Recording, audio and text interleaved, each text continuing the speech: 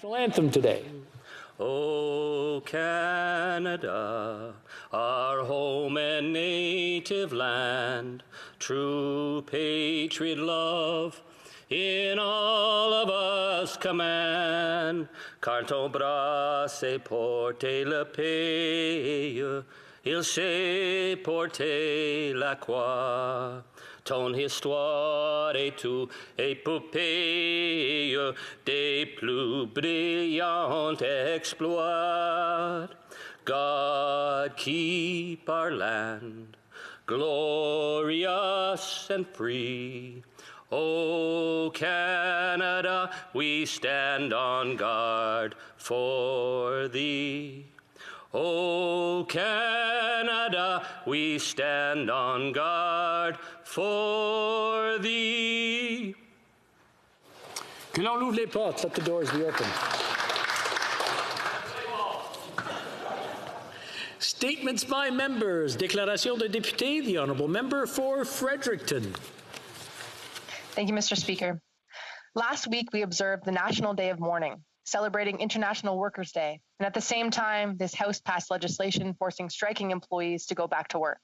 This is just another example of the inconsistencies between what this government says and what it does. Today, I want to recognize that some of us have been privileged to work from home, taking refuge from the worst consequences of the pandemic, carried along by its steady current. For others, working in hospitals, long-term care homes, in fields, in stores, often at minimum wage, risking their lives every day, they are the ones who had to swim against the current, barely keeping their head above water. Recognition isn't enough. We need to act, providing paid sick leave and paid time off for vaccinations. Every worker in this country must be protected and supported. Until then, are we really all in this together? The Honourable Member for Milton.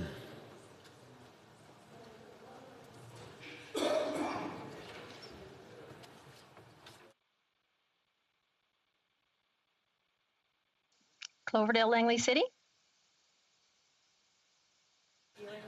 We'll go to the Honourable Member for Cloverdale, Langley City. Mr. Speaker, I'm a big fan of the Pioneer Woman who blogs about life on the ranch in Oklahoma.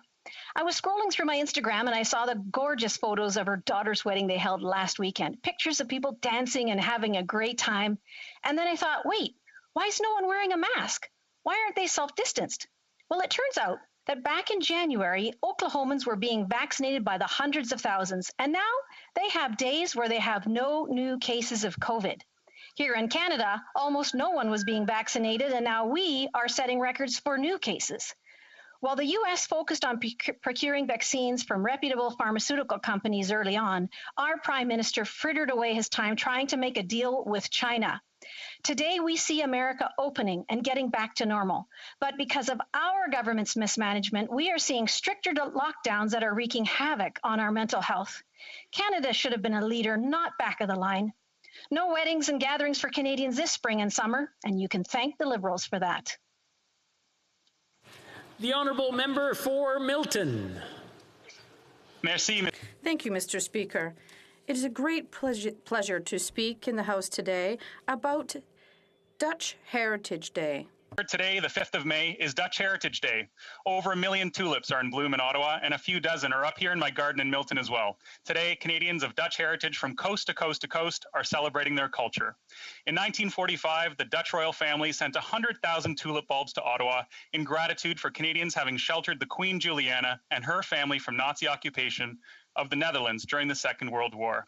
And every year since, the Dutch royal family has sent more tulip bulbs to celebrate the wonderful bond and friendship that our countries continue to share. In October of 1953, a 6-month-old Joe Vancouverton, that's my dad, arrived in Canada with his parents and siblings and started our family's Canadian journey. I'm proud of my Dutch heritage, as all Dutch Canadians are. My only regret is that I don't speak more Dutch. Ik wil al mijn mede Nederlandse Canadezen een fijne Dutch Heritage Day wensen. Dank u wel, meine de voorzitter. The Honourable Member for Labrador.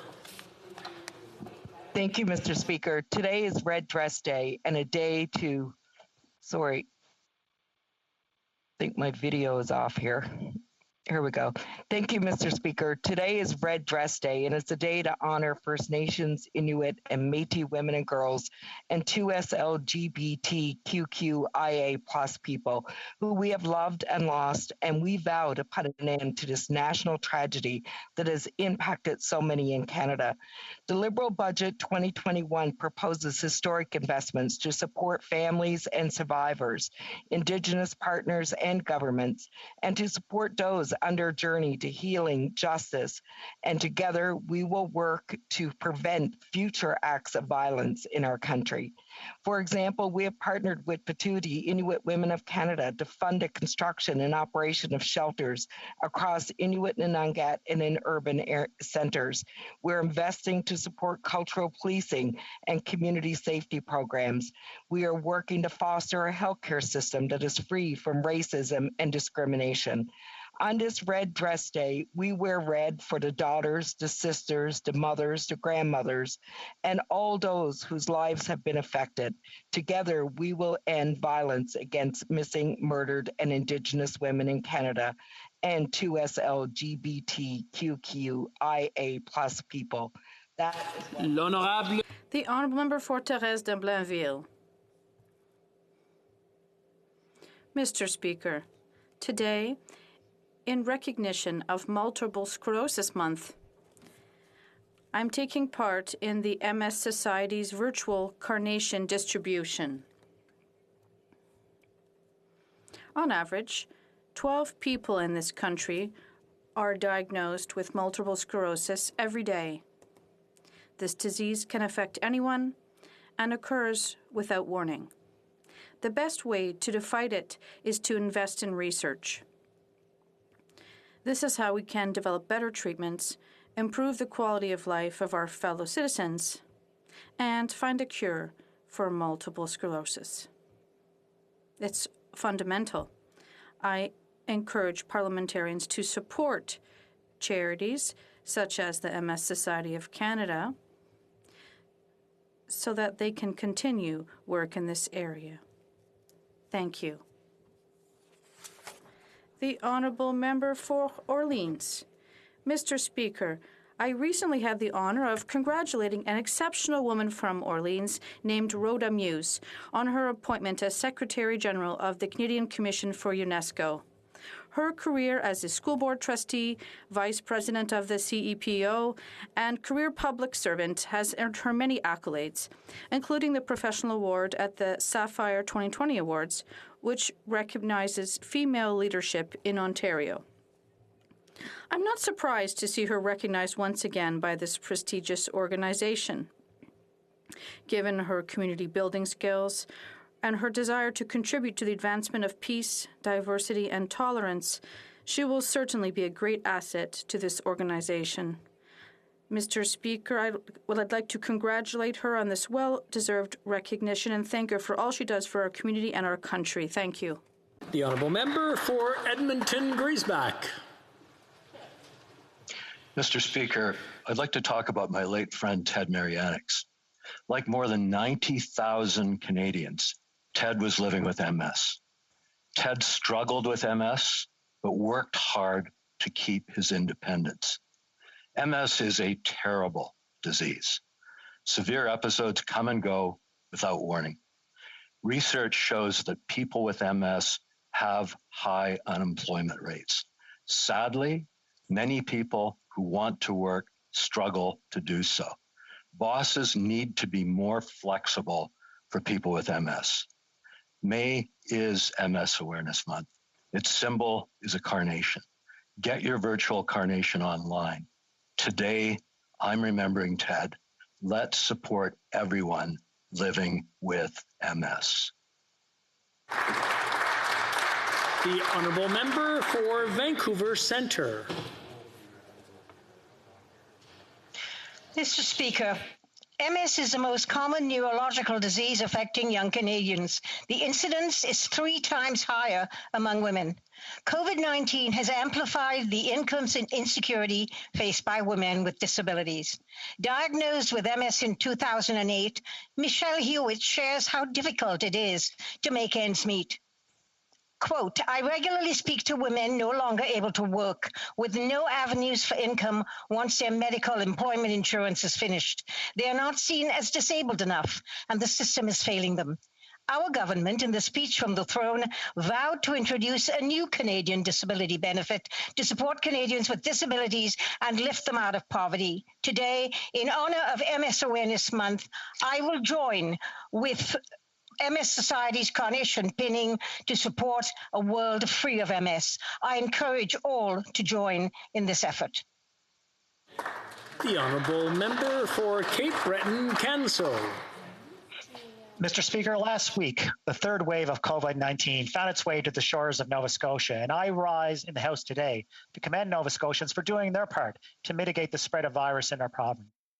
Mr. Speaker, as soon as it became clear that the virus was finding its way back into our communities, Nova Scotians took swift action to support one another, whether they're waiting in line for an asymptomatic COVID test or volunteering at testing sites or delivering food to those in need or giving up their space to provide childcare for frontline workers. Nova Scotians know that we're all in this together, even while we're staying apart. I want to thank Dr. Strang and his entire team at the Nova Scotia Public Health, as well as the Nova Scotia Health Authority, for their leadership and for taking this pandemic seriously since the very beginning.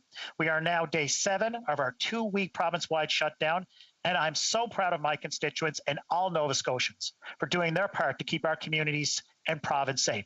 Mr. Speaker, waves have crashed on our shores before here in Nova Scotia, but Nova Scotians always find a way forward. The Honourable Member for Prince George, Peace River, Northern Rockies. Mr. Speaker, I'm honored to speak today in support and recognition of today being Red Dress Day. It started with the art installation project, the Red Dress Project by Jamie Black.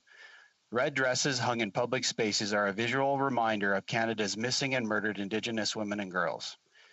It has grown into a national day of awareness, a day dedicated to remembering and honoring these precious lives that have been lost and to stand against racism and hate.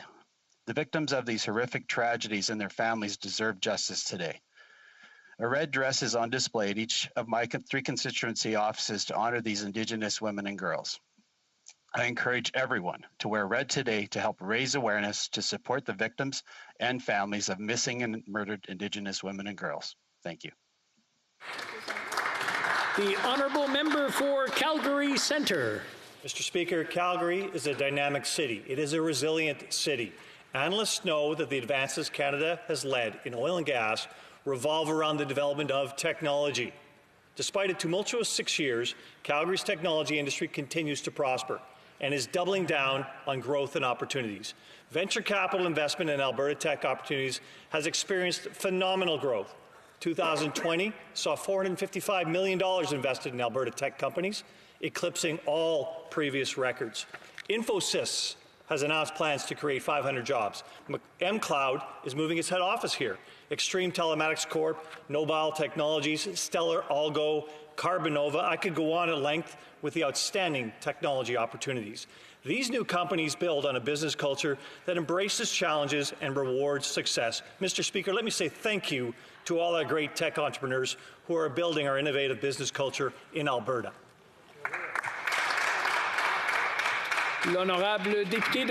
The Honourable Member for Portneuf-Jacques-Cartier. Thank you, Mr. Speaker. We're all currently fighting COVID-19, but today my thoughts go out to those who have another daily battle, namely those who have an autoimmune disease. I would like to recognize May as Multiple Sclerosis Awareness Month. We all know people close to us who live with MS on a daily basis. This disease isn't the same for everyone, and neither is the suffering. There is no one day or 1 week when the reactions are similar or the body reacts in the same way. It is not uncommon to hear that a person with MS had to lie down for a whole day because their body could no longer function, while a few days later, everything seems to be back to normal. Today, and every day of the year, we owe it to ourselves to think of them and to be there for them. I invite all Canadians to support those who live with this type of disease. We must not forget them. The Honourable Member for London Fanshawe. Mr. Speaker, multiple sclerosis is a disease that impacts all Canadians, not only the individuals living with the disease, but also their families, friends, co-workers, and healthcare teams. Women are impacted by MS 3 times more often than men, and nearly 60% of people living with the disease eventually can no longer work. More needs to be done to support women who live with MS and to help them stay in the workforce for as long as they can. Unfortunately, for too many living with MS, treatments aren't accessible, available, or affordable.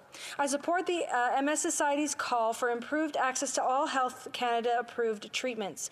The MS community needs to know that the life-changing treatments that exist will be available to them regardless of where they live or how much money they earn. Today, in honor of the MS Awareness Month, I'm participating in the MS Society's virtual carnation pinning to show my commitment to improve the lives of Canadians affected by MS. I hope you will all join me.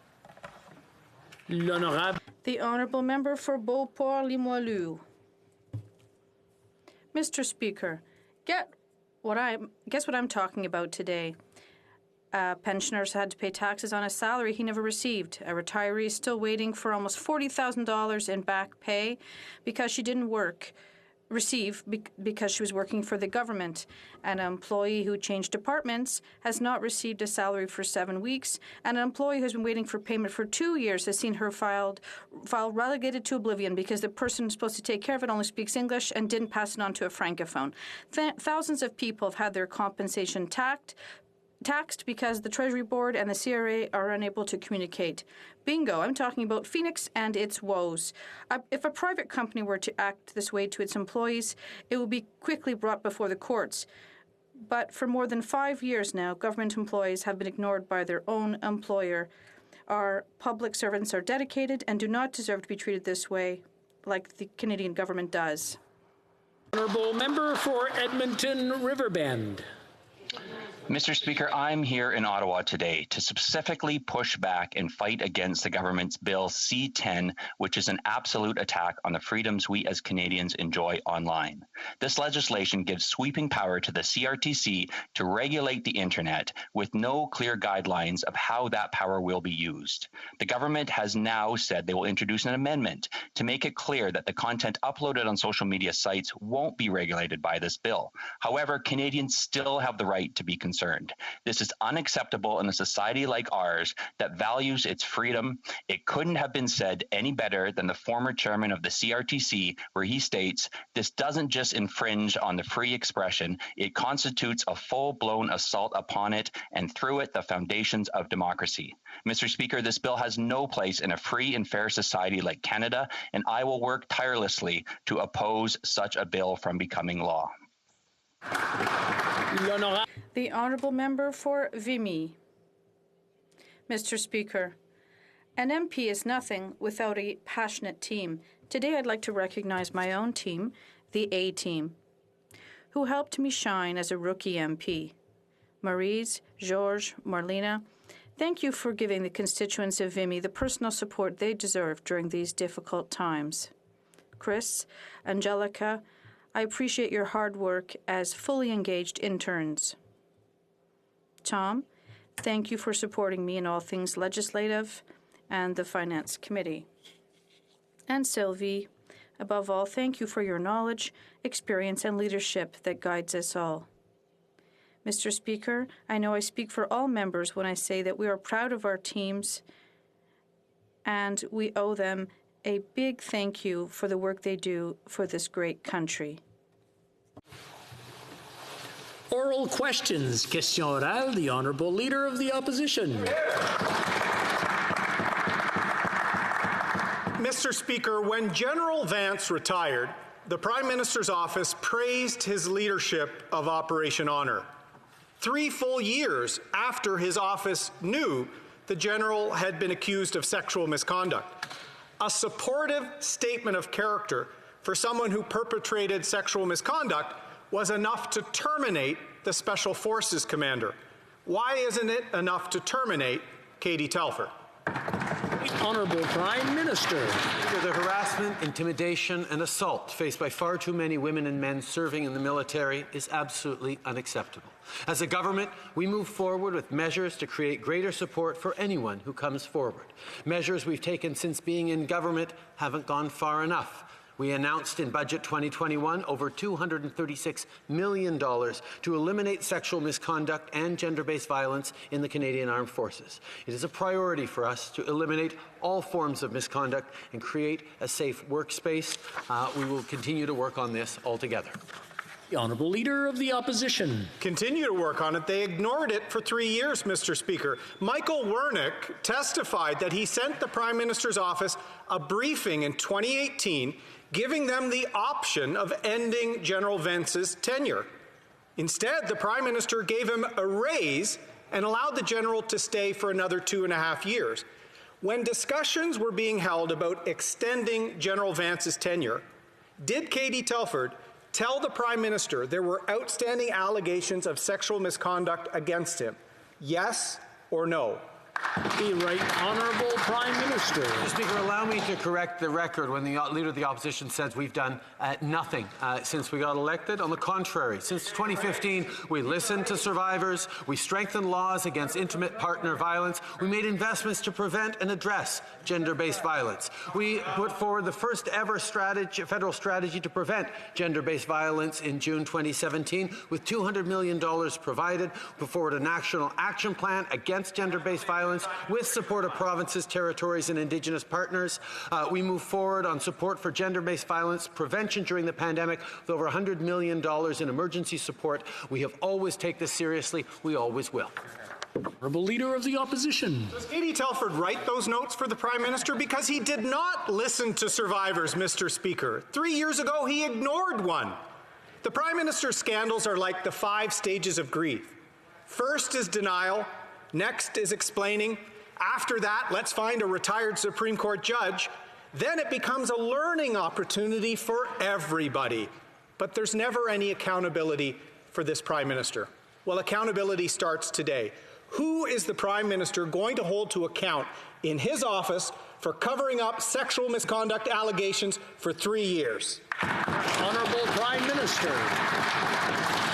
Speaker, while the Conservatives look for partisan attacks, we will continue to focus on what matters. The reality is, as we've seen it time and time again, far too many survivors, women and men, don't feel comfortable coming forward, don't get the institutional support they need, and that is why we need to make transformational change to the Canadian Armed Forces and indeed right across the country. Those are the things we've moved forward with over the past many years, but we know we need to do much. No one should feel unsafe in coming forward to share their experiences. There need to be accountability. There need to be consequences. And that's what we've always worked on. The Honourable Leader of the Opposition. Monsieur le Président, quand le général... Mr. Speaker, when General Vance retired, the PMO congratulated him on his leadership of Operation Honor. 3 years before, the PMO had learned that General Vance had been accused of sexual misconduct. That was a good enough reason to terminate the commander of the Special Forces. So why does the Prime Minister not now want to fire his Chief of Staff? The Right Honourable Prime Minister. Mr. Speaker, bullying, harassment, and assault are issues that face too many women and men in our armed forces. These problems are unacceptable. As a government, we are offering more support for all those who come forward. In Budget 2021, we announced more than $236 million to eliminate sexual misconduct and gender-based violence in the armed forces. The priority is to eliminate all types of misconduct and create a safe workplace, and we will continue to work on this. The Leader of the Opposition. Mr. Speaker, the sexual misconduct allegations against General Vance is a nightmare for all those who are trying to serve their country in the Canadian Armed Forces. There is a climate of fear and a culture of silence. When complaints are made, nothing is done. This Liberal government is ignoring the seriousness of the situation. Who will the Prime Minister hold accountable? The Right Honourable Prime Minister. Mr. Speaker, there are too many women and men in the armed forces who don't feel safe when they don't feel safe reporting their allegations or talking about their experiences and talking about those who may have behaved in an unacceptable fashion towards them. We need to change this. That is why we have appointed Justice Arbour. That is why we have appointed General Carignan in order to change the culture in the armed forces once and for all. We've already taken action, but we must do more. The Honourable Member for Belleuil-Chambly. Thank you, Mr. Speaker.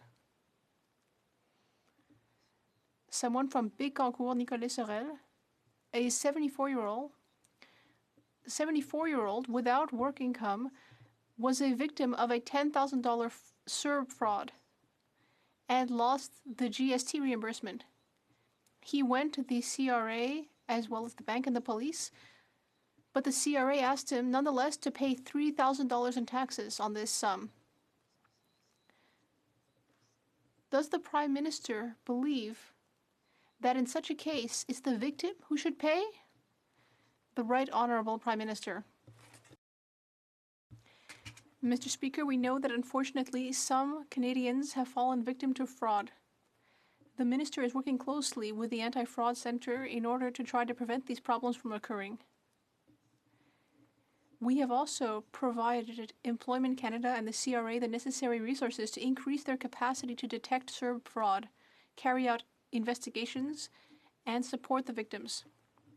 Fraud victims will not be held responsible for the sums that were sent to the fraudsters. The Honourable Member for Belleuil-Chambly. Mr. Speaker, what are these practically million victims of CERB fraud supposed to do with the empty words that we've heard from the Prime Minister? A single person who earns $50,000 a year, who falls victim to identity fraud, someone who gets $14,000 in CERB instead of them, is going to need to pay $5,000 to this government in taxes, despite the fact that they never saw the sum. Does the Prime Minister really think that we should be making fraud victims pay? The Right Honourable Prime Minister. Mr. Speaker, once again, fraud victims will not be held responsible for the sums that were sent to the people who stole their identity. The Honourable Member for Burnaby South. Mr. Speaker, in 2015, Justice Deschamps published a report on sexual misconduct in the armed forces. She made a clear recommendation. She said that we need an arm's-length process for complaints.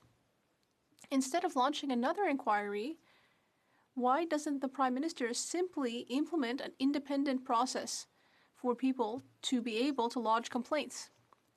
The Right Honourable Prime Minister. Mr. Speaker, in Budget 2021, we announced more than $236 million to eliminate sexual misconduct and gender-based violence in the Canadian Armed Forces, specifically to improve support services for survivors and create a new external monitoring system. Based on the measures we had already taken, a long-term culture change process to eliminate sexual misconduct, and a statement of victims' rights, there is still a great deal left to be done. We need to create a system where people can feel safe and supported when they lodge a complaint. South. Yes, there's a lot of work that remains. Putting in place the key recommendation of Justice Deschamps in 2015. We've got over 800 allegations in 5 years of either sexual assault or sexual harassment in the Canadian Forces. That is a staggering figure. That means over 3 allegations a week, all the while this Prime Minister was in government. And the Justice Deschamps report makes it clear the #1 recommendation was to put in place an independent process to bring forward complaints. So why hasn't this Prime Minister, in those 5 years with all those allegations, put in place the key recommendation, which is an independent process to bring forward complaints? The Right Honourable Prime Minister. In Budget 2021, we announced over $236 million to eliminate sexual misconduct and gender-based violence in the Canadian Armed Forces, including to enhance internal support services to survivors and implement new external oversight mechanisms. That builds on the work we've already done, including a strategy for long-term culture change to eliminate sexual misconduct and implementing the Declaration of Victims' Rights. We've also appointed Justice Louise Arbour to follow up on the next steps that we can make for permanent change, while appointing General Jenny Carignan to take action right away. The Honourable Deputy Leader of the Opposition. Speaker, the pattern of this Prime Minister when faced with evidence of cover-up and misleading for his own benefit is to deny, then deny again, then say he didn't know, and then blame someone else, usually a woman. He's done that with the SNC-Lavalin corruption. He's done it with the WE scandal and making sure his family comes out ahead. And he's doing it now with his denial of knowing about the allegations around Vance. Isn't it true that the Prime Minister abandoned our women in the military and was complicit in covering up and protecting General Vance? Honourable Prime Minister. No, Mr. Speaker, it is not true. From the very beginning, we have taken significant steps to support survivors of gender-based violence, to support survivors of harassment and intimidation. We've moved forward with measures across government to create better supports, to create better accountability and stronger processes. As a government and as an individual, I have always taken seriously concerns around sexual assault, and we will continue to do even more. We know that there is much more to do, and we will be focused on that, Mr. Speaker. The Honourable Deputy Leader of the Opposition. Well, that's just not true. The Prime Minister is either complicit or he's incompetent. He either knew, which he denies, or his own Chief of Staff and Minister of Defence have so little regard for him that they see him as just a figurehead. Or maybe they wanted to give him plausible deniability. Which is it with this Prime Minister? Was he complicit in the cover-up? Is he incompetent? Or was he just conveniently left out of the loop so that with a nudge and a wink, he could say, I didn't know? Right Honourable Prime Minister. Speaker, from the time I was in university to the time I became leader of the Liberal Party to the time I became Prime Minister, I have always dedicated myself to supporting survivors of sexual violence, to making sure there is a process, there is accountability, that there is the proper kind of supports for anyone who comes forward to denounce irresponsible or unacceptable actions and assaults. This is something that goes to the core of our government and continues to be something we will continue to work on because we know there's always much more to do. The Honourable Deputy Leader of the Opposition. Well, that is just remarkable because one thing we do know is this Prime Minister is not a feminist. His record when it comes to the treatment of women is abysmal. Just ask the poor girl he groped in the Kokanee, or ask the member for Vancouver Granville, or maybe Jane Philpott. How about Selena Caesar Chavenis? And Katie Telford, you're probably next when he's done with you. Most importantly, ask the women in our military if they think this Prime Minister is a feminist. It will be a resounding no. Isn't that the sad truth, Speaker? The Right Honourable Prime Minister. Mr. Speaker, to be a feminist, one has to recognize that there is an inequality between men and women and agree that we need to do a lot more work to establish that. That is why we move forward with feminist policies as a government on supporting survivors, on investing in things like childcare, and making sure that we're supporting women entrepreneurs, on demonstrating a focus on pay equity. We have continued to move forward because supporting women's equality, supporting opportunity for everyone is not just the right thing to do, it's also the smart economic thing to do. The Honourable Member for Aurora Oak Ridges Richmond Hill. Mr. Speaker, military and civilian members know that harassment is alive and well in D&D. The avalanche of allegations of sexual misconduct in the military continues, but under this Prime Minister, no one is ever responsible, no one is held accountable. He hides, saying he didn't know, but that was 3 years ago. He knows now and still refuses to act. Will this Prime Minister hold anyone accountable for perpetrating sexual misconduct at the highest level in Canada's military? The Right Honourable Prime Minister. Mr. Speaker, the process that was undergone in 2018 was exactly the same process embarked upon by the Leader of the Opposition back in 2015 when he was in government. He heard a rumour of misconduct. He told his staff, who told PMO and the Privy Council office. The job of the politicians and their staff is to ensure that any allegation is given to the appropriate authorities. The Leader of the Opposition and the Conservatives continue to decry a process that they themselves took when they appointed General Vance in the first place. The Honourable Member for Aurora Oak Ridges Richmond Hill. Mr. Speaker, women in the military have lost hope. Some have lost their career, others have tragically accepted, there will be no justice. Service to country is an honorable profession. My father served, I served, and I'd be incredibly proud if my daughter wanted to as well. But under this Prime Minister, if she chose a military career, I would be worried for her safety. If they asked him, would this Prime Minister encourage Canada's sons and daughters, including his own, to serve in Canada's armed forces? Honourable Prime Minister. Yes, Mr. Speaker, it is an extraordinarily honourable calling to serve in the Canadian Armed Forces, to serve one's country in any given way. I am deeply proud that my grandfather was not just a sitting MP, but at the same time served in World War II as a flight lieutenant. Service to country is extraordinary, and that's why we need to make sure that anyone who serves their country gets the proper support when unacceptable actions, when assault, when harassment happens. We have made improvements, but we know there is much more to do, which is why we appointed both Louise Arbour and Jenny Carignan to lead on making these permanent changes. Well, member for Aurora, Oak Ridges, Richmond Hill. Mr. Speaker, more reviews and more training are not enough. The Prime Minister's inaction has emboldened the military old boys club and reinforced an entrenched and toxic culture. He refuses to hold those at the highest levels accountable. Not the Defence Minister, no senior member of the Privy Council, no one on the Prime Minister's staff. Promotions and postings for all general officers must be frozen until all of those who are complicit are held accountable. Will this Prime Minister fire those who have failed in their duties to Canadians?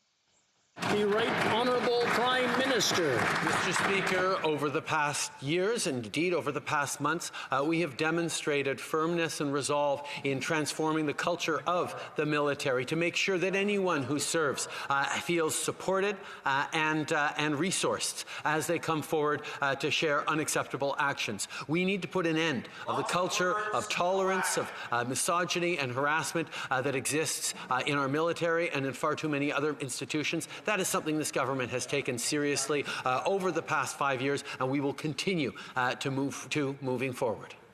L'honorable député de Rivière-du-Nord. The honourable member for Rivière-du-Nord. Mr. Speaker, in 2018, the Defence Ombudsman presented the Minister of Defence with an in-depth file showing that the top officer in the Army, General Vance, had committed sexual misconduct towards a person under his authority. But the Minister of Defence refused to look at it. Even though he knew that these allegations existed, the minister let the general stay in his position for 3 years. He even approved a pay increase for him. Does the Prime Minister approve of his minister's willful blindness? The Right Honourable Prime Minister. Mr. Speaker, it's extremely important that politicians not carry out inquiries on harassment or assault allegations. It's up to the authorities to do that, the relevant authorities, and that's exactly what the Minister of Defence did. He sent the Ombudsman to the relevant authorities to ensure that the process would be duly followed in order to be able to get to the bottom of the issue. Unfortunately, the survivor in this case did not feel appropriately supported and supported enough to enable the Ombudsman to share the information. And that's exactly what we need to change. The honourable member for Rivière-du-Nord. Well, if I were in charge of the situation, I think I could have done better. Mr. Speaker, the Minister of Defence ignored allegations that he knew to be of a sexual nature because the Ombudsman had told him in 2019. The Prime Minister has said many times that he was not aware of the allegations against General Vance. That means that for 3 years, the Minister of Defence knew that the top officer of the Army was potentially guilty of sexual misconduct, and that for 3 years, he never told the Prime Minister. Can the Prime Minister really trust a minister who hides such important information from him? The Right Honourable Prime Minister. Mr. Speaker, what the Honourable Member is saying is entirely false. The committee heard from multiple witnesses over several months, including non-partisan public servants, and they said that the details of the allegations were unknown. That is clear. The Deputy Secretary to Cabinet said I did not even have information on the nature of the complaint or any details that would have enabled supplementary measures to be taken. The former mediator, the Ombudsman, said that he could not provide further details. He said that he had taken the investigation as far as he could. The Honourable Leader of the Opposition.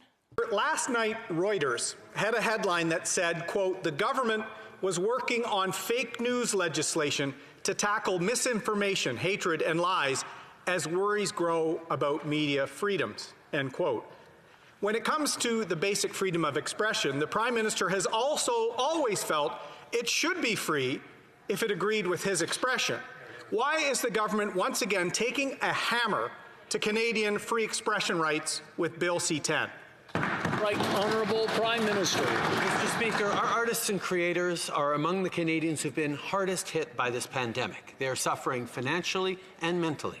This bill is about ensuring that we are no longer putting the interests of international companies ahead of Canadian creators. We've been clear that this is not about individual users or about what individuals Canadians post online. So, as the Minister of Heritage, Canadian Heritage said, we'll be bringing forward an amendment to ensure that this is absolutely clear. We must get to work and pass C-10. The Honourable Leader of the Opposition. Very interesting, Mr. Speaker. That Reuters headline I was talking about was actually referencing new legislation being introduced in Hong Kong. It should worry Canadians that the Prime Minister couldn't tell the difference between what's happening in Hong Kong and his own Bill C-10. Of course, we shouldn't be surprised, Mr. Speaker, because last fall he told Canadians that free speech has limits.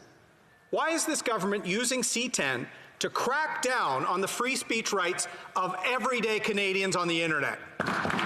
Honourable Prime Minister. Mr. Speaker, allow me to be absolutely clear. This is not about restricting content, but about making Canadian music more discoverable and available to the general public. Freedom of speech is explicitly protected under the Act and in our Charter of Rights and Freedoms. It is not negotiable for our government, and we will continue to protect it, uphold it, and abide by it. The Conservatives are deliberately misleading Canadians once again, obstructing the study of this important bill and siding with web giants against Canadian creators. Honourable Leader of the Opposition. The Prime Minister knows this isn't about cultural content. It's about the everyday content that Canadians put on their social media. The Prime Minister last fall mused about placing limits on free speech. He then backtracked and told this House that he would, quote, unequivocally defend freedom of expression, unquote. Will he make good on that promise and withdraw Bill C-10, or will this broken promise to defend the free speech rights of Canadians just be added to the list of broken promises from this Prime Minister? Right Honourable Prime Minister. Unlike what the Leader of the Opposition is trying to pretend, Bill C-10 isn't about what Canadians do online. It's about what web giants don't do, which is to support Canadian-made stories and music. That's why we made sure the bill covers professional, profitable content while explicitly exempting regular users from contribution requirements. We have and we will continue to improve this bill so it truly reflects its initial objective, which is to serve Canadian creators without hindering free expression in this country. That's right. Honourable Leader of the Opposition. Monsieur le Président, la liberté. Mr. Speaker, freedom of expression is fundamental. It is not a privilege, it is a right. The Prime Minister believes that freedom of expression should be protected if it agrees with his expression. But last year, he said that freedom of expression has its limits. Why is this government again attacking Canadian freedom of expression with Bill C-10? The Right Honourable Prime Minister. Once again, Mr. Speaker, the Conservatives are showing that they don't understand the Canadian cultural industry. Our creators are some of the Canadians that are most affected by the pandemic. This bill is ensuring that we don't place the interests of multinationals over the interests of Canadian creators. We have clearly indicated that this isn't about individual users or what individual Canadians put online. As the Minister of Heritage said, we will be presenting an amendment to ensure that that is absolutely clear. We must get to work and get C10 adopted. South. In 2015, this Prime Minister promised to get clean drinking water to all Indigenous people within 6 years. 6 years later, he broke that promise. Now, the promise is to do it in 5 years. 11 years to get Indigenous communities clean drinking water is absurd. It is outrageous. It is not good enough, and people are fed up with excuses. Why does this Prime Minister keep on breaking promises to Indigenous people? Honourable Prime Minister. Mr. Speaker, decades of neglect led to the unacceptable reality of First Nations on reserve not having access to safe, clean, reliable drinking water. Let me be clear. Not a single long-term drinking water advisory has been delayed until 2026. We have provided an additional $1.6 billion to accelerate this commitment. We will directly contribute to lifting advisories and stabilizing operations. Since 2015, we've lifted 106 long-term drinking water advisories, and we remain aggressively committed to lifting all long-term advisories and ensuring First Nations have clean water now and into the future. Well, member for Burnaby South. The problem is those aggressive commitments continue to be broken and pushed back again and again. Another commitment that this government made was to do something about the missing, murdered Indigenous women and girls' calls for justice. Today is a national day to recognize the losses, to reflect on those losses, and to commit to doing something to protect Indigenous women and girls. So why has it been since 2 years of the report that this Liberal government has yet to do anything to advance those calls for justice to truly honor and respect the demands and needs of the Indigenous communities? Honourable Prime Minister. Mr. Speaker, today is Red Dress Day, the National Day of Awareness for Missing and Murdered Indigenous Women and Girls. We honor and remember the women, girls, two-spirit and gender-diverse people taken from their families and communities.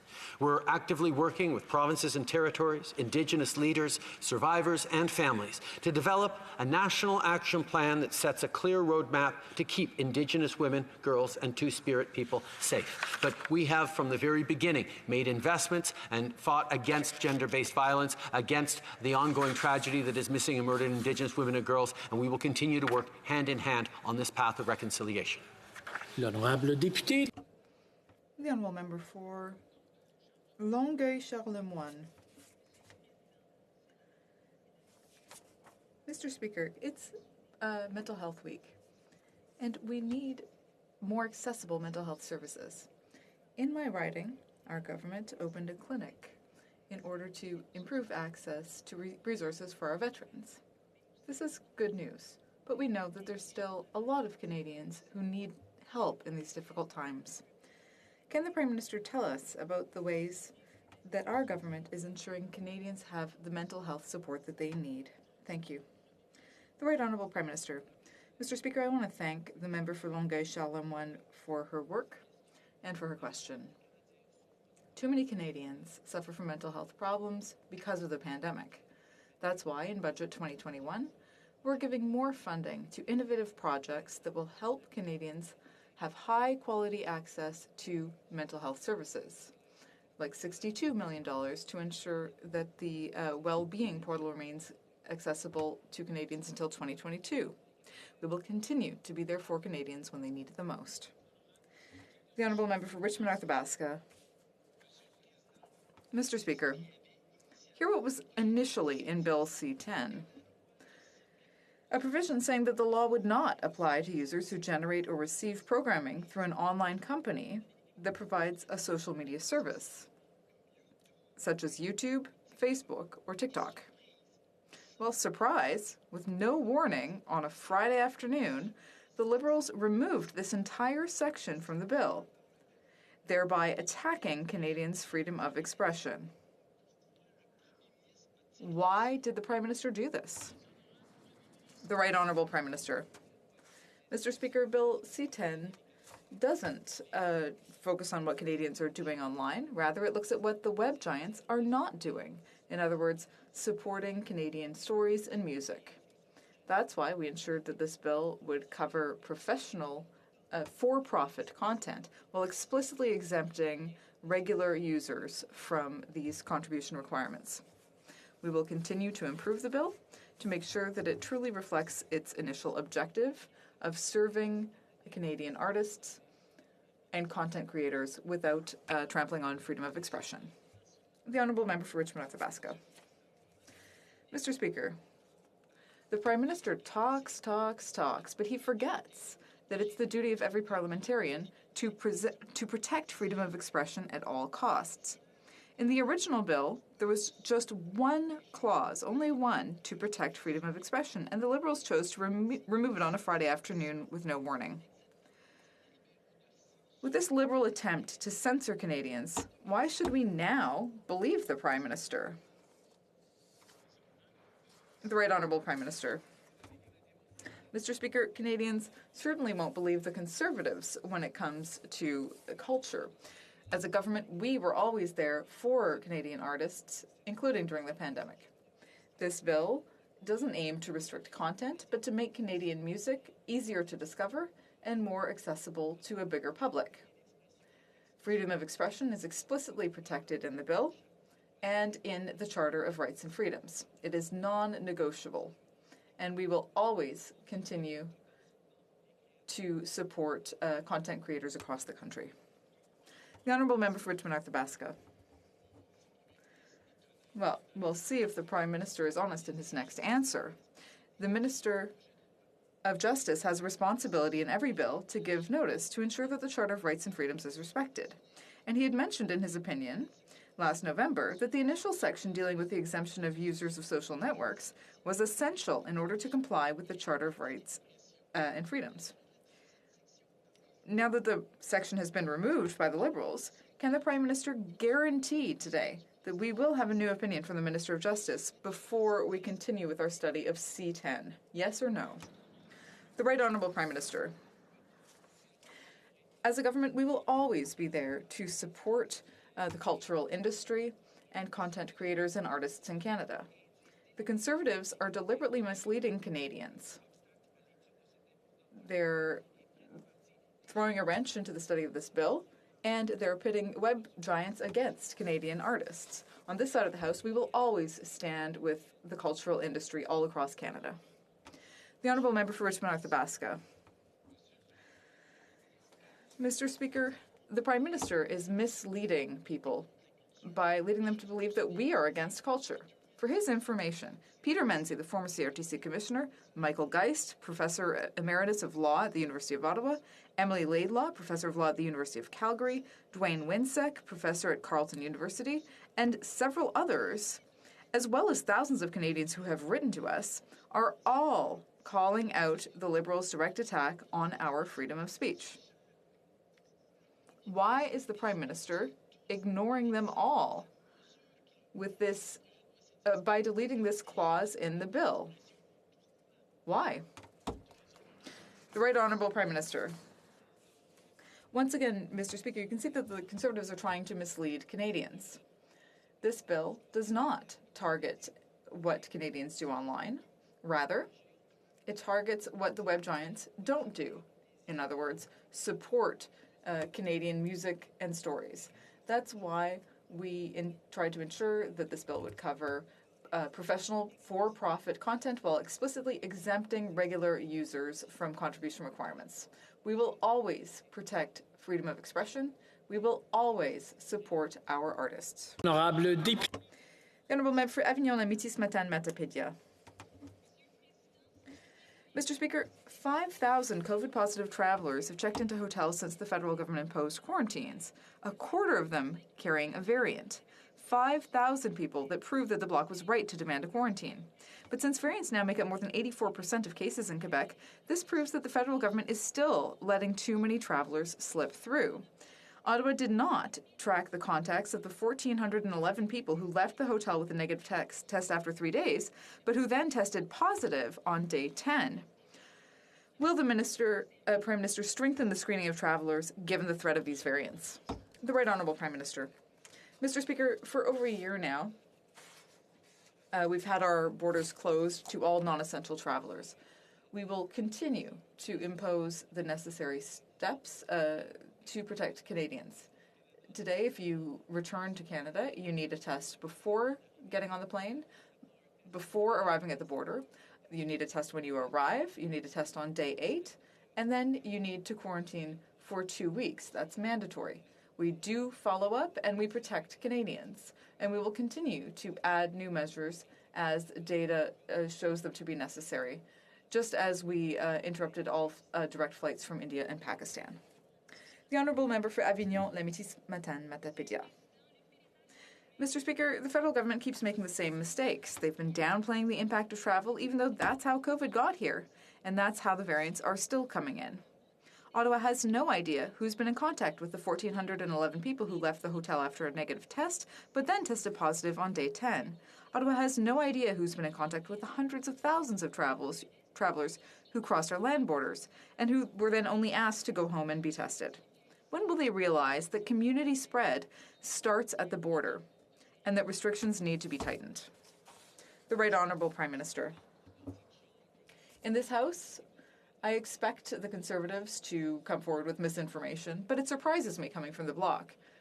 The reality is that COVID arrived in Canada because Canadians returned in March 2020 from their spring break holidays, and they came back with COVID-19.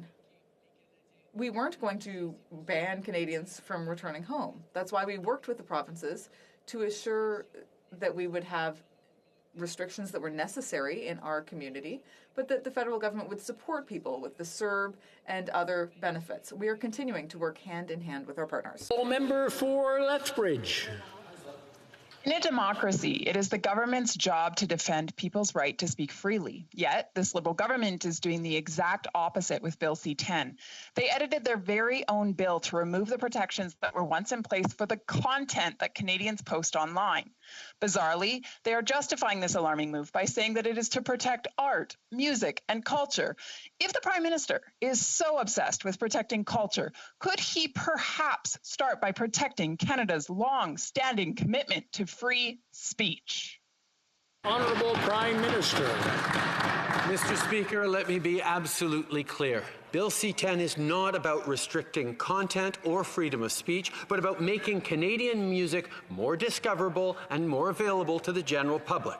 Freedom of speech is explicitly protected under this Act and in our Charter of Rights and Freedoms. It is not negotiable by this government, and we will continue to abide by it, protect it, and uphold it. The Conservatives are yet again deliberately misleading Canadians and obstructing the study of this important bill by siding with web giants against Canadian creators. Hear, hear. The Honourable Member for Lethbridge. Interesting. The Prime Minister on the one hand says, it's clear, folks, it's clear, you're protected. But then he says, we're going to bring amendments in because further protection is needed.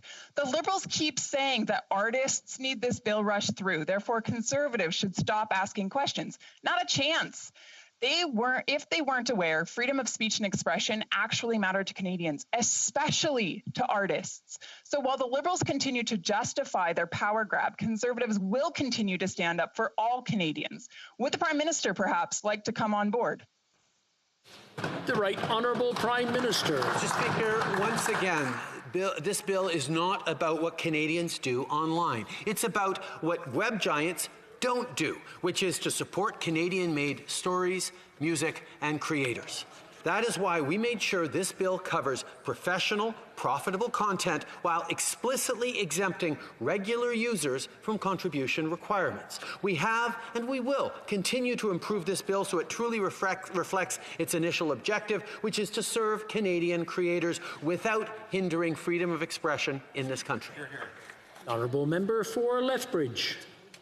He's so unfamiliar with the content of the bill that he has to read talking points. Yesterday, I was on a talk radio panel. The parliamentary secretary said to the Minister of Heritage said it is crystal clear that Bill C-10 does not target individuals.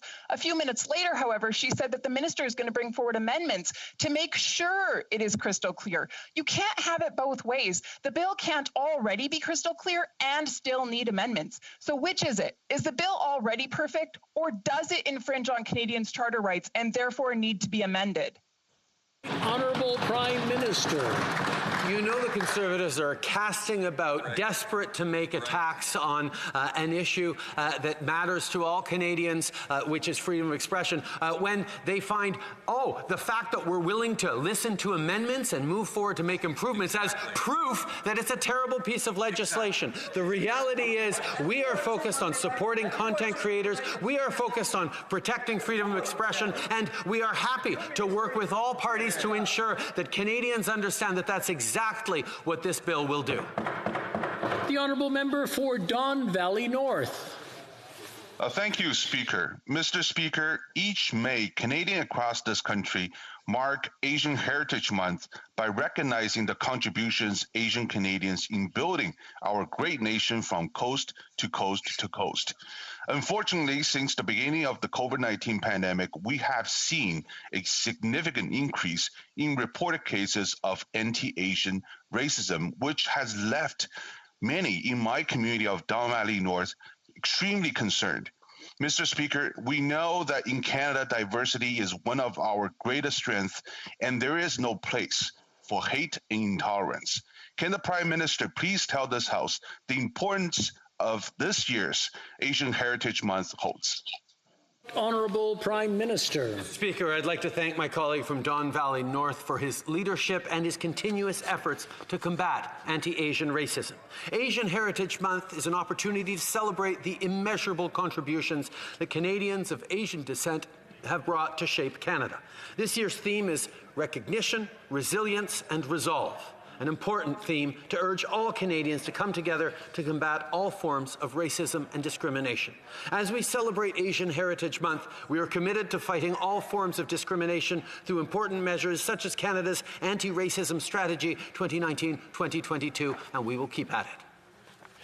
The Honourable Member for Leeds, Grenville, Thousand Islands and Rideau Lakes. Is the root problem with C10 that the Prime Minister can't show leadership on questions of ethics? He couldn't deal with sexual misconduct allegations against the Chief of Defence Staff because he was dealing with revelations of assault that he had committed. He fired his Attorney General when she tried to stop him from interfering in the prosecution of his friends at SNC-Lavalin. Instead of the Prime Minister fixing his own ethical problems, is the real plan to silence his critics online instead?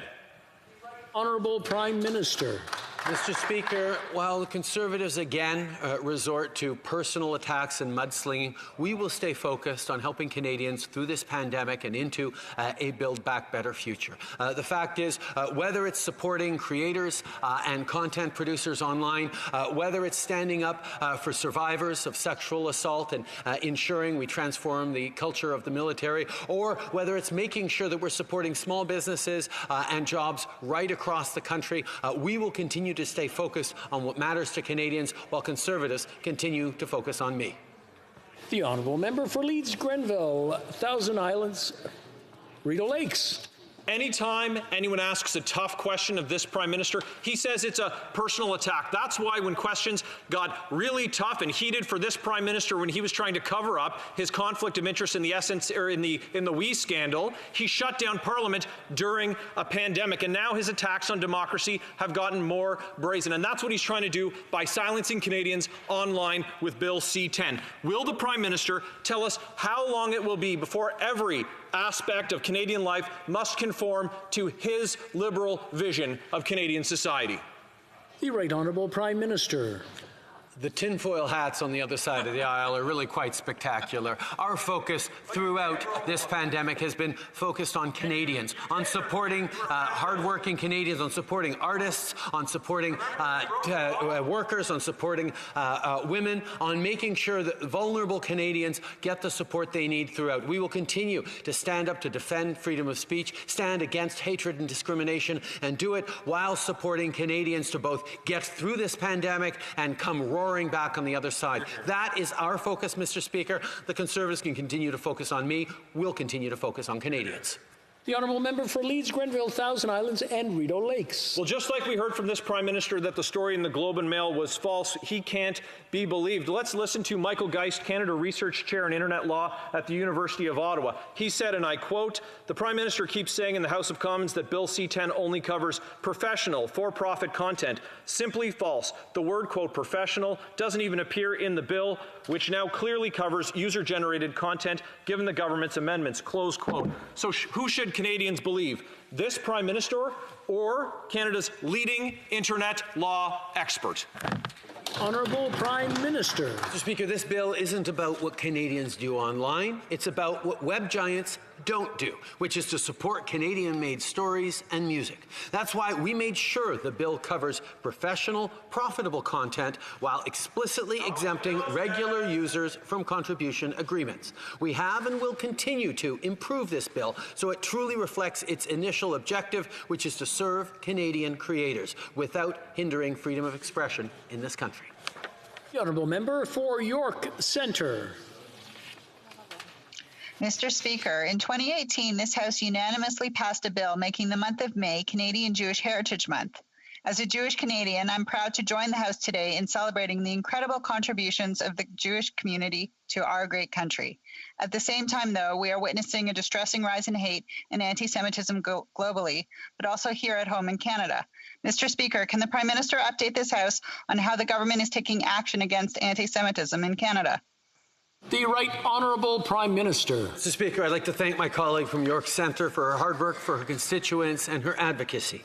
This month, we have the opportunity to celebrate and learn about Jewish communities in Canada, along with their history of courage and resilience. This is also a time to reaffirm our commitment to combat xenophobia and anti-Semitism. Our government is committed to fighting hatred, prejudice, and discrimination in all their forms through important measures such as Canada's Anti-Racism Strategy 2019-2022, in which the International Holocaust Remembrance Alliance's definition of anti-Semitism was formally adopted. The honourable member for Burnaby South. Thank you. The situation right now in India is catastrophic. It is horrible to see the images of people desperate for help. People are dying because they can't get access to oxygen. The situation requires the entire world to come together to provide support. We need to provide support to India to help the people of India. There's one concrete thing that this Liberal government can do. What poor countries need is the vaccine patents to be waived so they can produce more vaccine and protect more people.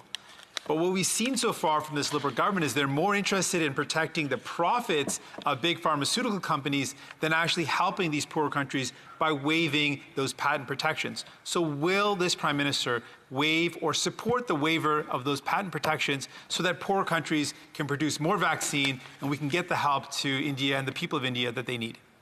The Right Honourable Prime Minister. Mr. Speaker, the ongoing tragedy in India is something that is breaking hearts around the world, and it's why Canada has reached out to our Indian counterparts to ensure that they know that we are there to help in a broad range of ways. The Minister of Foreign Affairs has spoken with his counterparts, and we will continue to be there to support people suffering in India. On the WTO, we're actively working with international partners to support the WTO's dialogue with the pharmaceutical sector and to accelerate equitable global vaccine production and distribution. In this way, as well as through our contributions to COVAX, our government is committing to ensuring equitable access to vaccines. That's all the time we have for today's question period. C'est tout le temps que nous avons. That is all the time we have today. We have a point of order, the honourable member for Rosemont-la-Petite-Patrie. Thank you very much, Mr. Speaker. I think if you ask the opinion of the House, you will receive unanimous consent for the following motion, that the House A recognize that any fiscal advantages given to Netflix is an injustice for a local broadcaster, and B, ask the government to make them pay their fair share, all web giants, by including Netflix in its tax structure of 3% on digital services.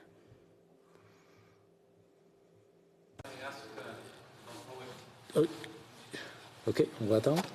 Que tous ceux qui sont... May all those who are against the motion, please say nay. D'accord. Agreed.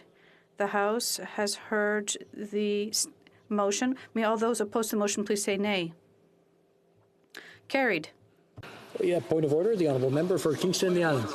On that last unanimous consent motion, I just wanted to clarify, Mr. Speaker, that I just wanted to clarify that no company is excluded from the proposed digital services tax. I believe that's getting into debate, but thank you, honourable member, for pointing that out. Okay, there we go. It being 3:12, pursuant to order made on Monday, January 25th, 2021. Sorry, my hand is raised. Yeah, the honourable member for Portage Lisker has a point of order. Actually, I'd like to add to my question of privilege, Speaker, from last week. Would you allow me to do that now, or do you prefer I do it I believe after that's the scheduled vote? for after the votes. I think there was some agreement reached between the whips and the table, but yeah, we'll get there. Back to it now being 3:13, pursuant to order made on Monday, January 25th, 2021, the House will now proceed to the taking of the deferred recorded division on the motion at third reading stage of Bill C-228 under private members' business. Call in the members.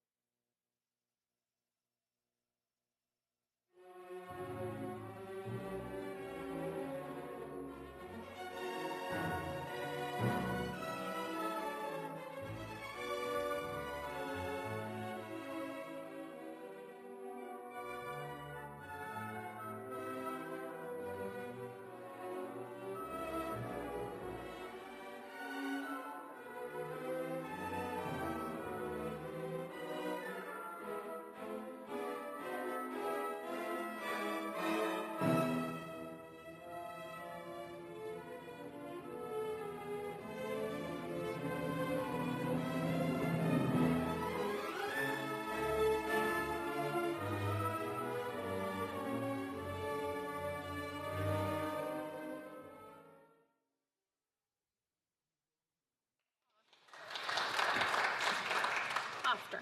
Yep. 1 second.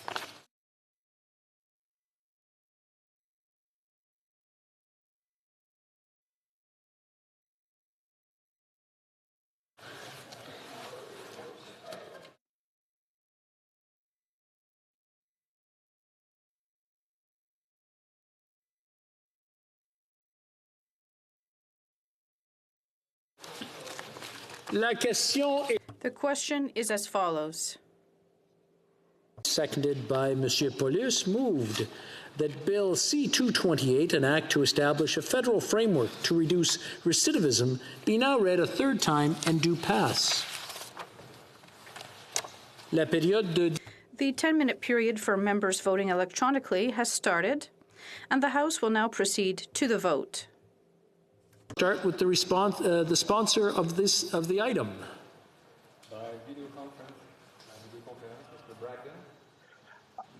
I vote in favor of the bill, Mr. Speaker. Mr. Speaker, I vote in favor. We will now proceed to members voting in person. Sure. All those to my left in favor of the motion will please rise. Mrs. Gallant. Mrs. Gallant. Mr. Calkins. Mr. Calkins. Mr. Richards. Mr. Richards. Oh, Mr. Morrison. Mr. Morrison. Back to Mr. Massey. Mr. Massey. And then Ms. Matheson. Ms. Matheson. Monsieur Deltel. Monsieur Deltel. Mr. Baldinelli. Mr. Baldinelli. All those on my right in favor of the motion will please rise. Madame Lalonde. Madame Lalonde. Mr. Gerritsen. Mr. Gerritsen. Que tous ceux à ma... All those at my left opposed to the motion will please rise. Savard-Tremblay. Monsieur Savard-Tremblay. Madame Gaudreau. Madame Gaudreau. Monsieur Fortin. Monsieur Fortin. Madame de Bellefeuille. Madame de Bellefeuille. Monsieur Terrien. Monsieur Terrien. Que tous ceux à ma droite qui s'opposent. All those at my right opposed to the motion will please rise. The House will now wait for the voting period to end before resuming the proceedings.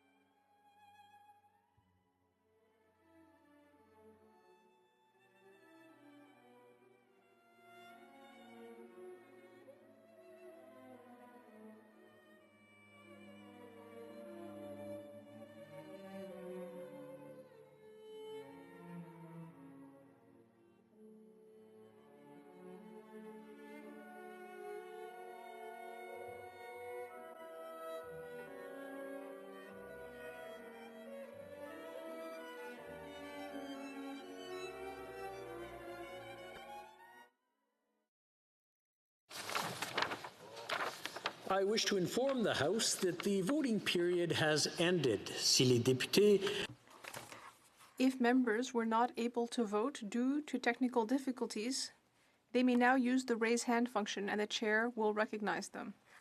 Maguire.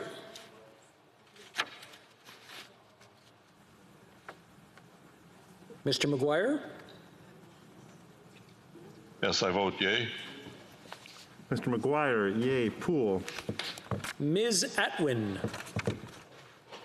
Thank you, Mr. Speaker. I wish to vote in favor. Mrs. Atwin, yea. Poole. The table will now compile the results of the vote.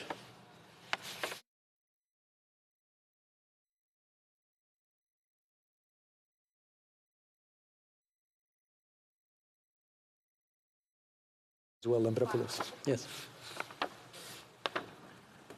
Yeas pour 297, 297. Nays contre 32, 32. I declare the motion carried. Third reading of this bill, troisième lecture de ce projet de loi.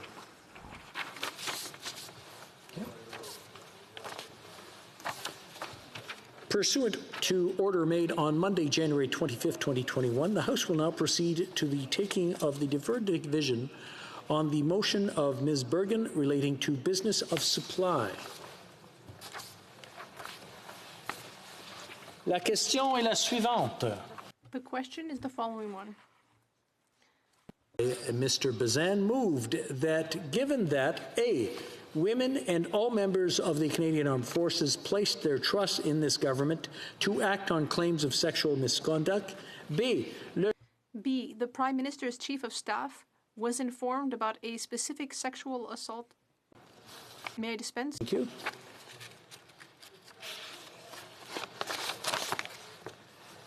The 10-minute period for members voting electronically has started, and the House will now proceed to the vote for members participating in person. Que tous ceux qui appuient All those in favor of the motion will please rise. Monsieur Deltel. Monsieur Deltel. Mr. Baldinelli. Mr. Baldinelli. Mrs. Gallant. Mrs. Gallant. Mr. Calkins. Mr. Calkins. Mr. Richards. Mr. Richards. Mr. Morrison. Mr. Morrison. Que tous ceux qui sont All those opposed to the motion will please rise. Mr. Gerritsen. Mr. Gerritsen. Madame Mendez. Madame Mendez. Madame Lalonde. Madame Lalonde. Monsieur Terrien. Monsieur Terrien. Madame de Bellefeuille. Madame de Bellefeuille. Monsieur Fortin. Monsieur Fortin. Madame Gaudreau. Madame Gaudreau. Monsieur Blanchette-Jonca. Monsieur Blanchette-Jonca. Monsieur Savard-Tremblay. Monsieur Savard-Tremblay. Ms. Matheson.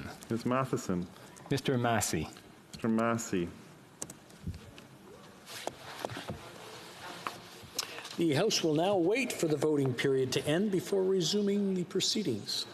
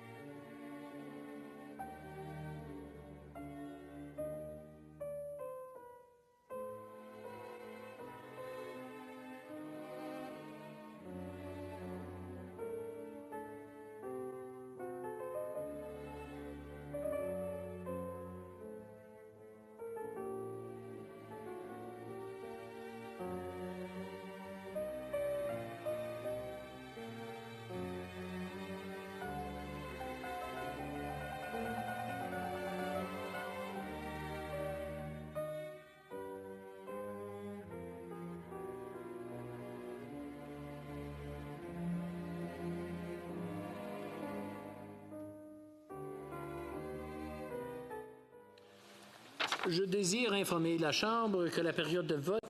I wish to inform the House that the voting period is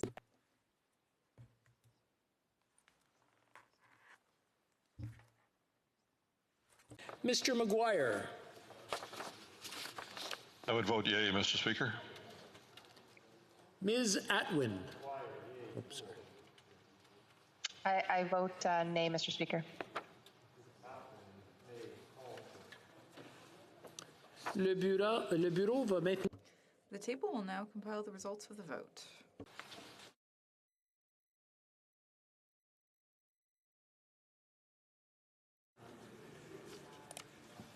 Yeas pour 122, 122. Nays, contre, 209, 209. Motion defeated. You've got the form.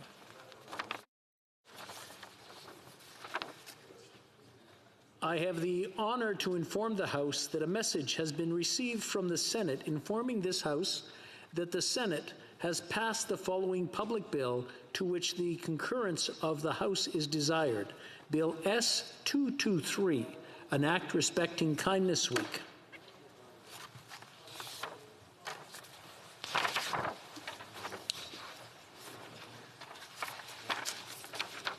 Now, before proceeding, I just want to clarify, I may have given the honourable member for Portage-Lisker the wrong impression. We are going to take her point of order after proceedings.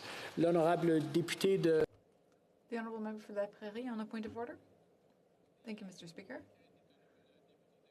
Concerning the statement made by the member for Kingston and the Islands, he said that all digital companies were subject to the new law. Well, that is incorrect. Everyone who is paid through subscriptions such as Netflix, Amazon Prime, and YouTube Premium are not considered as subject to that tax. So he made a mistake, and I would like it to be underscored. Well, I'll just interrupt the honourable member.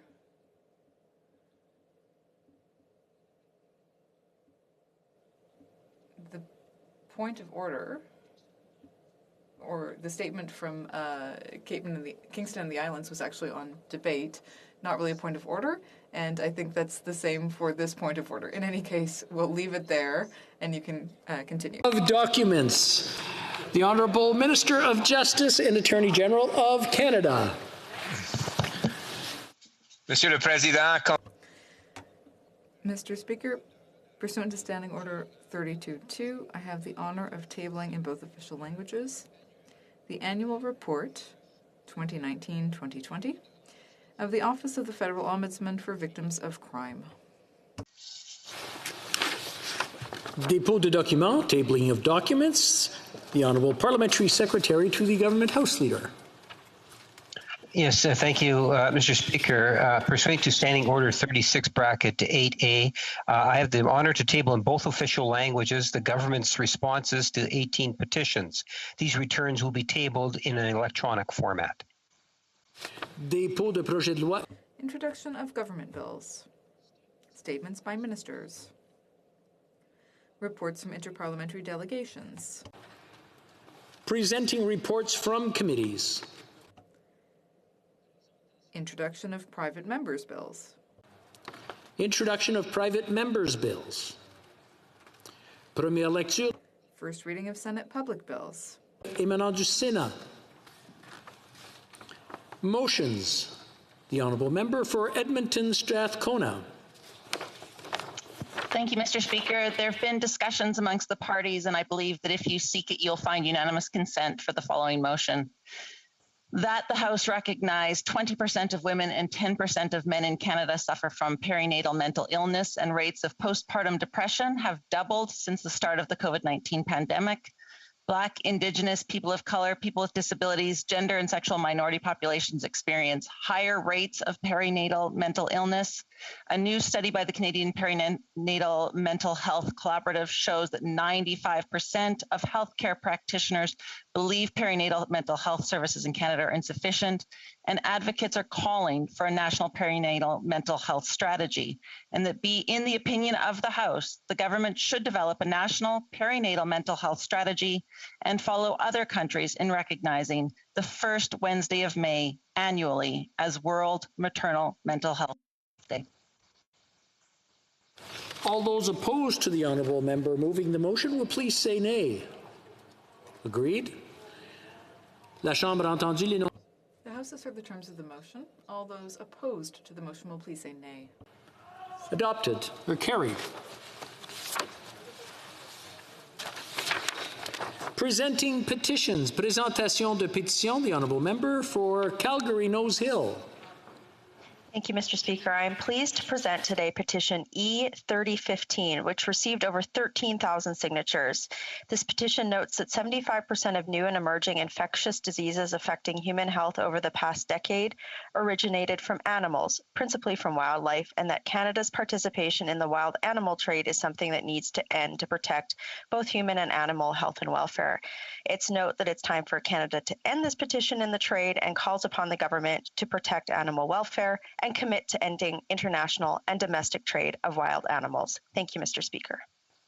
Presenting petitions, présentation de pétition, the Honourable Member for Surrey Centre. Thank you, Mr. Speaker. Today I present e-petition 2990 on behalf of the 5,529 online signatories from across the country, plus thousands more in paper, asking the Minister of Immigration, Refugee and Citizenship to address issues around foreign workers, more access to permanent resident status and work permits, and special programs to help support migrant workers and their families in Canada. Thank you, Mr. Speaker. Presenting petitions, présentation de pétition, the Honourable Member for Nanaimo Ladysmith. Thank you, Mr. Speaker. It's an honour to present petition E3218, which was initiated by constituents in Nanaimo Ladysmith and signed by 1,077 Canadians. The petitioners call upon the Government of Canada to make Canada safer for all by using evidence-based interventions to significantly reduce violent crime, engage with vulnerable groups to develop violence prevention strategies, establish a permanent office for violence prevention, reporting to the Prime Minister to spearhead action across all relevant ministries in partnership with provinces, territories, municipalities, and Indigenous peoples, and to ensure significant measurable reductions in victimizations, and redirect the equivalent of 10% of current federal expenditures on policing, courts, and incarceration towards adequate and sustained funding for effective local prevention programs. Thank you. Presenting petitions, the Honourable Member for Essex. Thank you, Mr. Speaker. Today I rise to present a petition on behalf of 24,000 travel advisors across Canada. The federal government has recently announced funding for Air Canada and Transat Air. One of the conditions is to refund their passengers for canceled flights.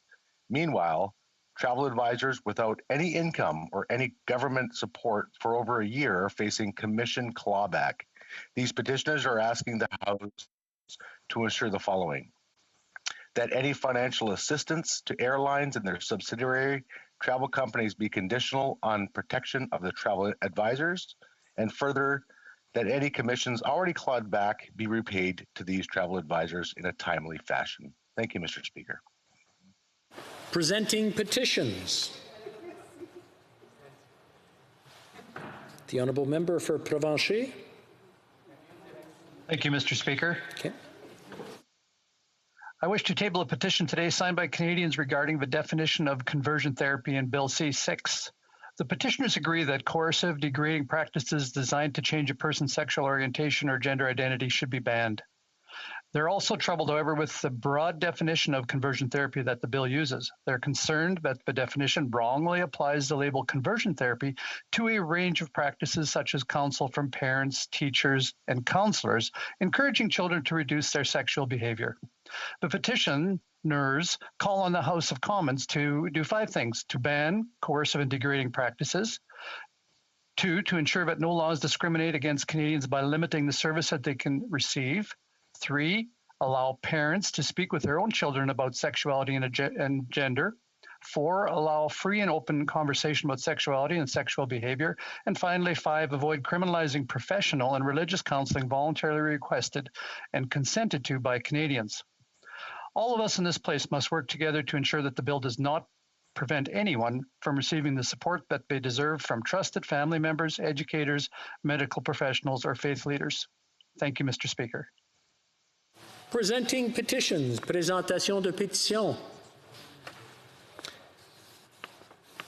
Questions on the order paper, the Honourable Parliamentary Secretary to the Government House Leader. Yes, thank you, Mr. Speaker. The following questions will be answered today. Question 554, 559, 563, and 564. Furthermore, Mr. Speaker, if the government's responses to questions number 555 to 558, 560 to 562, and 565 could be made orders for return, these returns would be tabled immediately. Is it the pleasure of the House that the aforementioned questions be made orders for return and that they be tabled immediately? Agreed? Agreed and so ordered. And then finally, if I may, Mr. Speaker, I would ask that all remaining questions be allowed to stand at this time, please. Agreed? Agreed. We have a request for 2 emergency debates, the first coming from the Honourable Member for Edmonton Strathcona. Thank you, Mr. Speaker. Mr. Speaker, Alberta is facing a public health emergency unparalleled in Canada. Today, Alberta has the highest rate of COVID-19 infection in the entire country. In fact, Alberta has the highest rate of infection in North America. Alberta's infection rate is double that of Ontario's and is one of the highest rates in the world. In some areas, hotspots like Calgary and Fort McMurray, the rate of infection is higher than in India. The situation is so bad that last week, physicians in Alberta were given instructions on a special COVID-19 protocol, a way to decide which patients would receive life-saving treatment and which ones would not. This is the first time in history that Alberta's doctors have been given emergency instructions like this, the first time that they have been put into this situation determining who lives and who is left to die. And the reason is quite clear. Alberta's acute care healthcare system is on the very edge of collapse, Mr. Speaker. This is a public health emergency, but it is not just Alberta's public health emergency. With a positivity rate of 13% and infection hotspots like Wood Buffalo, where oil sand workers fly in and out from all over Canada, Alberta's COVID crisis will soon become Canada's COVID crisis if nothing is done. On Monday, Alberta Health stopped testing for variants of concern, and the reason is that variants have taken over. Virtually every case of COVID in Alberta is a variant of concern now. The goal must be to stop the exponential growth of infections in Alberta, to save lives, and to not put doctors, nurses, and other healthcare workers through the trauma of saying no to patients who desperately need help. We have an obligation as parliamentarians to address this public health crisis in Alberta, a public health crisis that simply cannot be contained within Alberta's borders. And we have an obligation to debate the federal role in combating it. We've heard the Prime Minister state again and again that he has our backs, that every Canadian will get the support they need. We cannot shrug our shoulders and say this is Alberta's problem. We owe it to Albertans and to all Canadians to acknowledge that what's happening in Alberta is an emergency, and this emergency demands an emergency debate in the House, Mr. Speaker. Thank you. I wish to inform the House that I have received notice of a request for an emergency debate, and I thank the Honourable Member for Edmonton Strathcona for her intervention, and I am prepared to grant an emergency debate concerning the COVID-19 situation in Alberta. The debate will be held later today at the ordinary hour of daily adjournment. The second request is from the Honourable Member for Banff Airdrie. It's a ticking time bomb. Those are the words of the Office of the Governor of Michigan regards to Line 5 pipeline. Now, I will point out, and it's very important to do so, that those words are entirely inaccurate. But it's a statement that makes something very clear.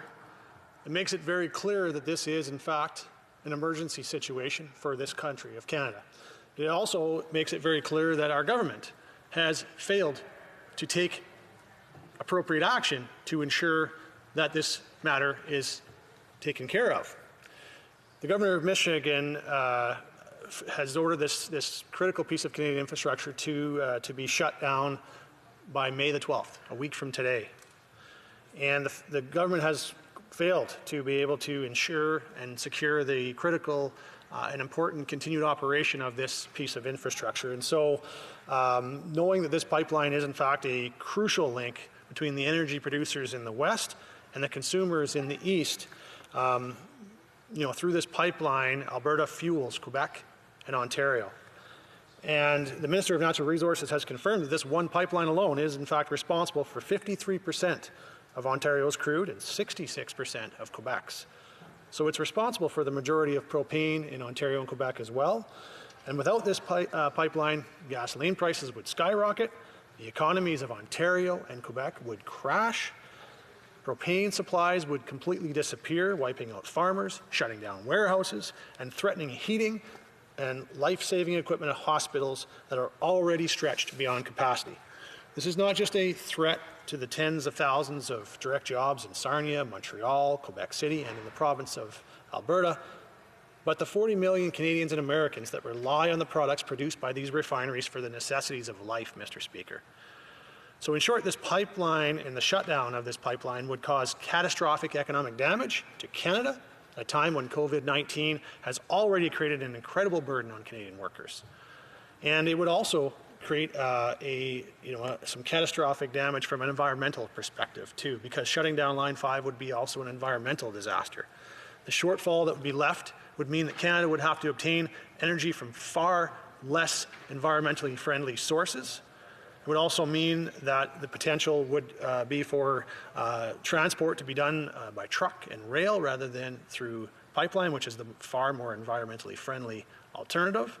It would require approximately 2,000 trucks or 800 rail cars each day to make up for the shutdown of this pipeline. So those options, neither of those are good for either our economy or for our environment. And so with this in mind, Mr. Speaker, I would ask that you accept this request for an emergency debate pursuant to Standing Order 52 so that members of Parliament can debate this very urgent economic and environmental crisis for our country. I thank the honourable member for Banff Airdrie for his intervention. I'm prepared to grant an emergency debate concerning the Line 5 pipeline shutdown. The debate will be held tomorrow at the ordinary hour of daily adjournment. We have a point of order. The honourable member for, or the honourable Deputy Leader of the Opposition. Thank you very much, Mr. Speaker, and I have been quite eager, as you can tell, to stand up and add actually to my question of privilege. I would like to respond just very briefly to the government House Leader's intervention on my question of privilege concerning the Prime Minister deliberately misleading the House about when he knew of the sexual misconduct of General Vance in 2018. I will let my submission of last week stand as presented, but I do want to make a few additional comments. The government House Leader raised the matter of my reference to the emails from Janine Sherman, the Deputy Secretary to the Cabinet responsible for Governor and Council appointments, where Ms. Sherman sent a draft email that the Minister of National Defence could use to respond to Mr. Walburn. This is what the government House Leader actually said. While she does not, and I'm quoting, while she does not use the words allegations of sexual harassment, I can only speculate that she was making an assumption. The government House Leader offers a speculation that someone is assuming. And this someone is not just anyone. It is the Deputy Secretary to the Cabinet. And the person speculating on the assumption is a Minister of the Crown. All the more reason, Mr. Speaker, for you to rule this to be a prima facie question of privilege and have the Standing Committee on Procedure and House Affairs get to the bottom of this important matter. I will not go over the three tests applied to the question of privilege. I made my submission on that subject, and I know the government House Leader offered his version. But there is another important application that speakers rely on that is just as important, and in many cases more important when considering questions of privilege that I would like you to consider. I ended my original submission referencing Maginot's second edition of Parliamentary Procedure in Canada at page 227, where he suggests that if the Speaker feels any doubt on the question, he should leave it to the House. This citation is from a ruling from March 21st, 1978, page 3,975 of Debates, where the Speaker cites the report of the UK Select Committee on Parliamentary Privileges, and from a ruling of October 10th, 1989 at pages 4457 to 61 of Debates. In another ruling from October 24th, 1966, at page 9005 of debates, the Speaker uses the same application when referring to the member at the time who was raising the question of privilege. And I'm going to quote what it says. In considering this matter, I ask myself, what is the duty of the Speaker in cases of doubt? If we take into consideration that at the moment the Speaker is about to render a decision as to whether or not the article complained of constitutes a breach of privilege, considering also that the Speaker is the guardian of the rules, rights, and privileges of the House and of its members, and that he cannot deprive them of such privileges when there is uncertainty in his mind, I think at this preliminary stage of the proceedings, the doubt which I have in my mind should be interpreted to the benefit of the member. And again, on March 27, 1969, page 853 of the debates, the Speaker stated, the member has perhaps a grievance against the government in that capacity rather than in his capacity as a member of Parliament. On the other hand, honourable members know that the House has always exercised great care in attempting to protect the rights and privileges of all its members. Since there is some doubt about the interpretation of the precedents in this situation, I would be inclined to resolve the doubt in favour of the honourable member, the one making the request. Mr. Speaker, no one will argue, except for the government House Leader, that the Prime Minister's assertion that he did not know the nature of the complaints was believable. And no one will argue that there is much doubt and uncertainty about the interpretation of the evidence and precedents in this matter. Casting further doubt to the innocence of the Prime Minister was the fact that on the same day the government House Leader made his submission on the question of privilege, the Liberal chair of the Standing Committee of Defence unilaterally cancelled the meeting where the committee was prepared to invite the Prime Minister's Chief of Staff to bring some clarity to this issue. Many viewed this as an attempt to cover up and conceal the truth about what the Prime Minister knew. As you know, Mr. Speaker, the authorities are consistent about the need for clarity in our proceedings and about the need to ensure the integrity of the information provided by the government to this House. As I said earlier, the government House Leader is the only one who thinks there isn't sufficient doubt to justify the Speaker allowing me to move the appropriate motion and get to the bottom of this. I would like to bring to your attention a few observations to support that point, starting with an article written by Chantal Hébert over the weekend. She actually puts it much better than I could, and she's talking about the report prepared by Supreme Court Justice Marie Deschamps, a report I also referenced in my original submission. Here's what Ms. Hébert said. Her report, speaking about Supreme Court Justice Deschamps, her 2015 report recommended the creation of an independent agency for reporting misconduct. Those findings and that core prescription were in the Prime Ministerial's in tray when he took office. And yet, following up on the recommendations to create an independent body has not made it into the marching orders the Prime Minister has given the Defence Minister over the years. For weeks, the media and the opposition parties have been trying to find out why the Minister of Defence, along with the Prime Minister's staff, took so little action when first appraised of the 2018 allegations of misconduct against the Chief of the Defence Staff, Jonathan Vance. This is, after all, a government that never lets an opportunity pass to flaunt its self-styled feminist credentials. Given that, being on the lookout for instances of sexual harassment, especially in the upper levels of institutions, such as the armed forces, would be expected to be a priority. And yet, to listen to the Prime Minister this week, his advisors were unaware that the allegations against Vance were sexual in nature. Forget that there is correspondence between some PMO staffers that suggest otherwise. For anyone who has read Deschamps' report, sexual harassment would logically be one of the first possibilities that would spring to mind upon hearing about misconduct allegations against Vance. In light of the Prime Minister's oft-stated commitment to zero tolerance policy on sexual misconduct, the mere possibility that Canada's top soldier might be part of the systemic problem he was first tasked with fixing should have set off alarm bells. That it apparently did not is testimony either to remarkable collective case of willful blindness or abysmal lack of interest. And that's the end of the quote from Ms. Hébert. Andrew Coyne, Mr. Speaker, expressed in an article published this morning that I believe you will find pretty much sums up the confusion and what most Canadians are thinking about regarding this question. And this is what Mr. Coyne says. The issue then is no longer who knew but when, who said what and did what, or who did not say or do what, and for what reason. If the Prime Minister was, as he claims, not told, it would be of greatest possible interest to know why. Did the Chief of Staff take it entirely upon herself not to inform him of such a potentially explosive development? Or was there some prior understanding that he was to be kept out of the loop on such matters? If so, on what matters is he kept out of the loop? And most intriguing of all, why? Or if he was told, then it would follow that the Prime Minister has been lying through, these are his words, Mr. Speaker, through his teeth again about a scandal for which he bears primary responsibility. And I unquote from Mr. Coyne.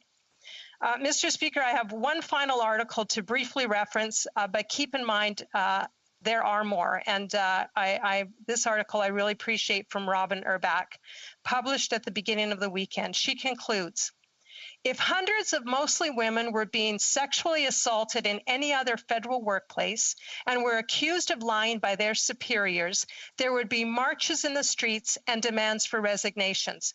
The minister on the file would not be able to get away with claiming he didn't want to look at allegations for fear of political interference, as the defense minister claimed implausibly when questioned about Mr. Vance during a committee hearing. Similarly, the Prime Minister would not be allowed to both boast about his government's feminist credentials and claim, also implausibly, that no one in his office knew the charge against Mr. Vance was a Me Too complaint through email, though emails show otherwise. And the Minister would not be able to announce with a straight face a new independent review by another former Supreme Court justice. Mr. Speaker, in conclusion, a few moments ago, the House disposed of a Conservative motion, my motion, that suggests the Prime Minister's Chief of Staff failed to notify him about serious sexual harassment allegations at the highest ranks of the Canadian Armed Forces and was complicit in hiding the truth from Canadians. The Liberals voted against the motion, which suggests very strongly that Katie Telford may very well have notified the Prime Minister. Once again, Mr. Speaker, if you find there is a prima facie question of privilege, I am prepared to move the appropriate motion. Thank you very much. I want to thank the honourable member, and we'll take it under advisement. We have a point of order for the honourable member for Hamilton East Stony Creek. Mr. Speaker, I rise on a point of order with regard to the previous vote. And because of technical issues I've been having with my device, I had cast originally my intended vote. And subsequently, I received a message saying there's only about a minute left and your vote hasn't been submitted. So I, in panic form, went back to my device, cast a vote, which unfortunately was opposite to my intention, and it was recorded.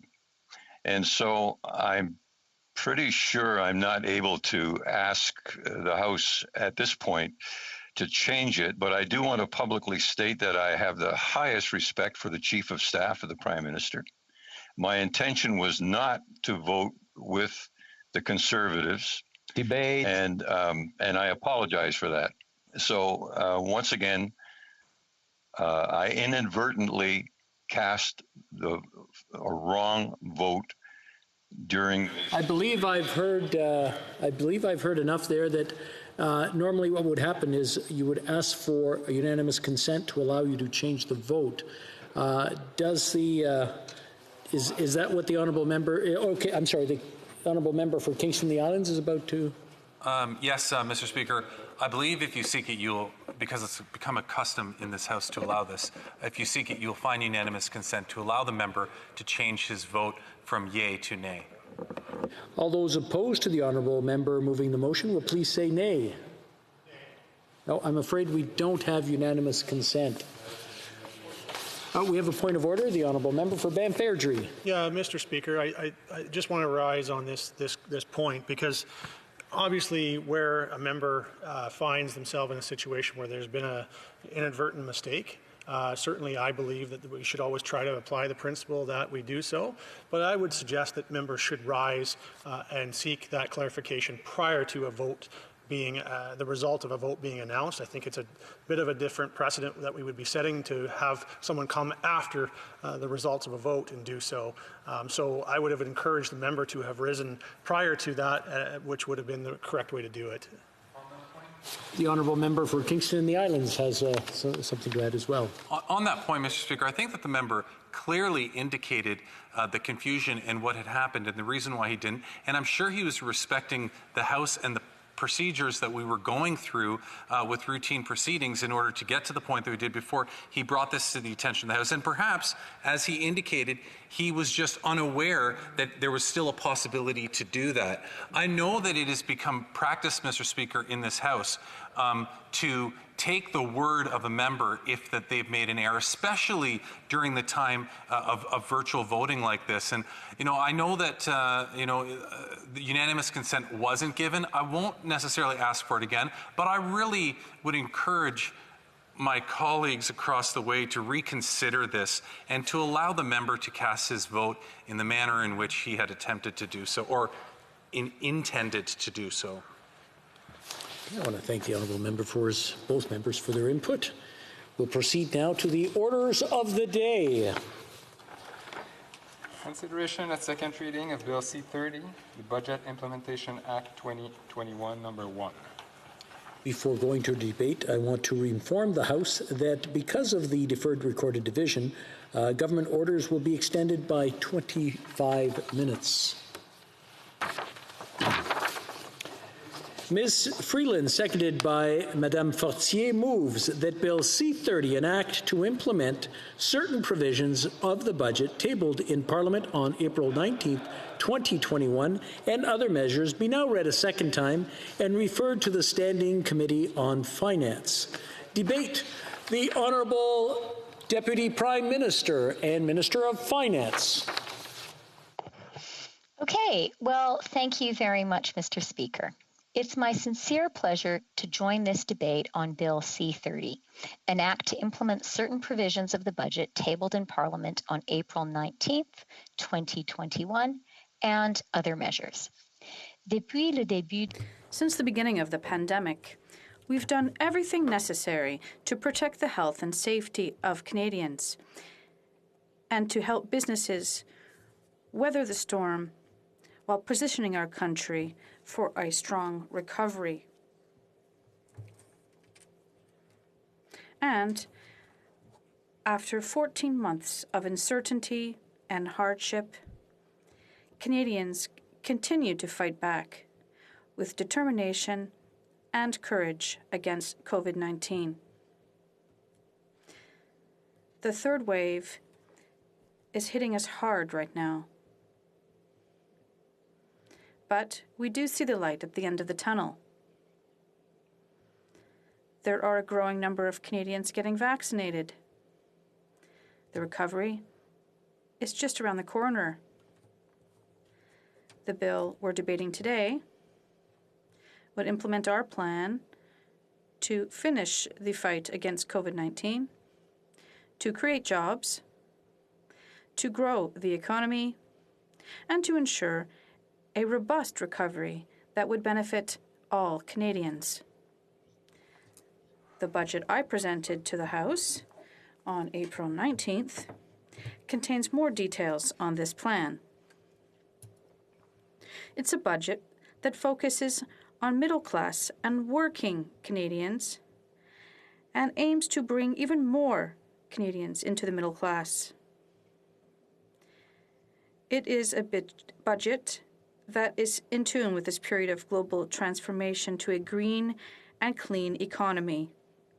It is a plan, Mr. Speaker, that will help Canadians and Canadian businesses heal the wounds of COVID and to come back strong. This budget, Madam Speaker, meets three fundamental challenges. First, we must conquer COVID. That means buying vaccines and supporting provincial and territorial healthcare systems. It means enforcing quarantine rules at the border and within the country. It means providing Canadians and Canadian businesses with the support they need to get through these final lockdowns. Second, we must punch our way out of the COVID recession. That means ensuring lost jobs are recovered as swiftly as possible and hard-hit businesses rebound quickly. It means providing support where COVID has hit hardest, to women, to young people, to racialized Canadians and low-wage workers, and to small and medium-sized businesses, especially in tourism and hospitality. When fully enacted, this budget will create, in total, nearly 500,000 new training and work opportunities for Canadians. And third, the major challenge is to build a more resilient Canada. Better, more fair, more prosperous, and more innovative. That means investing in Canada's green transition and the green jobs that go with it, in Canada's digital transformation, and in Canadian innovation. And it means building infrastructure for a dynamic, growing country. This budget invests in social infrastructure and in physical infrastructure. It invests in human capital and in physical capital. It invests in Canadians and it invests in Canada. Vaccine campaigns are accelerating, and that is such a good thing. But we need to vaccinate even more Canadians even more quickly. Thanks to plentiful and growing vaccine supply, that's something that Team Canada can get done working together. So, this legislation proposes a one-time payment of $1 billion to provinces and territories to reinforce and roll out vaccination programs. Please take advantage of our increasing vaccine supply. And when it's your turn, please go and get the first Health Canada approved vaccine available to you. I was vaccinated with the AstraZeneca vaccine 9 days ago at a Toronto pharmacy, and I am so grateful I was able to be vaccinated when it was my turn. COVID-19 has placed extreme pressure on healthcare systems across the country. The pandemic is still with us, and Canadians do need help urgently. That's why we propose to provide $4 billion through the Canada Health Transfer to help provinces and territories address immediate healthcare system pressures. These funds are in addition to the unprecedented investments we made in health systems during the pandemic. For example, I'm thinking about the $13.8 billion we invested in health through the Safe Restart Agreement. Madam Speaker, a full recovery from this pandemic requires new long-term investments in social infrastructure, from early learning and childcare to student grants to income top-ups, so that the middle class can flourish and so that more Canadians can join it. COVID-19 has brutally exposed what women have long known. Without childcare, parents, usually mothers, can't work outside the home. A cornerstone of our Jobs and Growth Plan is a historic investment of $30 billion over 5 years, reaching $9.2 billion annually in permanent investments when combined with previous commitments to build a high-quality, affordable, and accessible early learning and childcare system across Canada. Within 5 years, families everywhere in Canada should have access to high-quality childcare for an average of $10 a day. This will help increase parents and especially women's participation in the workforce. It will create jobs for childcare workers, more than 95% of whom are women, and it will give every child in Canada the best possible start in life. Early learning and childcare has long been a feminist issue Madam Speaker. COVID has shown us that it is an urgent economic issue as well. Alors que nous prenons At a time when we are making this historic commitment, I would like to thank the visionary leaders from Quebec, including and particularly Quebec feminists, who show the rest of Canada the path to follow. Thank you. I'd like to thank these great women. Now, of course, this plan also includes additional resources for Quebec, resources to better support its system for early childhood learning and care, a system which is already one that is emulated elsewhere in Canada and in the rest of the world. We also recognize the continuing need to bridge Canadians and Canadian businesses through this tough third wave of the virus and into a full recovery. To date, the Canada Emergency Wage Subsidy has helped more than 5.3 million Canadians keep their jobs, and the Canada Emergency Rent Subsidy and lockdown support have helped more than 175,000 organizations with rent, mortgage, and other expenses. The wage subsidy, rent subsidy, and lockdown support were set to expire in June 2021. Bill C-30 extends these measures through to September 25th, 2021, for a total of $12.1 billion in additional support. Extending this support will mean that millions of jobs will be protected, as they have been throughout this crisis. Pour aider les personnes qui ne peuvent toujours pas travailler, nous proposons aussi Now, in addition to all this, we plan to help people who still cannot work by maintaining flexible access to EI benefits for a further year until fall 2022. We also plan to increase the number of weeks for some important income support measures.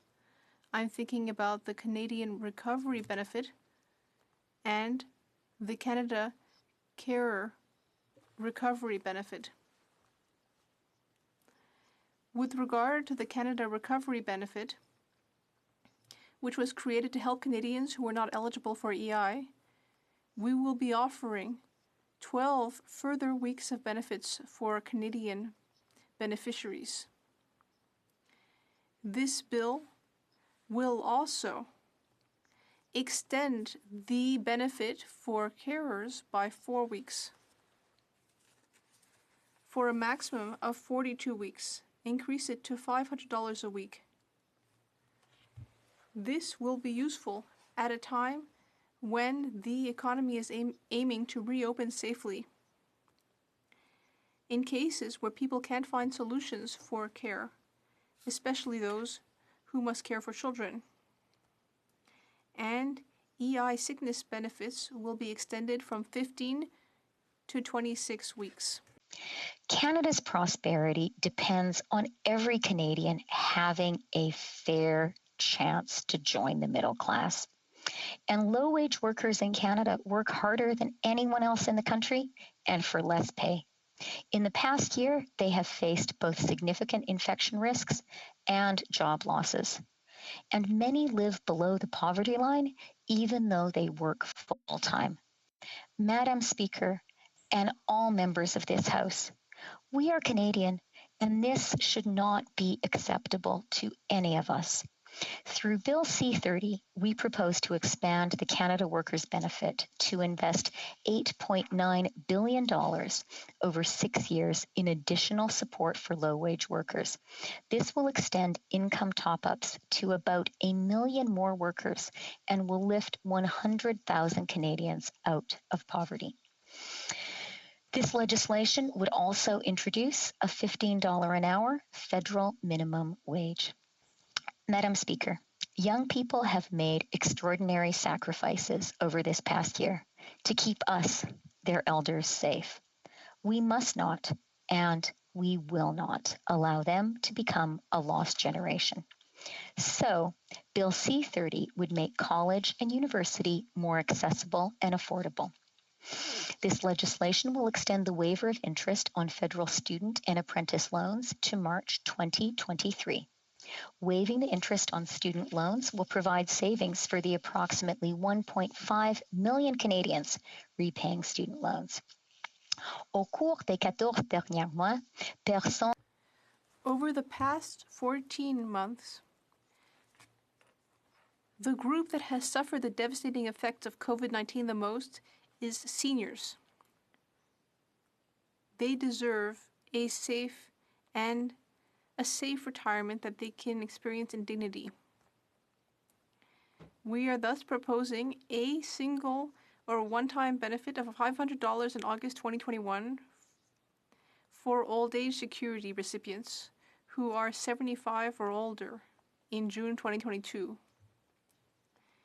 Bill C-30 also includes an increase of 10% on a permanent basis, starting in July 2022, to old age security benefits for people over 75. Small businesses are the cornerstone of our economy. They have been extremely affected by the lockdowns, although the lockdowns were necessary. In order to heal the wounds of COVID, we need to implement a recovery plan for these small businesses. And we also need a long-term plan. In addition to extending the wage subsidy, the rent subsidy, and the lockdown support subsidy, we must ensure The Honourable Minister seems to be having technical issues. We've stopped hearing her feed.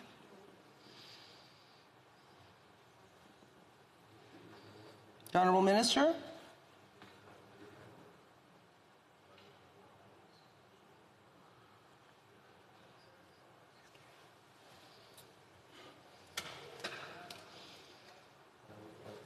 Can we just pause this?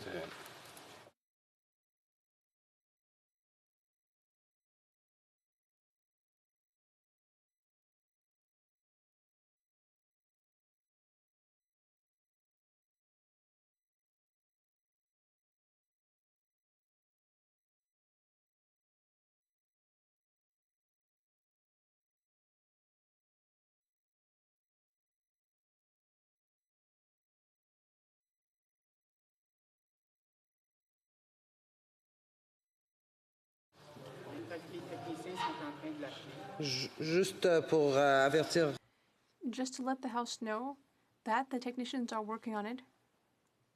They're trying to see what's happening with the minister's connection. We'll be back in a few moments.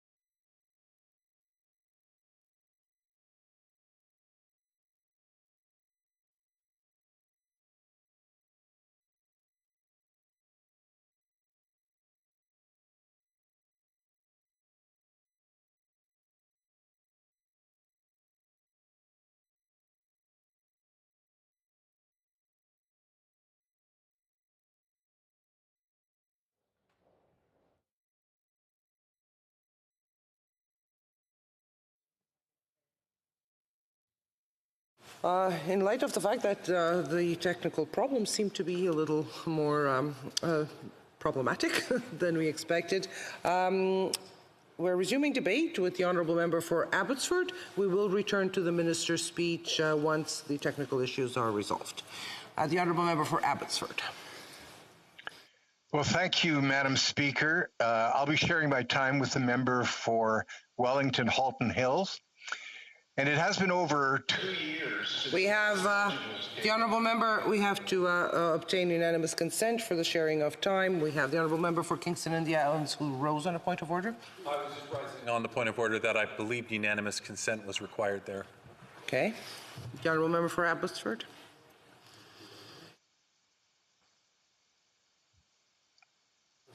The Honourable Leader of the Opposition in the House on a point of order. Yes, Madam Speaker, I just want to raise the point, and we will do accept, but we just want to raise the point that this is very important, that especially for this specific debate, when we're talking about billions of dollars, to be sure that everything is set. So I just want to remind everybody that the best place to talk is here in the House of Commons. That's on the issue of debate. Sorry, the Honourable Member for Abbotsford, you will have to ask unanimous consent to share his time. But I think we can go back to the Minister at the moment.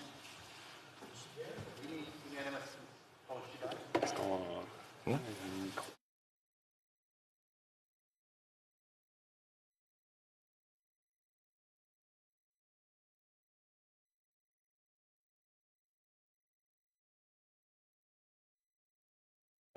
Okay, the Honourable Member for Abbotsford on the point of order.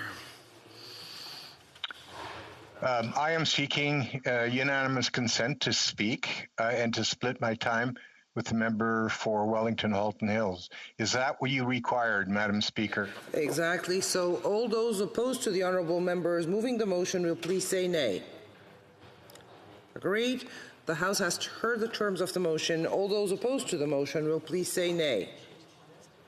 Carried. The Honourable Member can proceed. Thank you.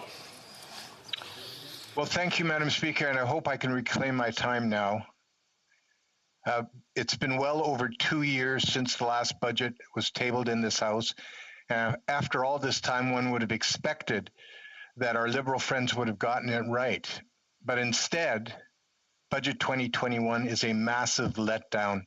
Instead of building back better, as the Prime Minister had so vacuously promised, and instead of focusing on job creation and long-term growth, this budget has left us with bigger debt, bigger deficits, an avalanche of unfocused spending, and a much bigger and more intrusive government.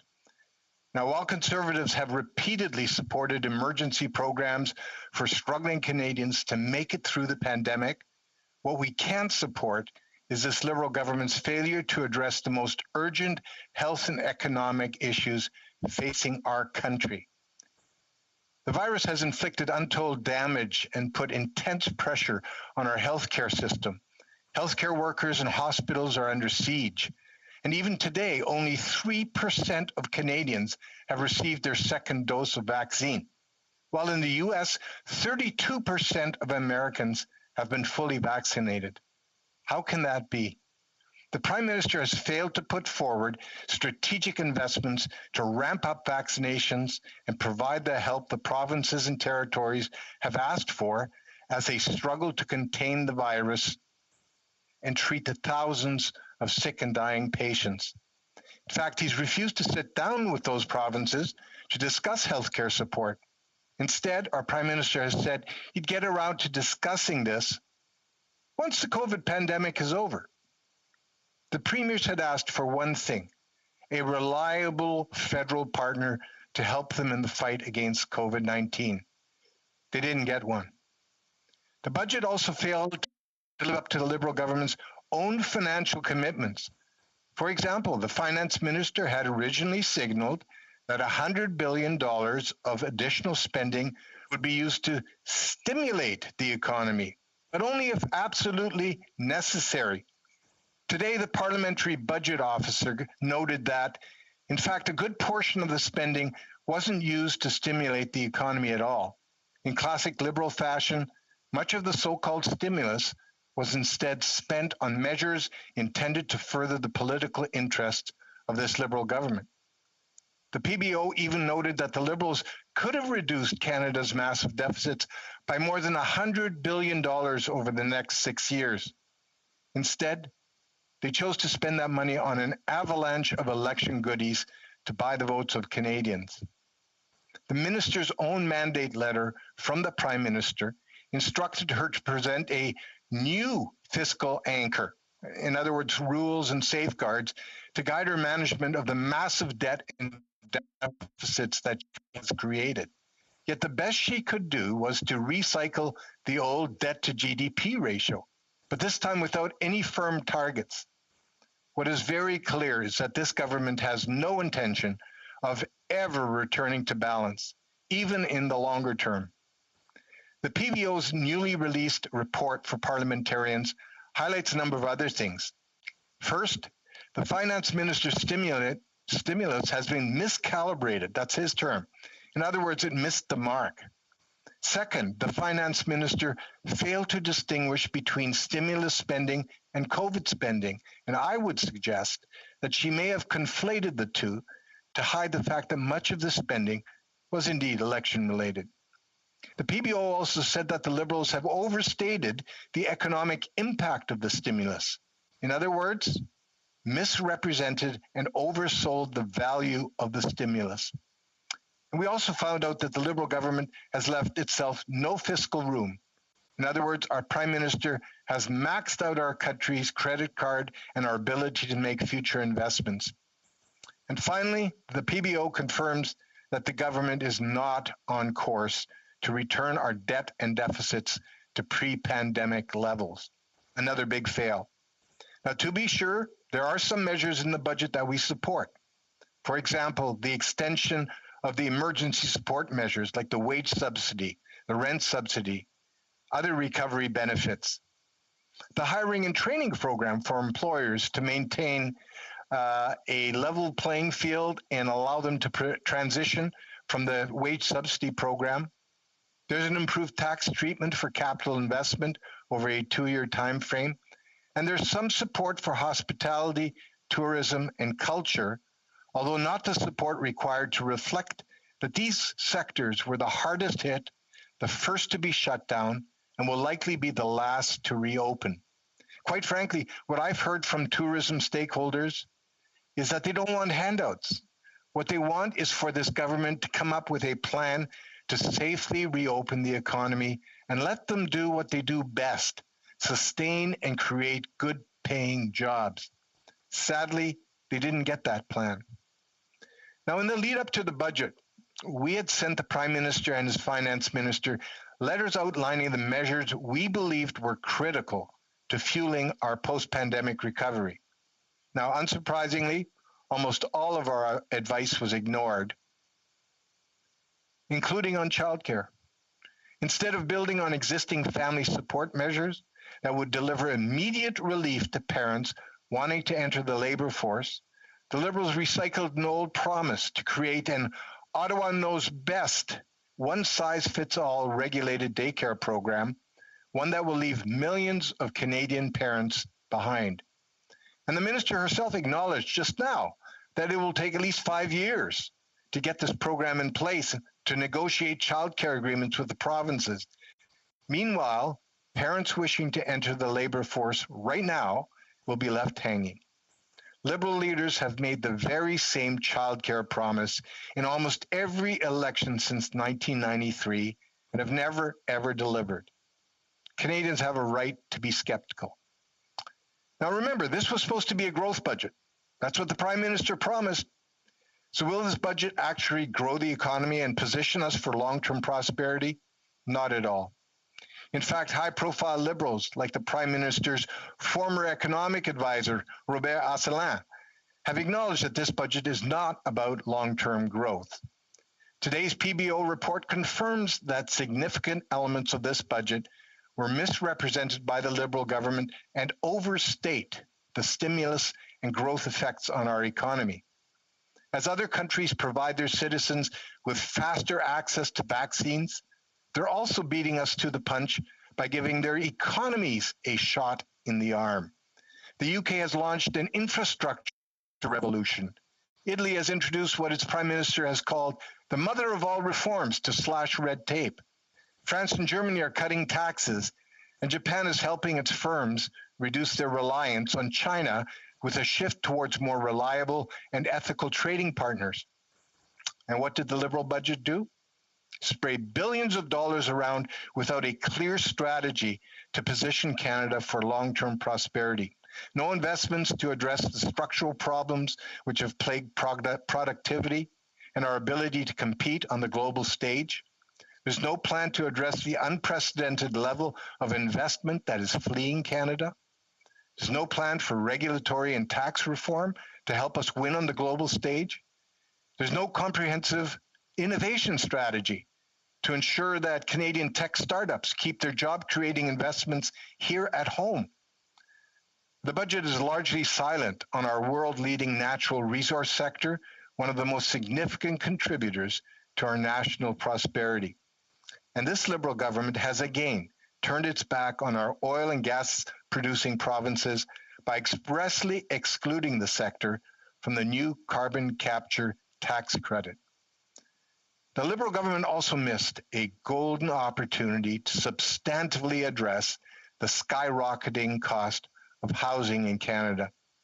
The budget introduces a 1% tax on foreign owners of vacant housing, which, quite frankly, will be considered an inconvenience to wealthy foreigners who will simply treat this as the cost of doing business, especially when you see the appreciation in property values year over year. Meanwhile, millions of Canadians are seeing their dream of home ownership slip through their fingers. That's a major failure. I believe that Canadians are looking for hope, that things will soon get better, that we still have a bright future to look forward to. They want their jobs back, their small businesses back. They want their lives and communities back. Simply put, they want a return to normal and to live the Canadian dream. This budget fails to deliver. There's no growth plan, only spending on an unprecedented scale, and spending is not an economic plan. Questions and comments. The Honourable Parliamentary Secretary to the Minister of Finance. Thank you, Madam Speaker. And while I quite like and respect the member personally, I must say I'm disappointed with the number of falsehoods that characterized his remarks today. In particular, he criticized our plan for growth. I'd point him to Scotiabank Economics, who has said that our measures were well targeted to raise potential output by focusing on economic inclusion, the green transition, and measures to encourage business investment. He criticized our fiscal sustainability when the major credit rating agencies post-budget have reaffirmed our AAA rating. But my question relates to one very specific point. He said he supports the continuation of emergency measures, despite the fact that his leader opposes CERB, has opposed our investments in long-term care. But my question specifically, if he supports the continuation of the Canada Emergency Wage Subsidy into the summer, why did he and his colleagues vote against that very specific measure on Friday of last week? The Honourable Member for Abbotsford.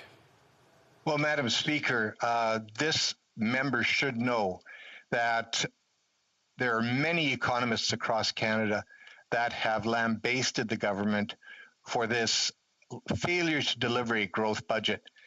I already mentioned one of the Prime Minister's top former advisors saying that this was not a growth budget. I note that Mark Carney, a really close friend of the Liberals, who basically damned the budget with faint praise. It's very clear this budget does not position our country and our economy for long-term growth. Canadians were looking for a plan that would reopen the economy, get Canadians back to work, get small businesses back on their feet, and then provide our business sector with the confidence of knowing that the Go to other questions. The Honourable Member for New Westminster Burnaby. Thank you, Madam Speaker, and I thank my colleague for his speech. He's a student of history, and so he knows during the Second World War, the last big crisis this country lived through, we put in place excess profits tax, which led to the unparalleled growth that came after we had vanquished Nazism and fascism. Now, today we see a government that is absolutely refusing to put in place a pandemic profits tax or wealth tax, despite the fact that Canada's billionaires have increased their wealth by over $78 billion during this pandemic. These measures are supported by over 80% of Canadians, including 2/3 of Conservative voters. So do Conservatives believe that the Liberals have acted inappropriately by giving a free ride to the ultra-rich? The Honourable Member for Abbotsford. Well, Madam Speaker, it seems every time I give a speech in the House, this member asks me the same question. and I will give them the same answer that I've given in the past. Coming out of the pandemic, coming out of an economic crisis, is the worst time to raise taxes. Now, I know that given the fact that this Liberal government has run up huge debts and huge deficits and has no plan to go to balance in the future, it's very clear that they're going to have to raise taxes in the future. It may be an inheritance tax, it may be a home equity tax, it may be an increase in the GST or the carbon taxes. We don't know. But I'm pretty certain under this Prime Minister, eventually there will be significant increases in the tax burden on Canadians, which is the worst thing that you could do. The best thing you can do is put in place the strategies, the programs, the investments that will position this country for long-term prosperity. L'honorable député. The Honourable Member for Berthier-Massinanger. Yes, thank you very much, Madam Speaker. I'd like to hear my colleague talk about the health transfers. You know, they're saying that there will be occasional health transfers rather than having a reliable, predictable increase every year, as all Canadian provinces have been calling for.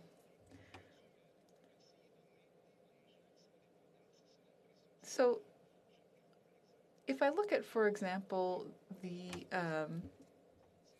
renewal of the tax information for farmers, you know, they have a renewable system that's permanent, so why not make the health transfers like that? Well, it seems to me that the government wants to continue to be able to make election promises and say that they're going to increase stuff later. But I'd like to hear my colleague talk about that. What is his impression of this? The Honourable Member for Abbotsford in 15 seconds. Well, I can tell you that my impression is that we have a Prime Minister who's unwilling to work with the provinces. He's made it very clear that he has no intention of talking to the provinces until the COVID pandemic is over. Quite frankly, right now in the middle of this pandemic, with the pressure on our healthcare systems, on our hospitals, on our healthcare workers, the Prime Minister should be sitting down with our provincial leaders, with our premiers, and working something out. And he's shown an unwillingness to do that. We're willing to sit down. Before resuming debate, we have the Honourable Member for Kingston and the Islands rising on a point of order. Yes, Madam Speaker. I believe if you seek it, you will find unanimous consent for the following motion, that notwithstanding any standing order, special order, or usual practice of the House during the debates tonight and tomorrow pursuant to Standing Order 52, no quorum calls, dilatory motions, or requests for unanimous consent shall be received by the Chair. Que tous ceux qui s'opposent à ce que l'honorable... All those opposed to the Honourable Member moving the motion will please say nay. D'accord. Very well. The House has heard the terms of the motion. Could anyone opposed to the motion please say nay? Accepté. Carried. Resuming debate. The Honourable Member for Halton Hills... Sorry, I'm really sorry. Wellington Halton Hills. Thank you, Madam Speaker. This is the longest budget in Canadian history. As Andrew Coyne pointed out in the Globe and Mail, this budget comes in at 739 pages and 232,903 words. Paul Martin's landmark budget of 1995 was fewer than 200 pages. Michael Wilson's budgets of the late 1980s that put Canada back on fiscal track and operational surpluses averaged less than 120 pages. But the longest budget in Canadian history is the biggest disappointment. Never has a budget proposed so little with so many words. There is no plan to tackle the immediate problem Canadians are facing, a lack of vaccines. There can be no economic recovery without vaccines. In Halton Region, for example, in which part of my riding is, only half the people that could have been vaccinated have been. Why? Because the federal government has failed to secure vaccines. Last month, in places like Burlington, Oakville, Milton, Georgetown, and Acton, Halton Region was only able to vaccinate 90,000 residents. They could have vaccinated 216,000 residents, or 7,200 residents a day, more than double the number of people they actually vaccinated. The reason only half the number of people were vaccinated was because of a lack of vaccines. I'll quote Halton Region directly. Quote, while we have the capacity to book approximately 7,200 appointments per day through our clinics, the availability of consistent vaccine supply continues to constrain the vaccination program rollout, end quote. But the budget does nothing. Mais le budget ne fait rien. But the budget does nothing to fix this lack of vaccines. As a result, we are in a third wave, unlike countries that were able to ensure that they had sufficient vaccines available, such as the UK and the US. Has no plan to build back better. It has no plan to create jobs and growth. Instead, it leaves us with a bigger debt, bigger deficits, and an avalanche of unfocused spending. The budget has no plan for regulatory and tax reform to help us in a fiercely competitive global economy. No plans to address Canada's chronically low levels of productivity, the only long-term determinant of prosperity. No plan for Canada's natural resource sector, so important as the race for critical minerals for the energy transition heats up. No plan to address the overheated housing market that has put the dream of affordable homeownership out of the reach of millions of Canadian families and saddled them with sky-high levels of indebtedness. No plan to achieve budget balance and rein in the skyrocketing debt and deficits that are threatening our children's future. Madam Speaker, don't take it from me, but take it from the experts. Here's what David Dodge, the Deputy Minister of Finance during the Chrétien government of the 1990s and former Governor of the Bank of Canada, had to say about the budget. He said in the Globe, and I quote, "My policy criticism of the budget is that it really does not focus on growth," end quote. Referring to growth in the finance minister, he continued, quote, "Over the longer haul, we face a very real challenge. And I don't think she tried seriously to address that in the budget." He went on to say that the vast majority of the extra $100 billion in spending is consumption, not investment. He also said the budget does not have a prudent fiscal plan. And I quote, "To me, it wouldn't accord with something that is a reasonably prudent fiscal plan. Let me put it that way," end quote. Madam Speaker, according to the International Monetary Fund, Canada has incurred the largest deficit amongst major economies in the last year at 20% of our GDP. Yet the IMF estimates that compared to our economic peers, Canada's economy has contracted more and will recover more slowly. Despite this, the budget does nothing to create jobs and growth. Le budget n'a pas de plan. The budget doesn't have a plan to return to balance.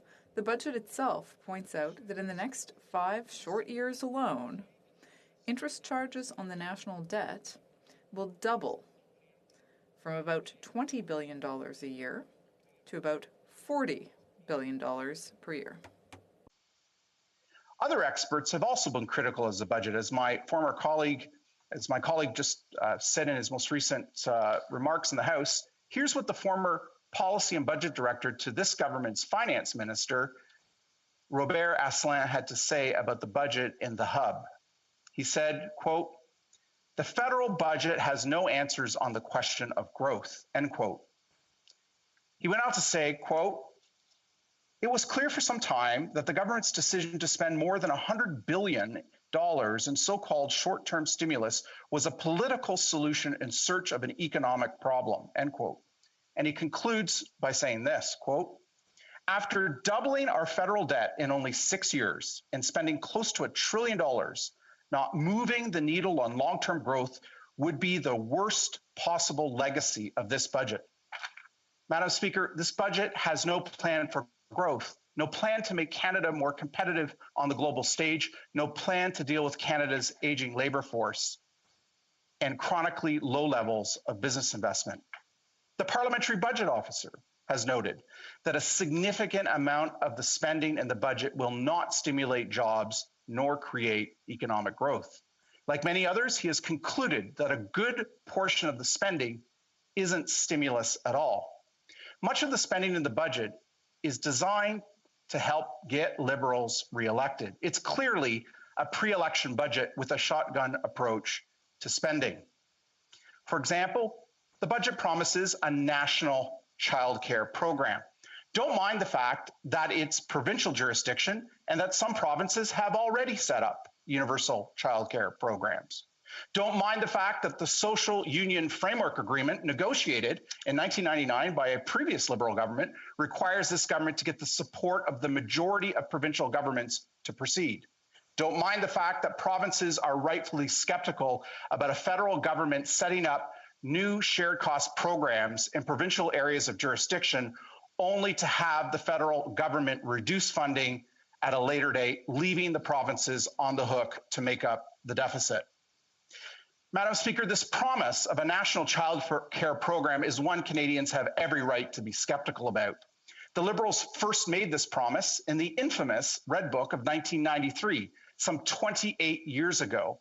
Over the last 28 years, they keep trotting it out and they keep failing to deliver. Madam Speaker, this government had 2 years to prepare for this budget. The fact that after 2 years, all they could come up with is a budget soaring in rhetoric but lacking in substance is not surprising. This is a government of an unprecedented gap between its rhetoric and reality. A government said that it was about gender equality, yet forced out of its cabinet and its caucus the first Indigenous female Minister of Justice. Forced out of its caucus Jane Philpott, someone whose medical expertise we could have desperately used as Minister of Health during the last year of this pandemic.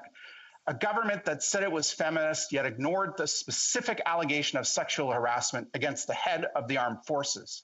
A government that said it would introduce electoral reform. A government headed by a prime minister who arrogantly proclaimed to the world in 2015 that Canada was back, and who made it a centerpiece of his foreign policy to secure a seat for Canada on the UN Security Council, but one where Canada lost the vote for this Security Council seat with 6 fewer votes than it received a decade earlier. A government that came to office promising to do more for the world's poor, but that has spent 10% less on official development assistance than the previous government. A government that came to office promising to do better on climate change, but one where emissions have risen each and every year it has been in office. In 2016, the first full year this government was in office, emissions were 708 megatons. Just last month, the government announced emissions for the latest year, 2019, at 730 megatons, a 22 megaton increase from its first full year in office when it stood at 708 megatons. And so too, Madam Speaker, it is with this budget. This is a government that says that it is focused on the middle class, that says that it's focused on jobs and growth, focused on fiscal prudence, yet it presents a budget that is focused on anything but. For all those reasons, Madam Speaker, I cannot support this budget. Questions and comments? The Honourable Member for Kingston and the Islands. Thank you very much, Madam Speaker. And for starters, I just want to wish, we're both half Dutch heritage. I want to wish this member a happy Dutch Heritage Day. I know that we both spoke passionately in favor of Motion 207 just over a year ago, a couple of years ago, which established Dutch Heritage Day. Perhaps our only regret is that as being Dutch, we're too modest to insist on a whole month and only got one day. But anyways, I just, I want to go back to the member's comment about the vaccines, and he referenced the Halton region. I think it's fair to be critical and to assess the job of vaccine delivery. Yes, there were a couple weeks in February where there was some disruptions to the delivery, but by the end of the first quarter, we had more vaccines delivered to Canada than that had been scheduled. And more importantly, the provinces knew what the schedule was well in advance. And the provinces were also getting forecasts with respect to where the pandemic was going and what to expect. So would the member at least not agree that, yes, there may have been some disruptions, but the vaccines did get delivered as per the schedule that the provinces were expecting? The Honourable Member for Wellington, Halton Hills. Well, thank you, Madam Speaker. And happy Dutch Heritage Day to my colleague across the aisle as well. I appreciate that sentiment. Let me respond to his question by saying this. Canada has done nothing well in response to this pandemic. You know, it's clear that both the United States and the United Kingdom botched the early response to the pandemic a year ago. That's clear. Their cases skyrocketed. They had many more cases than we did. But they eventually pulled up their bootstraps, and they have led the world, not just the free world, they have led the world in vaccinating significant numbers of their own citizens, to the point now where over 50% of Britons now have been vaccinated, and almost 50% of Americans have been vaccinated. We haven't done anything well during this pandemic, and I think the fact that we're now going through a third wave with a third set of restrictions is reflective of that. And I think the government needs to do a much better job in managing the pandemic and in coordinating the response. At the end of the day, peace, order, and good government and the emergency doctrine is the government's responsibility. The honourable member for Windsor West. Thank you, Madam Speaker. And with Dutch Heritage Day, the NDP's partial to orange, we wouldn't mind being amended to a month. And I know that we could certainly live with that. But to my colleague, thank you for his intervention today. One of the things when took place during the pandemic at the start is that pressured credit card companies went onto a campaign to lower interest rates for borrowing. And he mentioned about families. And I'm curious about where he and his party is at with the credit card agencies right now, most of them moving back to 20% plus for interest rates, and whether or not there should be some regulatory reform, either potentially in the short term or the long term, as Canada's borrowing rate is so low right now, and these predatory prices are accumulating a lot of debt on Canadians right now. So I'm curious where his party is on that, because we believe that there should be some regulatory oversight, especially right now, given the circumstances Canadians find themselves in. The honourable member for Wellington Halton Hills. Well, I'd like to thank the member for who represents a portion of Windsor for his question. The place of my birth and part of southwestern Ontario that he and I know are quite proud of. In answer to his question, what I would say is this: we believe that the government should have introduced in this budget measures to help cool the housing market, which is the single biggest factor in driving household indebtedness and household challenges in this country. Household mortgage debt in this country stands at over $1.5 trillion. It's by far and away the largest portion of household debt, more than about 3/4 of all household debt. And the fact the government didn't introduce measures to help cool the housing market is only going to further add it to that debt burden, that overall debt burden that Canadian families are facing. Resuming debate, the Honourable Deputy Prime Minister and Minister of Finance for 5.5 minutes of her speech. Madam Speaker, thank you very much. And colleagues, thank you for your patience with my internet difficulties today. I apologize, and I do really appreciate your forbearance. Okay, let me carry on. Les petites entreprises. Small businesses are the backbone of our economy and of every main street in Canada. They've been hit exceptionally hard by the lockdowns, however necessary they may have been. To heal the wounds left by COVID, we need a rescue plan for small businesses, as well as a long-term plan for their robust and sustained growth.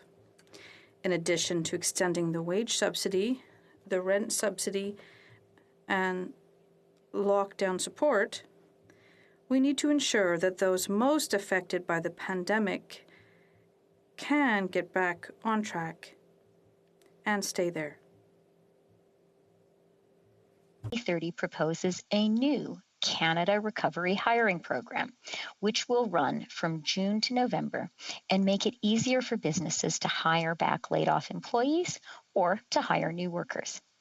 We also intend to invest up to $4 billion to help up to 160,000 small and medium-sized businesses buy and adopt the new technologies they need to grow.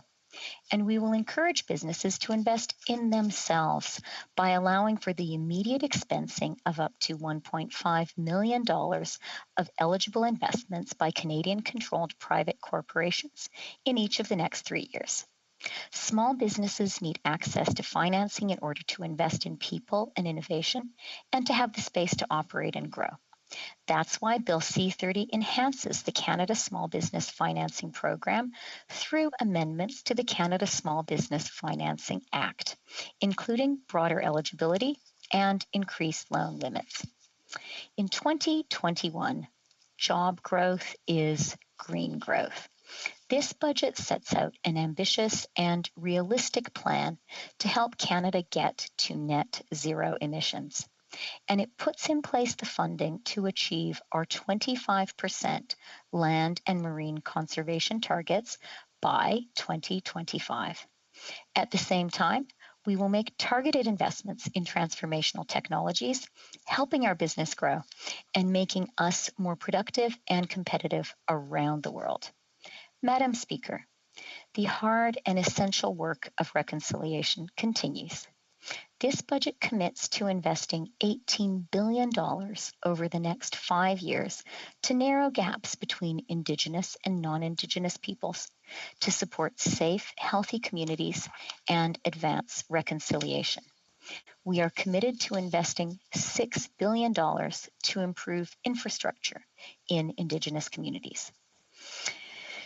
Bill C-30 earmarks $2.2 billion to flow through the Federal Gas Tax Fund, renamed more appropriately the Canada Community Building Fund, to communities across Canada.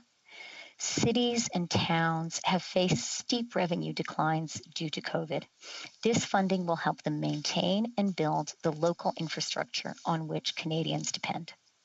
Collaboration with all levels of government across Canada has been and will continue to be the cornerstone of our Team Canada response to this pandemic. Together, we will finish the fight against COVID, and together, we will come roaring back. Madame le Président.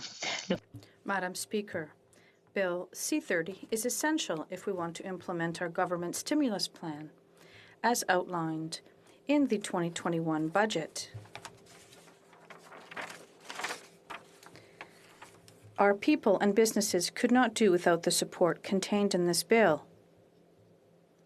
And this bill takes unprecedented steps to stimulate future growth. About people. It will make a measurable, positive, tangible difference in the lives of millions of Canadians.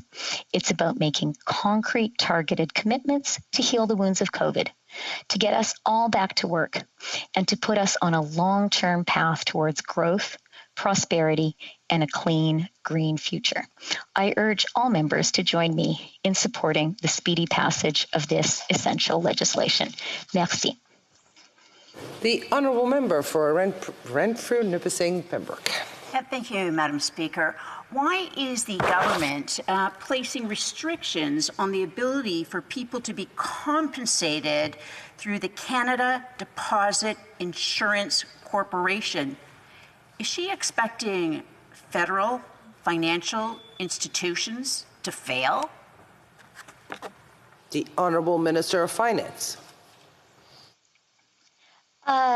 Madam Speaker, I have a very high degree of confidence in our country's financial institutions. Indeed, the stability of Canada's financial institutions is one of our core economic strengths.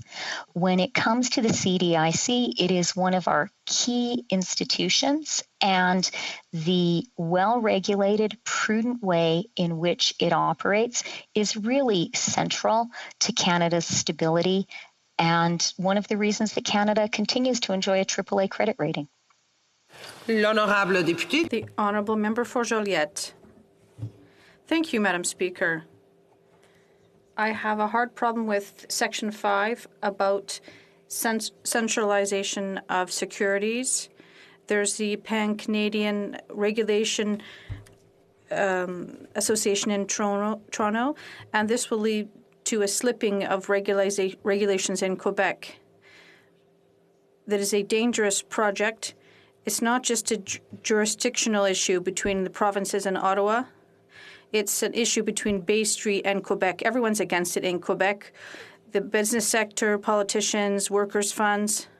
What does she have to say about this $120 million? Does Bay Street count for more than all the people in Ottawa? The Honourable Minister. Merci, Madame. Thank you very much, Madam Speaker. I'd like to thank my colleague for his question. In general, for all of these questions, we don't always agree. But we always have interesting dialogue. I would like to say, with respect to this issue, I understand Quebec's position. I had very constructive discussions about this with the Minister, Mr. Girard, and I have a lot of understanding for his position. At the same time, with the agreement of all the provinces and territories, I think we can do things that will help us to have a strong economy together. It's a good thing for the entire country. And for example, with respect to trade between provinces and territories. Mr. Burnaby. Thank you, Madam Speaker. And unlike any other crisis we've had in Canadian history, this BIA, the Budget Implementation Act, basically gives a free ride to the ultra-rich. Canada's billionaires have increased their wealth by over $78 billion, yet there's no wealth tax, there's no pandemic profits tax, and the luxury tax is purely symbolic, bringing in less than 1 cent on the dollar of what the PBO has said a wealth tax would provide for. At the same time, this Liberal government is slashing benefits. Starting in July, the emergency response benefit will be slashed almost in half. Students are still forced to pay for their loans during the pandemic, and people with disabilities get a 3-year consultation. Try putting food on the table with a consultation. So the question is very simple. Why is the government slashing benefits at the same time as it's giving a free ride to the ultra-rich? The Honourable Minister. Thank you, Madam Speaker, and I would like to thank the member for Westminster Burnaby for his question and for his very great concern for the people he represents. I appreciate that. I must say, though, that I take a very different view about what this budget is putting forward. This budget, in fact, extends the emergency support measures for individuals and for businesses through to the end of September. It extends the enhanced EI benefits for a whole year, and it creates a new hiring credit that will run from June to November. These are important support measures, and we're glad to put them in place. When it comes to students and young people, I agree with the Honourable Member. We need to support them, and that's why there's nearly $6 billion in this budget to support young Canadians. And finally, when it comes to taxes, let me highlight a very important element of this budget, which is, I would say, unprecedented efforts to fight tax evasion, to close loopholes, including action on beneficial ownership. Madam Speaker, I'll stop talking. We have to have more opportunities for questions. The Honourable Parliamentary Secretary to the Minister of Finance and Deputy Prime Minister. Thank you, Madam Speaker, and I'd like to thank the Minister not just for her speech today, but for her work in putting together this transformational document that's going to support Canadians. This pandemic has not impacted everyone equally. There's a lot of people who are doing just fine from an economic perspective, notwithstanding the public health crisis we're facing. But women, young people, Black Canadians, Indigenous Canadians, and other groups from marginalized communities have suffered disproportionate consequences. When we talk about job numbers and GDP growth, sometimes people think politicians are concerned with the economy, but not as concerned as they should be about the people who live and work in it. I'm hoping the Minister can offer comments on why supporting the groups that have been hit hardest by this pandemic is not just the right thing to do from a moral perspective, but is in our economic self-interest to support them as we rebound from the COVID-19 pandemic economic crisis. Honourable Minister of Finance. Thank you very much, Madam Speaker. And I actually want to start my answer by paying tribute to my parliamentary secretary and highlighting a very personal role he played in putting together this budget. He has a constituent who has advocated just with huge energy and personal passion for an extension of the EI sickness benefit from 15 to 26 weeks. And the parliamentary secretary spoke to me about the personal story of this constituent and his view, based on his work as a constituency MP, that this was a measure we needed to put in place, that sick Canadians needed that longer support. And Madam Speaker, we acted on what he proposed. I'm very, very glad we were able to do that. And I would say to all members of this House, there are times when in speaking up for an individual member of our constituency, we can transform the lives of millions of Canadians. I think that's what the parliamentary secretary has done. The honourable member for Abbotsford. Well, thank you, Madam Speaker, and thank you to the Minister for her speech, and also want to thank her for reaching out to me last week after the budget had been tabled. We had a good conversation, but had she reached out a little earlier, we could have helped her craft a budget that was truly a growth budget. I noticed that in her speech, it was almost exclusively about how much she had spent. And there are certainly elements within that budget that we support. But as finance minister, I would have expected the minister to talk about debt, talk about deficits, talk about the impact inflation and interest rates could have on the sustainability of our economy and our national finances. She mentioned none of that. So my question to her very specifically is, her mandate letter from the Prime Minister directed her to come up with a new fiscal anchor. The fiscal anchor she came up with was the old one, the debt to GDP ratio, except it didn't have any targets attached to it this time. Could I ask the minister, why is it that she hasn't directed her mind to the financial sustainability of the country, and why didn't she deliver? The Honourable Minister of Finance. Thank you, Madam Speaker. And earlier on, the parliamentary secretary spoke about his personal high regard for the member from Abbotsford, and I believe his fondness for him.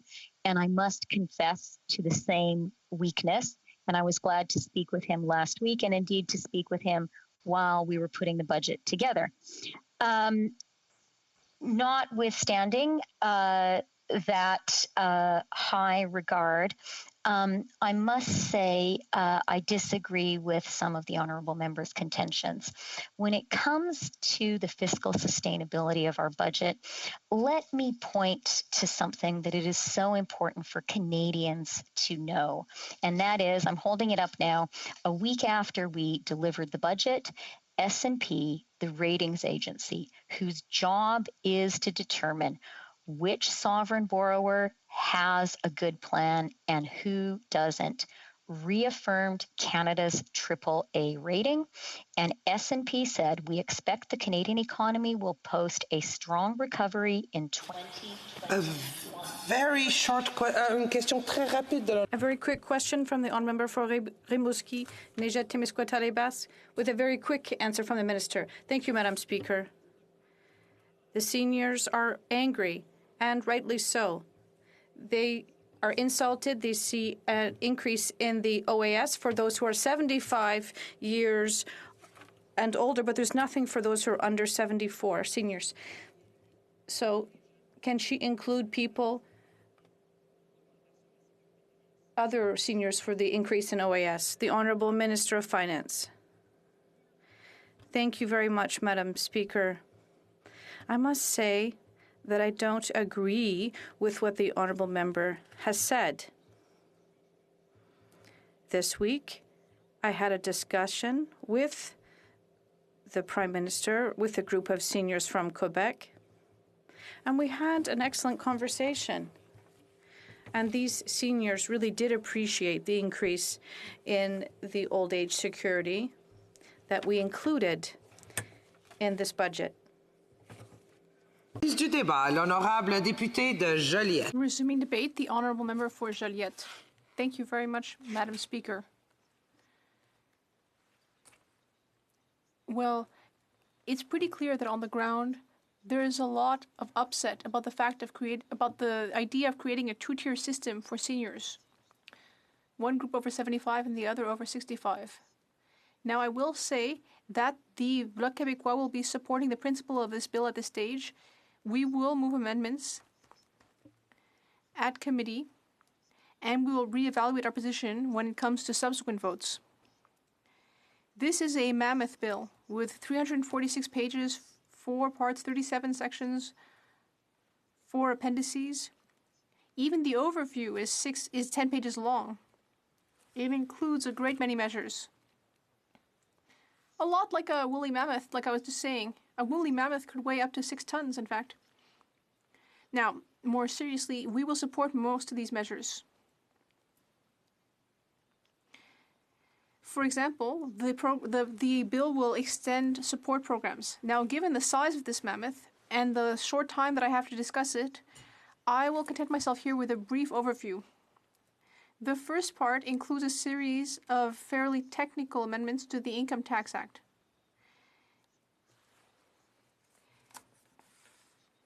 It increases the personal deduction to $15,000. It prevents executive bonuses for companies that receive the wage subsidy, and it introduces anti-tax evasion measures, among other things. We support all that. The second part places a GST on internet purchases and Airbnb, which is a good thing. Regarding the wage subsidy, this bill will extend the program to the 27th of September and will gradually reduce the subsidy rate, which will go from 75 to 20. It would also enable the minister to extend the program for 2 further months until the 30th of November. During those 2 months, the minister could also decide on eligibility criteria for the wage subsidy and its calculation.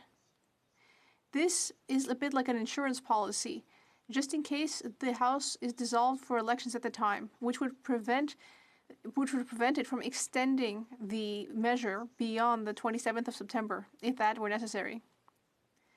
So choosing the 30th of November gives us an idea of the date when this current government expects the House to resume its work, if you're reading between the lines.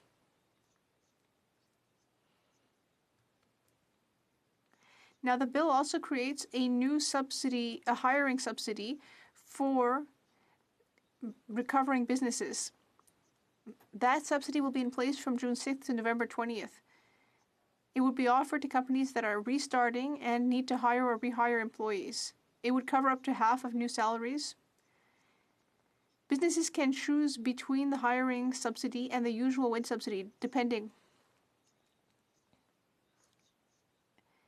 Now, as I was saying earlier in my question to the minister, Section 5 presents a serious problem.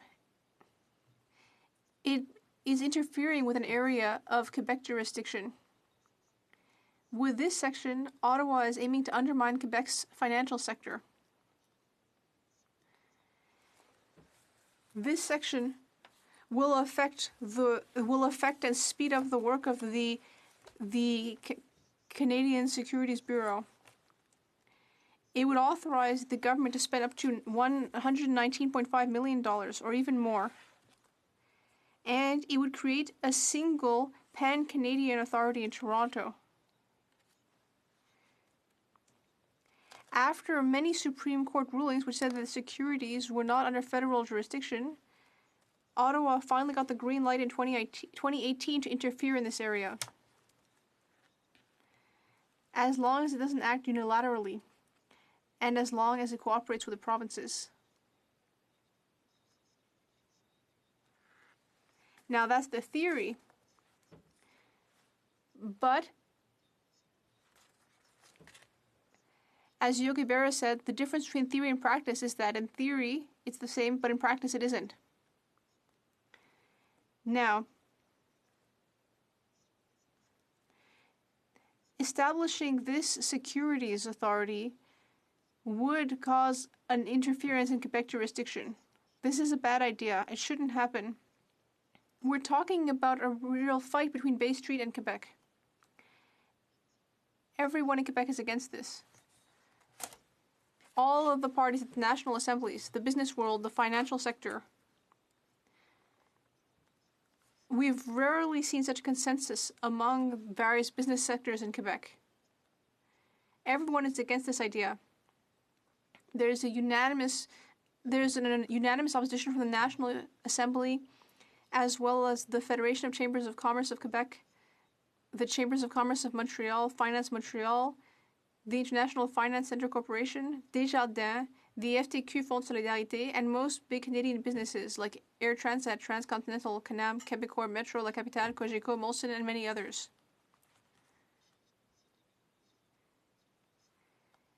To have a clear securities regulation in Quebec would enable it to have the skills necessary to legally manage finance, which is essential to the development of the sector.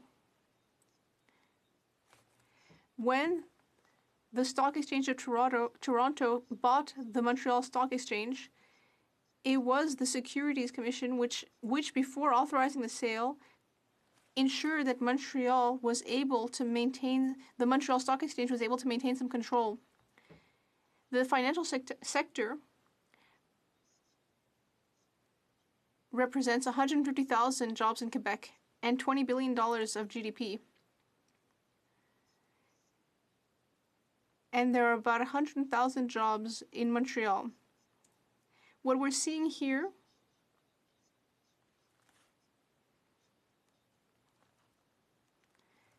what we're looking at here could be very harmful.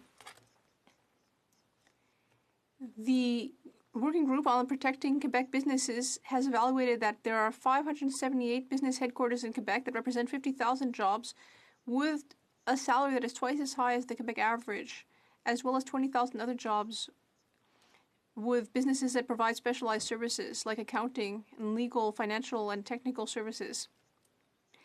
In addition, Quebec businesses tend to favor Quebec providers, whereas foreign businesses in Quebec tend to turn to global supply chains, which has a real effect on our small business network. As we've seen with the pandemic, global supply networks are fragile. And in addition,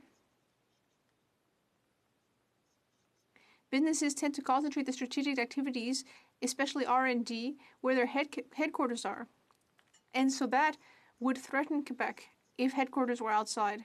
So we need to have our own ability to regulate the financial system in order to protect our businesses.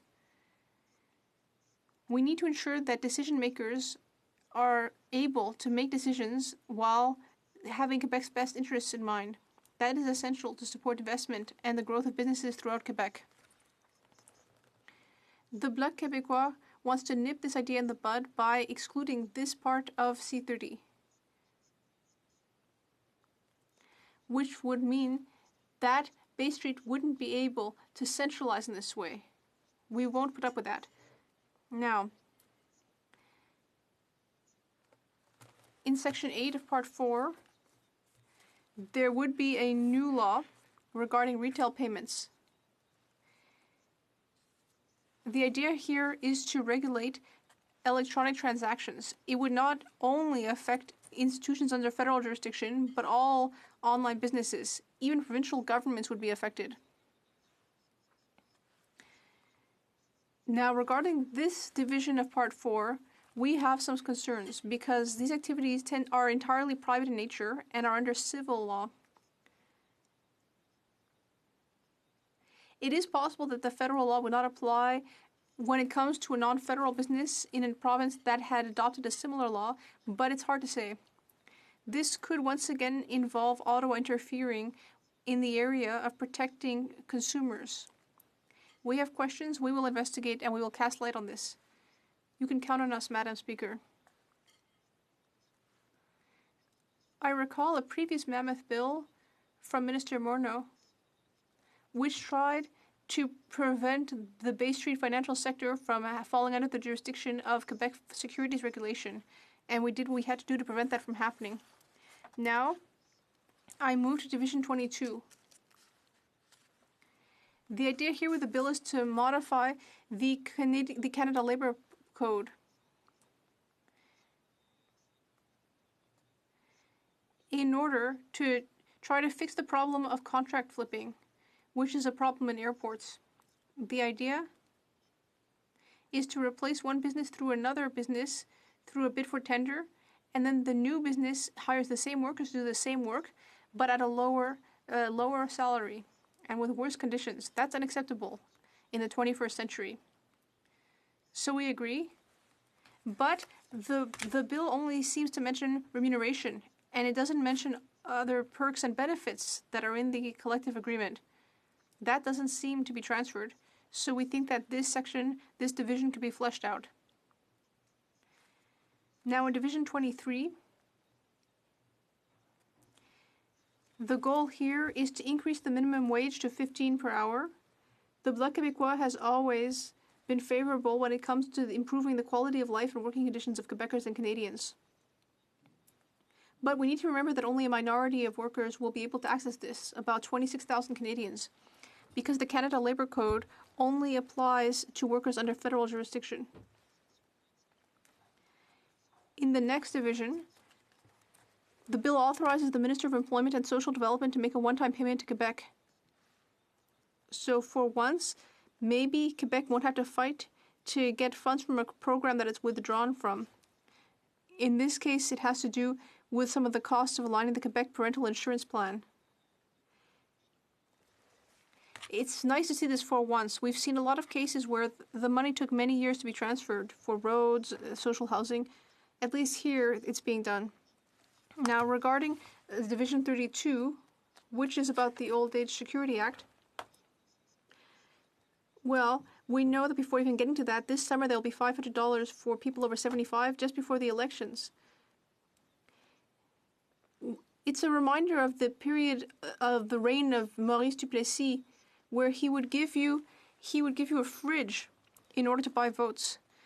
It reminds me of his tagline, where he said that heaven is blue and hell is red. Luckily, the Liberals can't plagiarize that saying.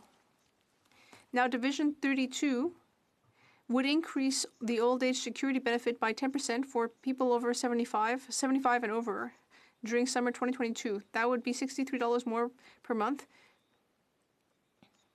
But the Bloc Québécois is asking for an increase of $110 per month, and that's for people 65 and over, which would enable Canada to be in the middle of the pack for the OECD. This reminds me of something that Gérald Filion, an economic analyst at Radio-Canada, said. He said there are two questions. First of all, why not start to increase old age security by 10% this year? And why do these measures only benefit people 75 and older? These are very legitimate questions. There are various groups, seniors groups in Quebec, that have also criticized this measure. So Gérald Filion mentioned some important points. He reminded us that in Canada, people suffer a major decrease in their income when they retire.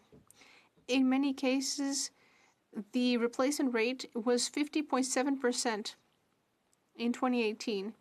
So people lose almost half their income when they retire.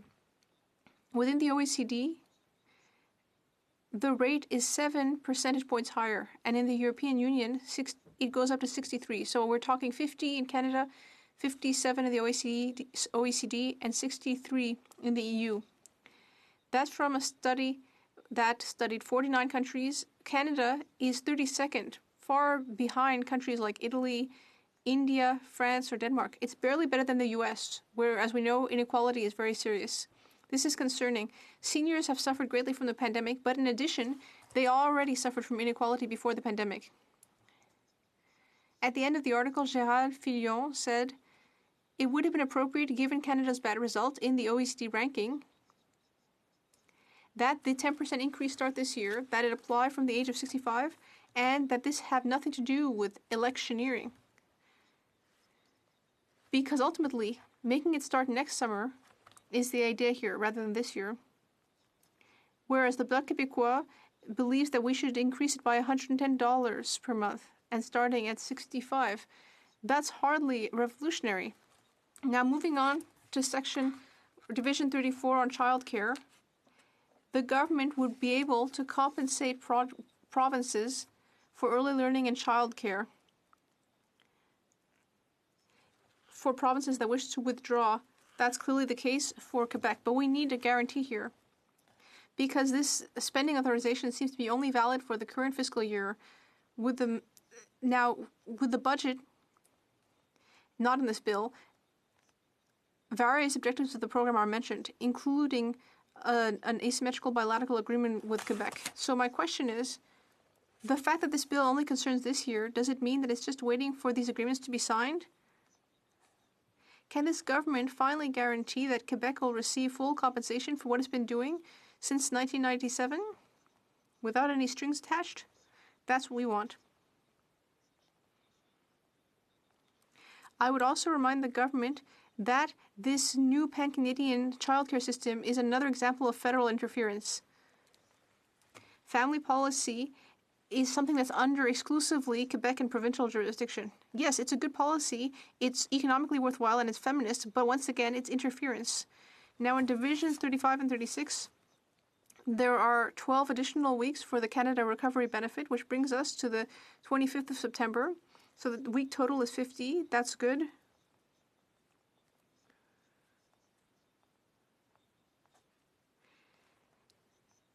And in addition, for the period starting on July 18th, the maximum would be $300, and the 8 subsequent weeks after the 4 first weeks, where the maximum would be $500.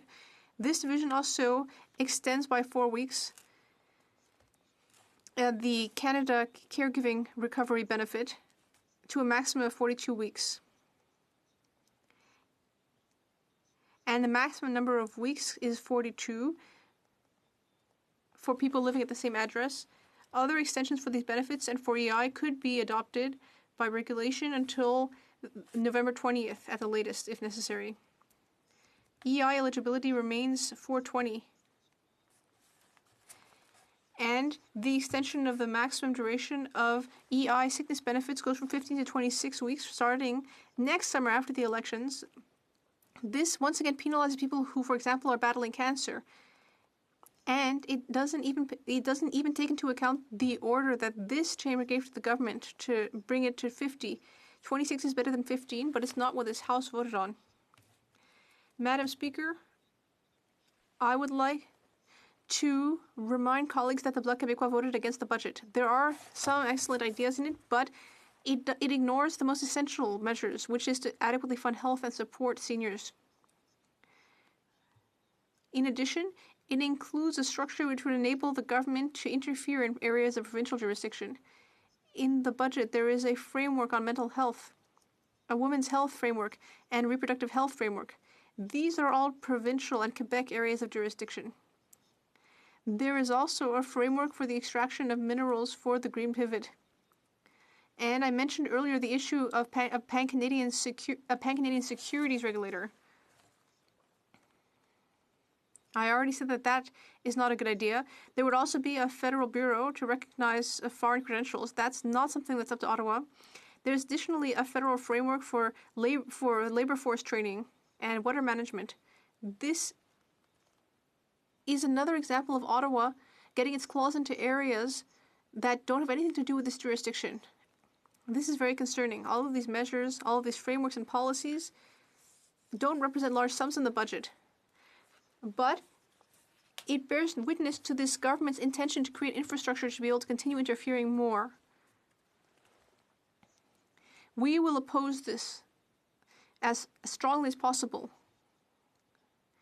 We need to avoid having the federal government interfere like this, because the federal government is using its spending power to try to interfere in all sorts of areas which don't have anything to do with it. We don't want a country which is entirely centralized, where everything happens in Ottawa. This government doesn't seem to care about provincial autonomy, and given the increase in health spending and the fact that Ottawa is not cooperating, provinces have no more leeway. If they want any help, they need to turn to Ottawa, and then Ottawa can tell them what to do. And that's a very concerning sequence of events. Now, I see that I have very little time left. Oh, no. Oh, I do? No, I don't. I only have 10 seconds. I thought you were saying 10 minutes, Madam Speaker. In any case, in this woolly mammoth bill, there are many excellent ideas, but many other ideas that are not so good. So we will vote for it at this stage and then try to improve it. Thank you. Questions and comments? The Honourable Parliamentary Secretary to the Deputy Prime Minister and the Minister of Finance. Thank you very much, Madam Speaker. I thank my honourable colleague for his remarks, and though I think I'd have to save an entire day to discuss some of the questions around jurisdiction, my question is really about the government's fiscal policy in terms of the macroeconomic approach, which I know that he has serious expertise in. We've heard at committee the Governor of the Bank of Canada describe the monetary policy to be at the effective lower bound of the interest rate that the bank can offer. The chief economist of the International Monetary Fund has suggested that for countries who have a central bank that has reached the effective lower bound of interest rates, public stimulus is in fact not just economically sound, but is the fiscally responsible thing to do. Without getting into the specifics of 100 different measures, which he may agree or disagree with, I'm curious from a macroeconomic policy point of view, whether he agrees that it is essential to support the economy and, more importantly, the people and businesses inside that economy by ensuring we extend enough supports to ensure they can be on a life raft through this pandemic so they can contribute to the recovery on the back end. The Honourable Member. They keep their comments, remarks to a minute. Yes, thank you, Madam Speaker. I want to acknowledge and thank the Parliamentary Secretary. I've worked with him a lot on the Finance Committee, and I think it's a very interesting question. Most economists recognize the fact that there was income support during the pandemic, and now they're trying to figure out, do we need a stimulus package or not? At the Bloc, and I personally, I do support stimulus if it's done judiciously.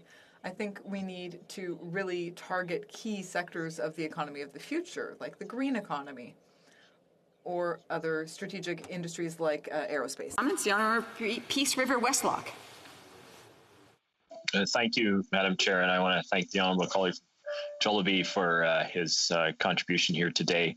I listened intently to his speech, particularly around the issues around the stock exchange and things like that. That was extremely interesting and something that I'm not as familiar with.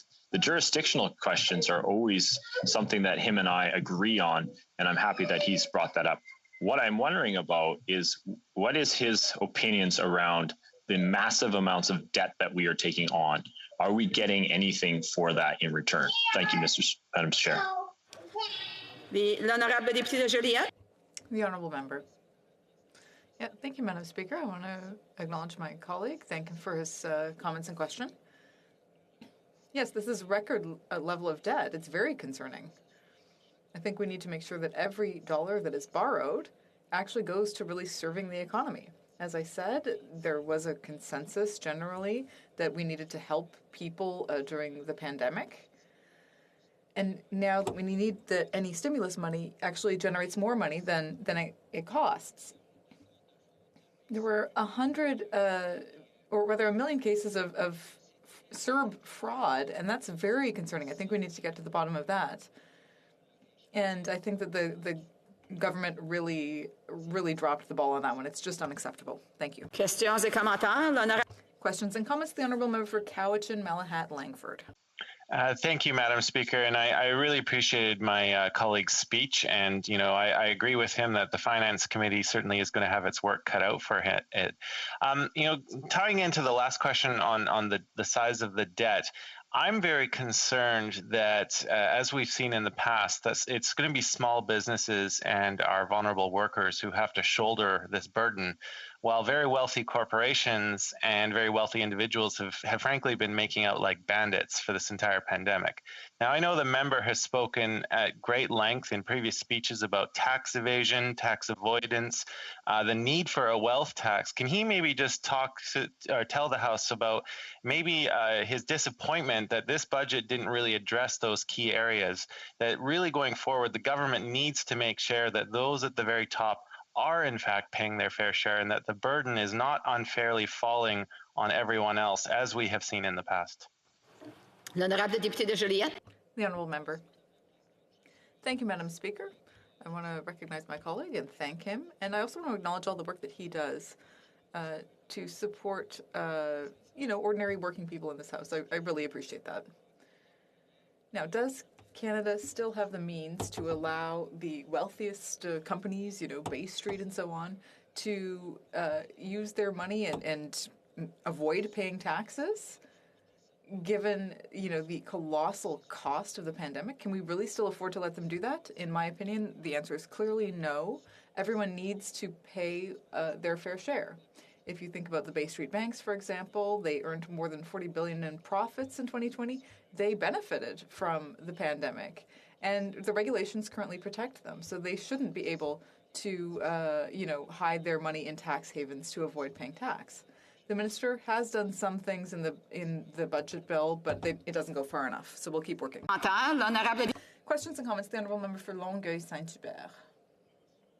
Thank you, Madam Speaker. I want to thank my colleague for his speech, a very erudite speech. I'm glad that he handles the finance.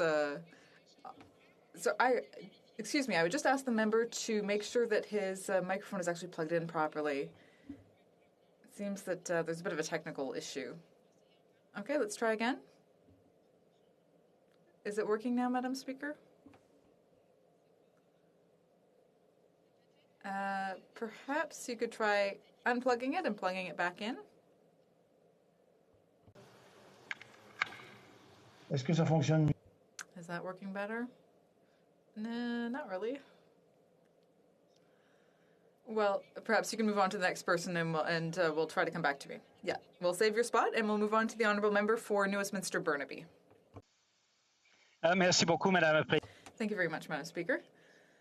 I really like my colleague. I've worked with him on the Finance Committee, and he mentioned, the issue of tax havens, the lack of a wealth tax that exists in other countries, and also the fact that we don't have a tax on pandemic profits. Even though billionaires got even wealthier, they earned $78 billion in profits during the pandemic.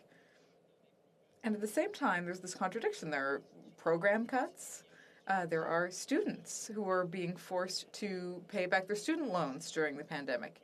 And then there are persons with disabilities who received absolutely nothing in the budget.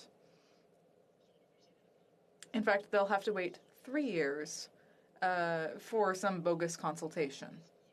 So I'd like to ask my colleague, does he see a contradiction between the fact that the ultra-rich pay nothing and, ordinary Canadians are really carrying the burden of this pandemic? The honourable member. Thank you, Madam Speaker. I also want to acknowledge my colleague. It's a real pleasure to work with him productively on the Finance Committee. He's raising very important questions here.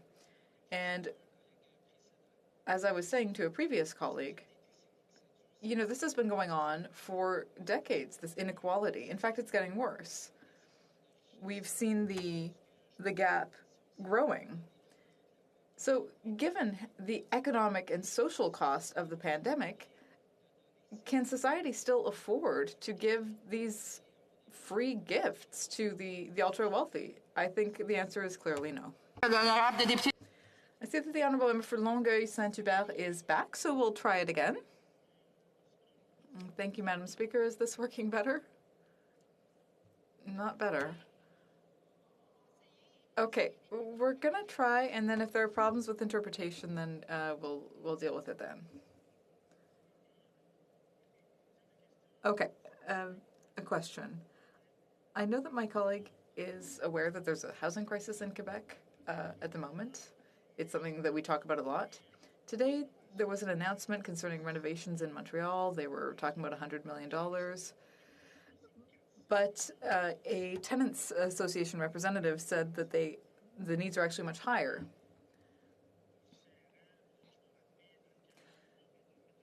The government has invested money in this in general, but the the FCM was asking for much more. They were asking for $7 billion.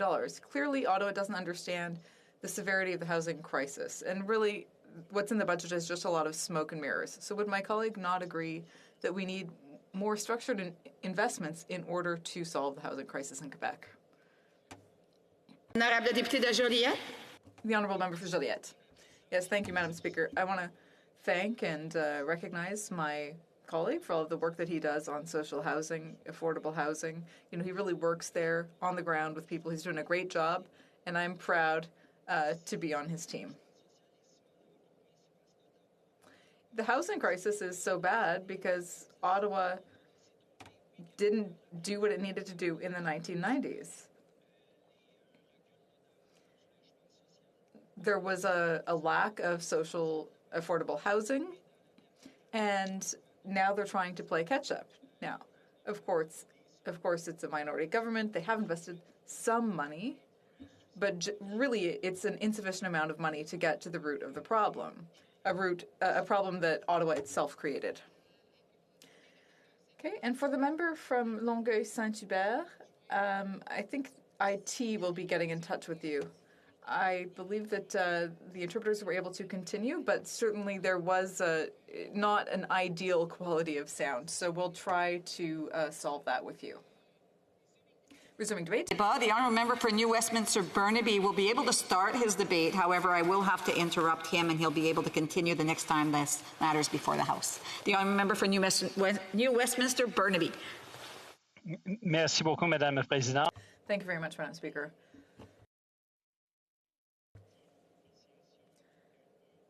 Now, I am on the traditional unceded territory of the Kakai and the Coast Salish people. Underscore today, sadly, Madam Speaker, as you know, every day in Parliament I wear the Moose Hide Square to commemorate the stolen sisters, missing and murdered Indigenous women and girls, and Two-Spirit people. Today is Red Dress Day, where we commemorate their lives. And we recommit to fight for accountability, dignity, and justice, to say that there will be one day no more stolen sisters. Madam Speaker, I only have a few minutes to start the debate today, but I would like to set the table in talking about a tale of two countries during this pandemic.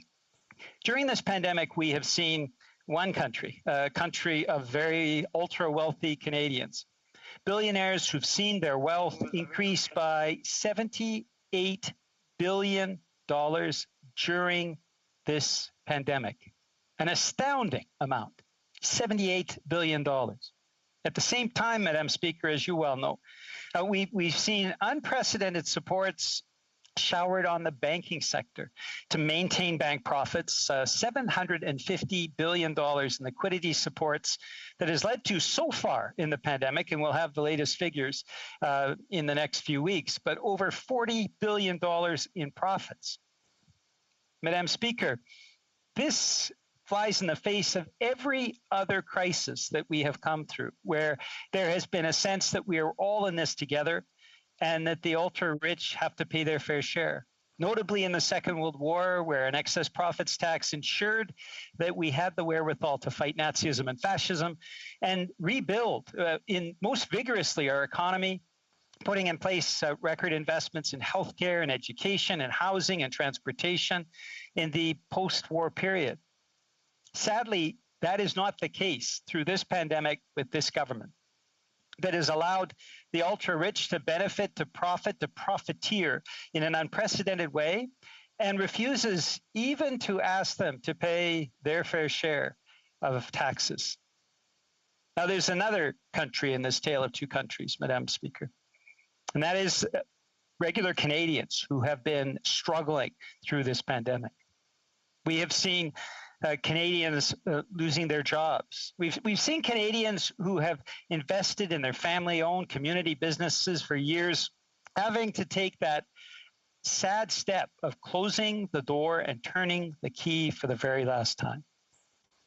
We've seen students struggling to pay for their student loan during the course of this pandemic, as if paying back Canada's student loans should be their priority rather than putting food on the table or keeping a roof over the head. And we've seen people with disabilities who have struggled and received through this entire pandemic, in some cases, about a third of cases with people with disabilities, they've received a $600 one-time stipend. Contrast that with the land of the billionaires and the banks, $750 billion in liquidity support, $78 billion in increased wealth, $42 billion in profits. So throughout this pandemic, we have seen our inequalities exacerbated. We have seen more and more that difference between the ultra wealthy and all the privilege that they get from this government and the struggles that regular Canadian families are having to go through. And I must shout out to our frontline workers, the healthcare workers, the emergency responders, all of whom have been struggling with all of the financial challenges of this pandemic, often with no supports at all, and at the same time are showing with great courage their ability to continue to fight and contribute, fight for people's lives and support Canadians in the healthcare system as first responders or as frontline workers. This is the contrast between... Unfortunately. And I will speak more to it tomorrow. Perfect. I really like that. The honourable member will have 15 minutes and 10 seconds left to raise this matter before the House the next time that this bill is brought forward. Oh, just a second. I think you'll hear me better if I do this. It being 5:55, the House will now proceed to the consideration of private members' business as listed on today's order paper.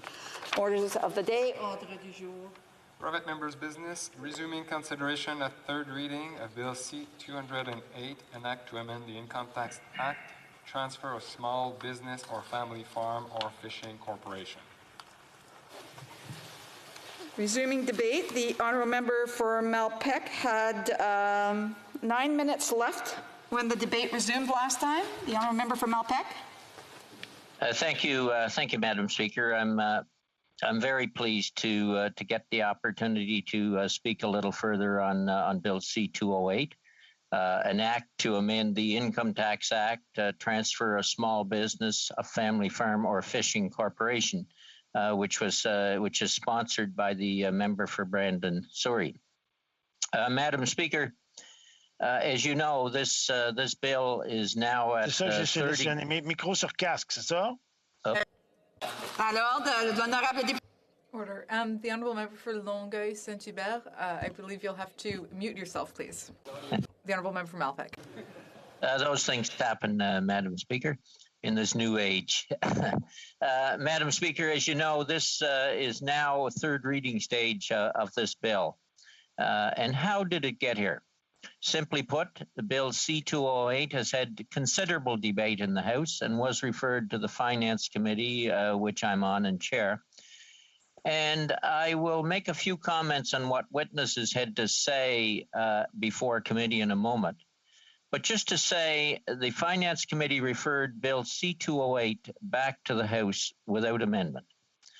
The bill has had a long history and crisscrosses the political landscape. It was first introduced by the current Member of Parliament for Bourassa, a Liberal, 2 parliaments ago.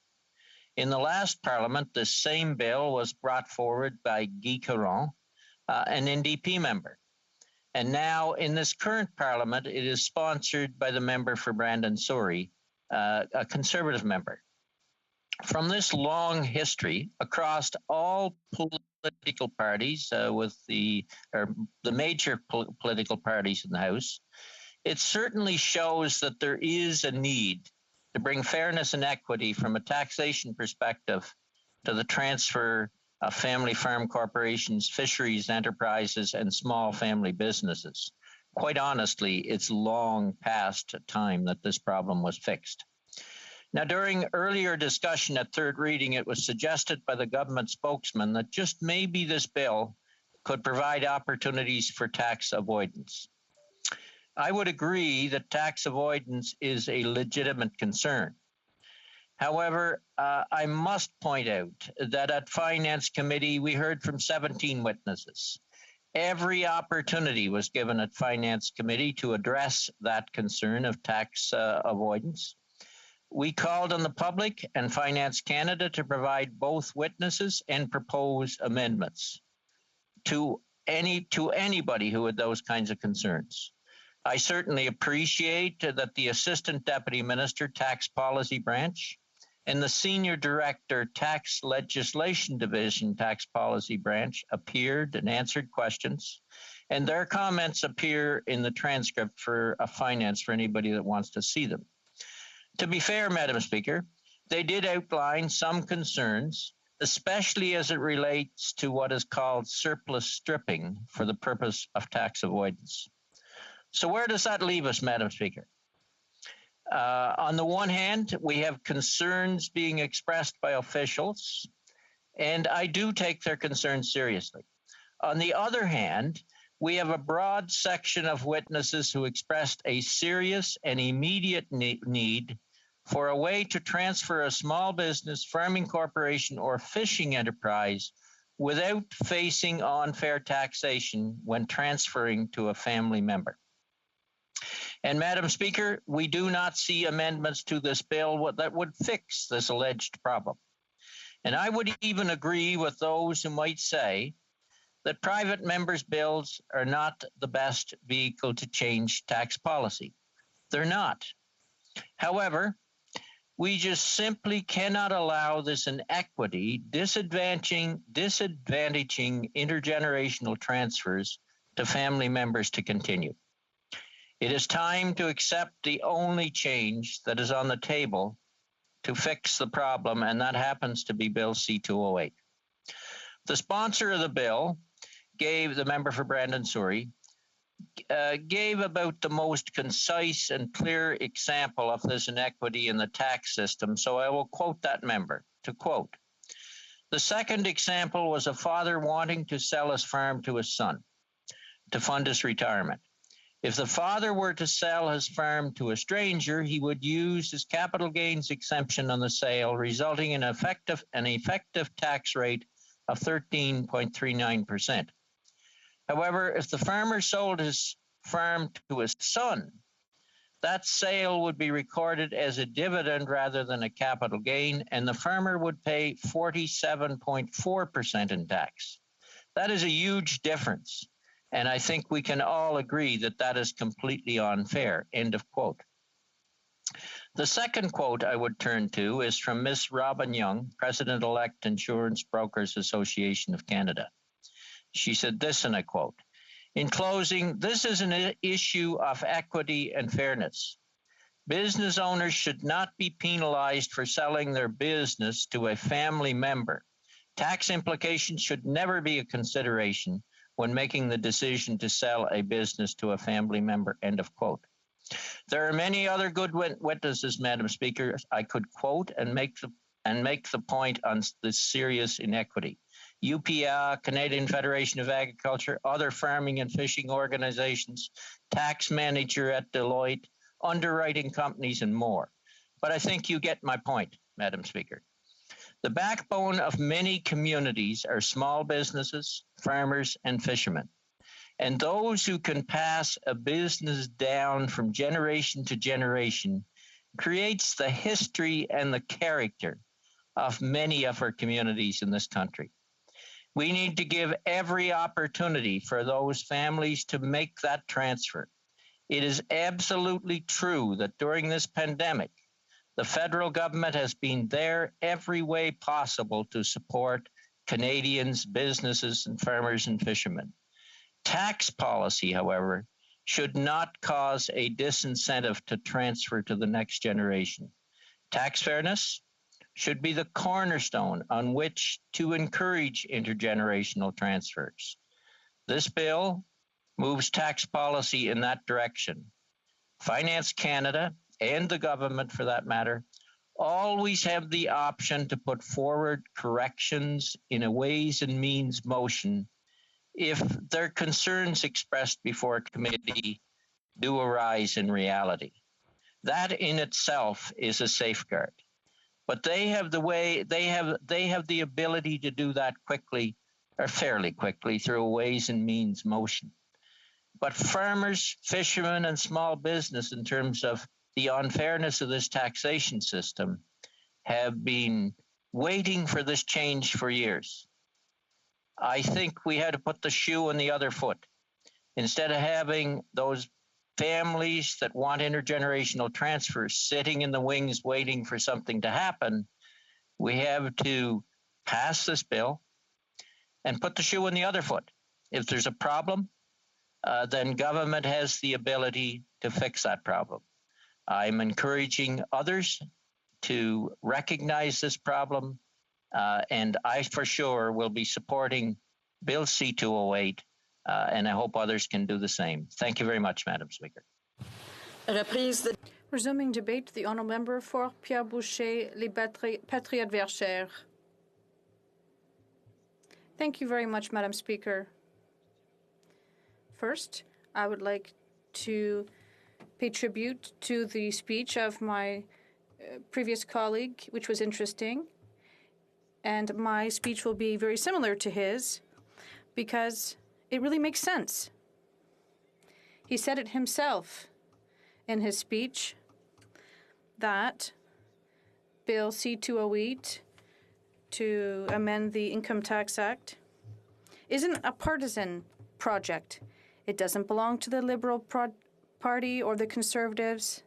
It doesn't belong to the NDP or the Bloc.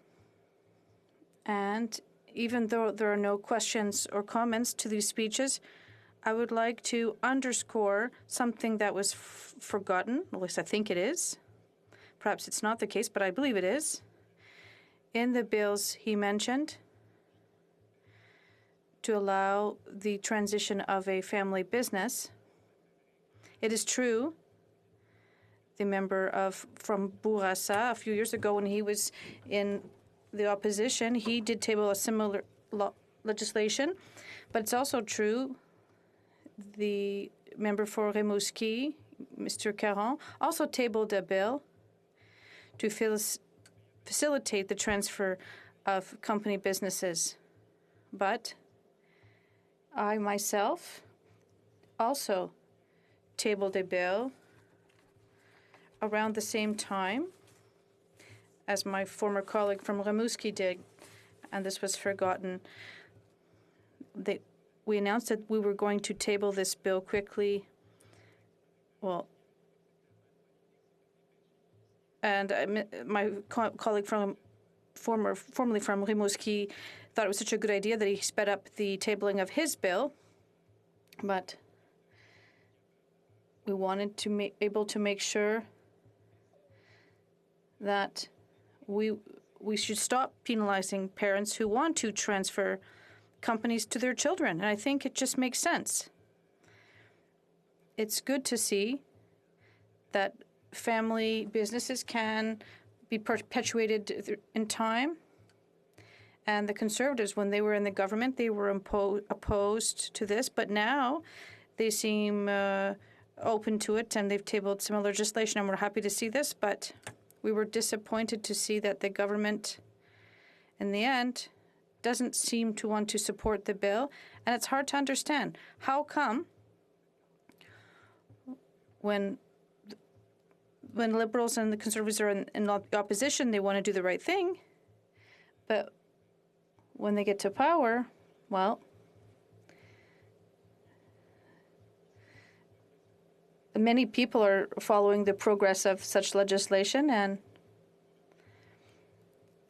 when we were able to debate this legislation, I right away warned certain companies in my riding, places where I did my studies. Some younger people wanted to take over their families' businesses, and I told them that when other bills were tabled, well, they didn't get through, but perhaps this time it will. And after those many bills were tabled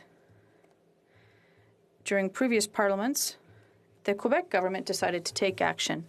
They changed the tax legislation to allow the transfer of family businesses, but the federal government seems to be stuck in the mud.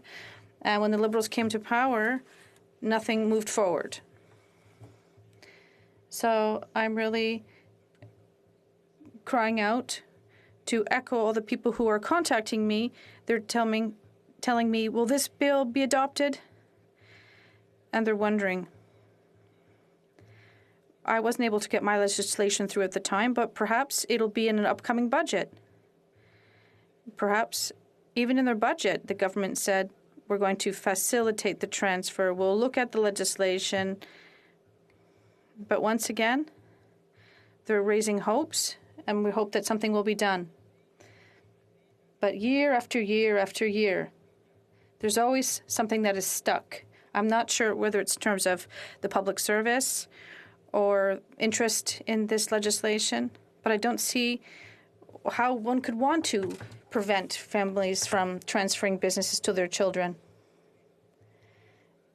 There are it's hard to transfer companies. When children do want to do this, though, why should we prevent them from doing so? They shouldn't be financially penalized.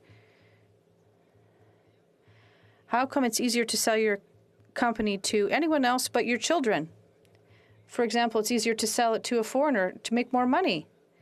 Even though there are many parents, all parents, want to do what's best for their children.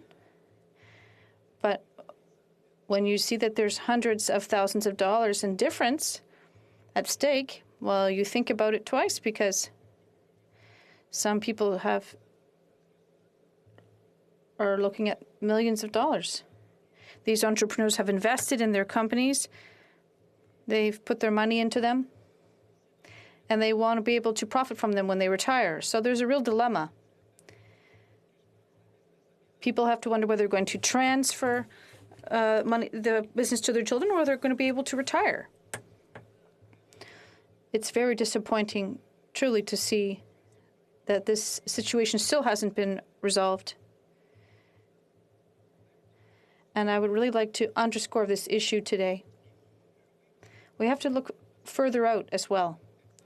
If we don't find anyone in the future to take over these companies, what happens? We're going to look around, and when we do seek people, we find companies often that are already established. We'll sell these companies to larger companies, and that's when we'll have issues, particularly when it comes to family farms or small businesses. These small farms will disappear, and then we'll have only big farms. Why should not we allow small companies to prosper as well, with people who are in charge of their own employment, who want to become their own bosses? I think it's nice to see that. But legislation is hampering this process. For example, people say, well, if we allow these farms to disappear because there's no future generations taking over, we know it's hard to start up a company or a farm. And if we want to allow this transfer to happen, and we want to avoid just seeing mega farms or mega companies that take over with shareholders we don't know where, and managers that don't really have their heart into this business, we have to show some flexibility if we don't want to see this. Madam Speaker, I have done my studies in accounting, and this was a frustration that I shared with many entrepreneurs and also with other accountants and students and professors. They said the government doesn't want to listen or understand. When I was at university back in the beginning of the year 2000, my professors didn't understand why things were bogged down federally. They were shocked to see that the law considered what was a capital gain as a dividend. So you'd pay twice as much tax if you transferred this to your family. It really hurt people financially. And whether you want to do so or not, it does have an impact on the decision you make in terms of the sale. And there are all these young people who want to take over their family farms. Well, it wasn't possible. So I say I don't have much time left. I don't want you to interrupt me, so perhaps I will really speak to the government from my heart and express what entrepreneurs, the business community, and other members of this House and the Finance Committee are asking the government to do the right thing and to support this legislation. Thank you. Resuming debate, the honourable member for Cowichan Malahat Langford. Thank you so much, Madam Speaker. It's indeed a great honor to be standing virtually in the House and speaking to Bill C-208. And I'd like to thank the member for Brandon Souris for being the sponsor of this bill, the latest in a fairly long line of MPs who have been trying to achieve this legislative proposal. I was present in the previous Parliament, the 42nd Parliament, when my former colleague Guy Caron brought in Bill C-274. And I remember his passionate speech in the House of Commons during second reading when he was really trying to illustrate the reasons why that legislation was so important. And it was great to witness that speech, but of course, ultimately, very disappointing to see the vote result when the Liberal government at the time used its majority to prevent the bill from going any further. I'm glad to see this time has been different by virtue of the fact that we're in a minority parliament situation and the opposition used its combined numbers to send this bill to committee, to the Standing Committee on Finance, where it had a good airing. We got to hear from many witnesses, and ultimately that committee decided to send the bill back to us for our final consideration. And it is my sincere hope that this bill will be sent off to the other place and that hopefully in the near future we can look forward to royal assent. You know, I can remember in the days when C-274 was being considered in the previous Parliament, I had a meeting with a local Chamber of Commerce, the Port Renfrew Chamber of Commerce. And I remember when I made, I was given a 10-minute speaking spot during their AGM. And I remember when I talked about Bill C-274 at that time, about what we were hoping to do, and just the unanimous positive feedback that I got from members of that chamber. Now, for those of you who don't know, Port Renfrew is on the southwest coast of Vancouver Island, and many people there, of course, depend on fishing for their livelihoods. They are either commercial fishermen or they are in sport fishing. And so they have those small fishing corporations. And so, you know, for them to see the ability put forward before them, for them to be able to transfer to a family member, that really meant a lot. And it was just such overwhelming and positive feedback. I mean, I ultimately did have to give them the bad news, but here we are with a real opportunity to try and bring about some positive change. The riding I represent, Cowichan Malahat Langford, I mean, this bill is pretty much tailor-made for the types of small business that exist in Cowichan Malahat Langford. And Madam Speaker, I want to take this opportunity to, like so many members before me, acknowledge the pain and suffering that small businesses have gone through over the last year. And I think it's incumbent upon us not only to have those support programs to help them through the pandemic, but also to bring about long-term systemic change to important statutes like the Income Tax Act so that we can make their business operations and their succession planning that much easier. My riding is dominated by farming as well. Here in the Cowichan Valley, we have a beautiful climate. It's I think Canada's only Mediterranean style climate. And we have a very long and storied agricultural history in my region. We have family farms here that are generational. You know, some are on the 5th generation of farming the same plot of land. And if we can bring about legislative change that allows that succession to be easier, to give them peace of mind, I think we're doing a good thing. I also want to give a shout out to the 5 chambers of commerce in my riding: the Chemainus Chamber of Commerce, Lake Cowichan, the Duncan Cowichan, Port Renfrew, and West Shore. They have all been incredible advocates for their members. I've been staying in touch with them quite consistently over the last year, and their feedback during this pandemic has been invaluable in helping me as a member advocate on their behalf in Ottawa to make sure that the federal government's policies and programs are in fact reflecting their needs. So, when we look at the state of family farms, and I think I might concentrate mostly on family farms given the nature of my riding, but also the fact that I am the NDP's critic for agriculture and agri-food. Family farms, we're looking at $50 billion in farm assets that are set to change hands over the next 10 years. And the most recent history is that we have actually seen roughly 8,000 family farms disappear over the last decade. The National Farmers Union has done an incredible report on the status of Canada's farms. They've got a great report called Tackling the Farm Crisis and the Climate Crisis, and it's really looking at not only agriculture in the context of climate change, but also the financial footing that many farms are on and how shaky that ground is.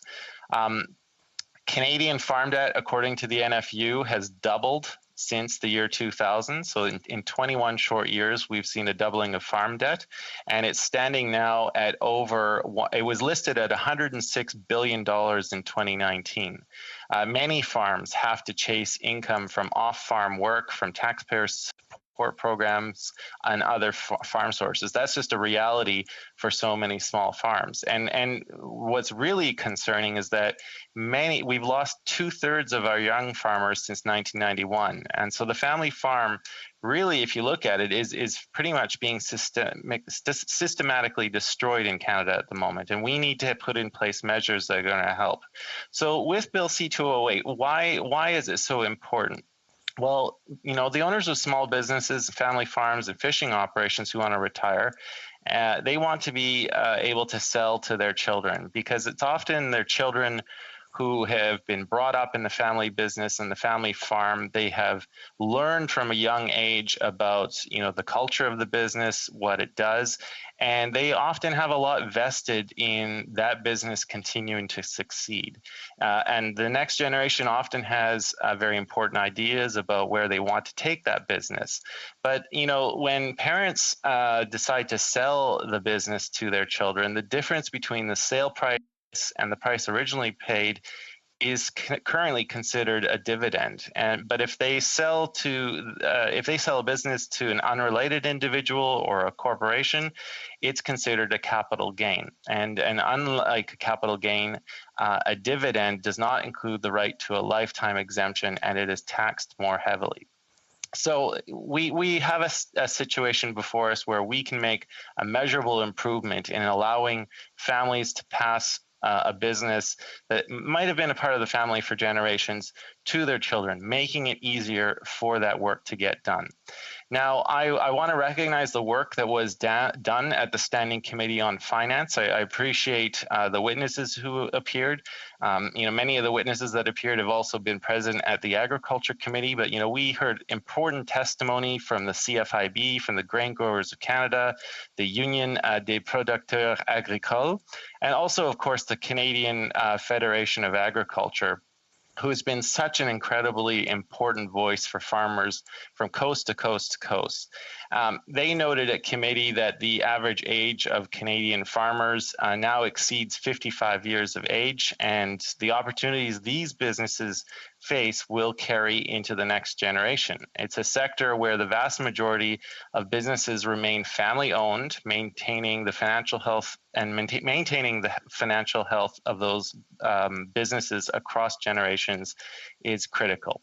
The CFA very clearly at committee said that they supported this bill, Bill C-208, because it ensures that the real family farm transfers can access the same capital gains treatment as businesses selling to an unrelated party.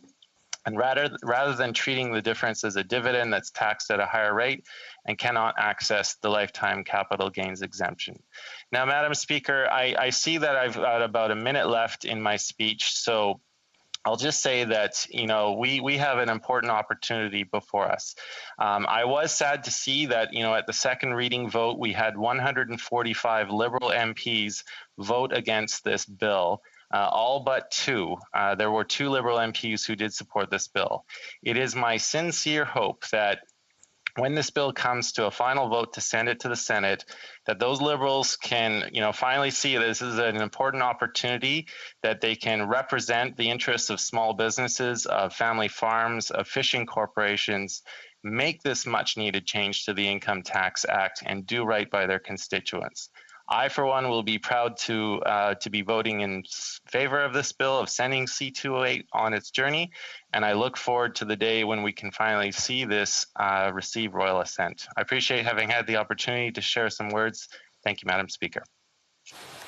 Resuming debate, the honourable member for Provencher. Thank you, Madam Speaker. What a privilege it is and an honour to speak to Bill C-208. Not often in this House do we find a private member's bill that has cross all party support, and this is one of those unique situations that we find ourselves in. For many small business owners, business succession is an important factor to consider when planning for the future. This is no surprise when you think about it. When you spend so much of your time and energy, pour hour after hour into running your operation, it matters to you what happens to the fruit of your labor when it's time for you to retire or to move on. But surveys tell us that only about half of small businesses have a succession plan. I suspect naturally that's because they're caught up in the day-to-day running of their businesses. However, whether thinking about succession early on or confronting succession decisions near the time of transition, somewhere along the line, these entrepreneurs face a frustrating reality. It is more expensive to sell an incorporated small business or family farm or a fishing enterprise to a family member than to a stranger. Well, what's behind this? When a business is sold to a family member, it's considered to be a dividend. When sold to a stranger, it's considered a capital gain, and it's eligible for capital gains exemption. At its simplest form, when selling to a family member, the tax rate is higher for the seller than when selling to a stranger. The tax rate is significantly lower. This isn't right, and it isn't fair. About half of small business owners are hoping to sell or transfer their operation to a family member when it's time for them to move on. If you've ever spent even just a little time around a family-run business, the why becomes incredibly clear. Sometimes the kids are raised in the business. They learn the ropes at a young age. They come to know the ins and the outs of the business better than anyone. They put in the time, they know the customers, they're established figures in their communities, and so when the time comes for succession, they're an obvious option for so many reasons. And this is where Bill C-208 comes in. It seeks to achieve tax fairness for business succession by amending the Income Tax Act to level the playing field. It would allow small business owners the same tax rate when selling their operation to a family member as when selling to a third party. It would correct the injustice within the Act that unfairly punishes individuals when they sell their qualifying small business, farm, or fishing operation to their own family.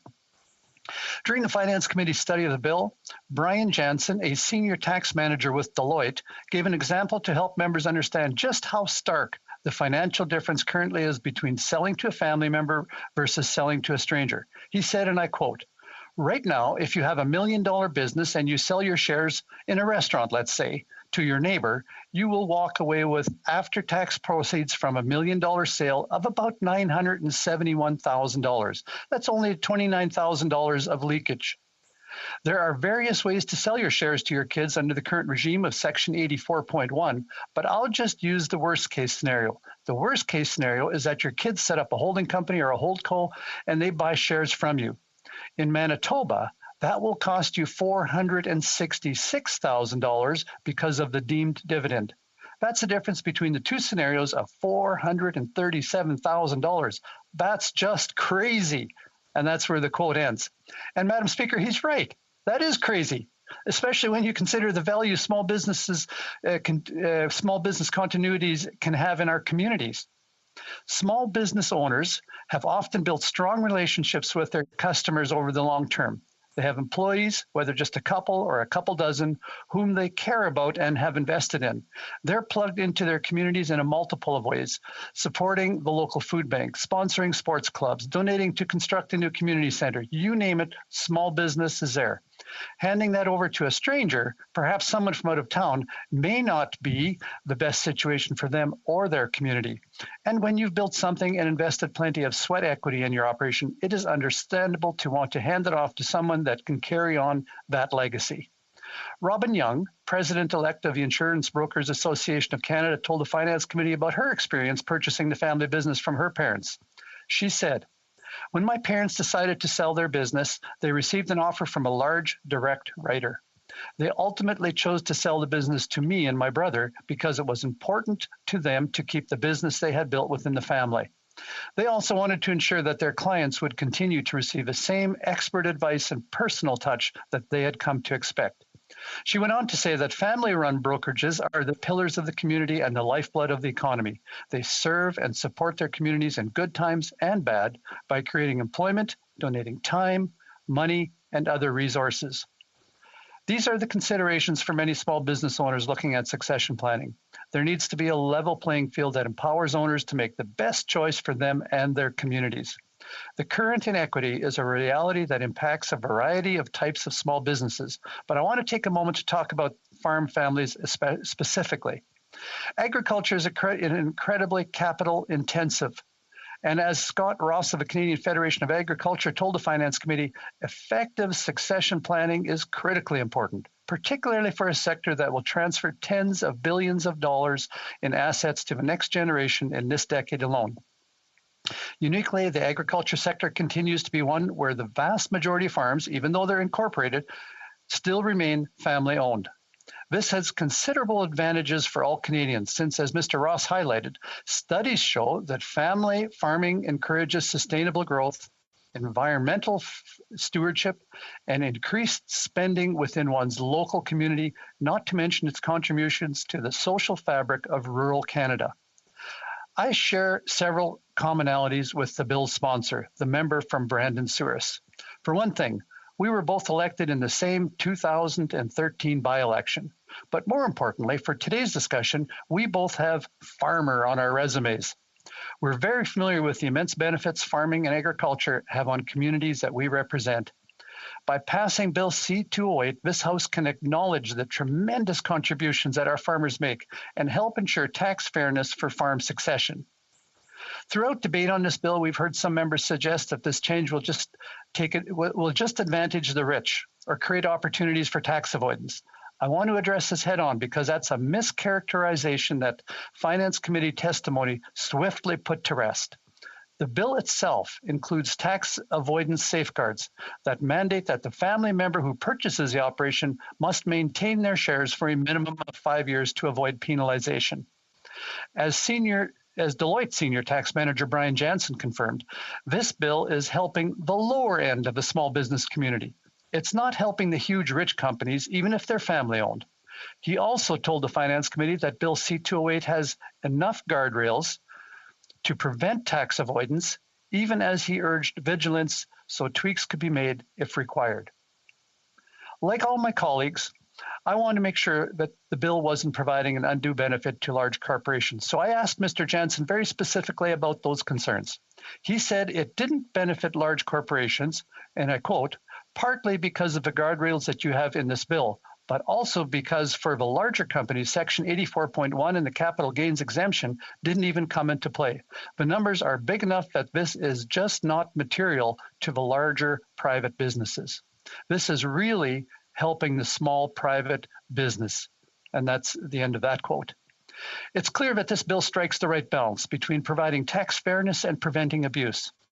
I encourage any members who feel differently to review the testimony before the Finance Committee, where you'll see experts addressing these concerns and urging the bill's swift passage. There were 145 Liberal members who voted against this common sense bill at second reading. Meanwhile, members of all the opposition parties supported it, and so did 2 Liberal MPs. I sincerely appreciate the 2 Liberal members who voted in favor of this bill, recognizing the positive impact that it will have on their constituents. I hope that the testimony we've heard since that time will help Liberal MPs to better understand why they ought to lend their support to Bill C-208. Their constituents deserve tax fairness. I want to wrap up with a thank you to the member for Brandon Souris for introducing this pertinent legislation. His efforts are going to make a real difference in the lives of many small business owners and farm families. We've seen iterations of this bill brought forward by multiple parties over the years. This goes to show that there is cross-partisan support for this bill. It's time to get it over the finish line. I invite all my colleagues to support small business. Vote in favor of Bill C-208. Let's get it passed. Let's get it to the Senate, and hopefully they will deal with it as expeditiously as this House has. Madam Speaker, thank you for the opportunity to speak to this bill.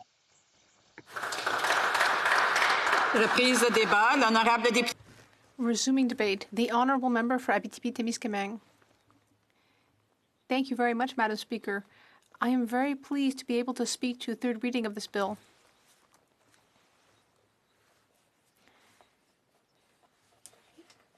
The an agricultural group in my riding has supported to C-208. And my role is to help get this bill passed during the debate at third reading. The goal here is to amend the transfer of a small business or family farm. The goal here is that when someone sells their small business corporation to a family member,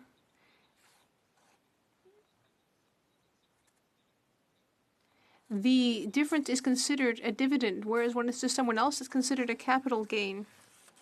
So this change would make it possible for the sale to be considered the same when the sale is made to a member of the family as opposed to a third party. And given that there are more and more incorporated farms and family fishing corporations in our region, well, that's why the agricultural union in my riding that I mentioned supports this bill. I was lucky enough to participate in this debate in November. Remarkably enough, I mentioned that it's now more advantageous for someone to sell their business to a third party than to a member of their own family. The Bloc Québécois supports this bill, C-208. We believe that we need to facilitate the transfer of a family business, especially in the area of farming or fishing. I would also like to congratulate my colleague for Pierre Boucher-Patriote Verchères, who has done a great deal of work on this file and had already tabled a bill on a similar topic. The Bloc Québécois has been asking for this change to be made for more than 15 years. For the Bloc Québécois and for me, this is important for the future of our small businesses, especially for family farms in the region of Abitibi-Témiscamingue. And fairly soon, we will be able to talk about this bill as something that has been accomplished and that is having positive effects. Because currently, transferring a business to a family member is treated as a dividend and not as capital gains. Which means that when you sell to a family member, you don't benefit from the same tax advantages as when you sell to a third party. Why would the Liberal Party vote against this bill? They've mentioned tax fraud or tax evasion.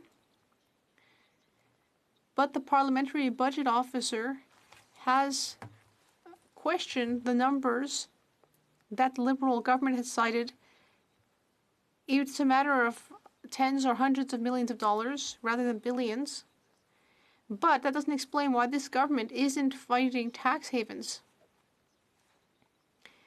Now, a friend of mine who was involved in the agricultural union, Simon Leblond, said that when it comes to transferring a farm to a family member, it's important to continue to be able to do this in order to ensure that the sector remains dynamic and in order to help people discover agriculture if they've been disconnected from it. The challenges are significant, Madam Speaker. In Abitibi-Témiscamingue, like elsewhere, there's been a financialization of agricultural lands. Increasingly, there are various methods in farming and the industrialization of farming that can make it difficult. So we need to ensure to create favorable conditions for young agricultural producers in Quebec. The more young people continue farming, the better. Things have changed, but unfortunately, things have changed for the worse for many family farms. But I hope that we can turn this around and that more and more people will get involved.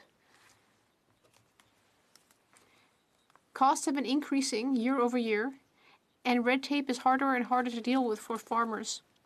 It's very hard for these farmers to access the resources they need. We need to make sure that it is not more advantageous to sell to a stranger than to a member of your own family.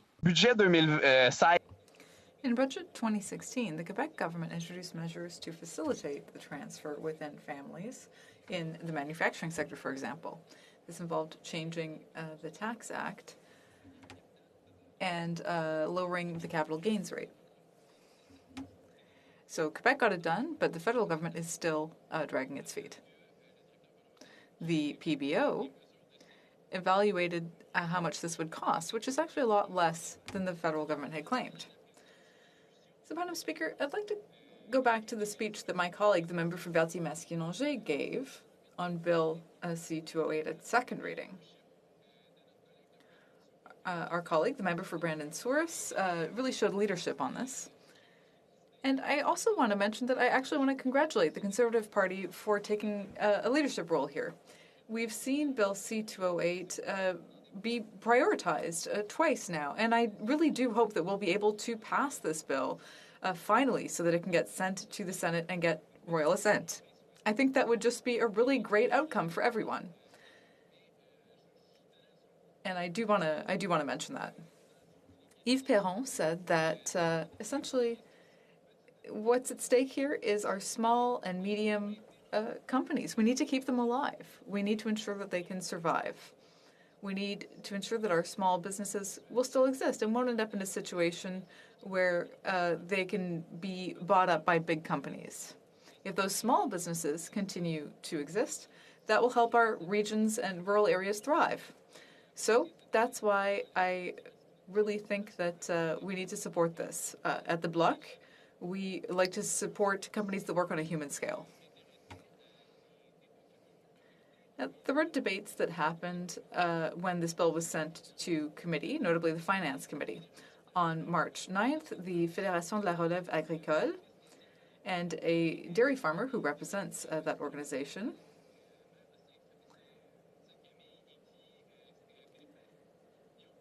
mentioned that Bill C-208 is important because it would facilitate the transfer of farms within families and would solve a number of equity problems. It would also promote a strong agricultural sector. So this is an organization whose mission is to improve the transfer of farms, and I think their position is very clear. The objective was also to raise awareness among young people that, they can have farms. They mentioned that farms that are transferred within families are 6 times more likely to survive and thrive. And most Quebecers want to see farms kept within the family. And our tax system should support the next generation of farmers, regardless of how they acquire the farm. So this is also Marcel Groslo from the UPA who promoted that position. There's also the pride of having a successful transfer. And Marcel Groslo in the same meeting had mentioned that 98% of farms in the country are family-owned farms. This leads to sustainable development, sound economic management, and investment in local economies. According to a study led by the Economic Development Bank of Canada, a majority of farms would be sold in the next few years as farmers start to retire. So this is an urgent situation. And Article 84.1 is something that we need to consider. there hasn't been any change given the demographic evolution. Danielle Kelly, representative from the Independent Farms Association, also appeared before the committee and expressed a very welcoming position toward the bill. He said that 17% of companies are currently considering shutting their doors, but Bill C-208 would allow for these transfers to happen, and it would really solve this problem. Madam Speaker, I would conclude with two things that I mentioned earlier. Marcel Groslo, as I said, provided some data. He's seen more and more transfers being done by investors rather than farmers themselves. And they often end up renting out land before moving on to other things. Of course, we know the devil is in the details, and we need to make sure that we can meet the needs of farmers. Resuming debate, the honourable member for Dauphin Swan River, Nipawin, has about 6 minutes for the debate before I go to the sponsor for his last 5 minutes on this here, for his right of reply. The honourable member for Dauphin Swan River, Nipawin. Nipawin, yes. Thank you, Madam Speaker. Madam Speaker, I rise today to speak on a very important bill that will positively impact countless farmers and small business owners across Canada if passed. Before I begin, I want to sincerely thank my colleague, the member from Brandon-Souris, for introducing this bill to Parliament and making so much progress on this issue. I'm fortunate to work with my Manitoba colleague, who gained my profound respect for representing his constituents in an exceptional manner throughout his tenure as a Member of Parliament. Bill C-208, an act to amend the Income Tax Act, will provide tax fairness for farmers and small business owners across our nation. This may surprise most Canadians, but selling a farm or a small business to an unknown third party receives better tax treatment than selling that same business to a family member. The current structure of the Income Tax Act penalizes farm and small business owners from transferring their operations to a member of their own family. This discrepancy in tax treatment can result in hundreds of thousands of dollars in more taxes if sold to family as opposed to a stranger. For example, imagine a couple who has owned a local auto repair shop in Manitoba for decades and are ready to retire. They have worked hard to support their family and community, and their business is now worth $1 million. The couple is approached by a multinational auto repair company that has no roots in the community but wants to buy their business. If they were to sell their business to this unknown third party, they would incur $29,000 in taxes. Their son is also interested in buying the local business as he looks to raise a family and make a living in the community he grew up in. However, if their son were to purchase the same company at the same price, his parents could pay up to $466,000 in taxes. You heard me right, Madam Speaker. A tax difference of $437,000. So now the couple who owns the auto repair shop must make a decision. Do they sell to the multinational company and maximize their retirement fund? Or do they sell to their son and keep the business in the family? I ask this House, why should a small business owner be placed in a position to choose between sacrificing their retirement fund or sacrificing the word family in their family business? The answer is obvious. They shouldn't. However, thousands of business owners spend their entire careers operating their businesses with the expectation of passing it to their children. They don't realize the staggering tax difference they will be indebted by until they part ways with their business. This puts retirement and business plans at risk. Madam Speaker, the constituency of Dauphin Swan River Nipawin is built on the foundation of small business and agriculture. These sectors are the lifeblood to the vibrant rural communities of our region. I was raised and spent my entire life in rural Manitoba. I understand how these businesses support our communities and the families within. Last year, I spent a week touring rural Manitoba to meet specifically with small businesses to hear their priorities and concerns. One of the most prominent things I heard was the concern of what the future looks like and rural populations are aging and younger generations move to urban centers. Many rural communities rely on single business to provide a good or service. I think of the number 5 store in the rural town of Riding Mountain, located between the community of Neepawa and St. Rose. This family-run business is the only supplier of essential goods and services to the Riding Mountain community. Locals rely on the number 5 store for their everyday essentials like groceries and mail. Small businesses like these provide families with goods and services needed to successfully make a living in rural community. If businesses like these close their doors, communities suffer. Large multinational companies will never replace the locally owned family businesses that are the engine of rural Canada. Family-owned small businesses are what give rural communities their identity. I believe we must support them in transferring their business to future generations so they can endure. Without small businesses, rural Canada evaporates. Madam Speaker, agriculture is another pillar to our country and to the region I represent. Family farms contribute immensely to the social and cultural fabric of rural Canada. However, by 2025, 1 in 4 farmers will be 65 or older, and over 110,000 farmers are expected to retire within the coming decade. This means that thousands of farmers will be transferring their farm operations as they retire. Madam Speaker, I should remind the members of this House that farmers are the people who have strong connection to the land. They care deeply about keeping their farm in the family in hopes of watching their children take the same care of the land in the manner that they did. This is something to be said. There is something to be said about the family farm. The family farm is not just a business. It's not just an operation. It's generational and sentimental. It's a way of life for hundreds of thousands of Canadians and their families. I believe that the family farm is an ideal, and I believe that it's an ideal worth preserving. But it's clear, agriculture is approaching a demographic revolution, and as parliamentarians, it is our duty to support such a massive transition to ensure the future prosperity of Canadian agriculture. Now, 1 minute, eh? Unfortunately, under the current tax regime, farmers are unable to transfer their family farm to the family without experiencing tax treatment. I'll go flash forward. As parliamentarians, we need to work towards creating a more sustainable rural Canada through job creation and economic prosperity.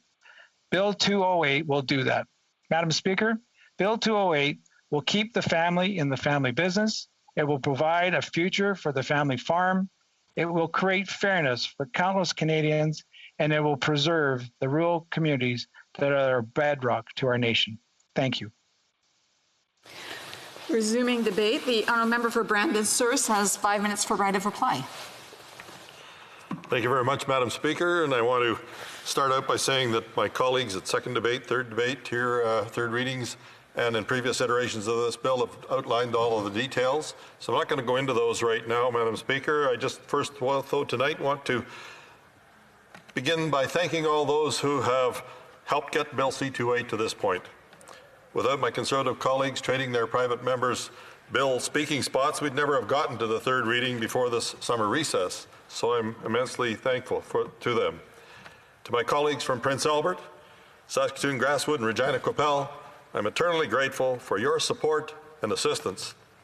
And for that support, I just want you to know that we are on the cusp of passing this legislation and sending it to the Senate. I've spoken to numerous MPs over the past year about the importance of correcting this massive injustice within the Income Tax Act. The purpose of this bill is straightforward.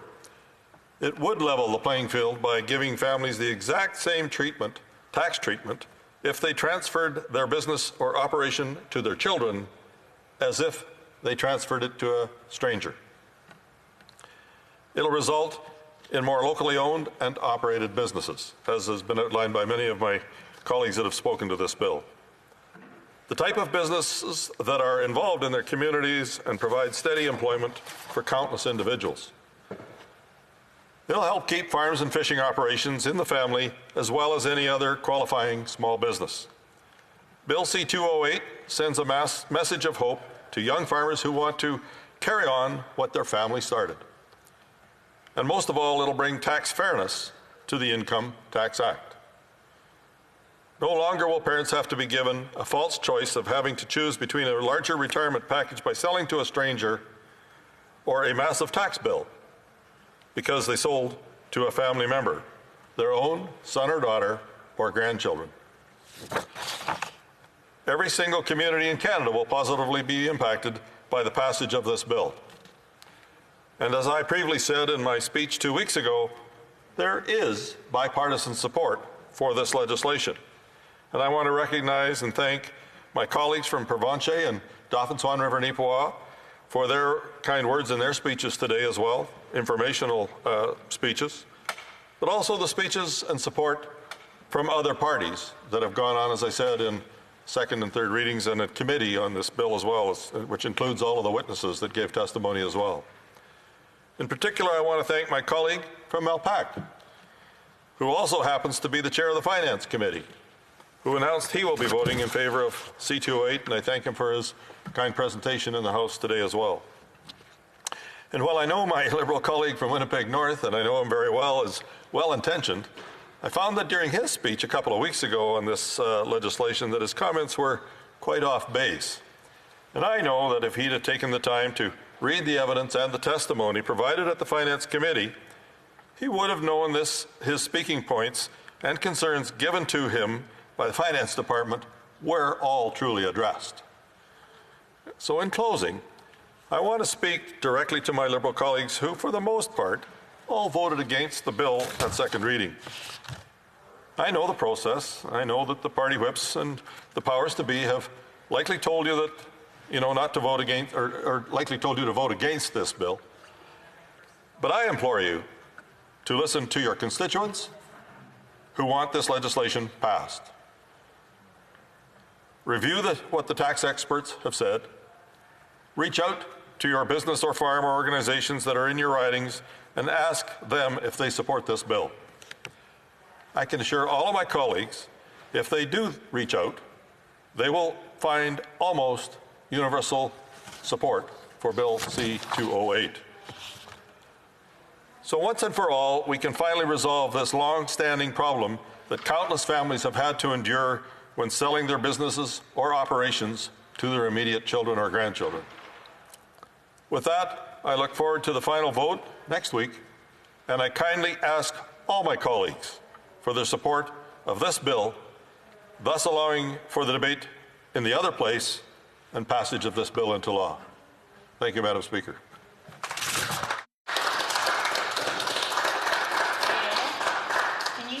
I would just ask the honourable member for Edmonton Strathcona to make sure that she has her mic off.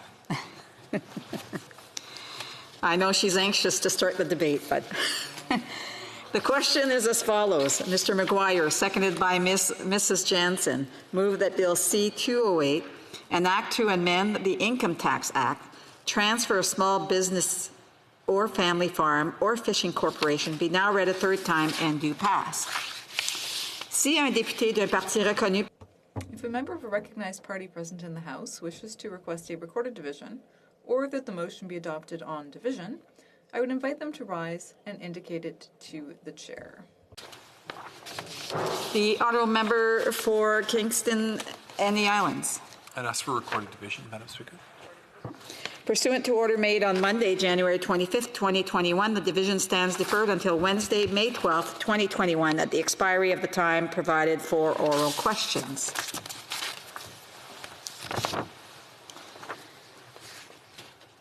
La Chambre procédera maintenant.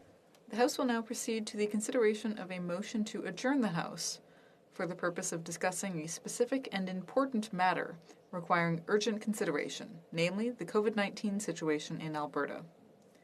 The motion is as follows. Ms. McPherson, seconded by Ms. Matheson, moves that this House do now adjourn. Debate. The honourable member for Edmonton Strathcona. Thank you, Madam Speaker, and I want to thank the Speaker for allowing us to have this debate today. It's an extremely important debate, and I am grateful to have the opportunity to stand and represent my constituents and represent all people in Alberta and across Canada who are deeply concerned about what is happening in my province. We're here tonight because my province is in crisis, and that crisis is threatening all of Canada. Once again, Alberta has reported nearly 2,000 new cases of COVID-19 today.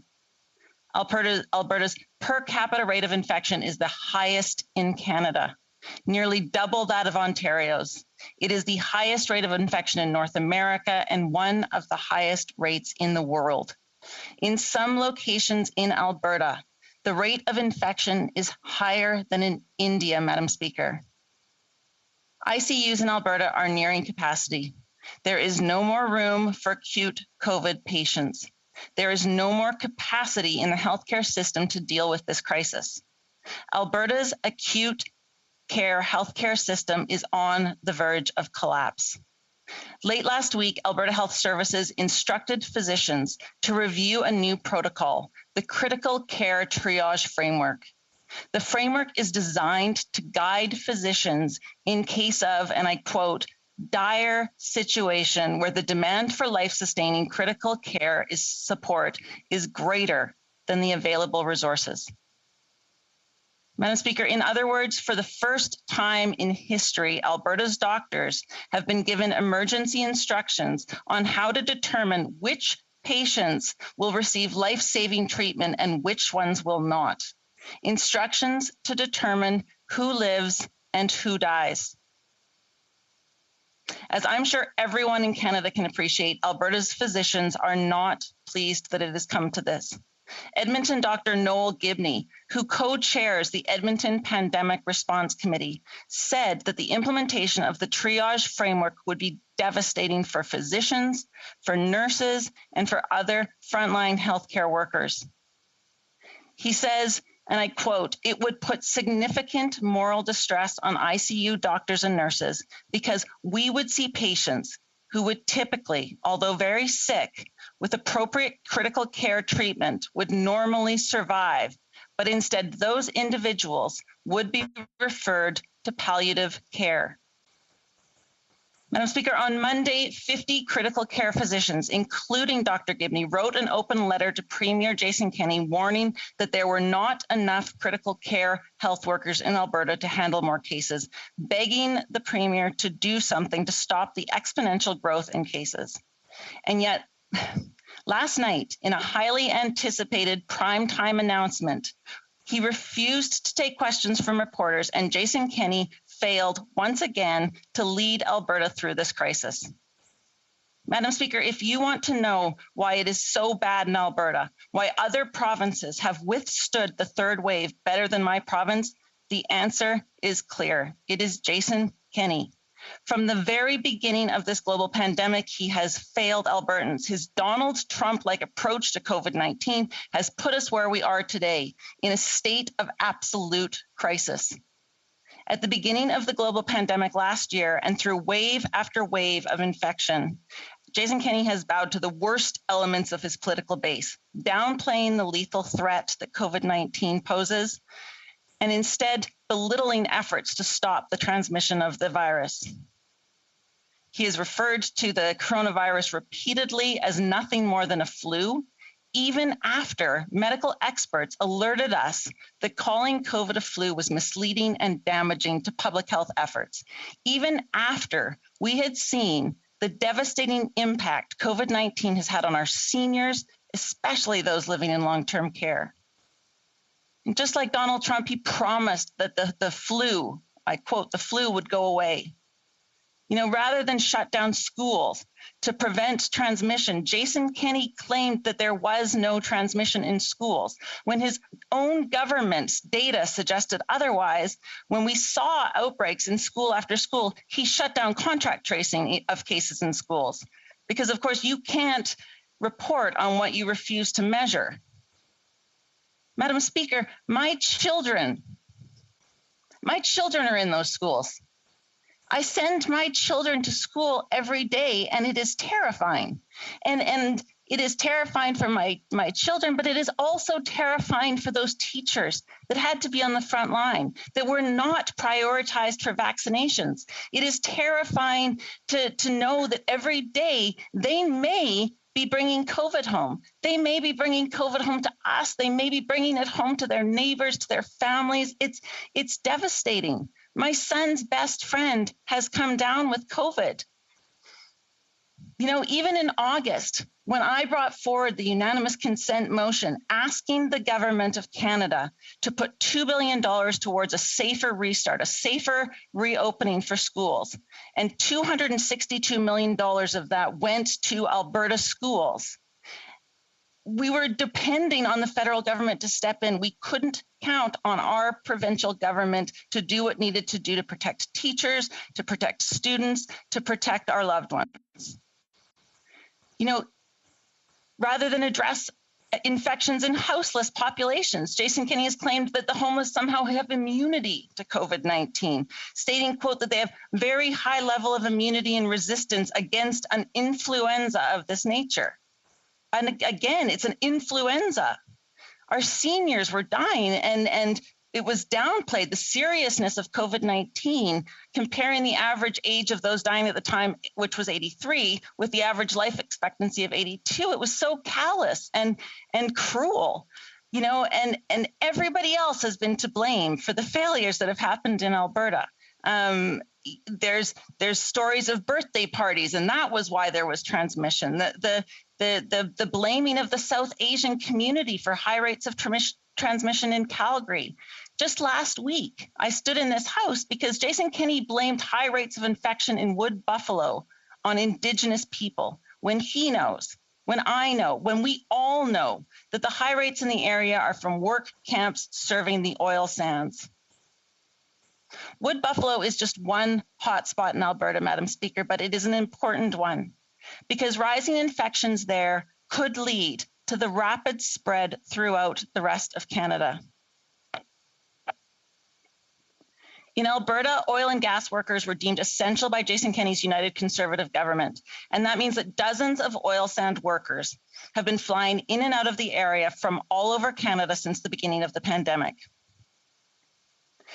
But perhaps the biggest failure has been the dance around COVID restrictions. And I believe, honestly, this is the biggest lesson all of us need to take from this pandemic. The failure to acknowledge the reality of COVID-19 and to commit to ending its spread is devastating. To our health, our lives, our economy, we've seen time and time again, Madam Speaker, that half measures do not work. And throughout this pandemic, I have to say, Jason Kenney has been the king of half measures. One day he's placing restrictions, the next day he's playing them down. He wants to rely on personal responsibility rather than government action, but that has left Albertans in a devastating position. Last week, in the face of overwhelming evidence from around the world that restrictions are highly effective at stopping the spread of infection and one of the only ways to fight COVID-19 other than vaccines, we were told that, quote, it's a false idea that lockdowns stop the viral spread.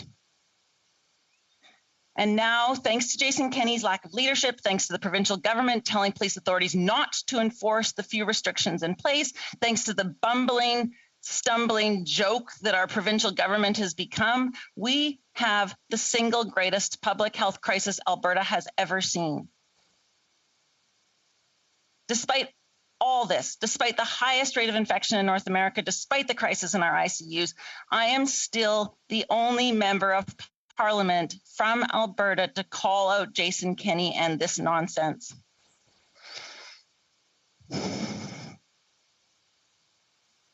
With a positivity rate of 13% this week, infection hotspots like Wood Buffalo mean that Alberta's COVID crisis will soon become Canada's COVID crisis if nothing is done.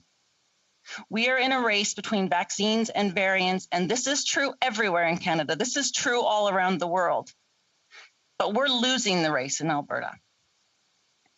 On Monday, Alberta Health stopped testing for variants of concern, and the reason is because the variants have taken over. Virtually every case of COVID in Alberta is a variant of concern now. If left unchecked, the COVID petri dish that is Alberta promises to create more variants. It's a matter of time, Madam Speaker. The goal now must be to stop the exponential growth of infections in Alberta, to save lives, to not put doctors and nurses and other healthcare workers through the trauma of saying no to patients who desperately need help, and critically, for the sake of all of us, to prevent a new variant that threatens every Canadian from emerging. Madam Speaker, Alberta must not be left to deal with this crisis on its own. There is simply too much at stake. And I have to say that Jason Kenney is not alone in his failure of Albertans. This government bears part of the responsibility for this crisis as well. Throughout the pandemic, Jason Kenney has maintained that his policies are designed to protect livelihoods as well as lives. So there's been this focus on our economy. But we know now that countries and provinces that have focused on stopping COVID-19 are the ones that have succeeded in protecting their economies, that it is integrally tied together. Alberta has failed in both. We have the worst infection rates and we have the greatest negative impact on our economy. And over again, the Prime Minister has stated that he's got our backs, that every Canadian, and I would remind the Prime Minister, every Canadian means every Albertan, will get the support they need to get through COVID-19. If this was actually true, if we actually were going to give the support that was necessary to Canadians, then premiers like Jason Kenney, like Doug Ford, could have imposed the strict regulations that we needed to stop the spread of COVID and not have had to worry about the economy. The truth of the matter is Jason Kenney is not the only one guilty of half measures. When this government promised sick leave, they gave us a sort of sick leave program. When this government promised income support for workers, they gave us a program that didn't work for at least a third of those workers who were impacted. When this government promised programs to help businesses, those programs left out countless small businesses, self-proprietors, and the self-employed. When this government promised jobs for students, they designed a program that would not work with an organization that could not deliver, and those jobs were never created. Madam Speaker, I stood in this House and got a unanimous consent that we would protect recent graduates, and this government never followed through on that. When this government promised in the throne speech that they would extend the moratorium on student loan repayments, when they promised support for people living with disabilities, when this government asserted that workers threatened by COVID-19 transmission in their place of work could rely on them for support, that they would protect workers' rights to refuse unsafe work, every time this government has failed. We haven't even been able to get the government to move on one of the most basic things that we should be looking at right now during a global health pandemic. We have not been able to get this government to move beyond the study of pharmacare. They voted against a pharmacare program in the middle of a global health pandemic. Madam Speaker, we should be expanding our healthcare system. We should be making sure that we have a pharmacare system now more than ever. And this government has failed us there. Jason Kenney has been an unmitigated disaster for Alberta, but his terrible job is happening on the Prime Minister's terrible foundation. The federal government needed to do a better job preparing us for this pandemic, ensuring that we had paid sick days, implementing a pharmacare program, making sure Indigenous communities were better supported. And you know, the Prime Minister saw this coming. He has watched this happening in Alberta and he has done nothing because he would rather watch Alberta burn than help Jason Kenney. Madam Speaker, both the Premier and the Prime Minister are playing political games and Albertans are dying.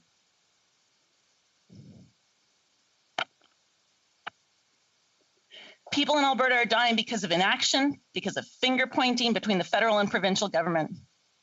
While these governments are trying to decide who's to blame, families are losing loved ones. Not one family I've spoken to is worried about jurisdiction.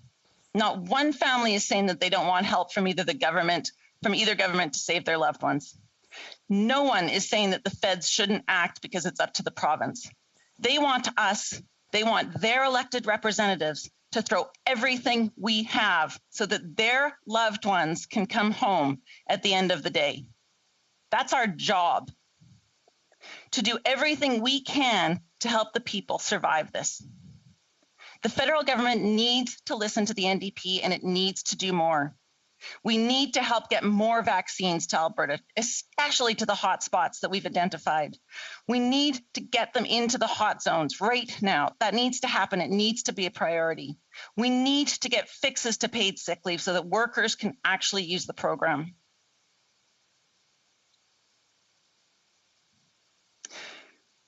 We need to fix our long-term care systems. We need to make sure that seniors are protected. We need to make sure that we're protecting everybody so that when this is over and we know we're facing future pandemics, that we have learned our lessons, that we have prepared better for the next time around.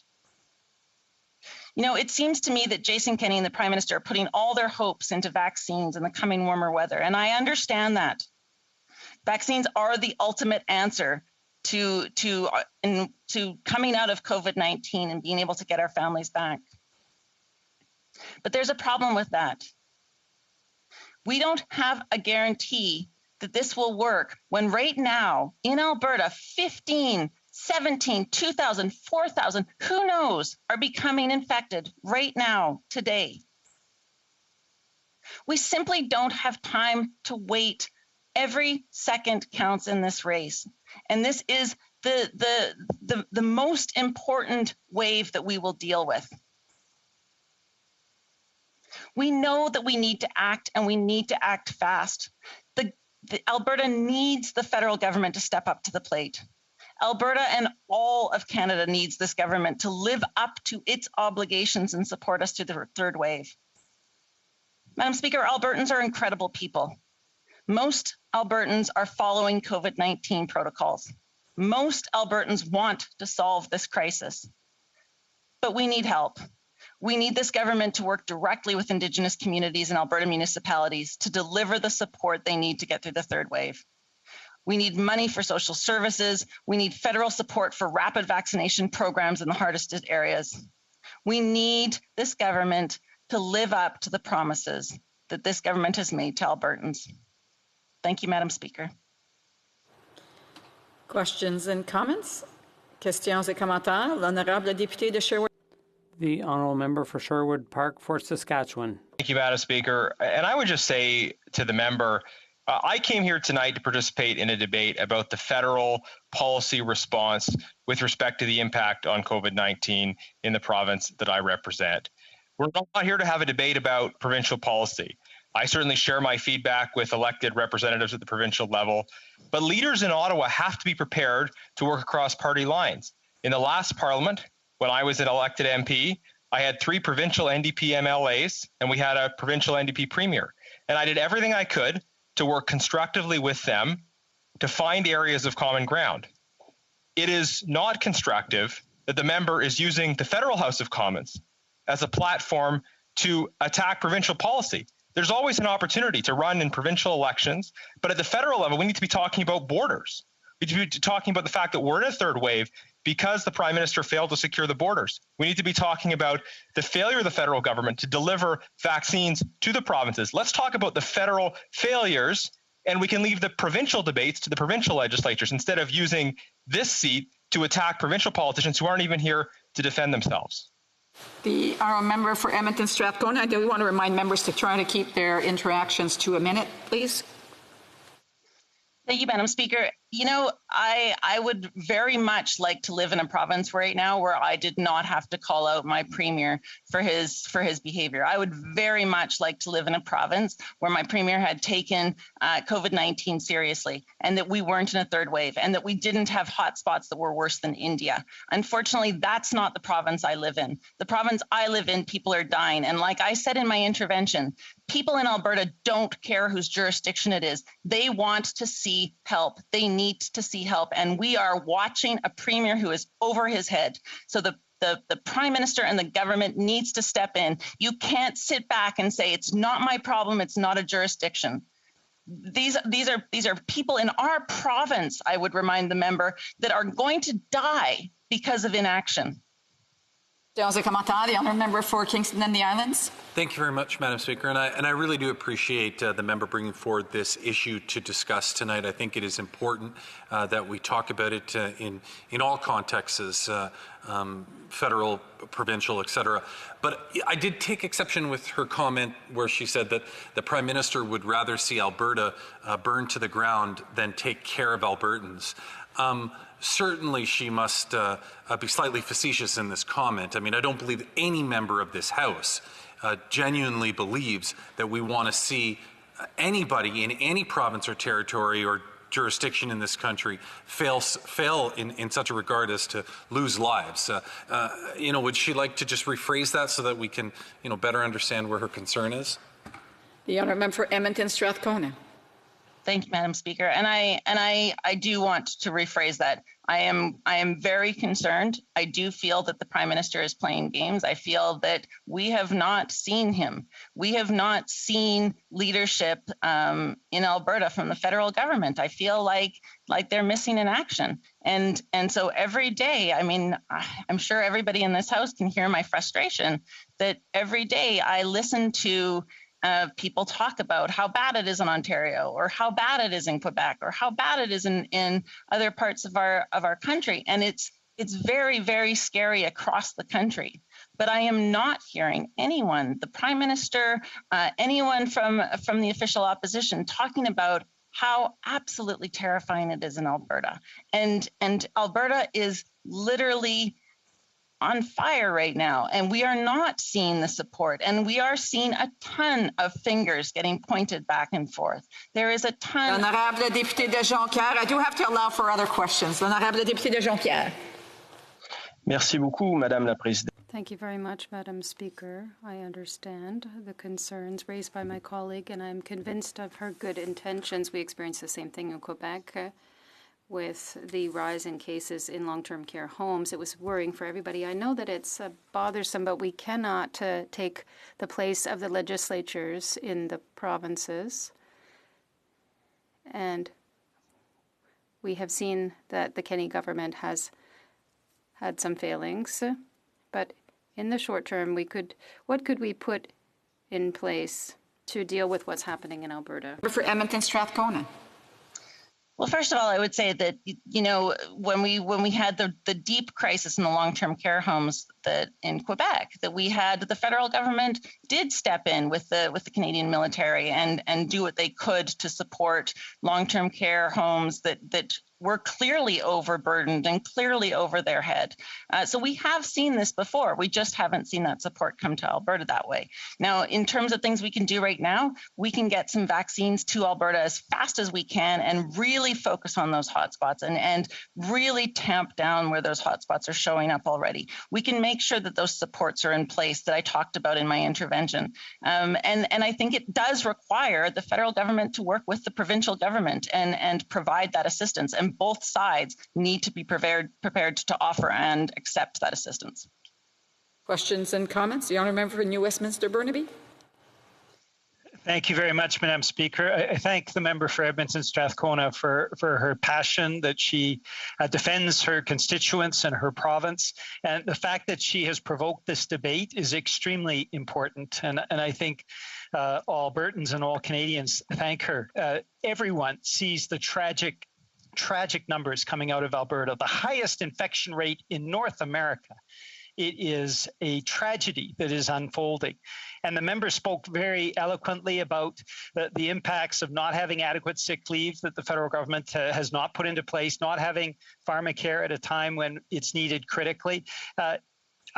Also, the domestic production of vaccines, it would make such a difference.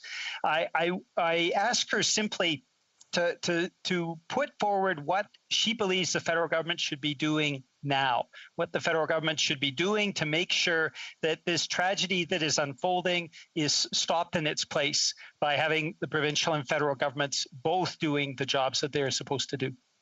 Member for Edmonton Strathcona. Thank you, Madam Speaker, and I'd like to thank my colleague for his question.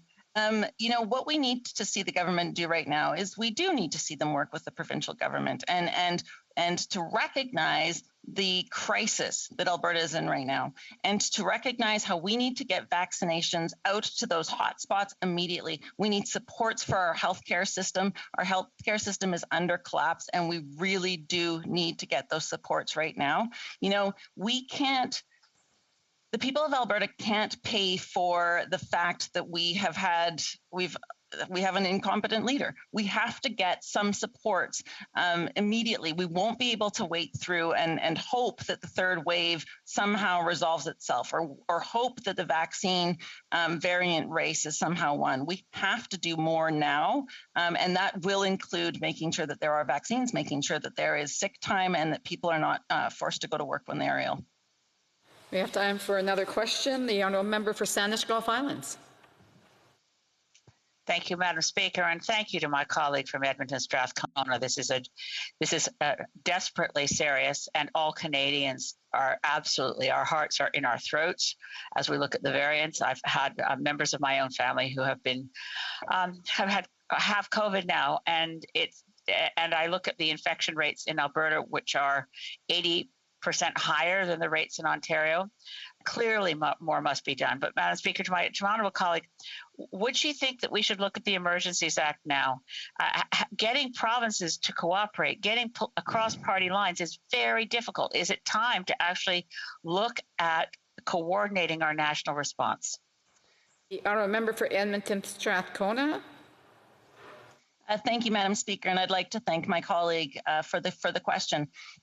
I think at this point, what we need to do, and I'm hoping that this debate is part of that very important conversation, is that we need to finally take the step to recognize just how much Alberta is suffering right now and what those steps can be. Now, I think the federal government needs to speak with the provincial government. There needs to be discussion. I think that the provincial government needs the support to actually get people vaccinated. They are clearly over their head. I'm not sure that we need to invoke the Emergencies Act at this point. I think that, in fact, what we need to do is we need to make sure that there is that support from the federal government in so many of the ways that I outlined. And one of the key things is going to be making sure that we get the vaccines to Albertans. Resuming debate, the Honourable Minister of Health.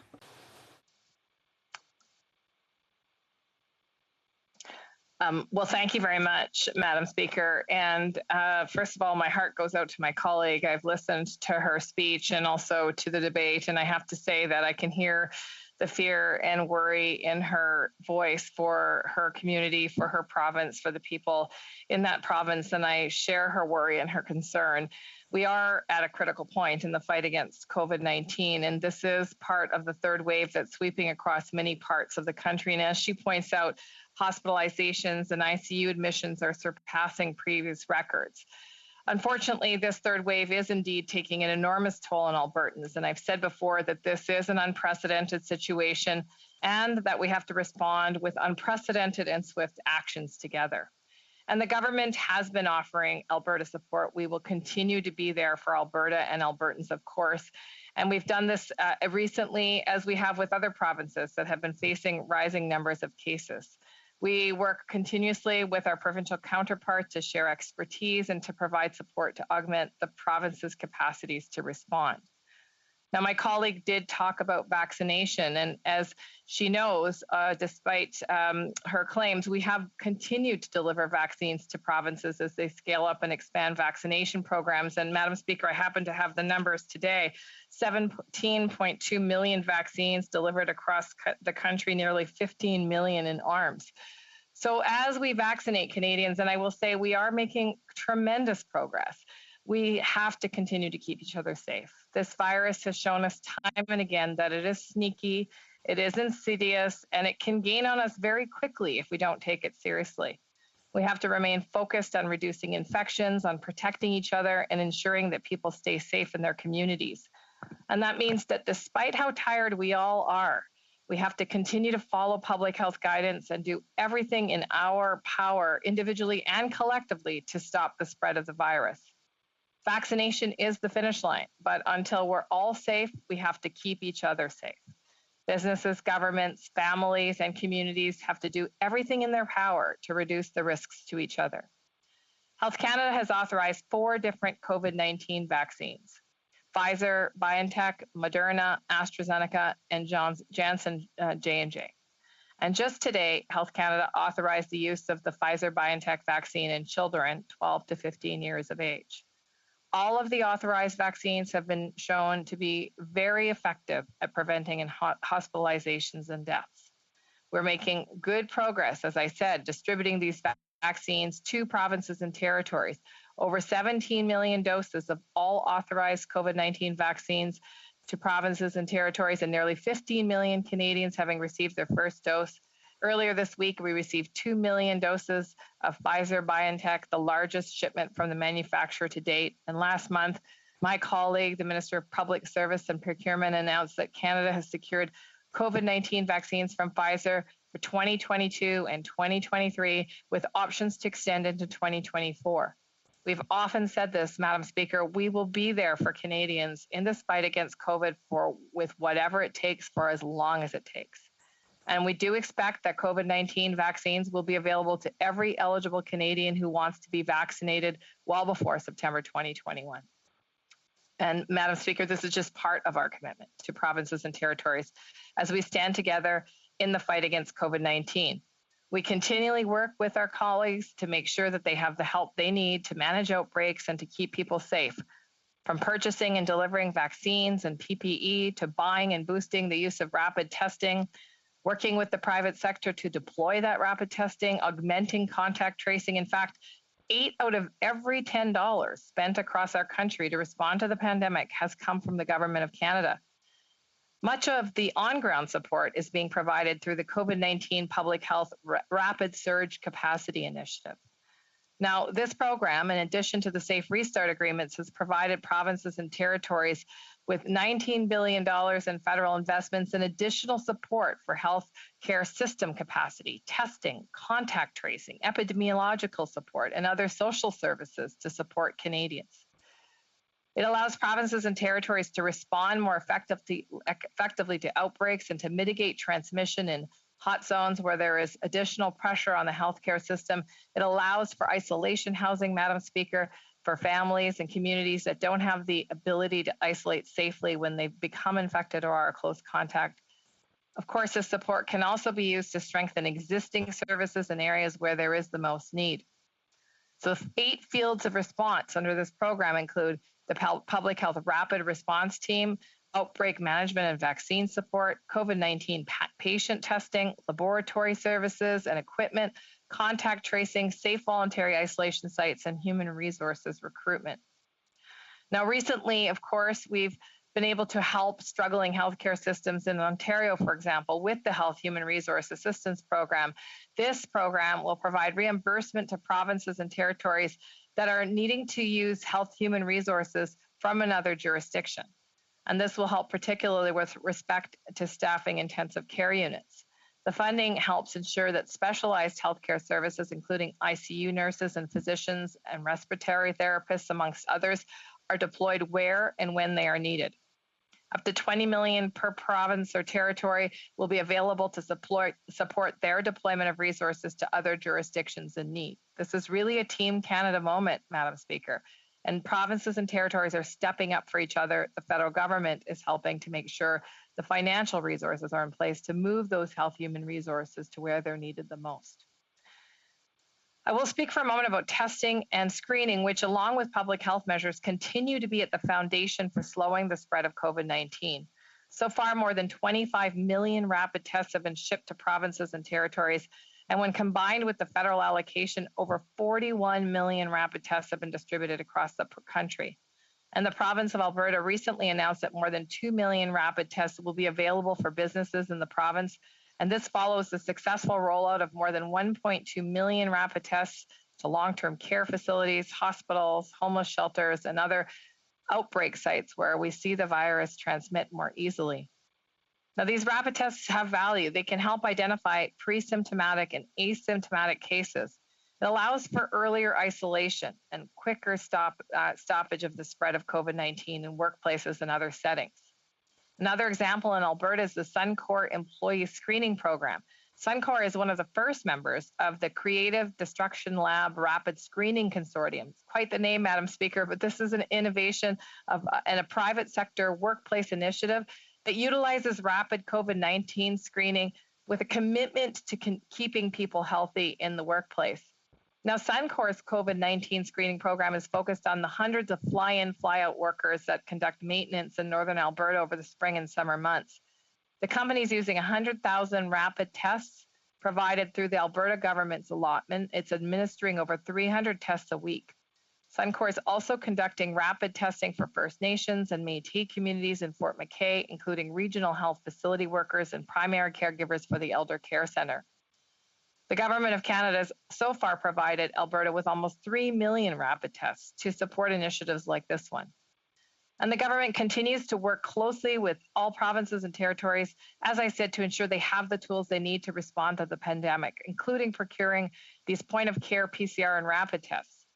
In addition to other public health measures, this is another layer of protection that can help keep workers safe. We've also worked really closely with provincial and territorial governments to strengthen healthcare and adapt the system to the challenges of delivering healthcare during the COVID-19 pandemic. And just last month, I announced the signature of a bilateral agreement with Alberta to support efforts to expand virtual healthcare services for its residents. Now, we know that virtual healthcare has been a real boon to community members across this country who are accessing healthcare from the safety of their own home or from the safety of their own residence. Under this agreement, the province will invest federal funding to accelerate virtual healthcare services during the pandemic.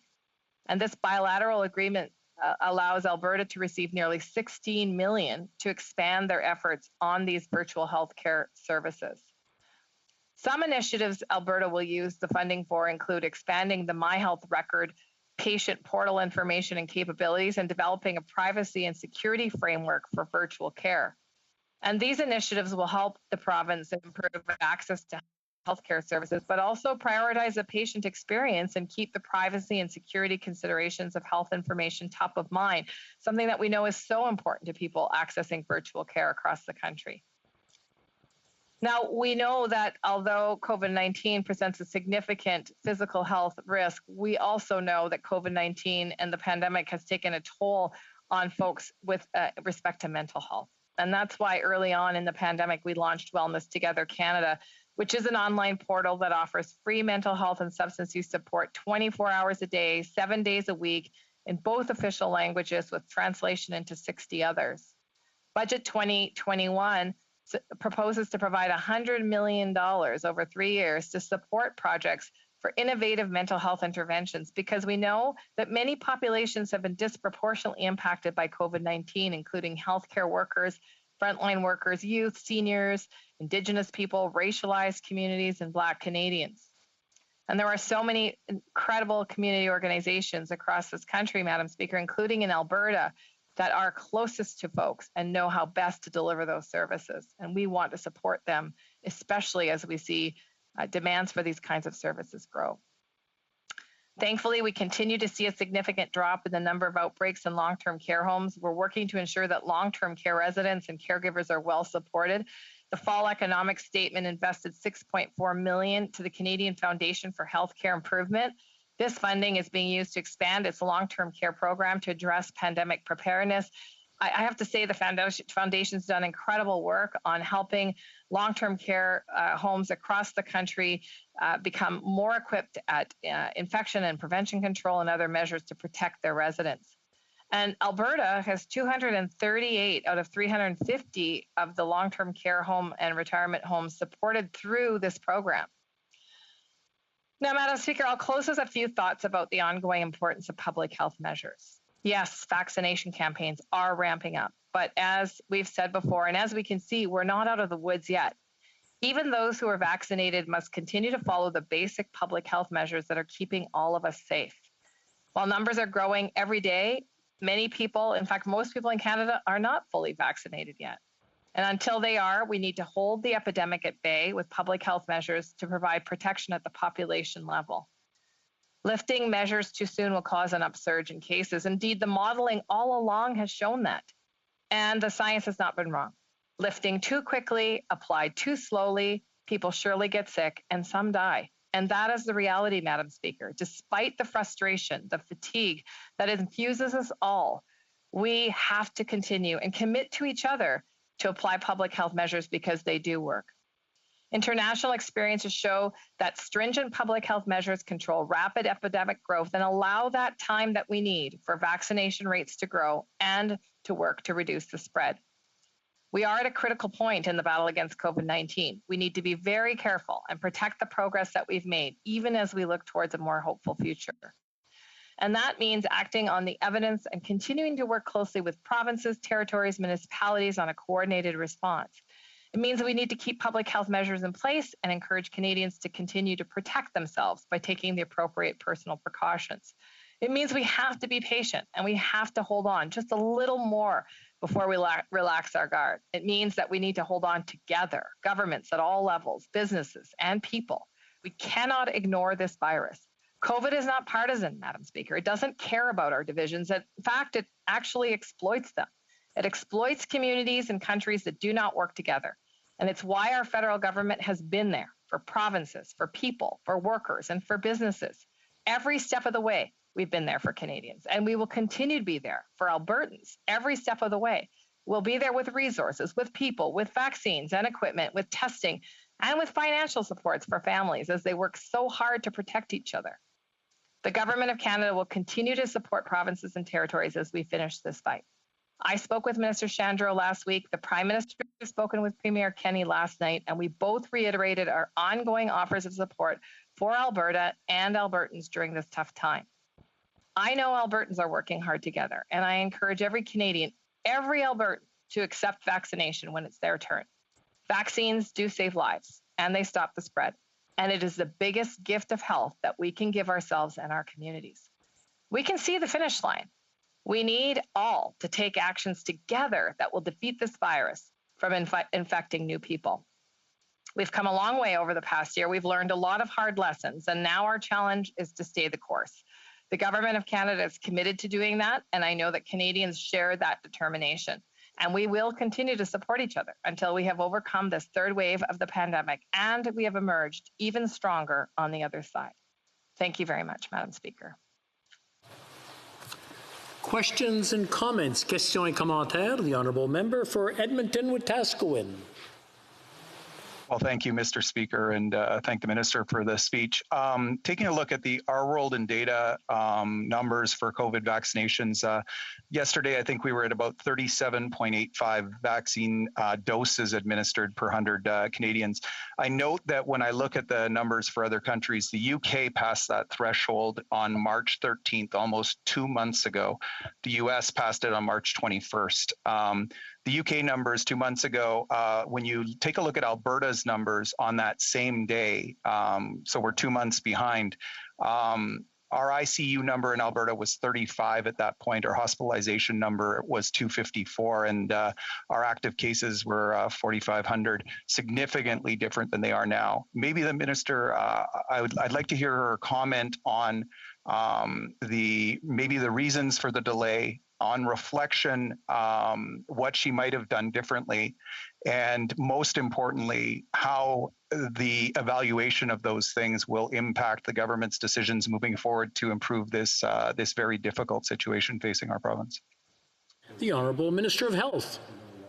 Well, thank you very much, Mr. Speaker, and I thank the Honourable Member for his question. First of all, I will say this. While the UK has been pursuing vaccination, and in fact, they've had extremely stringent public health measures, far more stringent than Alberta, far more stringent than many provinces in Canada. In fact, they had a very severe wave, as you know, just prior to Christmas, and were significantly impacted. And so that country has been under significant public health restrictions as they vaccinate. And I will say this, I am extremely encouraged by the rate at which we are vaccinating in this country. As the member opposite knows, we are now second or third in the G20, depending on the day. Vaccinations continue to be administered in all of the provinces and territories. The provinces and territories are doing a phenomenal job, Mr. Speaker, with all kinds of innovation to get at vaccinating populations in hotspots, at workplaces, through pharmacies, and in other venues. And we have to continue to protect each other collaboratively and collectively while we get the job done. Questions and comments, questions et commentaires. L'honorable député de Jonquière. Merci, Monsieur le Président. Thank you, Mr. Speaker. I was listening carefully to the minister earlier, and I don't doubt her goodwill when it comes to helping Alberta and all of the provinces, as well as Quebec, in this context. But the best way to help the provinces is to have a healthcare system that is robust. Unfortunately, as we know, the funding just isn't there. What I wish to ask the minister is, does she agree with me that the best solution we currently have would be to increase health transfers to 35%, as the provinces have all asked for? Thank you. The Honourable Minister of Health.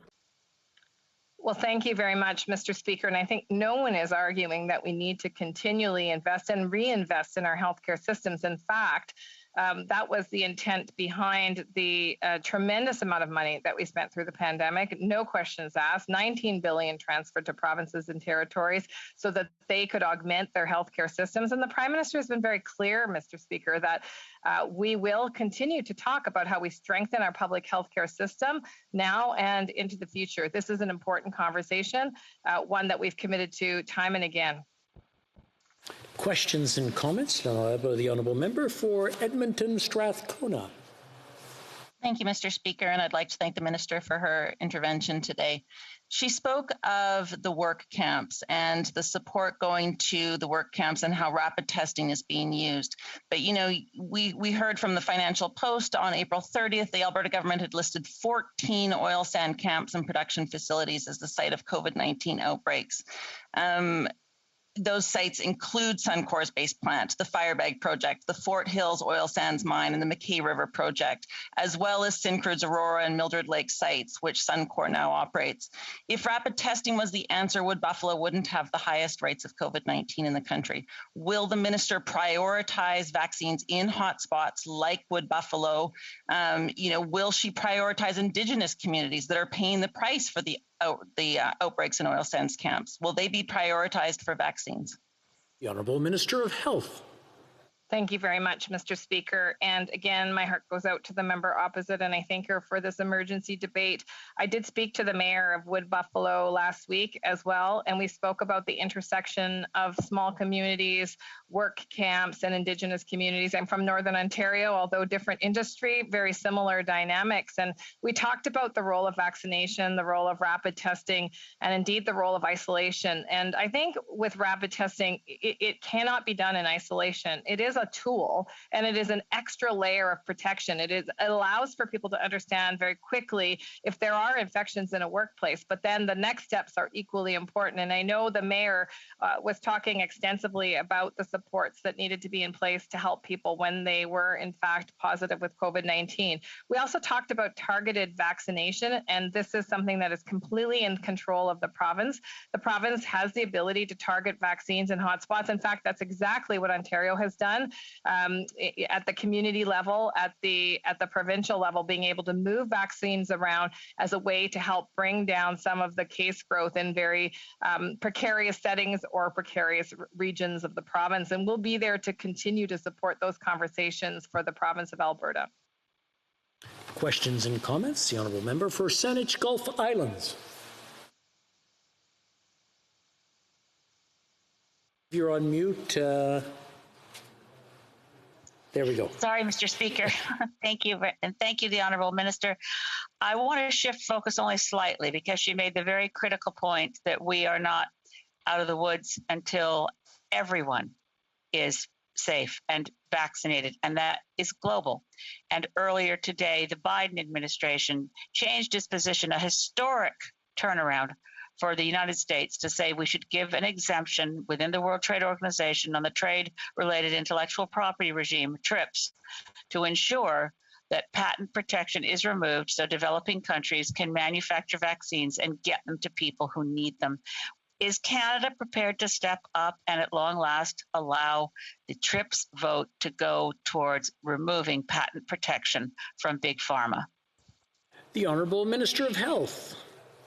Thank you very much, Mr. Speaker, and I thank the member opposite for the question and the acknowledgement that this indeed is a global pandemic and that we need to take care of each other at a global level as well as a country level, if you will, a community level.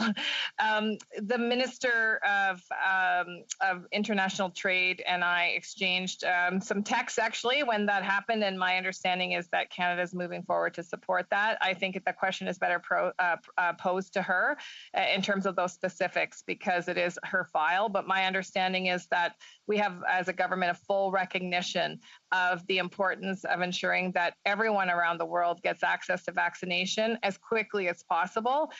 It is likely going to be, an all-hands-on-deck endeavor, I will say, just because, of course, it is a challenge. But I think until we are all protected from COVID-19, what the pandemic has taught us is that none of us are. And so it is a very important consideration. Thank you. Questions and comments? The Honourable Parliamentary Secretary to the Government House Leader.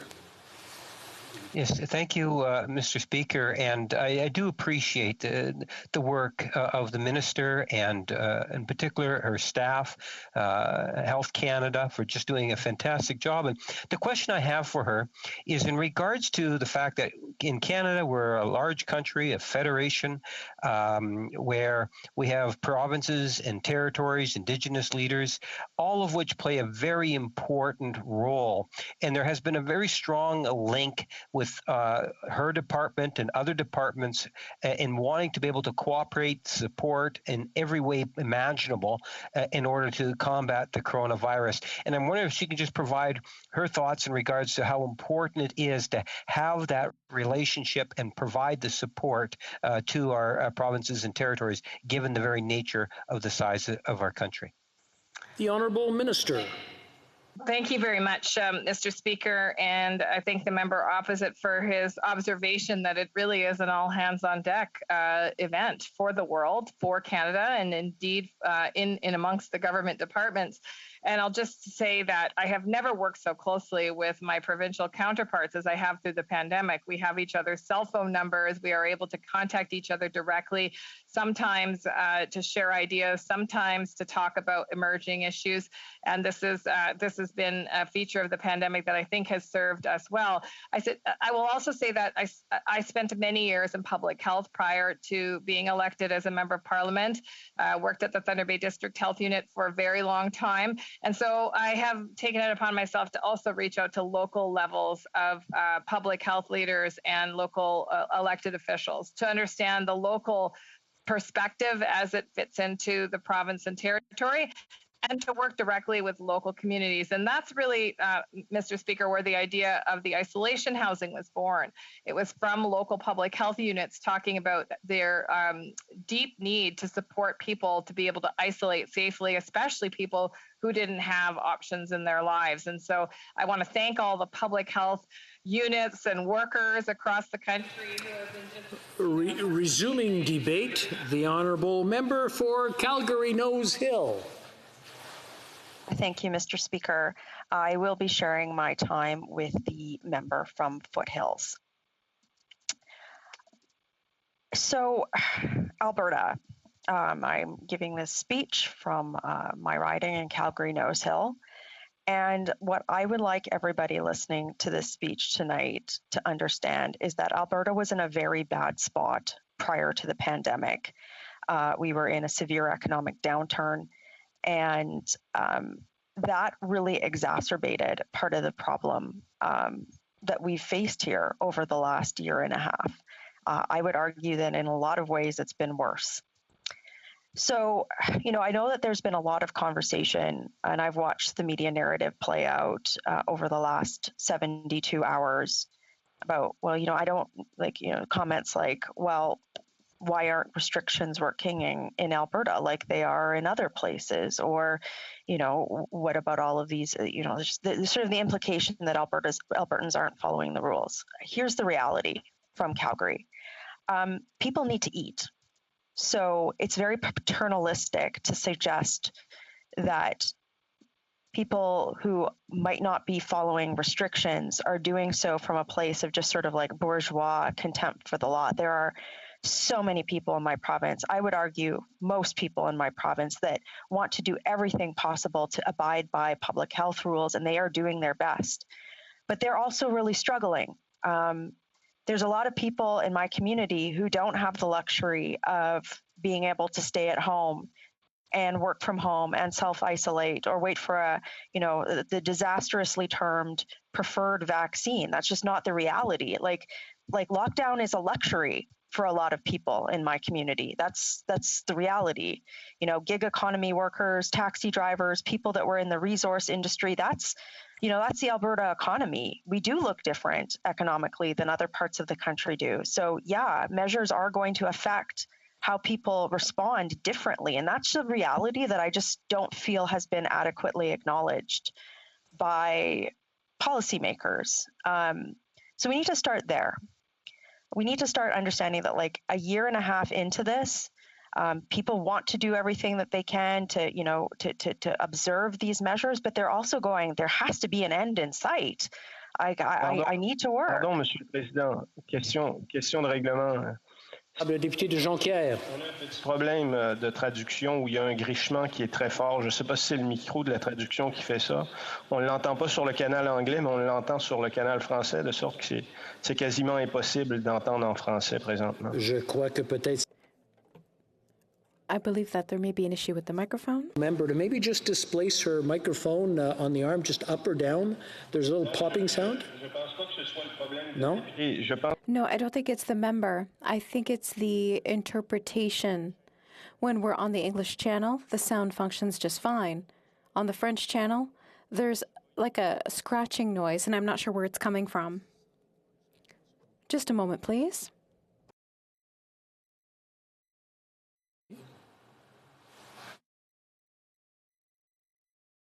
Une petite pause.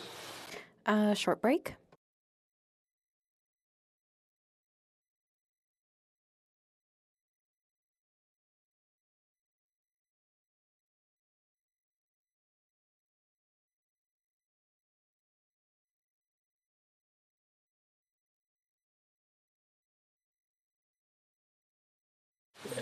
It sounds like it might be a problem in the interpretation booth with the microphone. So I'm speaking in English on purpose so that if you hear me, is there some scratching going on? Yes, I see the head bobbing in a yes manner. Alors, c'est avec l'interprétation qu'on a. Okay, the problem seems to be with the interpretation. Has it been resolved? C'est tout arrangé. Okay. Everything's fixed. Nose Hill, I'll let her continue. I apologize for the interruption. Speaker, could you just, on a point of order, could you just let me know how much time I have left at this point? 7 minutes and 21 seconds. Oh, it's precise. Thank you. So, look, it really sort of stinks to be interrupted in the middle of that because, that is the key message here, is that my community can't afford lockdown. So everybody wants to do their part. Everybody wants to stop the spread of COVID. Everybody understands how serious it is, but we need a durable solution. And that's what has not been delivered to us. And the federal government has a major role in it. So what does the federal government need to do from a solutions perspective? First, they need a stable supply of vaccines. The provincial government, every provincial government in the country has seen supplies. It's like Lucy and the football from Charlie Brown. It's like, oh, vaccines are coming. No, they're not. We haven't had a single dose of AstraZeneca delivered from the actual contract with the manufacturer. It's only been rated from COVAX or charity from the Americans or from the Serum Institute in India. We need to provide more details to the provinces about the future of vaccine rollouts. There needs to be stability. Again, every week the numbers need to change, and that is not going to provide a durable solution. having the public be able to look at the details of contracts so that Parliament can understand whether or not the government is doing its job and holding manufacturers to account on recourse could have been part of it as well, but the federal government has not been transparent on it, and Parliament hasn't been able to do its job because of that. The health minister, I implore her, I know she might not like me, but she needs to talk to Health Canada, to PHAC, and to NACI and get their act together on the confusing messaging that's coming out on vaccine efficacy and safety. It is her job. She needs to pull those people in together, knock their heads together a little bit and say what happened this week can never happen again. It's happened numerous times now, and she needs to take a leadership role so that Canadians can have trust in public health institutions so that that debacle that happened this week does not happen again. They also need to come up with like some better use or national strategy for rapid testing as well too. The federal government, I think, has really kind of wiped their hands of that. They could be providing advice, support for advice on that. That has not happened. Even things like, using rapid tests in airports for domestic travel, that's something that the federal government hasn't looked into. There could be more approval of over-the-counter rapid tests or a home purchased rapid test. We haven't seen that happen. Again, I understand that the regulator has to do diligence on that, but certainly we can have diligence and a good review process to give more tools for people to stop the spread. We could remove the hotel quarantine policy. It's just been such an unmitigated disaster. We're hearing reports of COVID spreading in these facilities. I could litigate all the failures around the border, but how do we move forward from this given the failures? There will be a time for inquiry, but moving forward, the government could immediately cut down on the list of those who are exempted from quarantine until more vaccines can be deployed and limit those who are exempted to a very small amount of critical workers like truck drivers. You could prioritize access to vaccines for those persons, put in place measures to ensure that every person entering Canada be required to be tested upon arrival, including at land and sea borders, with exemptions only for critical workers who are fully vaccinated. You could develop a clear set of parameters for identifying risks presented by emerging variants and present this to the public in an easy to understand format. I don't understand why we don't have like a DEFCON level of ranking system for when variants are emerging and why that's not being communicated to the public in terms of travel or even around essential travel. Like the risk is low, but it's not. Like the confusing messaging that the Auditor General rightly criticized the Public Health Agency of Canada for issuing at the front end of the pandemic, that could be fixed. Also, we could provide a data-driven plan to provinces on Canadians on how and when lockdown measures will be lifted. The federal government still hasn't provided any benchmarking for what fully vaccinated persons can do.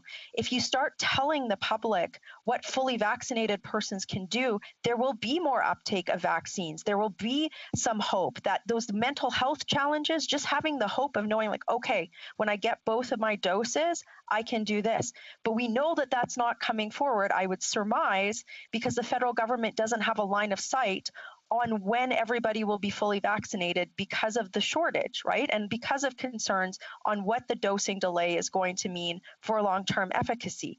And that needs to be solved. Mr. Speaker, I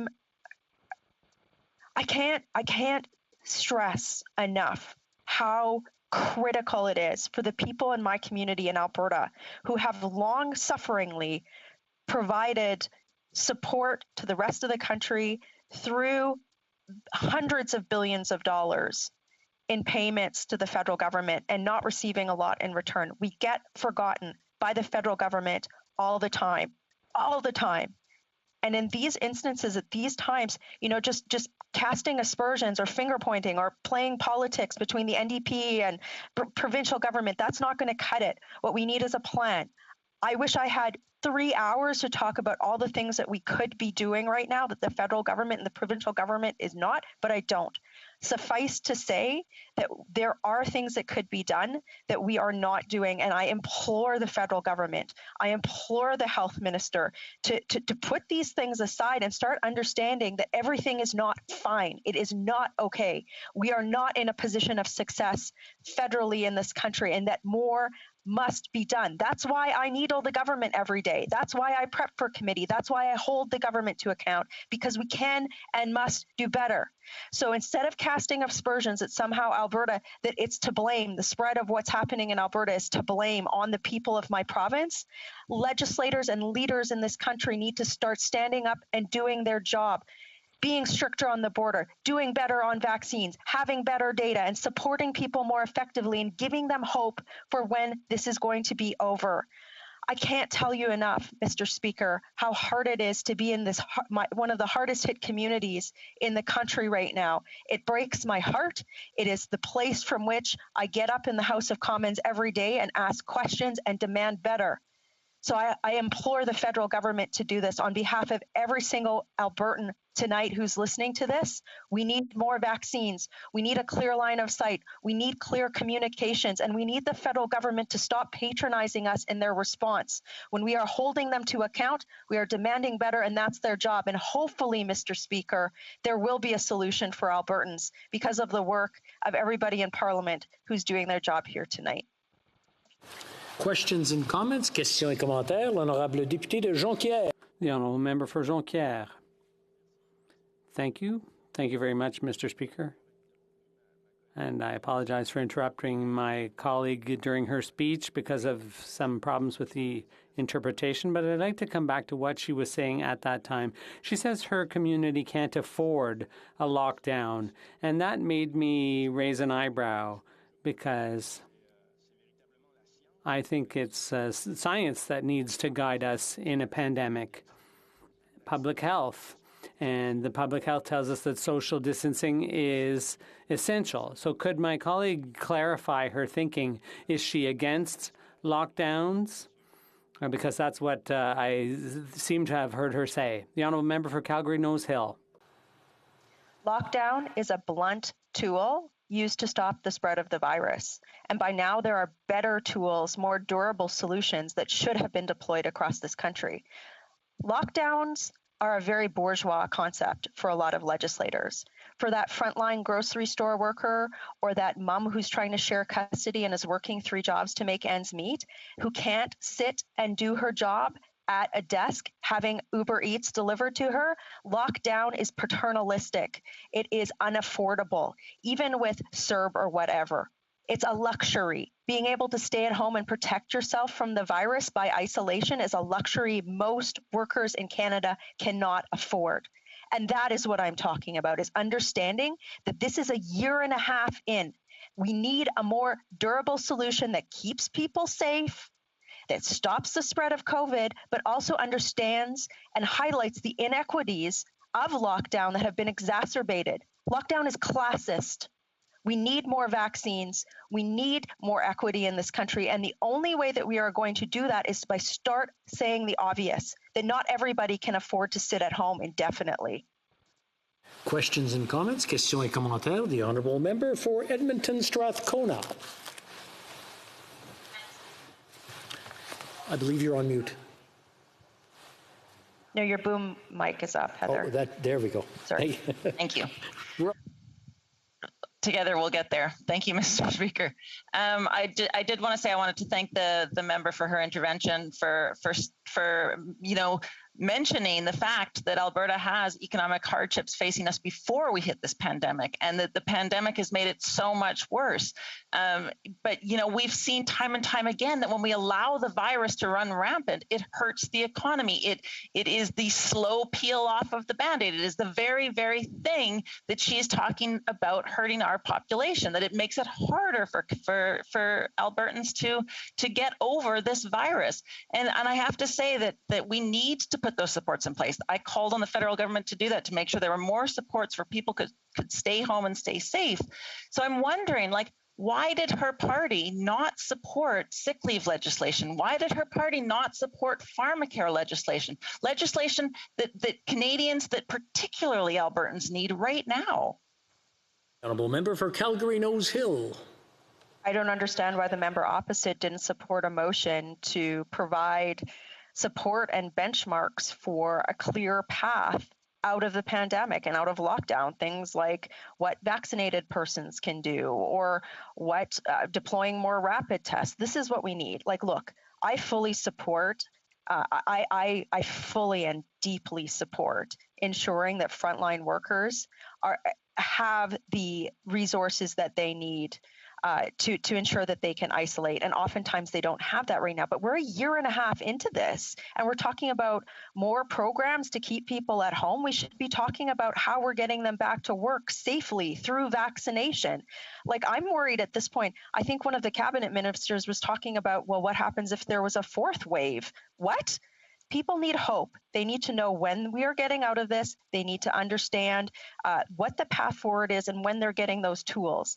And that, Mr. Speaker, is what we need the federal government to be working on right now, collaboratively with our provincial partners. Resuming debate, the honourable member for Foothills.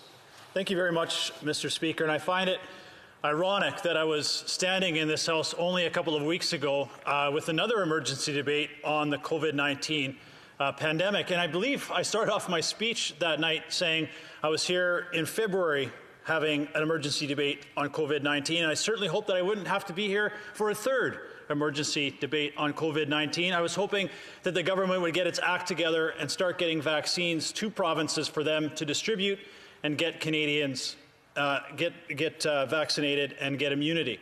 But here I am, less than 2 weeks later, and indeed we are here in a third emergency debate on the COVID-19 pandemic. And this has been a very difficult last 2 weeks, and certainly this past week, where we've seen once again very mixed messages from the Liberal government in terms of the efficacy and immunity when it comes to certain vaccines. But I know tonight's debate is specifically about Alberta, and I want to take this opportunity to talk about what could have been. That we had opportunities to have made in Alberta solutions to try and address the COVID pandemic. And I want to start first off with the Alberta pilot project at the airports and the land borders.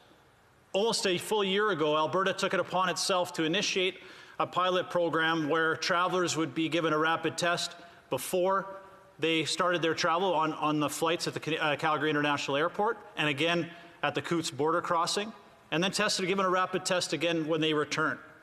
And I want to give you some numbers, Mr. Speaker, for that non-exempt travel participants, so non-essential travelers. During the pilot project timeline in Alberta, 50,929 travelers were tested using the Alberta pilot program rapid test. Of those test results, on the first test at the port of entry, 1.37% of travelers tested positive for COVID. On their second test, 0.7% of travelers tested positive. So the total travelers who tested positive was just over 1%. So 1% of almost 51,000 travelers tested via the Alberta pilot project, rapid testing, was 1%. Now let's put that in perspective. So when you see a program like that was extremely successful at identifying the small number of travelers that had COVID, and they were forced to do a 14-day quarantine at home, while the rest were able to go about their daily lives, instead of taking that program, which was successful, and moving it to every other international airport in the country, the Liberals' response was to shut that program down. So when you have a successful program that was identifying positive tests arriving in Calgary, arriving in Alberta through the land crossing, they canceled it. So when you have something successful, you cancel it. And what they did instead of taking that program and using that template in other international airports across Canada, they invoked the hotel quarantine program at $250 million. Not to mention the stress and anxiety that put on travelers coming back into Canada. And I want to be really specific or really assuring here, Mr. Speaker, that this just wasn't, snowbirds coming home or those coming back from sunny locales. These were people who were traveling internationally for funerals, for medical appointments, cancer treatments. I've had many of these conversations with my own constituents who were in tears trying to figure out they can't get home, spending hours and hours on hold trying to book a hotel quarantine with little success. So you took a program that was working, that had minimal stress and anxiety on the traveler, that certainly did not cost $250 million, and you scrapped that in favor of a disastrous hotel quarantine that we've known is even worse, where we've seen now outbreaks in hotel quarantine sites. We've seen sexual assaults happen in these hotel quarantine sites. It's been a complete and utter disaster.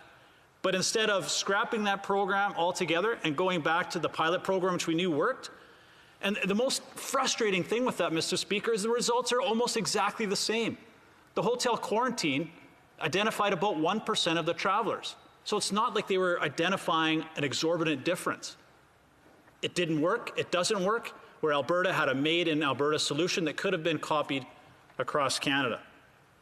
But I also want to talk about an opportunity to address the vaccines.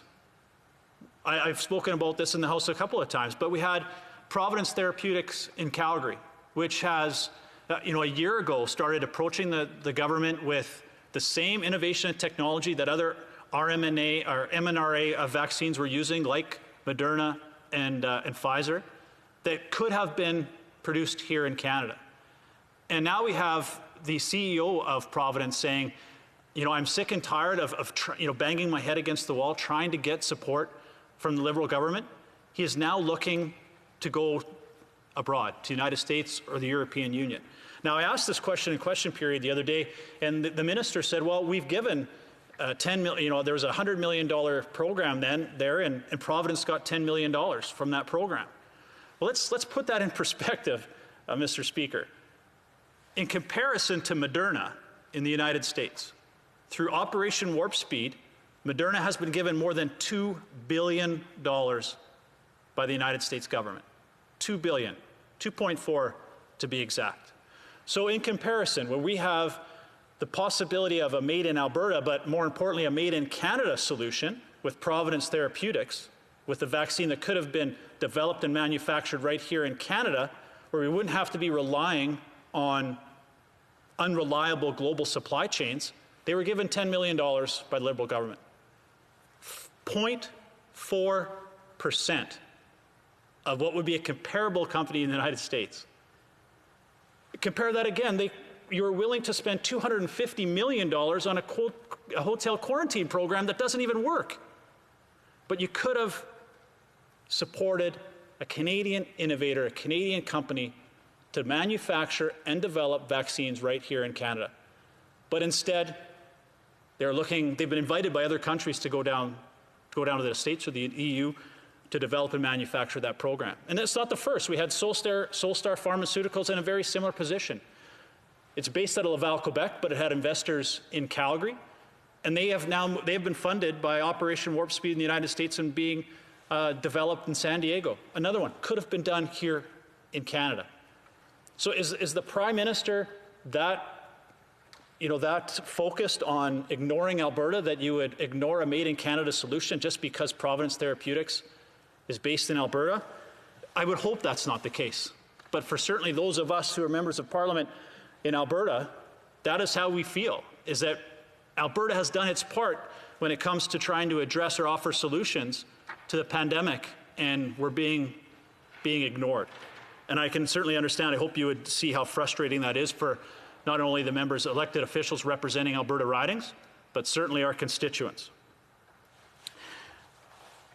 And I think that's probably the biggest frustration that we have as Canadians, but certainly as Albertans as well, is the mixed messages we're getting from the federal government. My colleague from Calgary Nose Hill asked the question the other day to the health minister. She said, what about Canadians who are getting certain vaccines that aren't sure about their second one? Well, I want to add a personal perspective to this. My wife has had her first AstraZeneca vaccine, her first dose. Now she has no idea when she's going to get her second because AstraZeneca vaccines have been delayed. So she wants to know, is my immunity going to last for how long? Or am I going to have to take of one or two doses of a Pfizer or a Moderna or a Johnson & Johnson because I'm not going to get my second AstraZeneca. But the minister did not feel it's fair, didn't feel it's worthy to answer real questions from real Canadians who have real concerns. My wife wants an answer to that question on is she going to have to take the AstraZeneca or is she going to have to take 2 doses of another vaccine? And the frustration that Canadians are feeling by these mixed messages and the inability to access vaccines. When less than 3% of Canadians have had their first or their second dose of a vaccine. And I'm getting those calls, as I know almost all of my colleagues are here, of frustrated, depressed, stressed business owners, moms, dads, grandparents. Mr. Speaker, we want an end to this. We want Canadian businesses back open. We want Canadians back to work. I want to go and be able to hug my loved ones who I haven't seen in more than a year. We need a clear path to how this is going to be resolved, and we need to see that sooner, not later. Thank you very much, Mr. Speaker. Questions and comments. Questions et commentaires. The Honourable Parliamentary Secretary to the Government House Leader. Yes, thank you, Mr. Speaker. And I suspect that if members were to be honest, they would recognize that virtually from the beginning, there has been a plan that ultimately has seen Canada do relatively well. And has it been perfect? No, and I don't believe any country has been perfect, Mr. Speaker. But my question to the member is related to whether or not he feels that the province of Alberta just recently made some announcements in terms of further restrictions. And the speaker before him commented in terms of that Alberta cannot afford to have a lockdown and gave the impression that she does not support a lockdown. Does the Federal Conservative Party have a position on lockdowns in situations of this nature or any other nature? Well, member for Foothills. Thank you very much, Mr. Speaker. The focus of my presentation, and certainly my colleague from Calgary Nose Hill, is these lockdowns wouldn't be necessary if the Liberal government would be focused and been able to procure and distribute vaccines. They spent all of last year focused on a partnership with CanSino, a company that's affiliated with the communist regime in China, rather than supporting Canadian innovators and manufacturers and pharmaceutical companies that could have been manufacturing and developing vaccines right here at home. And to be honest, I'm not worried if that company is from Alberta, Quebec, BC, Saskatchewan, Newfoundland. I would just rather see us have a dependable supply of vaccines. These lockdowns wouldn't be necessary if the federal Liberal government had its act together. Questions and comments. Questions et commentaires. The Honourable Member for North Island Powell River. Well, thank you, Mr. Speaker, and I thank the member for his speech. I'm here in BC, and I live in the Vancouver Island Health Authority, which they've broken into sections, and we're not supposed to leave those sections unless it's an absolute emergency because we care about public health. When I look at the reality across this country where we see public gatherings, we see things happening that we don't want to see.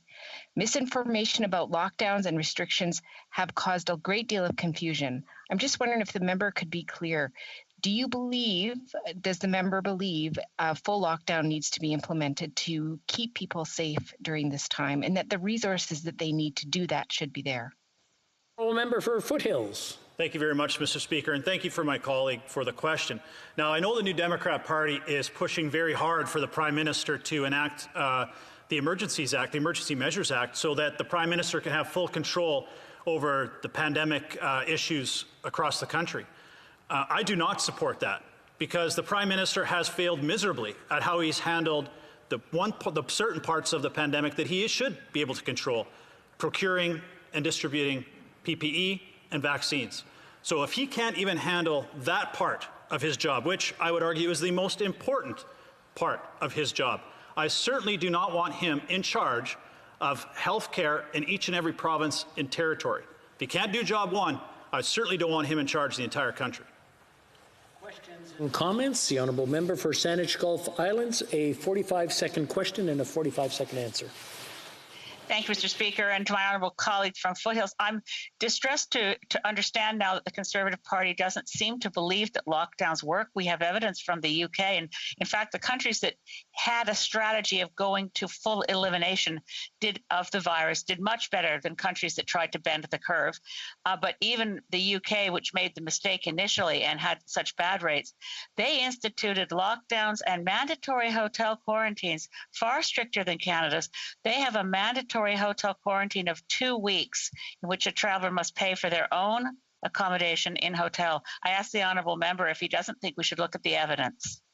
The Honourable Member for Foothills. Thank you very much, Mr. Speaker. And I'm enthusiastic of the questions that I'm getting from the NDP and the Green because they are asking questions as if I'm in government. So obviously they feel that the trend is going in the right direction. But what we have seen is countries around the world, like the United States, which is a very similar democratic system as we have here, and the United Kingdom, start to lift restrictions and lift lockdowns because they have access to vaccines, rapid testing, home-based testing, things that we have not had access to here in Canada. So I never said anything about lockdowns. What I am saying is these lockdowns would not have been needed had we had access to those important tools like vaccines. Resuming debate, reprise du débat, l'honorable. The Honourable Member for Jonquière. Thank you. Thank you very much, Mr. Speaker. Just 2 words to say that I'll be sharing my time with the charming member for Saanich Gulf Islands. I will be pleased to do that. So perhaps before I begin, I would say that I totally understand the concern felt by my colleague from Edmonton Strathcona. I listened to her earlier and I understand her concerns. We have experienced a similar thing during the first wave in Quebec. In the long-term care homes, the situation was of grave concern, and we see it today. 23,600 cases in Alberta compared to 8,000 some odd in Quebec. We see that the situation is of grave concern. Now, in terms of work as a legislator, what must we do faced with this situation, a pandemic that has taken on a scope that we do not wish it to have? The first thing is to perhaps not to give in to the reflex of a politician, which is unfortunate, and that is to find a scapegoat. And I say this to you because there's often people who say, you should have done this, you should have done that. And I want to say that I have my great sympathy for Albertans and for those who are experiencing this, perhaps a little bit less for Jason Kenney. Perhaps his management of the crisis was not perfect, but it is not our job. It is not up to the House of Commons to put him on trial. It is for the Alberta legislature. The opposition has that work to do and to demonstrate that in his management of the crisis there were flaws, significant flaws. Even it is not our jobs to put him on trial, despite the fact that, as I say this, I am also aware of the attitude that is taken during a crisis, which is one of being responsible. And what does that require? It requires us to listen to science. It is our duty to listen to science, particularly during a pandemic. Science, perhaps that's not what Mr. Kenney is doing, and he will have to answer to his constituents. But what science tells us is that lockdown is a good thing.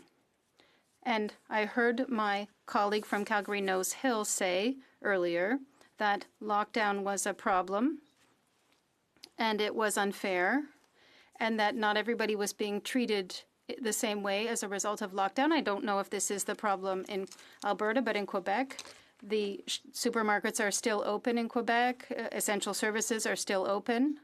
And we had this debate in the House of Commons. There were benefits for people who lost their jobs. The social safety net allow us to feed ourselves and be housed during a pandemic. I think it's an unfortunate speech to give our constituents the impression that lockdown is not necessary, but science tells us that public health tells us that this lockdown is in fact essential. It is well managed, at least in Quebec, by the public health services. Now, we know that the situation is alarming. There is something that will appear, and that is the Emergencies Act. Ontario asked for the Emergencies Act to be invoked for the federal government to assist it. Quebec did the same thing. Quebec did the same thing for the long-term care homes where the military came and helped us out.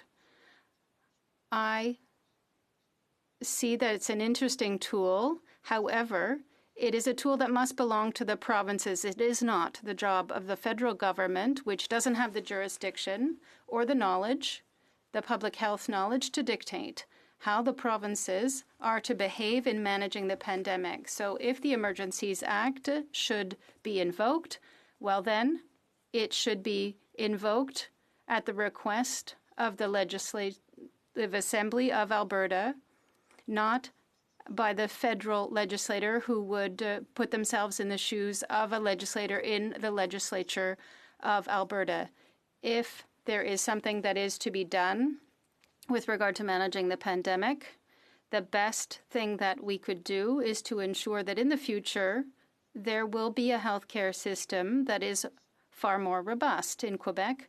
I think that the majority of healthcare workers have understood that there were weaknesses in the healthcare system. These weaknesses, I must tell you, Mr. Speaker, that over the past 20 years, there has been a systemic problem in the Canadian Federation, and that problem is that of the fiscal imbalance. It is not normal that the government that has the greatest financial capacity is satisfied with giving barely 20% of each dollar invested in the healthcare system, and the provinces be forced, at least it's the case in Quebec, the provinces are forced year after year to deal with budgetary situations that are very difficult because the share of the federal government is lacking. We will perhaps face future crises in the future if we don't have a robust healthcare system, and we won't have learned anything from our mistakes. So if the federal government wants to be useful, the best thing that it can do is to listen to the provinces like Quebec and Alberta. They are asking and have too long asked for increased healthcare transfers in health, up to 35%, in fact. And in that way, perhaps the pressure that Alberta is currently experiencing in intensive care, these difficulties perhaps could be more easily absorbed in the same way that the tensions that we saw in the long-term care homes for seniors in Quebec, while this was the result of lack of workers, where fewer people were being hired, and people had mandatory overtime to reduce financial pressure on the system. And this was proven to be a poorly equipped system, in fact.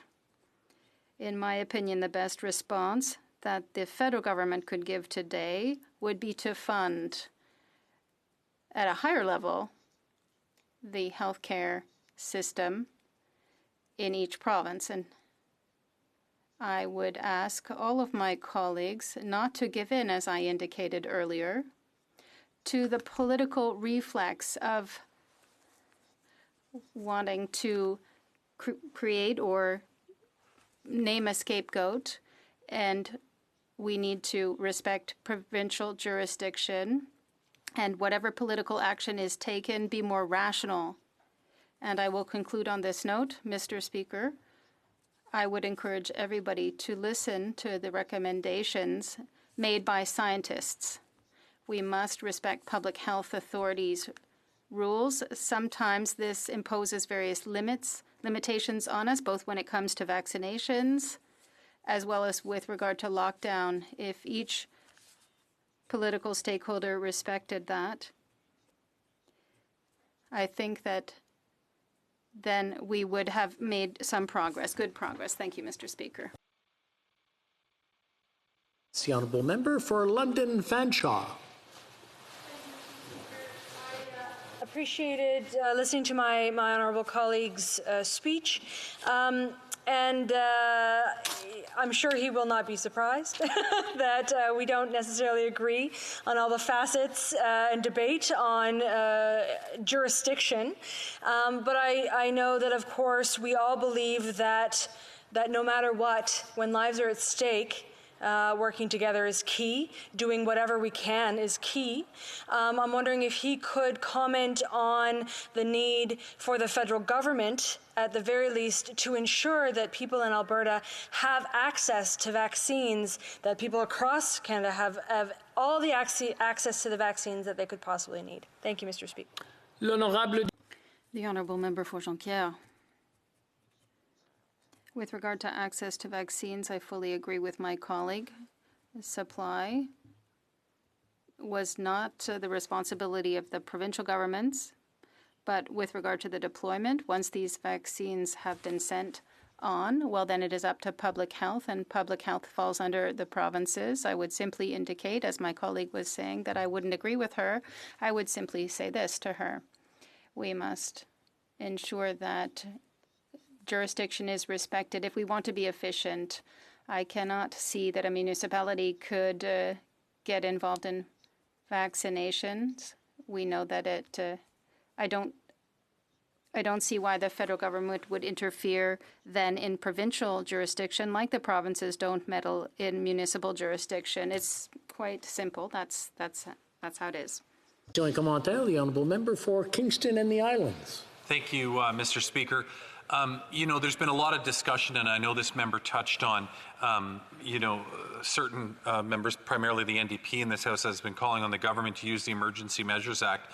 But at the end of the day, this government has demonstrated that it wants to work with provinces and has pretty much given provinces everything that they want in terms of making sure that they have access to supply as soon as they can get it, PPE, rapid tests.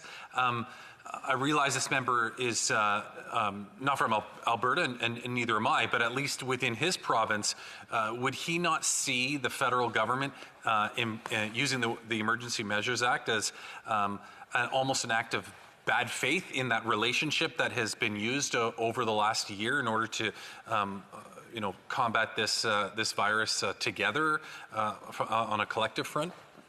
The Honourable Member for Jonquière. I'm not sure I exactly understood what the question was with regard to the Emergencies Act. It was used in Quebec in the long-term care homes. The military came in and provided assistance at a time of need. Now, my colleague indicated that the federal government had made an effort. I'm prepared to concede that, but the effort that it should do now is not being done, and that is to ensure that we do have a healthcare system that is adequately funded. At present, it is completely unacceptable to see that barely 20% of each dollar invested in healthcare comes from the federal government. It's one of the most important budgetary items. It's 48% of the budget, of the total budget of the government of Quebec. And in the future, if we don't see this change, if there is no awareness of this in the federal governments, there will be many crises that will be difficult to manage. For Nanaimo, Ladysmith, a 30-second question, une réponse de 30 secondes. And a 30-second answer as well. Thank you, Mr. Speaker. I'd like to thank the honourable member for his speech. And when he's talking about the health transfers, I'm wondering, I agree that the federal government should increase the health transfers. We started at a 6% escalator, and that was cut back to a 3% escalator during the Harper government years. And I'm wondering whether he would agree with me that we should be looking at demographics rather than just per capita in terms of how much money is transferred to the provinces, because some provinces have a much older population, like here in British Columbia. And would he agree with that idea? The The Honourable Member for Jonquière, 30 seconds or less, please. In 30 seconds, we must keep in mind what the total budget spent on healthcare by the provinces is, not just per capita. And it's something that has been demonstrated not by myself, who is a sovereigntist, but by the parliamentary budget officer, who demonstrated that if nothing is done, by the end of the 2020s, the provinces will have deficits accumulating year after year due to the underfunding from the federal government in this area. Reprise du débat. Resuming debate. The Honourable Member for Saanich Gulf Islands. Thank you, Mr. Speaker, and thank you to my honourable colleague for Jonquière for splitting his time with me. We are in a terrible place now. When we were first getting used to the idea that we were in a pandemic and needed to adjourn Parliament. Remember, March 13th of 2020, we stood in this place, and some of us were physically present, to say, well, by unanimous consent, we're going to adjourn till April 20th. And it seems absurd now, Mr. Speaker, but I clearly remember, as I said, the Greens give unanimous consent for this, that I thought, do we really need to stay out as long as till April 20th? That seems maybe a little extreme, but we'll see. We've learned a lot. We started talking about flattening the curve. We thought that would be adequate because we were told it would, but we learned more. This has been a very steep learning curve. And if we'd learned faster and gone faster and followed the models of countries like New Zealand, like Australia, like South Korea, the countries that decided to go hard, go fast, the kind of advice that World Health Organization, Dr. Michael Ryan recommended back then. Go hard, go fast. Don't wait to be perfect. Speed trumps perfection. I thought we were going fast, and I certainly am not at the level of someone who wants to start casting blame. I find this motion, this debate tonight difficult, because as much as there is blame to be cast, does it help? I don't want the people of Alberta to feel that the federal parliament has decided to lay into them with clubs. It is pretty clear that their premier miscalculated badly and cost people's lives. I want to reflect a bit on something that I don't think gets said enough in this place. That there's somehow this, I think there's a perception in Alberta that people like me who want to see the fossil fuel industry shut down, phased out over time and take care of the workers, that somehow means we don't love Alberta. I really love Alberta and I love Albertans. And I have so much respect for the grit of Alberta in facing major disasters. And I remember very clearly, of course, the 2013 floods in Calgary. I pulled rotted debris from people's basements in High River because I found myself in the days after the 2013 flood in Calgary for Stampede, and just thought I can be more useful if I got a friend and we went up to High River and see if we could help. But I remember I've got the T-shirt, right? Come hell or high water. And Mayor Nenshi deciding, even though it looks impossible to have Stampede, we're going to do it. I admire that spirit. And again, so soon thereafter, the 2016 fires through Fort McMurray, the incredible community spirit, the not leaving anyone behind. I mean, it's a very strong image of the patient and orderly evacuation with fires on all sides, and the residents of Fort McMurray moving out along the single road. And if somebody's car ran out of gas, they got into somebody else's car. It's inspiring. And now for Alberta to be the site of the highest COVID rates in North America is devastatingly frightening, because we know more about this pandemic now. We know about this virus. We know the longer the virus lives among us, the more likely we are in a human petri dish to have more dangerous variants. We don't know yet if it's all about getting vaccines in case a variant overcomes a vaccine. We are in a very dangerous place, this third wave. We're also today in a day to mark Red Dress Day. to think about and to pledge solidarity with all of the families of missing and murdered Indigenous women and girls. It was early June 2 years ago that this government was delivered unto it the report of the inquiry into missing and murdered Indigenous women and girls and Two-Spirited Peoples. One of those key recommendations was to shut down the man camps. Now, at that point, the threat to human life from what was called man camps in the inquiry, but to many Canadians, they might not know the term, but large construction sites, that they represent a threat to the vulnerable, to the marginalized who have to hitchhike. And I know there was a very strong reaction from people in Alberta. And of course, most of the workers are the dads and the granddads and the brothers and the sons and thoroughly decent people. But there's no question but that the evidence shows that missing and murdered Indigenous women and girls are at more risk when there are transient camps of workers.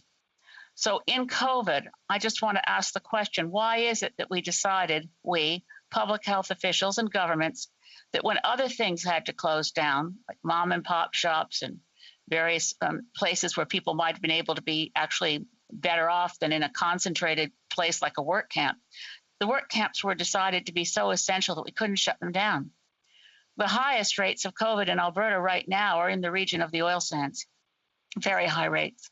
And in British Columbia, the NDP government in British Columbia has decided Site C is so important to continue that we wouldn't possibly think of shutting it down when it has outbreaks. We have outbreaks right now at the Site C dam site, the Kitimat LNG facilities that are being built along the Trans Mountain Pipeline construction, like the Coastal GasLink. All the man camps turn out to also be places where COVID flourishes. And one of the key things about the oil sands is the workers commute by airplane. So think of poor Newfoundland and Labrador, where they were in the Atlantic bubble, felt that the rates were low enough to meet the requirement under Newfoundland and Labrador law that new Premier Andrew Furey had to call an election within a few months. And suddenly they had an outbreak of COVID from the oil sands workers. And they're having them now. And if you search this, you'll find it everywhere that academics and scientists are saying, we've got a problem. We have these fly-in, fly-out camps. One expert said, COVID didn't just walk in here by itself. It showed up on an airplane. So while we worry about international borders and why we're not being tighter with our borders, how is it that we are so addicted to oil that we turn a blind eye to the impact of these work camps, of these man camps, that we should have been shutting down, or at least ensuring that the workforce there was not commuting back and forth across many provincial borders. There were ways, perhaps, to keep people in the construction industry working when many other industries were shut down, but we've turned a blind eye to the fact that it's the workplaces that overwhelmingly squashed busy workplaces, places like slaughterhouses, that we've shut down parts of our economy, but turned a blind eye to the places that seem to me, in reviewing the evidence, to be the places where COVID flourishes.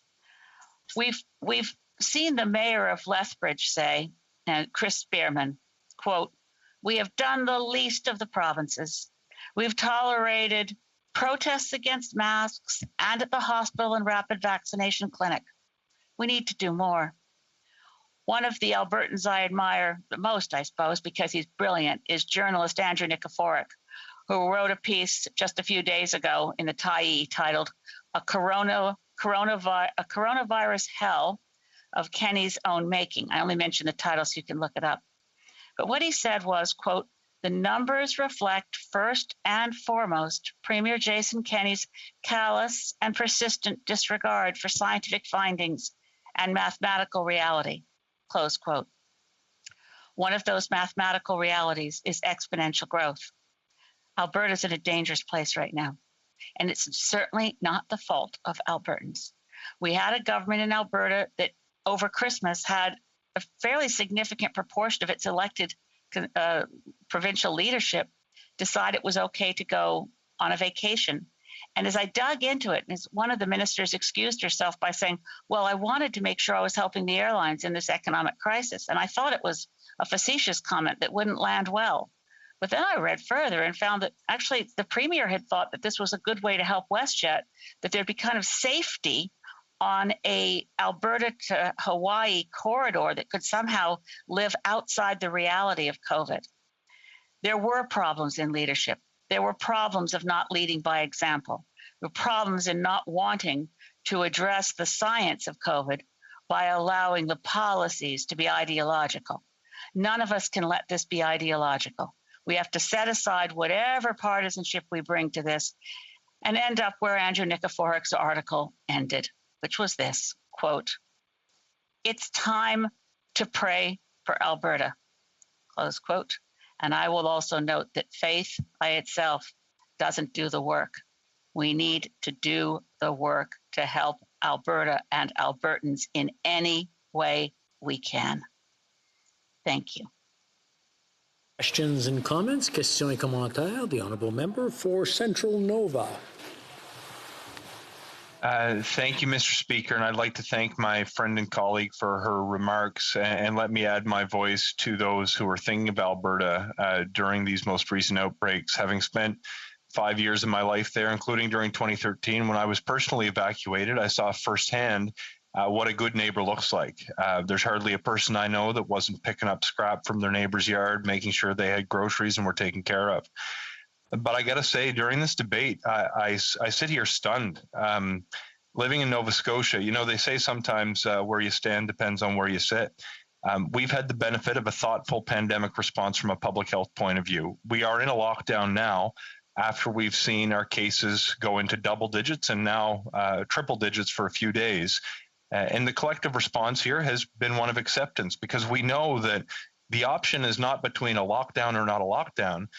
The option is between having a short and serious lockdown or a lengthy and drawn out lockdown. Those who have studied pandemic responses around the world have seen during COVID-19, the jurisdictions that have embraced a strict and swift lockdown have seen a lesser impact on their economy, a lesser impact on their public's health, and a lesser restriction on their civil liberties. I'm curious if the member can offer commentary on the importance of following the epidemiological research and science to understand that we need to be neighborly once again and need to support Albertans with financial supports federally and provincially to ensure that they can afford to do the right thing and stay home. The Honourable Member for Saanich Gulf Islands. Well, my honourable colleague, the parliamentary secretary, came awfully close to his former premier's famous "stay the blazes home." But I'm astonished in this country that we don't even learn within the boundaries of Canada what's working and what isn't. The Atlantic bubble was an extraordinary success of, as the honourable member said, evidence-based decision-making and strong instructions for people to stay home, and then to be able to create an Atlantic bubble so that Newfoundland, so that New Brunswickers could drive to PEI and Prince Edward Islanders could get to Nova Scotia. The case rates in the Atlantic bubble are compared to Ontario, Quebec, British Columbia, and now Alberta, a real success story. And I certainly hope that for Nova Scotians' sake, that this recent spike and in New Brunswick is quelled very quickly. Questions and comments? Questions et commentaires. The Honourable Member for St. Albert's, Edmonton. Thank you, Mr. Speaker, and I want to thank the member for Saanich Gulf Islands. In an earlier intervention, the honourable member spoke about the UK. And it should be noted that the UK has had some of the most restrictive measures in Europe, yet has fared much worse than most European countries in terms of cases, hospitalizations, and mortality. But speaking of the UK, looking at some preliminary figures published by the Office of National Statistics, in January, there were, on January 19th, 1,372 COVID deaths. By the week of April 16th, the average death rate was 29, compared to the average rate of 80 for the flu between 2015 and 2019. What happened between January and April? The government unveiled a very successful vaccination strategy. That has clearly not been the case in Canada. Can the honourable member speak to that? And how, in the face of such statistics, can she possibly criticize Premier Kenney without uttering one word of criticism for the Prime Minister and his total failure when it comes to vaccinations? The honourable member for Saanich Gulf Islands. Thank you, Mr. Speaker.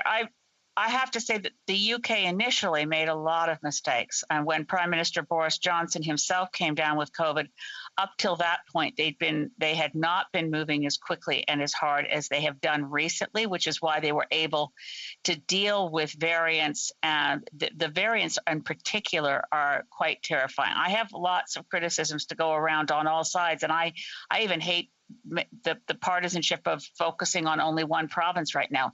I think our bigger problem is fractured federation, not being clear on how we can work together. If we're not using the Emergencies Act, and as I said to my honourable colleague from St. Albert, Edmonton, I don't intend to not criticize the federal government. There's mistakes have been made everywhere. But the more we can approach this in a nonpartisan fashion, the more we have a chance of being Team Canada and getting through this with minimal loss of life now that we're in a third wave that's quite terrifying. Reprise du débat, resuming debate, the Honourable Parliamentary Secretary to the Government House Leader.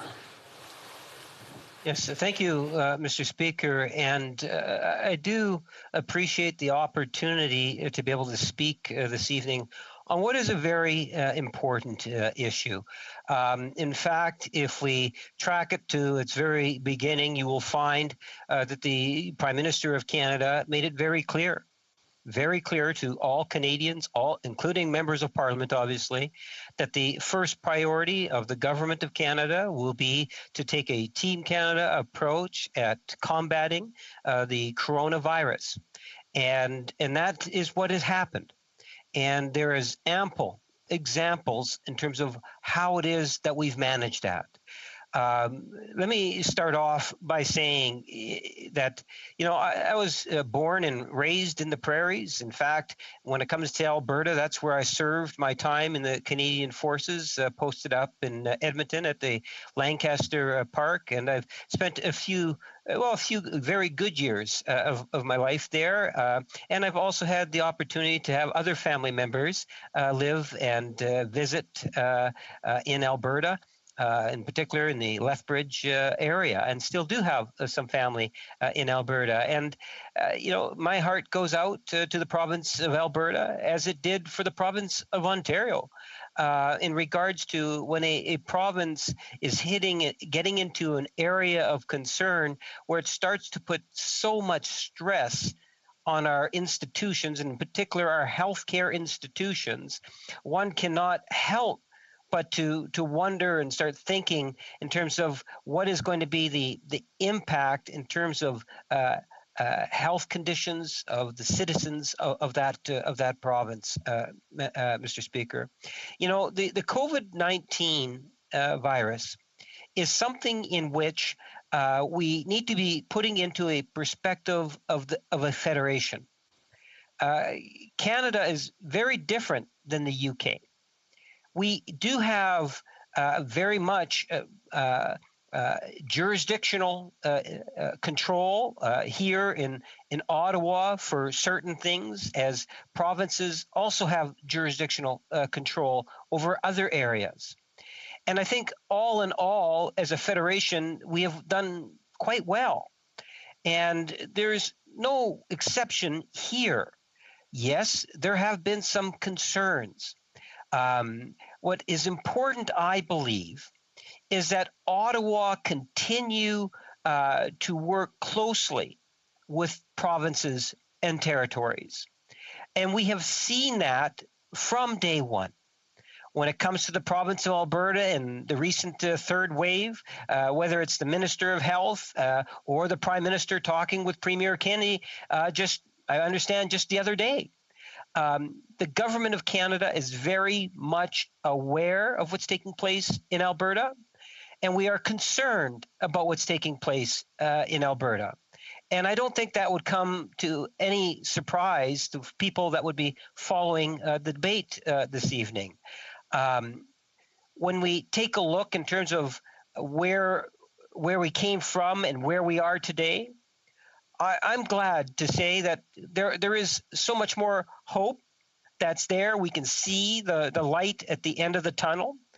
Vaccines play a critical, an absolutely critical, as we all know, role in the post-pandemic. And we have seen significant gains in that area.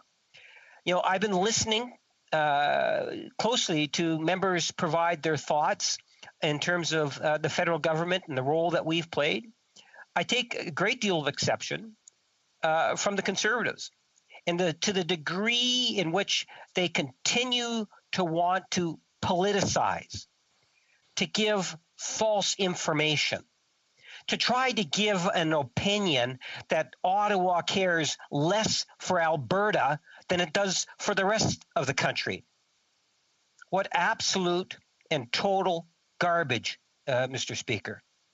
And to those members of Parliament that try to give that impression, I say shame on each and every one of you.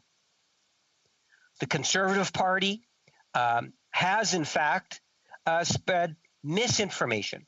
Even this evening, I question some of the statements that are actually being made. As we've gone through this 14 months ago, and the former leader of the Green Party talked about the flattening of the curve.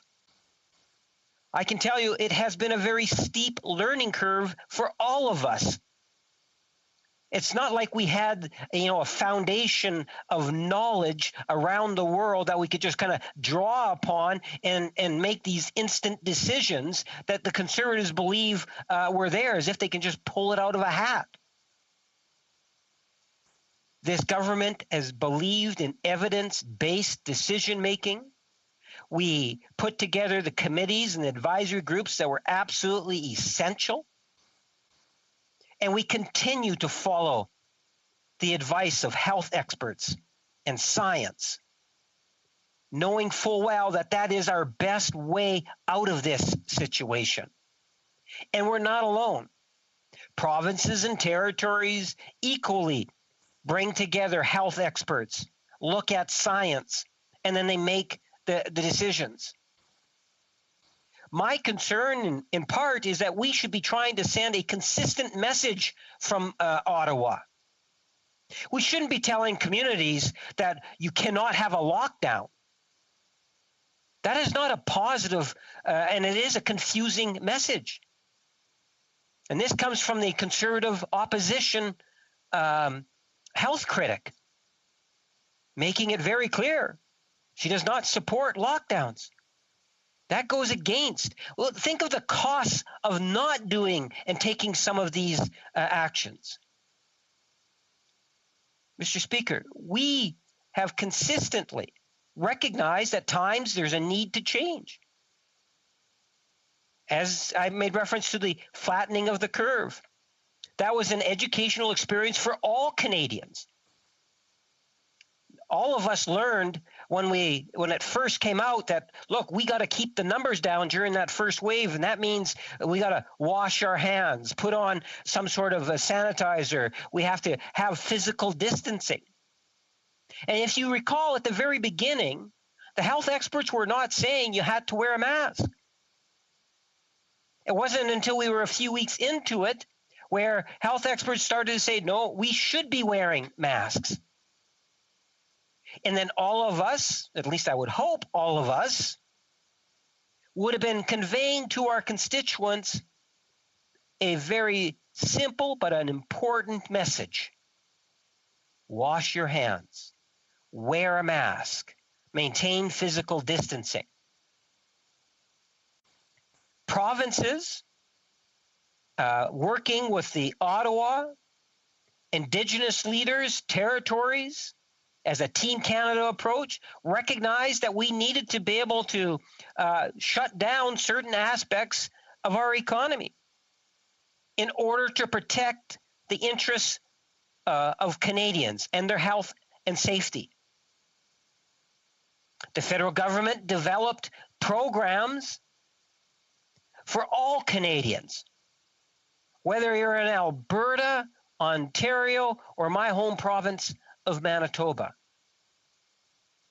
Programs that saw literally hundreds of millions going into billions of dollars going into the pockets of Canadians to ensure that they would be able to continue to make the payments that were necessary. You know, if you can't work, the bills continue to come in. You still have a requirement to buy groceries, pay rent, or mortgages. The government, through different programs, made a very clear indication to Canadians back at the very beginning that we would have Canadians' backs, and we have done just that, Madam Speaker, or Mr. Speaker, in every way. We see that the different provinces in different times, different waves, have had different impacts, in good part because of decisions that were being made. As a federation, we recognize that there is jurisdictional control, and provinces lead in certain areas.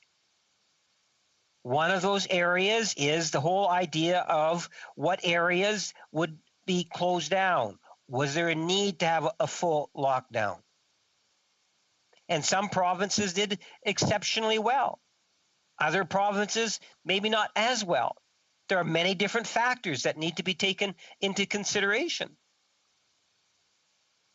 At the end of the day, I believe that Ottawa, in particular, the Prime Minister with premiers and first ministers and the numerous meetings that have taken place, and the Minister of Health and other ministers actually maintaining communications with provinces and territories and Indigenous leaders, were able to ensure that there was a high sense of cooperation, that there were no surprises, Mr. Speaker.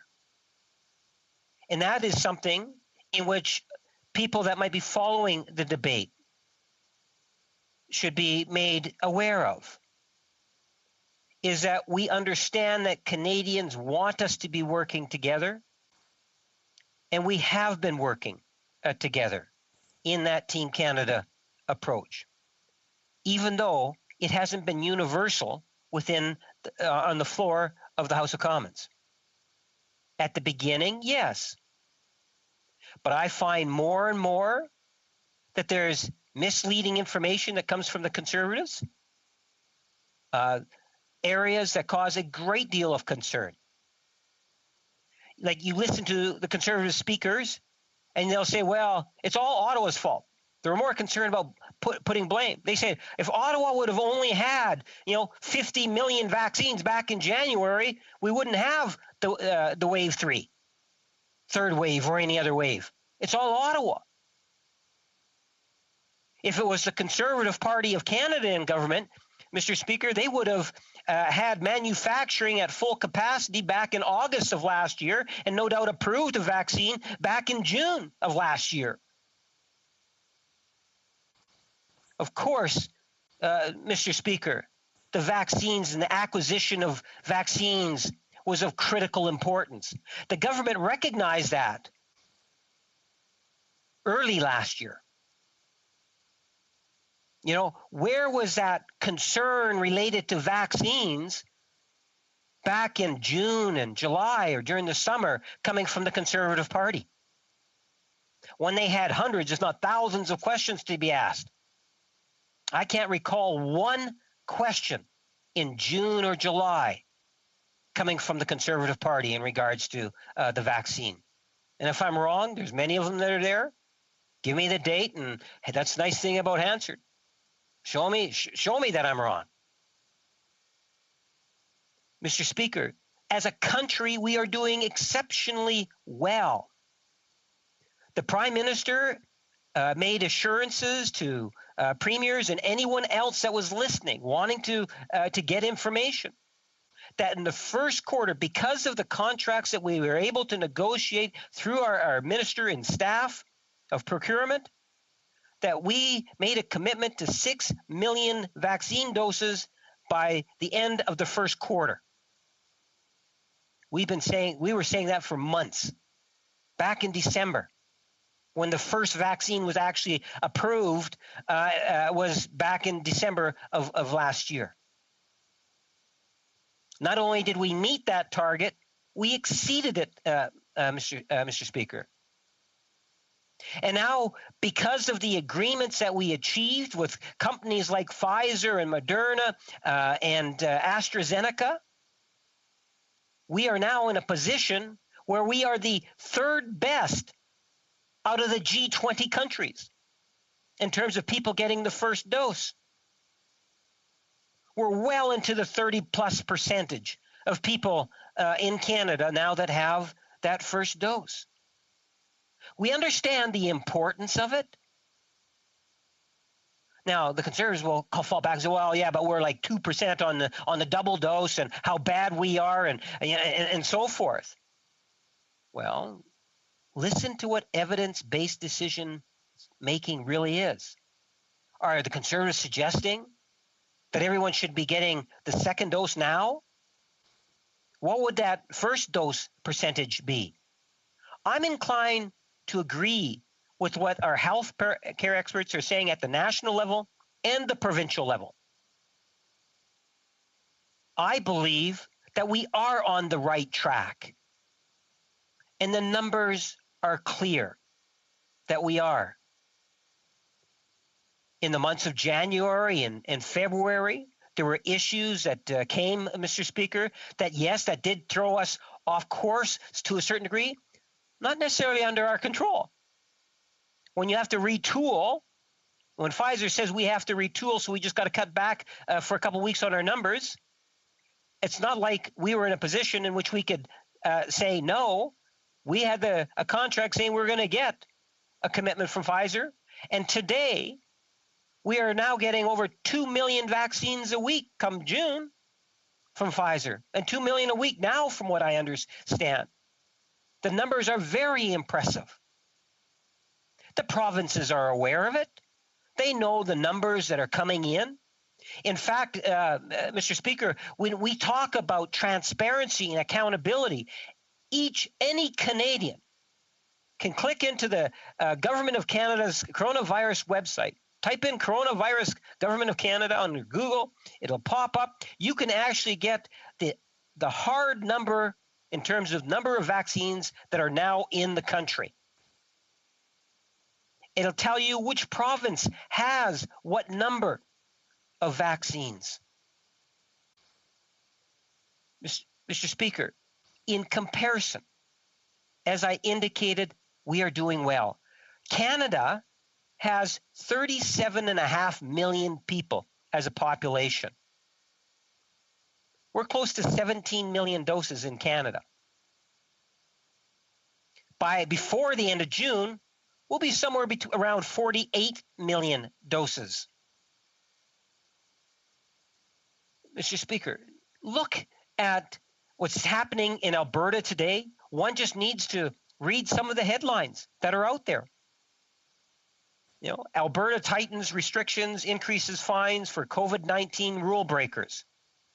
That's a CBC report.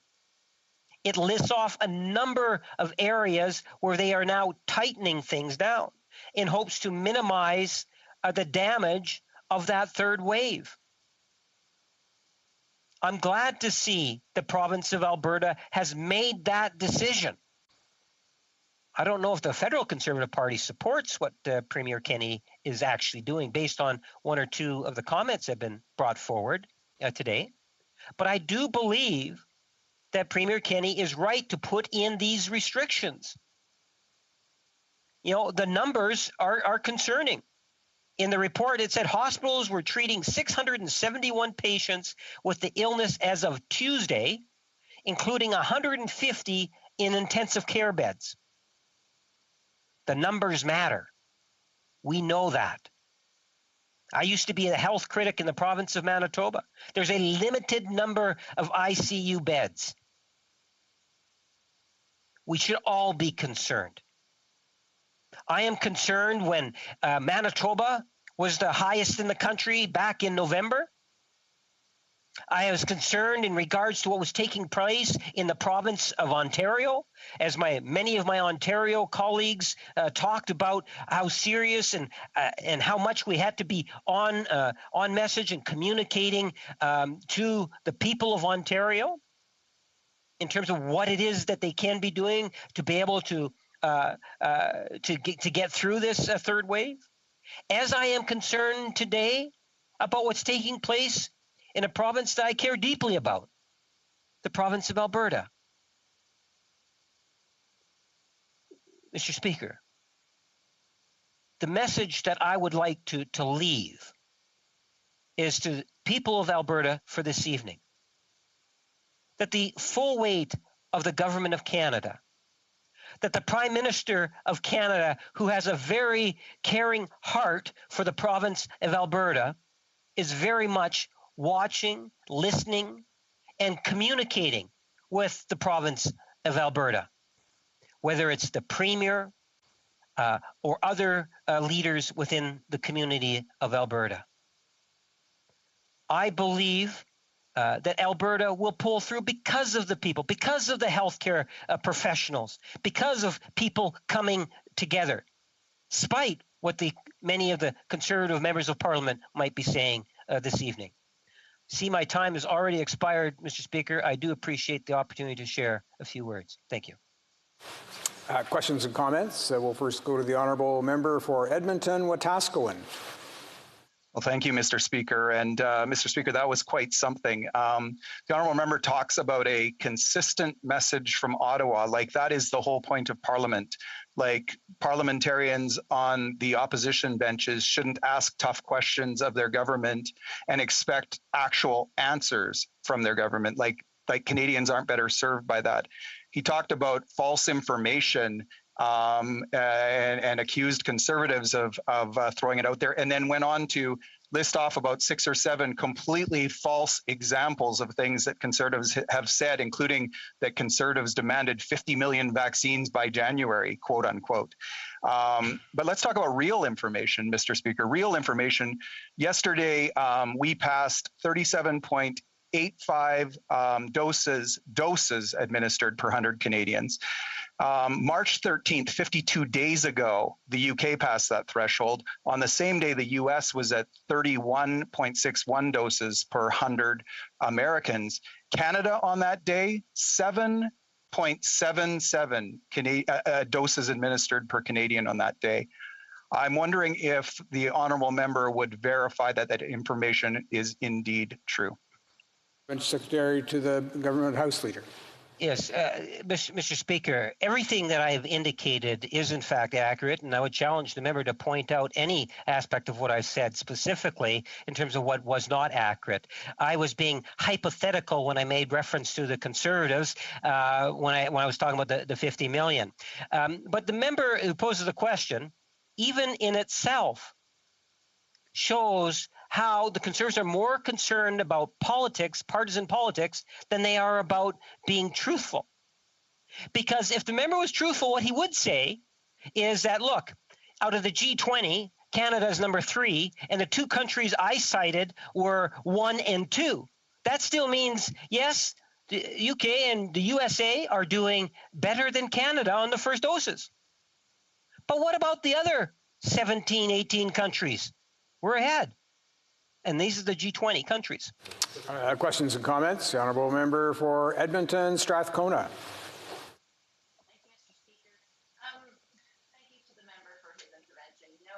Oh, I just have to ask the honourable member just to unmute there. I'm sorry, Mr. Speaker. I continually forget to bring down my mic. I want to thank the member for his intervention, and I, he speaks about jurisdiction. I hope hope that he heard my intervention where I spoke about how Albertans are not interested in these back and forths on jurisdiction. When their loved ones are sick, when our healthcare system fails, they are not interested in this back and forth. But I'm gonna humor my colleague right now. He talks about federal jurisdiction, and I think we can all agree that working with Indigenous populations is something that is within the federal jurisdiction. Yet we know that in Alberta and across Canada, Indigenous communities do not have the supports that they need to fight the COVID-19 pandemic. Can he talk about the idea that we don't have clean water for Indigenous communities? You can't wash your hands if you don't have access to clean water. If Liberal promises on clean drinking water in Indigenous communities were currencies, we'd all be rich.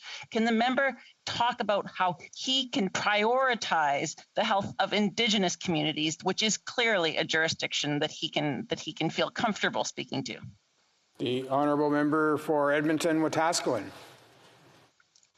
From Winnipeg North. Thank you, Speaker. I'm sorry.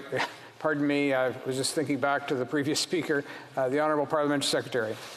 Yes, thank you, Mr. Speaker. And, I would welcome to have a discussion in regards to a wide variety of issues within Indigenous communities. And in many areas, there's been significant improvement. In other areas, yes, we do need to work and do better. And as a government, that we are, in fact, moving forward. The issue of jurisdiction is important. And that's why we saw the Prime Minister right from the beginning start to work with provinces and territories. That's why we had a $19 billion provincial restart back in August of last year to help support provinces and territories. It's absolutely critical in situations like this and other situations that Ottawa and provinces work together. Canadians want us to be working together. They don't want to see Fed bashing and passing the buck onto provinces. They want to see the different levels of government working together. We'll go on to the next question. It'll be the Parliamentary Secretary to the Minister of Veterans Affairs. Thank you very much, Mr. Speaker. And I want to thank my colleague for his very important speech that he delivered tonight on this important topic.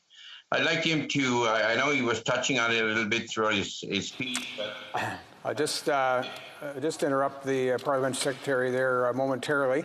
I may go to the next person who wishes to pose a question or comment and give him a chance maybe to throw a necktie on there. We try to stay with our usual standards for protocol. So we'll go to the honourable member for Nanaimo Ladysmith, and we'll come back to the Parliamentary Secretary once he's set to go. The honourable member for Nanaimo Ladysmith. Thank you, Mr. Speaker. I do indeed have my parliamentary uniform on, and I am prepared to speak. I'd just like to ask the honourable member, one of the things that's really frustrating people is the inconsistency of messaging that's happened from the federal government, from different provincial lockdowns. We feel really uncoordinated as a federation in terms of dealing with this pandemic. And would he not agree that we would be better off if we had a task force that dealt with this? I know that we have medical health officers that work together province to province, but we have people traveling from province to province for work. Right now, I really feel for the folks in Alberta. My daughter's Albertan boyfriend can't come to visit here. He can cross the border into British Columbia into one zone, but my daughter can't leave Vancouver Island because of the way we have lockdowns here. We have very inconsistent rules. We have a right to travel from province to province. We'll need to now go to the Honourable Parliamentary Secretary to the Government House Leader. Yes, Mr. Speaker, let me talk about the most important thing I believe that can come out of tonight's discussion, and this is a personal opinion. That there is a consistent message that comes from every member of Parliament, no matter what political stripe it is, and that is to get the vaccine. And the best vaccine is the first vaccine you are able to get. Health Canada has done a phenomenal job. All vaccines that have been approved by Canada are safe and are being made available. The best vaccine. All of us should be saying that, Mr. Speaker. We'll now go back to the Honourable Parliamentary Secretary, to the Minister of Veterans Affairs. I think he's all set to go. The Honourable Parliamentary Secretary.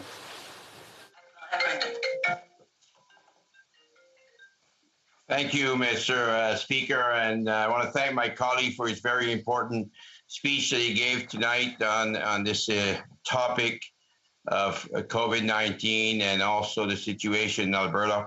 I'd like him to speak about, our government has invested almost $20 billion for the Restart Fund to support provinces and territories, as well as $2 billion for education and open classrooms and various renovations that can be done in the school system, and that in Alberta, that represents for the Restart program about $1.3 billion, and for the education program almost $300 million. And as well, those numbers are similar in Manitoba. So I'd like to hear the honourable member speak about those investments, which are so crucial to all provinces and territories in this great country. Parliament Secretary to the Government House Leader. Yes, it's an excellent question, Mr. Speaker, and I think that's a good way to be able to demonstrate to those that might be following the debate in terms of the degree in which this Prime Minister and the government really do want to work with other governments, levels of government, and stakeholders in order to be able to minimize the negative impacts of the coronavirus. The Restart program, billions of dollars. The member made reference to the amount that went to Alberta, but that was to be able to support additional testing, for example. It was there to be able to ensure that provinces were in a better position to be able to deal with issues related to mental health, long-term care facilities. The $2 billion was just for an additional $2 billion was there to support school divisions. So as our children across the nation and young adults went back to school, that they were in a better environment, a safer and a healthier environment. That's what I mean by a Team Canada approach. Not only did we talk about it, but we also delivered in terms of dollars. Resuming debate, the honourable member for Edmonton Millwoods. Thank you, Mr. Speaker, and I will be splitting my time with the member from Edmonton, Wetaskiwin. Mr. Speaker, it's been a privilege to be speaking on behalf of my constituents, the constituents of Edmonton Millwoods. My constituents, like those right across Canada, are having a very difficult time coping with the current spike in COVID-19 cases and accompanying lockdowns. It's unfortunate that we're even in this position to be having this emergency debate, and that we could have so easily been an emergency debate on many of the cases that we've seen and are currently seeing right across the country. In the last 7 days, we've seen the Atlantic bubble burst, with Nova Scotia seeing nearly 800 cases over the last week. Nunavut, who just weeks ago had 0 cases, is now facing their own outbreak, and we're still seeing British Columbia, Ontario, and Quebec continue to cope and grapple with the third wave. We're in this position today because of the response of the Liberal government throughout the pandemic has been slow and confusing at every single step. Let's go back, Mr. Speaker, to the beginning of this pandemic, when we were just seeing the reports of the first cases we all then called the coronavirus. My colleague from Edmonton Riverbend, then our Shadow Minister for Health, had questioned this government consistently on their plans for stopping flights from the Huawei province, when the health minister said that closing the border was not effective at all. On January 28th of 2020, over a year ago, we learned from the health minister that the first individual identified with the coronavirus did not self-identify when entering Canada. They had traveled from Wuhan and had a cough. The Minister of Health stated that this individual took exactly the appropriate precautions that he was given at the border, and that the systems are working and are working very well. 1 year later, and with more examples than I have time to discuss tonight of this Liberal government's failure, our entire country is facing lockdowns and restrictions over and over again. This stands in stark contrast to places like the United States and Britain, where restrictions are being eased and economies are reopening. What's the difference between Canada and those other countries? Vaccines. While both the UK and the United States were rushing to secure vaccines for their citizens, Canada stood at the back of the line, dawdling.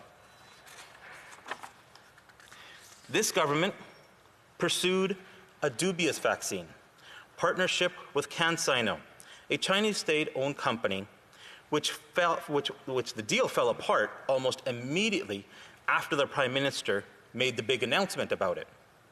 It took only a week for the Communist Chinese government to stop necessary materials from being exported to Canada so research and production could happen. It was the only leading vaccine that the Liberal government was pushing to be made in Canada.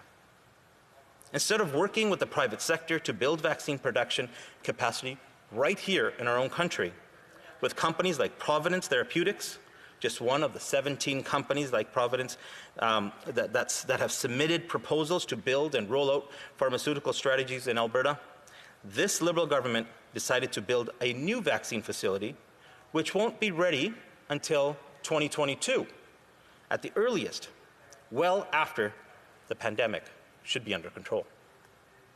This government's failures on procuring vaccines is shown with the wait times between the doses. The 4-month wait period is longer than any other country in the world, and contrary to the advice of the developer and manufacturer of that vaccine. This Liberal government has forced an off-label usage of vaccines only because there's insufficient supply. The NACI has acknowledged it would not be recommending a 4-month delay if there was sufficient supply. This, of course, is leading to more COVID cases, more vulnerability.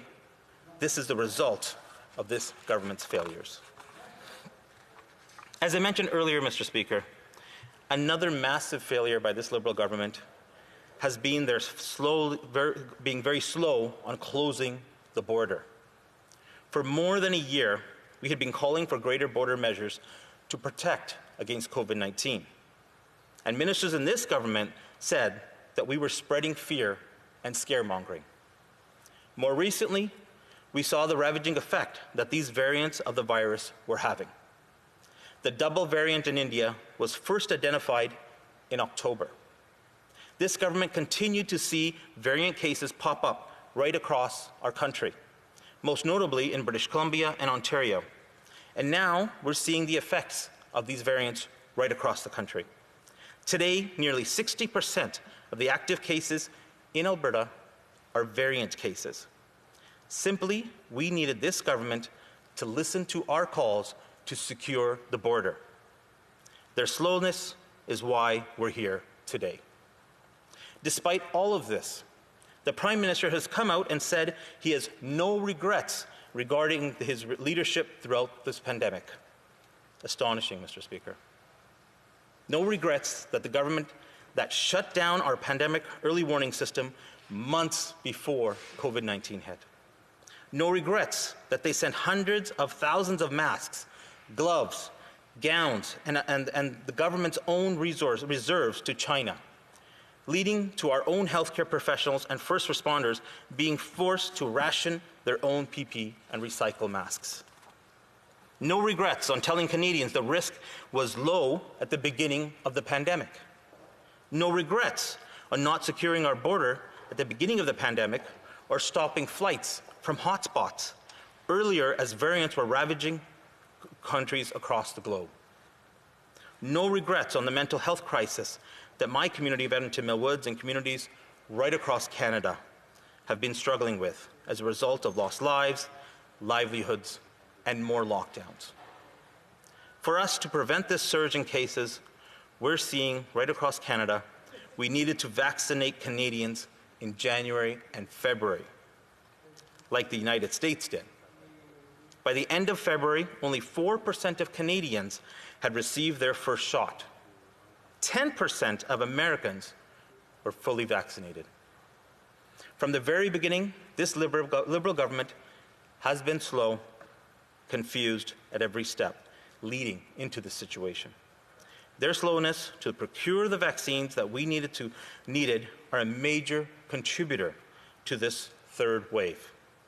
Their slowness to close the borders as highly contagious variants were emerging across the globe left us vulnerable to the same variants that are driving the third wave today. My constituents in Edmonton Millwoods and all Canadians deserve better. Thank you, Mr. Speaker. Questions and comments? We'll first go to the honourable member for Kingston and the Islands. Thank you, Mr. Speaker. The member took 10 minutes to cast blame. I'm not exactly sure how that's going to create any meaningful outcome in this debate. But nonetheless, let me go back to what he said right at the beginning of his speech when he said that this government is fully responsible for everything that has happened in Alberta. I think that if you're going to come and sit at this table and have a discussion about this in any meaningful way, you're going to have to admit and accept the fact that there are many different partners at the table that were participating in this and that have responsibility. Is this member saying that Jason Kenney and the government in Alberta has no responsibility in this? Member for Edmonton Millwoods. Mr. Speaker, what I'm saying is that what everyone agrees and all experts are saying is that vaccines will help us get us past this pandemic. It's what other countries have been using. It's what other countries had back in January and February. We see that in the United States, where now they're opening up their economies. People are going back to work. They're being able to meet with their families. We see that in Europe. And so what I'm saying is that if we had had those vaccines here in Canada, we would not be in the situation today, and we would not be putting premiers right across the country in the situation that they are in today and asking Canadians to sacrifice more because this government mismanagement situation from the very beginning. Questions and comments? The honourable member for New Westminster Burnaby. Thank you, Mr. Speaker. And I think the member is quite right to point to the lack of vaccine acquisition as a major problem. But when we look, that's comparing Canada to the rest of the world. When we look at Alberta, tragically, the real tragedy here is that Alberta actually has the worst infection rate in all of North America. So he did reference the issue of no regrets. And shouldn't the Kenney government, the provincial Conservative government, have regrets about trying to push for international travel? Shouldn't the provincial Conservative government have regrets about cutting healthcare funding? And shouldn't the provincial Conservative government have regrets about what we saw over this Christmas break with members of that government traveling all over the place? Should not the Conservative government of Alberta also have regrets about their actions that have led to this unfolding tragedy in Alberta? Honourable member for Edmonton Millwoods. Mr. Speaker, he's saying that about comparing Alberta's numbers to other jurisdictions and right across North America. And Alberta is in this position today because they didn't have the vaccines that they needed. They didn't have the vaccines available to give to Albertans. As soon as Alberta received the vaccines, their actual percentage of how quickly they have gotten into Canadians' arms, into Albertans' arms, is actually very high. It's actually one of the best in the country. But they can only do that once they receive the vaccines. And as we know, right across the country, we have been receiving the vaccines much later than other countries. And that's what we needed to beat this pandemic. I'm certain that we will now. I know there's more vaccines coming. I know there's been more announcements, and I hope those vaccines show up. And so Canadians can get back to their lives, and small businesses can start to open up again, and kids can get back to school. But we needed those vaccines in January and February. Unfortunately, they didn't arrive. Looking forward to them coming now. Questions and comments? The honourable member for Battle River Crowfoot. Thank you very much, Mr. Speaker, and thanks to my colleague from Edmonton for his speech. Certainly something that I've heard from many constituents is frustration about the status of things because they look at other jurisdictions. Disneyland opened this past weekend in California. They're seeing news reports of other jurisdictions opening, yet because of a third wave, Alberta and other jurisdictions across Canada are being forced back into lockdown. Serious action taken for a crisis that really could have been avoided. The Prime Minister has bragged all along about his response, pouring cash in different places, different program response and whatnot. But the delivery record is very, very poor. I'm wondering if my colleague has comments on how the Prime Minister seems to take credit for all the success.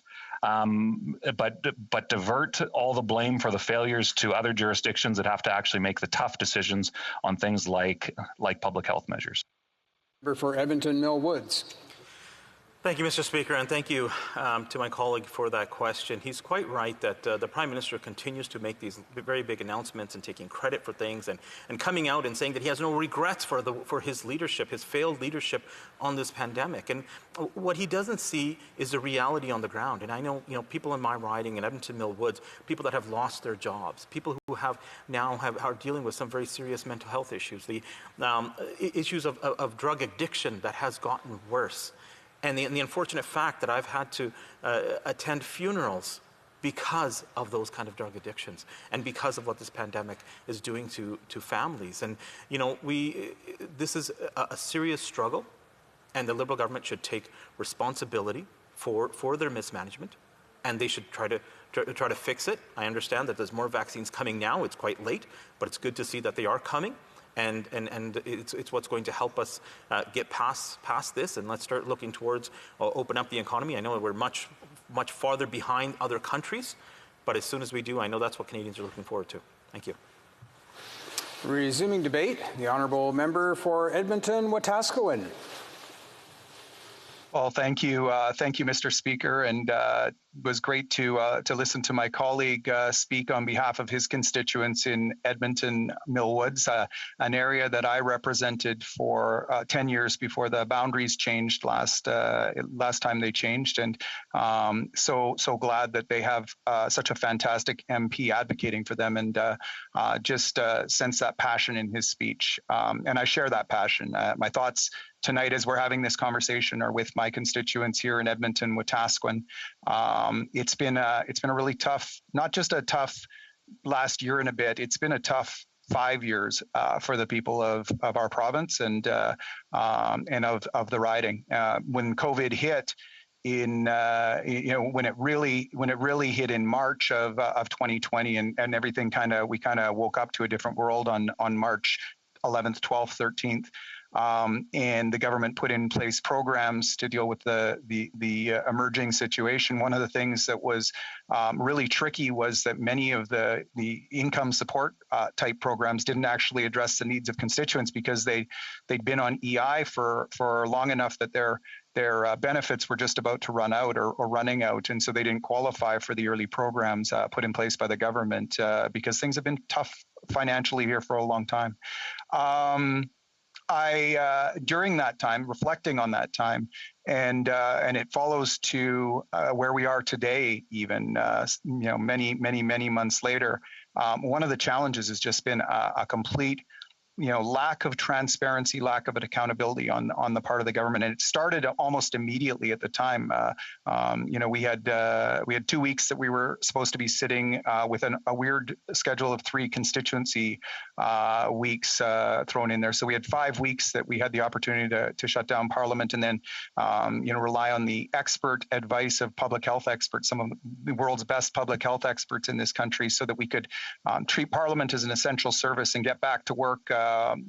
Members from all sides acting on behalf of our constituents and asking, for those of us in opposition, in the opposition parties, asking tough questions of the government to try and come up with the very best policies to serve Canadians. And instead, Parliament was largely shut down for the better part of 6 months, sat as a glorified committee most of the time when it sat at all. And of course, we had the 6-week prorogation, a time period where all committees were shut down, everything was shut down so that the government could avoid scrutiny on some particular programs that were problematic. And so we came back in late September finally, and ever since then, question after question after question by members of the Conservative Party, but also members of the NDP and the Bloc and Greens and Independents, just met with condescension and derision. It is it's uncountable. It's immeasurable how many times Liberal ministers, led by the Prime Minister, stood up in the House of Commons, and we've seen it tonight in the debate, rather than actually answering a question, meet the question with an accusation of partisanship. We saw tonight, for example, we saw the member from Kingston the Islands just a couple of minutes ago talk about using 10 minutes to cast blame, talking about the previous Conservative member's speech, as the Conservative member simply brought up issues that are the responsibility of the federal government, and as a federal member of Parliament serving his constituents, it's his responsibility to ask those questions or to bring up those issues. We heard the minister earlier talk about opposition members playing partisan games tonight. We heard the member from Winnipeg North make all sorts of accusations and accuse me of being untruthful when I asked a question of him. And here's the funny thing about it. In his response, which was in reference to March 13th numbers and where we were at in terms of doses administered by countries going back, as referencing March 13th, we were behind on that date the UK, US, Turkey, Germany, Italy, and France. So he put forward misinformation in his accusation of untruthfulness, and this is the constant daily MO of the government right now, and it's problematic. Right now, there have been, and I think members from all sides, but particularly members of the Conservative Party, have rightly raised the issue of vaccinations.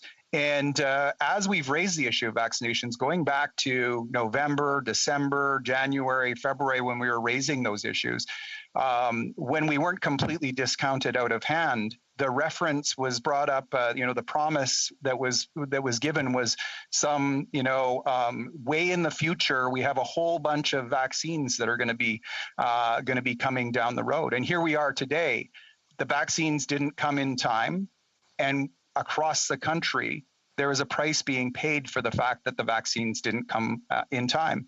And the lockdowns that we're seeing in different parts of the country are part of the price that's being paid. I liken it to this response about when vaccines are going to come. I liken it to, an old house, buying an old house with old wiring and no fire extinguishers. And, you might have a chance to redo the wiring one day when you can afford it. But imagine having a family meeting and bringing up the issue of fire safety. And imagine one of your kids saying, hey, I heard in class that we should have 3 fire extinguishers in our house in your family meeting. Can you imagine if, as a parent, you said, well, you know what, instead of doing that, instead of getting 3 fire extinguishers for the house, we're going to wait until September. And in September, we're going to get 15 fire extinguishers. We're going to have 3 per member of the family many, many, many months from now. You imagine the reaction you would get from your kids who were simply raising what the evidence, what experts would say was best for the house. But that's been the response of the government. Somewhere down the road, by September, everybody who wants a vaccination will get one. You know what? Clearly, there's a price to be paid for that. And I've pointed out multiple times tonight, and I think it's worth pointing out, because if we're going to talk about information, let's deal with real information. As of today, we were at 37.85 doses administered per 100 Canadians. That's 37.85 doses administered. 52 days ago, on March 13th, the UK passed that threshold. 52 days ago. On the same day, the US was at 31.61 doses administered per 100 people. So UK at 37.98, which is above where we are today. US at 31.61. Do you know where Canada was on that day?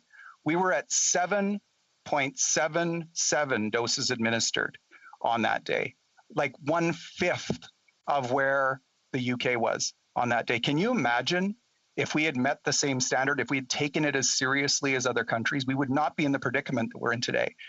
You take a look at the Alberta, since tonight we're talking about Alberta, you take a look at the Alberta situation. Today we have 146 people, Albertans, in ICU.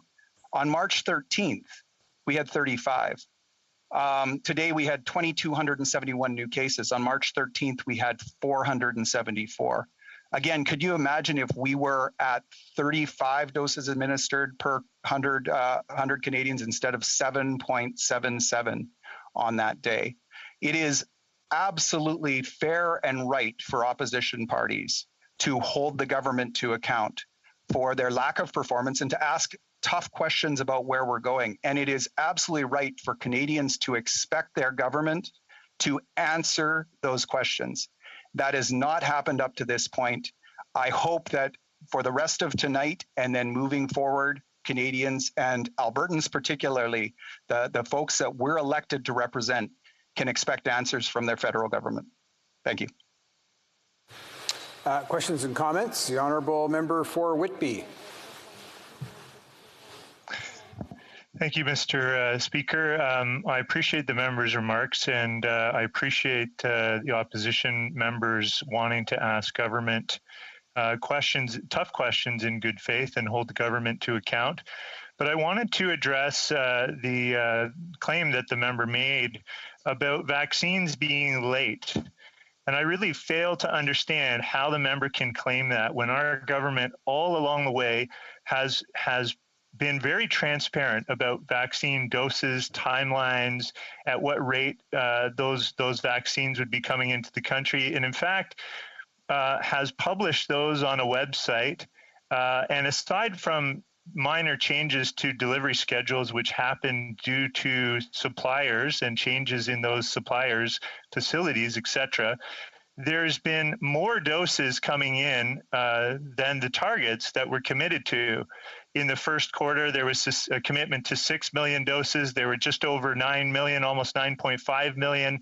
And in the second quarter, the minister's been working and very transparent about exceeding the targets. And in fact, we're supposed to have somewhere, it's not quite double, but it's very close to almost double of what was anticipated. Well, we'll have to leave that there and get on to some other questions. The Honourable Member for Edmonton-Wetaskiwin. Well, I'm not sure if the honourable member listened to my speech. Maybe he just came in time to ask the question, because I referenced the fact that the targets weren't good enough. They weren't ambitious enough in the first place. So, you know, who cares if you meet the targets? I mean, we're talking about a target down the road of, I don't know, like 6 vaccines for every Canadian 3 years from now. That doesn't matter right now. We needed vaccines when other countries in the G20 were getting them. We needed them. When our closest comparators, the UK and US, were getting vaccines months ago, we needed them. We're in the circumstance right now. The questions about lockdowns that I'm hearing tonight, you know, the lockdowns are only necessary as a last resort because we didn't actually deliver vaccines and we didn't do a good enough job on testing, and we could get into a whole variety of things, our approach on the borders early on and other things. We need a better plan, and the government hasn't delivered, and we need some transparency. Okay, we'll get on to the next question. The Honourable Member for Calgary-Shepherd. Thank you, Mr. Speaker. I really appreciated the commentary made by the member. He had an exchange earlier in the day between the parliamentary secretary to the government House leader, talking about debates and when do we raise vaccines. And the member, you know, rightly pointed out that the issue is numbers and targets and performance. And that's what we're here to do, is to make sure the government is performing up to the expectations of Albertans and of Canadians. I'll note the number. 85.5% of the vaccine supply Alberta has as of May 4th, it has been used up. I'm one of those. I got vaccinated as well. I wonder if the member could comment on the fact that had we received the vaccines on time and an ample supply in January and February, then all the problems of delivering them to people who wanted them, and I was one of those who had difficulty getting an appointment that kept getting canceled because there wasn't enough vaccine supply. I wonder if you could comment on that. Could we have got to that number even higher and get more of our population vaccinated to avoid these restrictions? Member for Edmonton-Wetaskiwin. That's a fantastic point. Obviously, if we'd had similar numbers of vaccines delivered earlier and then spread out over time, we would have been able to deliver them in a more efficient way. We would have put less pressure on our frontline responders. By the way, I got vaccinated this past weekend, my first shot as well. And I want to use this opportunity to comment on the unbelievable professionalism of the people running the vaccination center in Alberta. And I know folks across the province right now are putting in extra hours to make sure that that Albertans are getting vaccinated and doing fantastic work. But this would have been a lot different story had we been receiving vaccines at the same time as residents of the UK, US, and other countries were. And a final question in this round, the honourable member for Hastings, Lennox, and Addington. Yeah, thank you, Mr. Speaker. I just wanted to raise my concern with the idea, not expressed by this particular member, but by others, that lockdowns are the answer to all our problems. And of course, we can cherry pick different examples that seem to have been effective, but there are many studies that undermine the idea that blanket lockdowns are effective. And there are many jurisdictions, for example, Florida in relation to California, that have not been doing the lockdowns and are doing quite well. Acting quickly is advisable, targeted measures can be advisable, but locking everyone and all businesses down, in my view, is not helpful. I would like to also mention that Canada has failed to implement any other treatments. I'm just reading the latest issue of the American Journal of Therapeutics that has a meta-analysis of 18 different studies that show significantly reduced risks of contracting COVID-19 with the regular use of ivermectin. And I'd just like to say, let's try new things and do whatever we can to address this virus. Thank you. The honourable member for Edmonton-Wetaskiwin. I'm not sure I sensed a question in that, so maybe I'll give someone else a chance to actually ask me a question. We're actually out of time, so we'll now go to the next speaker, and that will be the honourable member. Who are we going to next? The honourable member for Kingston and the Islands. Thank you very much. Thank you for that. Thank you very much, Mr. Speaker. It is an honor to rise today to talk about such an incredibly important issue. I want to let you know that I'll be sharing my time with the member from Pickering-Uxbridge, the Parliamentary Secretary to the Minister of Health. You know, Mr. Speaker, the last member from Edmonton questioned why I was taking the approach that the Conservatives are being overly partisan about this. Well, it's because they've come into the House and every Conservative, one after another, has only talked about vaccines. And yes, vaccines are very important, Mr. Speaker. They're important to getting through this. They're important to getting through the other side. But there are other important things too. And so when Conservatives come in here and only talk about vaccines, it makes me wonder why they won't talk about things that the provincial governments are responsible for too, or other things that the federal government can be doing. And I think that there's a lot of criticism to go around. And I think as we look back on this years from now, we will be able to say, yeah, you know what? Federal government should have done this. The federal government should have been more prepared in this regard. I hope we learn from this. If we don't learn from this, then what have we accomplished? First and foremost, I hope that we learn, and I'll start this off by being looking inward, okay? First and foremost, I hope we learn, Mr. Speaker, that we need to do something about our vaccine manufacturing in this country, our biomanufacturing of vaccines. We need to make sure that when the next pandemic happens, because history tells us it will at some point, that we're better prepared. And I'm willing to take, I'm willing to let that responsibility go around, and I'm willing to say that Liberals were just as much responsible for that as Conservatives were in the past. But I don't think that anybody saw it coming, and therefore there wasn't this urgent need placed on it. So yeah, we do need to do something about making sure that that's better. I think that when history looks back on this, we'll also look at ourselves and say, when weighing the options, did we put too much emphasis on the economy? not enough emphasis on the medical professionals. Like, I really get a kick out of some of the stuff that I've heard, not just today in this particular debate, but talking over the last number of weeks and months about how sometimes there just seems to be a complete disregard for the experts and for science. And it's based on emotion. And I don't want to say ideology, but it's based on emotion. I mean, I want this to be over too, but that doesn't mean I should believe everything I see on the internet that would suggest there's an easier way. From the beginning, I've always said, I will take my health advice from the Chief Medical Officer of Health in Canada, and more importantly, the Chief Medical Officer of Health in my riding of Kingston and the Islands, Dr. Kieran Moore, who has done a phenomenal job of taking care of our community. It's as though, you know, like, but for some reason, there's been this desire out there, Mr. Speaker, to disregard experts. And if we don't shut that narrative down, we're only complicit in helping that narrative snowball and build momentum. And I think that people in this House are responsible for allowing narratives to continue on. I mean, who else would we trust? Who else should we trust? If I'm on an airplane and suddenly the pilot passes out, and we're looking on the plane who else can fly the plane, and somebody says, hey, I'm a pilot, I can do this, I'm going to say, yeah, great, get in the cockpit and land this thing. Likewise, I'm going to believe the experts and the medical officers of health, the people who have studied pandemics and have planned for them, and take their advice. So when they say lockdowns are important, then I'm going to believe them.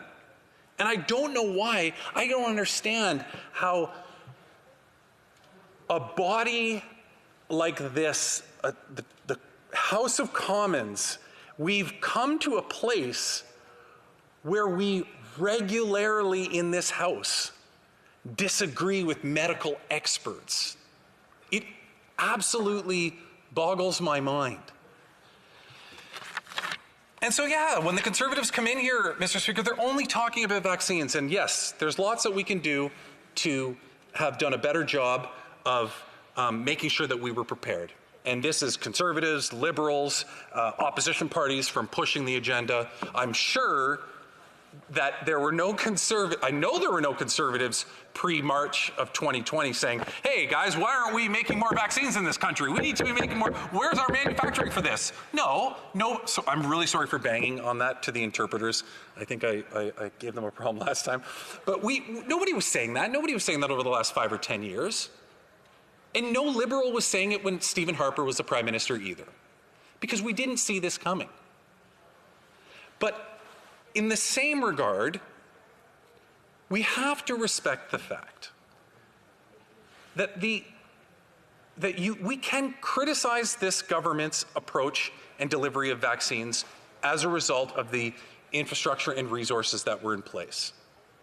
We can criticize that, and it's fair to criticize, and I think history can look back on that and see where we went wrong or where we went right or how it played out.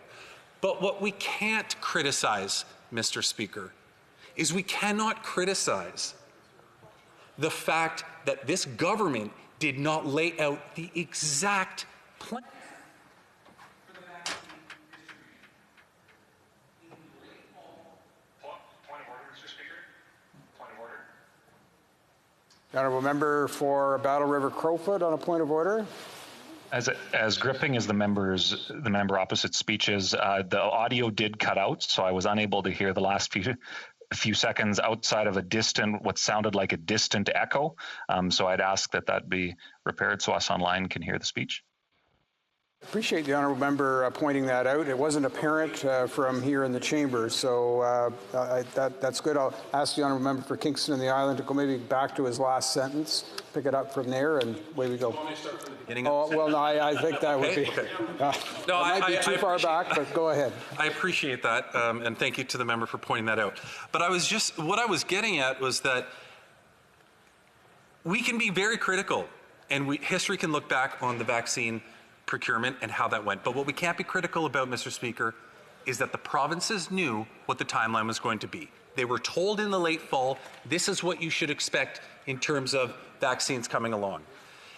And the only part of that plan that had a hiccup was the 10 days that the Conservatives keep talking about back in February, where one of the primary delivery manufacturers of vaccines retooled their plant so that they could produce more vaccines. I mean, but we still ended up catching up very quickly. And by the end of March, provinces had received more vaccines than they were told they were going to have. Now we know by the end of June, they're scheduled to get 29 million vaccines, and now it's going to be closer to 50 million. So they're getting more vaccines than they were told they were going to get. So, yes, we can be critical. But listen, the provinces knew this was the schedule. In Ontario, I'm sure it's the same in Alberta. In Ontario, the province knew when it was getting on February the 11th its projection of the third wave. They knew exactly what they'd be getting and when they'd be getting it, and the federal government delivered more than they promised. Yet they still didn't use other measures in order to curb the third wave. Instead, they relied on hoping that maybe miraculously things would go even way better than that schedule, which was a horrible plan. And so I regret that we are here and having this conversation, as I'm sure everybody does. But at the end of the day, Mr. Speaker, I genuinely believe that if a province wants to work with the federal government, it has to take the information that we had been giving in terms of vaccines and plan accordingly to that, and to understand that medical experts are going to give them advice and say, listen, the vaccines that you're going to get in this order is not going to get us beyond the third wave. We better do something about this now and start talking about other measures, like lockdowns. And I've yet to hear a Conservative tonight say that they support lockdowns, which I just can't understand because they've happened throughout the entire world and have been shown to be effective. But yet it's as though uttering the words like 2 years ago, they wouldn't utter the word climate change. They can't even utter the words because they're afraid of saying it for some reason. I don't know why. In any event, I think my time is up, Mr. Speaker. I appreciate the opportunity to speak. Questions and comments. The honourable member for Foothills. Thank you, Mr. Speaker. And I know my colleague was talking about all that the Conservatives are talking about is vaccines and how important they are, and that's exactly right. But my colleague also said that there's no way that anyone predicted that this pandemic was coming. Well, that's patently not true. That is what our early warning system was in place for, the Giffen program. But the Auditor General's report showed how poorly the Liberals mishandled the early warning system by dismantling the Giffen program. So, to my colleague, would he not admit that dismantling the Giffen program and our early warning pandemic system has played a significant role in the position that we are in today? Member for Kingston and the Islands. I go back to what I was saying, Mr. Speaker. History can look back and judge that stuff, absolutely. But the situation that Alberta is in right now, no, you cannot say that that would have been significantly impacted. It's been a year. It's been over a year. How can you possibly say that, Mr. Speaker? The situation that Alberta is in was medical experts, as in Ontario, were predicting the trajectories of the waves. And they could calculate that against the arrival of vaccines. They did the calculations. They knew how it was going to go. And I can say in Ontario, unfortunately, it happened exactly as predicted because the province wouldn't put in the lockdowns when it should have. Questions and comments? The honourable member for North Island, Powell River. Well, thank you, Mr. Speaker, and I thank the member for his speech. I've spent time with him on PROC and enjoyed working with him there. I think today what we really need to focus on, though, is the fact that Alberta has the highest active case rate in this whole country. 508 active cases per every 100,000 people. And the next province that's high is 252 in Ontario. I mean, these numbers are terrifying and staggering, and I cannot imagine the fear and concern that's happening in Alberta. We know that right now, for the first time in history, Alberta's doctors are literally being given emergency instructions of how to determine whether patients will receive life-saving treatment or not. And I just can't imagine making that decision as a healthcare provider. I'm just wondering if this member could please tell us, when is the Liberal government going to step up and really step in to protect Albertans? For Kingston and the Islands. I don't understand why the NDP are fixated on the Emergency Act, Mr. Speaker. Tell me what more the federal government is going to give as a result of invoking this particular piece of legislation. The federal government is there. When Ontario said, we need the Red Cross, the federal government said, how soon? When Ontario said, we need rapid tests, the federal government said, we will get them to you this day, like, things rolled out and are rolling out. The federal government is there. The federal government wants to help. The federal government is continually in contact with the provinces saying, what more do you want from us? So I don't understand why invoking this piece of legislation written on a bill is going to make the situation any better in terms of what the delivery. We will give them what they want. We will be there for the provinces. They just have to work with us, which they have been doing. Questions and comments. The honourable member for Central Nova. Thank you, Mr. Speaker. I think it's important that we reflect on the fact that this motion is about an absolute public health crisis that's going on in a Canadian province right now. It's not just the risk to an individual. When our health system's capacity is overwhelmed, if you get in a car accident, there may not be a place for you to go. The Conservative argument has been essentially that their vaccines didn't come quickly enough. If we accept their argument, which I don't, I still don't understand how that justifies not putting in place the other public health measures that we know will save lives. Can the honourable member offer his thoughts on the importance of putting those public health measures in place until there is herd immunity through vaccination to ensure that we can save lives that we know will be lost in the absence of these kinds of measures? Member for Kingston and the Islands. Well, this is the point that I've been trying to make, Mr. Speaker, and the Parliamentary Secretary is absolutely correct. The province knew when it was going to get the vaccines. It also got professional medical advice from the experts as to what the waves would look like, but yet still chose not to do additional measures. Yeah, absolutely. If vaccines came sooner, we probably wouldn't be standing in this place right now. But my point is that the provinces knew that we would be in this place right now. That's the whole point. They knew we would be here because they knew the trajectory of vaccines, and it's only been better than what they've been promised. Resuming debate, the Honourable Parliamentary Secretary to the Minister of Health. Thank you, Mr. Speaker, and it's an honor to follow my colleague, the member from Kingston and the Islands. I could have listened to a 20-minute speech from him. I want to actually pick up in my remarks, and actually the member from Saanich Gulf Island was also a speech that I really appreciated in this place this evening.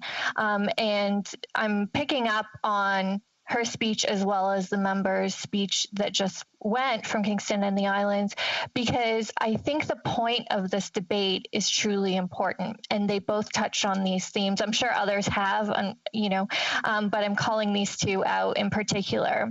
The member from Kingston and the Islands, kind of where he finished off is where I'd like to begin. And he spoke about how we can look back at where we could have done things better, or where things were done well and were a success story, or where we need to be better prepared. And I can tell you, he and I both come from municipal politics beforehand, and you have all these plans in place, and after years and years and years of that, pandemic not coming or that emergency not coming, governments, unfortunately, sometimes they sit on the shelves. And I'm not saying that's the right approach, but I'm saying, these lessons that we're learning are incredibly important and a constant reminder to never take your eye off of emergency preparedness. But where the member from Kingston and the Islands talked about is he said, we can look back and we can do that work. But what has been frustrating in this debate, listening in particular from Conservative members, is all they are doing is looking back. I wrote down some quotes, here's where we were 52 days ago. My God, how the people of Alberta must be feeling hearing that today. What are we going to do today and tomorrow and the days and weeks after that to actually support and help the people in this country? We can do the look back on vaccines. We can do the look back on whatever else the Conservatives want to look back at. But are we not going to focus our collective energy to support the people in this country now? I am listening to this debate as a member from Ontario and going through this in my home province. We're living it now, but the anxiety of when these spikes first happened and the confusion and the lockdowns and no lockdowns and the pointing of fingers. And I just, think about my friends and neighbors and family that just want to know how we're going to get through this. And that's what our government has been focusing on. And many members have spoken about, no country has been perfect, but that doesn't mean we stop acting. It means we continue to move forward to provide the supports that provinces and territories need. It means getting vaccines faster, quicker, getting the Red Cross out to support those vaccination efforts if need be. It's seeing healthcare providers in Newfoundland and Labrador coming to Ontario to help support our healthcare workers. It's seeing people step up in unimaginable ways during this time. It's what else can the federal government do? As a member from Kingston and the Islands just said, we will work with provinces and territories and provide whatever they need. In particular in Alberta, providing mobile health units, providing contact tracers, rapid tests, funds, the Safe Restart Agreement to help protect and insulate between the second and now third wave, and even between the first and second wave. It's whatever each province and territory has needed, because every single province and territory in this country is different, has different needs, and requires different resources. We have been there. We've heard from our Quebec members talking about the supports needed in long-term care. We were there for that. We were there for PPE. And so it's, again, not to say just all the things that we've done. It's all the things we're going to continue to do until we're through this, because that's what Canadians expect of us. That's what this debate, I think, should be about, and why I noted the member from Saanich Gulf Island in her speech, because this is the debate we should be having. And the fact that Conservatives consistently stand up and say there's confusion and mixed messaging. And nothing has frustrated me more, because the confusion and mixed messaging is coming from the Conservatives themselves. You can go back to early March of this year, where their own health critic is saying, remove border restrictions, ease the border restrictions. All you need is a pre-boarding test and then a test when you land, and people should just go on their way. If we had listened to them, Mr. Speaker, we wouldn't have caught those people who had tested positively after that test when they landed. They wouldn't have been in isolation. They would have been out in the community. And again, there are additional measures we can continue to take, and we will happily be here to support Canadians to do that. But it's Conservatives who constantly stand in this place and say, we don't need restrictions, we need freedom. The member from Carleton posts pictures going when he's sitting outside eating on a patio, goes, freedom. And then they have the nerve to come in this place and say vaccines would have solved everything when they refuse to listen to the public health experts, not even Canadian public health experts if they don't want to trust Canadians, but globally, we know that vaccines are an important tool, but they will only help work if the public health measures are also in place. The Conservatives love to quote the US or Israel or the UK for their program. But the UK and Israel both saw during their vaccination campaigns that as they lifted restrictions too quickly, they saw spikes. And the governments there, we heard this testimony from experts at the Health Committee, and governments there quickly realized, okay, vaccinations are not the only tool. They have to be done in conjunction with strong public health measures to give vaccinations the time to work, the time to be distributed across the communities and to become effective. And so it's this ignorance of listening to the public health advice. It's not government opinion, it's public health advice that is frustrating to watch, because I see people suffering, I see small businesses closing, I see people being sick. And to send out this message like, if only we had done this, nobody would have suffered. And it's simply unfair to Canadians. We need to be honest with Canadians that as our vaccination campaign is rolling out and everybody needs to roll up their sleeves and get vaccinated, that we also need to listen to public health advice.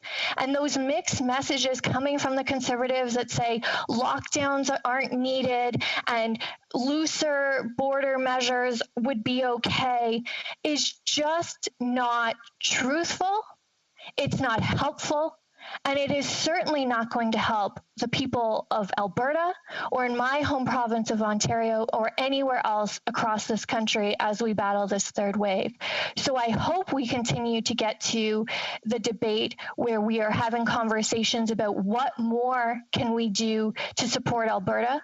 What more can we do to support any jurisdiction in this country to get through this third wave? And actually acknowledge and admit that the public health measures are there to work in conjunction with vaccines, and that we are only going to get through this if we listen to the experts and medical health professionals who know what they're talking about. We've seen it work in other countries, so we don't even need to imagine it. We know it is real. And I truly hope that the Conservative members will come and work with us on helping to support our fellow Canadians during this difficult time. Thank you, Mr. Speaker. Questions and comments. The Honourable Member for Battle River Crowfoot. Thank you very much, Mr. Speaker. Certainly it's been an enlightening evening listening to members of the government. In fact, I think for the first time acknowledge some of their failures, but I'm wondering if that member in particular agrees with what the Liberal member from Kingston and the Islands said in the speech just prior. And I quote, "If we had more vaccines, we wouldn't be here in this place." Does that member agree with that statement? Because I certainly do. Well, Parliamentary Secretary to the Minister of Health. Mr. Speaker, I'm so disappointed that after my speech, the member opposite completely missed the point and perhaps he doesn't understand. I mean, I can't assume what he's capable of understanding, but what I just said in my entire speech was talking about the importance of vaccines in conjunction with strong public health measures. That there isn't a jurisdiction in the world. I challenge him to show me a jurisdiction in the world that got through this COVID pandemic on vaccines alone, that got through this pandemic without a single lockdown, without a single public health measure. Show me that jurisdiction, and I will come back and apologize. But Mr. Speaker, the member did not listen to the speech and is not listening to public health experts. There isn't a jurisdiction that got through this pandemic with vaccines alone. It has to be both. Questions and comments? The Honourable Member for Edmonton Strathcona. Thank you, Mr. Speaker, and I want to thank the member for her comments. I know that she's not from Alberta, that her focus is clearly on Ontario. And I have to say, I am extremely frustrated when I sit in this house and listen back and forth to the Conservatives blame the Liberals and the Liberals blame the Conservatives, and me being stuck in Alberta trying to get anyone to do something for Albertans instead of just blaming each other, instead of just telling each other that you're asking the wrong questions or you're doing the wrong things.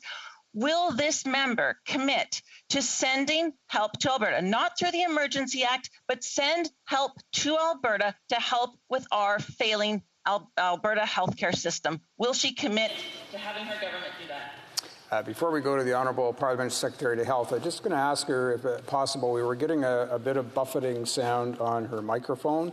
Maybe just sort of move it out slightly or slightly higher, and that will maybe solve that problem. So we'll give that a try. The Honourable Parliamentary Secretary to the Minister of Health. Thank you, Mr. Speaker, and I apologize if there was any sound issues for the interpreters. Yes, to the member, yes, we are absolutely committed, and I give you my word as well, that I will advocate for the supports that are needed. Whatever we need to do, we absolutely need to do to support the people of Alberta and every Canadian across this country. I agree it can be partisan. I'm guilty of that too, because I get really frustrated at some of the misinformation, because it really frustrates me to see my own constituents be misled by misinformation. So I get the partisanship, but I don't think this should be a partisan issue. I think we have to get the supports to the Alberta in this case that is needed, and we can go back and point those political fingers and get back to regular business in the House of Commons, but not until this crisis is over. We need to be working together in this moment. If not now, when? Questions and comments? The Honourable Member for Nanaimo, Ladysmith. Well, thank you, Mr. Speaker. I have to say that the one thing that really disappoints me about this debate and about the ongoing debate on this pandemic is the partisanship. And it doesn't really matter which political party is running a province. We've all seen problems, in whether it's the NDP in BC or the Conservatives in Alberta or the federal government. There are issues that we need to deal with. And we haven't acted like a federation during this pandemic, and it's really disappointing. And I think, we look at Australia, where there are political differences between the states and the federal government, and they've managed to work it out and get to zero. And we haven't, and we continue to play this blame game. And I don't have a question. I'm just saying I'm disappointed. It's hard to listen to this ongoing toxic partisan debate. Parliamentary Secretary to the Minister of Health. Thank you, Mr. Speaker. And I know there wasn't a question, but I would just say I agree. It's hard, even in my position as Parliamentary Secretary to Health. The focus is wanting to provide solutions in this time, but I know it is idealistic to hope that we could put partisanship aside all the time. But I guess my ask and my main point from that speech is to say we need to come together with solutions moving forward. We will have lots of time to point blame and take partisan swipes, but the crisis in Alberta right now needs to be at our forefront in finding the solution to protect Canadians. We'll just let the Honourable Parliamentary Secretary know that fixed the problem with the sound, though, if that's a good suggestion for next time, and I appreciate her patience and cooperation with that. We'll now go to resuming debate, and the Honourable Member for Battle River Crowfoot.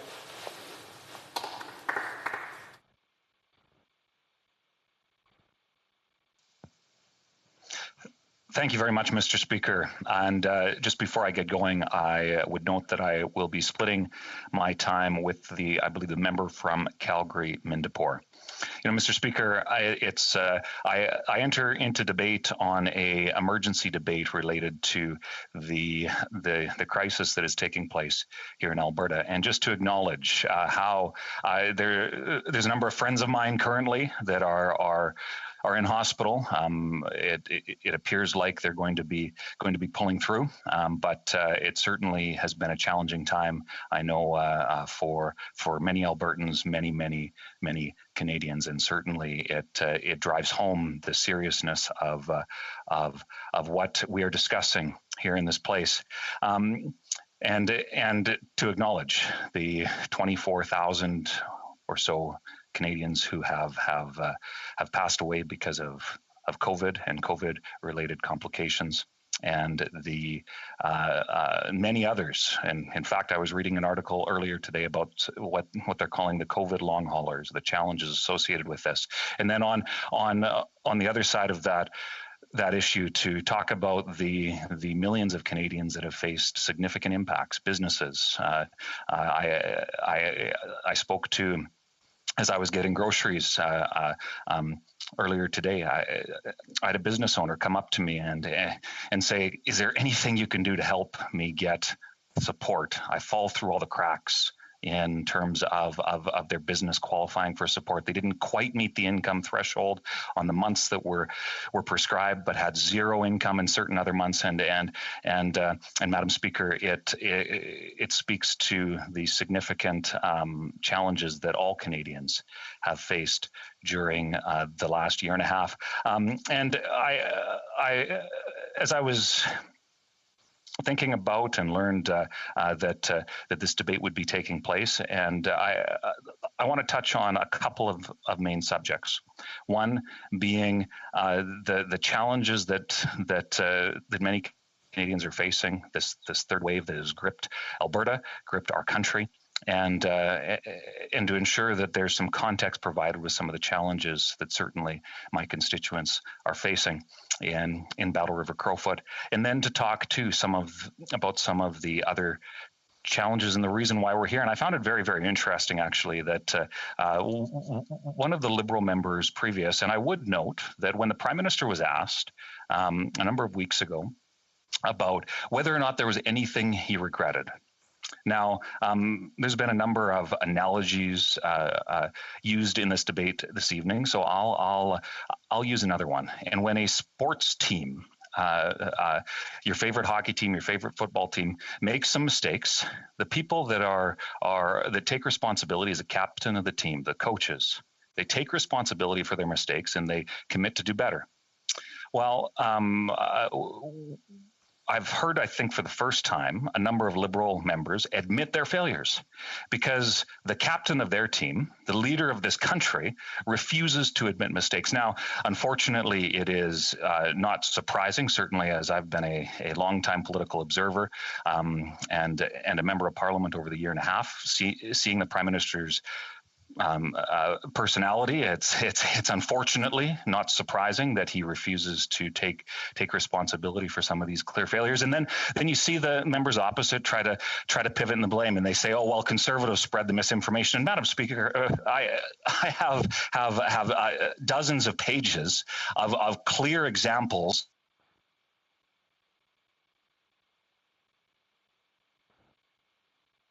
The honourable member's mic has gone off, so I'm just wondering, maybe when he picked up his papers and dropped them down, he might have shut his mic off? Oh, my apologies, Madam Speaker. I must have hit the space bar. The realities of Zoom debate. The numerous examples of inconsistent messaging changing direction, the fact that the fact that even the member from Kingston the Islands said very clearly that had we got more vaccines, we wouldn't be having this debate. And a number of the Liberal members opposite have talked about things like, well, you know, we only want to talk about vaccines. Well, it seems like the Liberals only wanted to stop talking about vaccines when their failures on the procurement of those vaccines became widespread, and then all of a sudden Canadians were seeing the consequences of that, and we see that now. This truly is the Prime Minister's third wave. You know, I think back to the beginning of the pandemic. I, among many other Conservatives, started asking questions about the borders, securing our borders, and valid questions, I think, about what was happening as this virus that we didn't know very much about. But we started asking about what measures were being taken, and the Public Safety Minister, I remember, stood up and said, "Well, we've put enhanced border measures." Yet I would talk to constituents who just returned home saying, we didn't see any border measures. I talked to some constituents that saw those border measures, and literally, Madam Speaker, and I wish this was a joke, the enhanced border measure was a check mark on the immigration form. Madam Speaker, the old saying goes, a ounce of prevention is better than a pound of cure. And I think that that's the reality that we're facing in the tens of thousands of lives lost and other significant challenges that we face. And I say often that this government is all style and very little substance, and unfortunately that has been the case throughout this pandemic, and I would suggest the last 5.5 or so years as well, as has been highlighted through the many other failures and tragedies of what this Liberal government has done, and even I would note, Madam Speaker, I was speaking to somebody that follows closely the National Research Council, and even some of the regulatory changes that the Liberals brought in right after they were elected actually put Canada further back in terms of being a set up to succeed in the case of needing to see rapid investment in emerging health technologies, like something like vaccines. And this is this is a number of years before the word COVID-19 was even known to the world. And that really comes back to the issue of good governance. See, the Liberals will say, well, in hindsight, it's easy to be an armchair quarterback and speak from hindsight. That's what the Liberals like to talk about, to try to pivot away from their failures. But Madam Speaker, we see time and time again with this government that truly it has been a failure of good governance.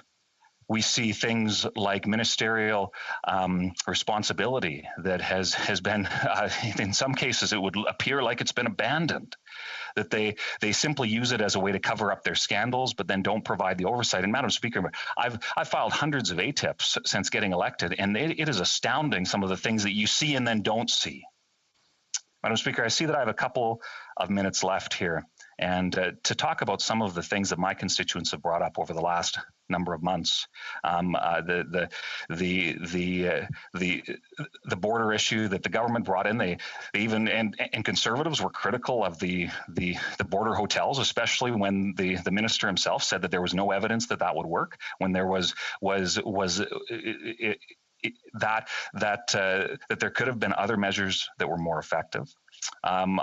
We've seen mental health. The government supported the Conservative motion for a 988 number, yet have done virtually nothing since. They've made some announcements in terms of dollars in their year late budget that was released a couple of weeks ago. But again, they're promising dollars but no action. A great example, Madam Speaker, is the Service Canada location that's located down the street from my constituency office, where I'm doing the speech currently, was thank you, Madam Speaker. A sign was put on the door saying we're closed, and a website to go to. Well, Madam Speaker, the hundreds and hundreds of people that came and sought help from my office because there wasn't the ability for constituents to be served by the government. And again, good governance, lack of responsibility. We see businesses, I've mentioned, fall through the cracks. We see mixed messaging on vaccines. This has been a big challenge. I've made phone calls this week, Madam Speaker, where people are saying, what do I believe? Who do I believe? And Madam Speaker, there's certainly much more that I could talk to on this, but it's been good to be able to participate in this debate and hopefully highlight some of the issues that my constituents certainly have brought forward to me over the last number of weeks and months and last year. So thank you. Questions et commentaires? Questions and comments? L'honorable secrétaire. The Honourable Parliamentary Secretary to the Minister of Veterans Affairs and Associate Minister of National Defence. Merci, Madame. Thank you, Madam Speaker. My colleague for his speech this evening. But I'd like to share, I worked in Alberta a couple of summers when I was studying university, and Albertans are very, very good people and very intelligent people. They understand what's going on. And when I look at the investments that we've made, but what the member has to keep in mind is what our government did, we did it for all the provinces and all the territories. We invested $19 billion for Safe Restart. The vaccines, we distributed the vaccines right across the country fairly. So when you're pointing the finger, why are we in that situation? I think some of the premier of the province has to look at himself in the mirror. So does some of the members of Parliament, because don't lay the blame on someone else. Look at what's happening in your province and how can we help Albertans. That's what we're here for, to help Albertans, help all Canadians. I remember for Battle River Crowfoot. Thank you very much, Madam Speaker, and I appreciate his remarking on the intelligence of Albertans, and I would agree. There's been some tremendous advances that our province has pioneered, and I might suggest that's maybe why there isn't a Liberal member of Parliament from Alberta these days. But certainly, I think that there's a lot of introspection that is being done. In fact, I listened to what the Premier talked about last night. I've listened also that contrary to what the government members say, it's like, the government of Alberta has to take responsibility for not being able to deal with the vaccine situation.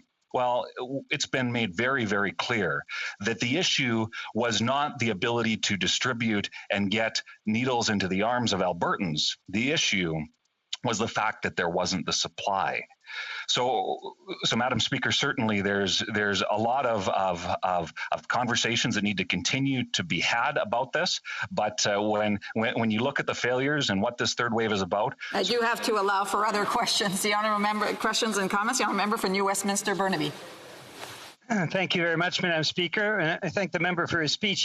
He does refer to a sports team taking responsibility. And he's absolutely correct to point out that Canada has been trailing much of the industrialized world because of the absence of proper vaccine distribution. But he's avoided the question, which is Alberta actually has the highest infection rate in North America. Alberta has, unlike any other province or state, an absolutely deplorable and tragic record that is leading to real tragedy on behalf of so many Albertans. So will the provincial Conservative government take responsibility for the cutbacks in healthcare, the lack of showing any sort of responsibility, traveling all over the place as they did during the Christmas season? Will the Conservative provincial government take responsibility for its many errors that have led to this tragedy? I remember Battle River Crowfoot. Well, Madam Speaker, I'm not an MLA. I'm a member of Parliament, but I would note, and I have a strong relationship with the 5 UCP MLAs that I share a jurisdiction with, and I have heard time and time again how frustrated they have been with the lack of leadership from the federal level. And just to correct the record, because I know my friends within the UCP would ask me to do this, but there was not funding cuts to healthcare. That's misinformation to clarify the record. But this is the at the heart of the issue here, Madam Speaker, is the fact that this third wave came at a time when, had there been 3, 4, 5, 6 weeks ahead of schedule on vaccine, and we have smart people across this country leading the way. In fact, there's a vaccine manufacturer from Calgary that just announced that they may have to leave Canada to even just be successful. Madam Speaker, Canadians are innovative, resilient, and able to rise to the challenge. And certainly I've seen that within my home constituency, my home region. And given the opportunity, we could have done that. But the problem is we've seen failure on the part of our national government to lead us through this. Yes, and I just want to remind members that when they're asking questions and responding, if they could do it within the 1 minute mark, because we should be able to get two 1 minute questions in from everybody and a half a minute question, so that we can get, because there's a list of people of MPs who want to participate, and they're not able to do that if members are eating into that time. So when I'm showing the speed up mark, ask the question and answer the question. Ending. Questions and resuming debate. The honourable member for Calgary-Midnapore. Well, thank you very much, Madam Speaker. I'm always happy to be in the House and to speak on behalf of my constituents, being a very proud member of Parliament from Alberta, born and raised in my riding. So always very happy to be here representing the people of Calgary-Midnapore. But it certainly has been a very difficult 15 months. That goes without saying. That's the reason that we are here this evening. The pain that I have seen around me has just been absolutely extraordinary as I've watched businesses, families, and individuals attempt to cope with the realities of the pandemic and what this has meant for everybody and the sacrifices everyone made, certainly across Canada, but also within Alberta. I mean, businesses shut their doors, some after many years. It's incredibly regretful. That's the reason I decided to put forth the Calgary-Midnapore Economic Recovery Board in an effort to try and come up with solutions as a community. I've seen parents struggle with children being out of school as a result of the necessity to make changes to our educational system. Of course, this is happening again. Tomorrow will be my son's last day in school until after the long weekend. And today, when I was at the car dealership picking up my car for servicing, I overheard a set of parents talking about how they just don't know they're going to deal with it this time. And of course, the terrible toll that mental health problems have taken on Canadians, and certainly Albertans as well during this time. And I'm very happy that as part of our plan to secure the future, our leader has chosen to make mental health one of the key pieces of the platform. But I'm sure, Madam Speaker, like many other Canadians, like many other Albertans, the question that rests in my mind is, how did we get to this place? Because that's what this debate is really about, Madam Speaker. How did we get to this place?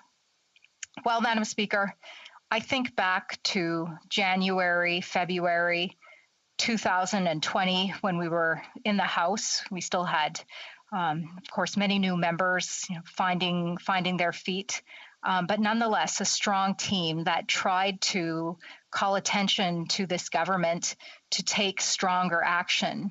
I recall the member from Edmonton Riverbend screaming at the top of his lungs in an effort to get the Minister of Health to take action regarding our borders. Of course, we all know about the terrible judgment of the Prime Minister to send the extensive amount of personal protective equipment overseas to China, only to leave healthcare workers without it, those on the front lines defenseless weeks later, not even months later, but again, a very bad start to this situation. And of course, our call for the government to use the tools that were available, but which they refused to use. Our team across the board, and including our current Shadow Minister for Health, the member from Calgary Nose Hill, has been relentless in our asking of using for the tools which are available, specifically therapeutics and rapid tests. But again, this fell upon the deaf ears of the government. So again, I ask, how did we get to this place? Madam Speaker, as Shadow Minister for Transport, I can certainly tell you that the industry did everything that they possibly could in an effort to maintain operations, to resume and maintain normalcy for Canadians to continue about their lives and their business, because certainly we have all been away from our family members and our loved ones for so long and have not had the opportunities to go and visit places and see people. And it was the industry actually that led the way in terms of rapid testing. We had, of course, the project at YVR set up by WestJet, an Albertan company that has suffered terribly as a result of this mismanagement of the pandemic by the federal government. We had the McMaster project, which led to incredible data finds, which could have been used in a constructive manner going forward, but it was not. And most importantly, and what I'm most proud of, was the YYC pilot project, which was set up here with much success and which would have allowed for a shorter quarantine time across the nation. But instead, we saw the government ignore the investments of industry, of those individuals who put themselves forward, be part of the data collection. And instead, we ended up with a terrible knee-jerk reaction from the government several times over, where both Canadians and industry had to respond. First, with the 72-hour PCR test, brought in at the worst time possible for travelers over the holidays, leaving industry without any time to respond at all. And I must take a moment and compliment what good corporate players and societal players the airline sector has been over and over. First, repatriating Canadians, and I've done a lot of that in my time as a consular officer previously for the Government of Canada, bringing in personal protective equipment and really bringing in precious cargo. So really doing their part. But again, their requests, the work that they put in, were ignored by this government, leading to the 72-hour PCR test. And like anything, Madam Speaker, when you don't take action earlier on, the problem compounds. It just creates to a larger and larger problem. This happens with anything in life. Certainly, we've even seen within this government with debt, for example. But the next step in that, Madam Speaker, regarding the transport file was the resulting hotel quarantine. Again, this was something very severe and draconian that could have been avoided had the government taken the proper steps earlier on in the pandemic, but they did not. And so again, I, like so many other Canadians, find myself asking, how did we get to this place? And then finally, Madam Speaker, the point that has been brought up by my colleagues previously, and which I will mention again, is that of vaccines. Everyone has always said that this is the ticket out of this pandemic, is the vaccines. But this government absolutely failed at their procurement strategy from day one. And the result is that we have been left months behind other nations, and we see that they are beginning to live life again and beginning to return to normal, not only within the travel sector, but in life as we used to know it. There have been numerous delays as a result of this government's terrible execution of procurement, overpaying for vaccines. us ending up last in line. They have not been transparent in regards to the schedules of these vaccines, leaving Canadians to wonder, as most recent as this week, if they will get when they will get a second dose. So not knowing when life will resume again as normal, and really just no plan at all forward, no light at the end of the tunnel. So again, Madam Speaker, I ask myself, how did we get to this place? Canadians are asking, how did we get to this place? The reason we are having this debate here tonight regarding Alberta is how did we get to this place? And Madam Speaker, the answer is obvious. It is the Prime Minister that brought us to this place. It is the Prime Minister and his incompetent cabinet and government that brought us to this place.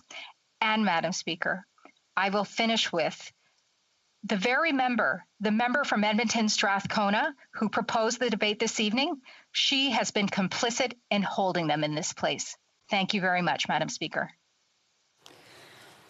Questions and comments? The honourable member for South Okanagan, West Kootenay.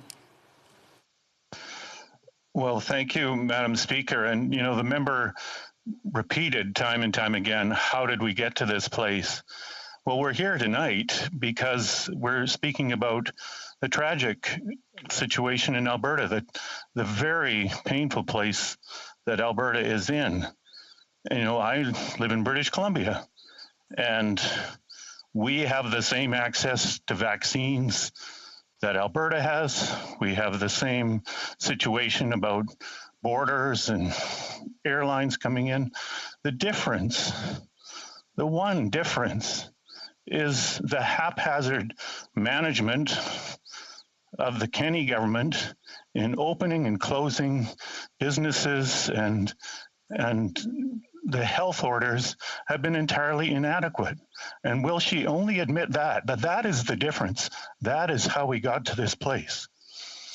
The honourable member for Calgary-Midnapore.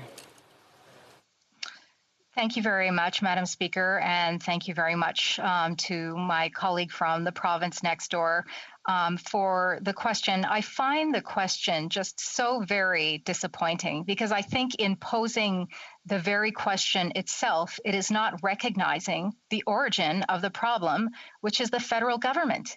And secondly, Madam Speaker, frankly, I find the spirit of his question to be very disappointing. This is not a time for comparison, who's doing better, who's doing worse. This is a time for us to come together as Canadians. And that's what this discussion should be about tonight. Not who's doing better, who did worse. This is a time where we should be coming together as Canadians for solutions. And that question did not indicate that. Thank you. Questions and comments? The Honourable Parliamentary Secretary to the Deputy Prime Minister and the Minister of Finance.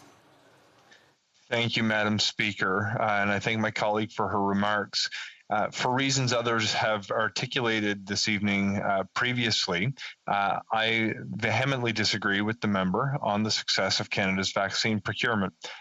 However, if I accept her position that the federal government's procurement strategy has been insufficient, I cannot find a charitable interpretation of her argument that would suggest that public health measures today in Alberta would not be required to stem the spread of COVID-19.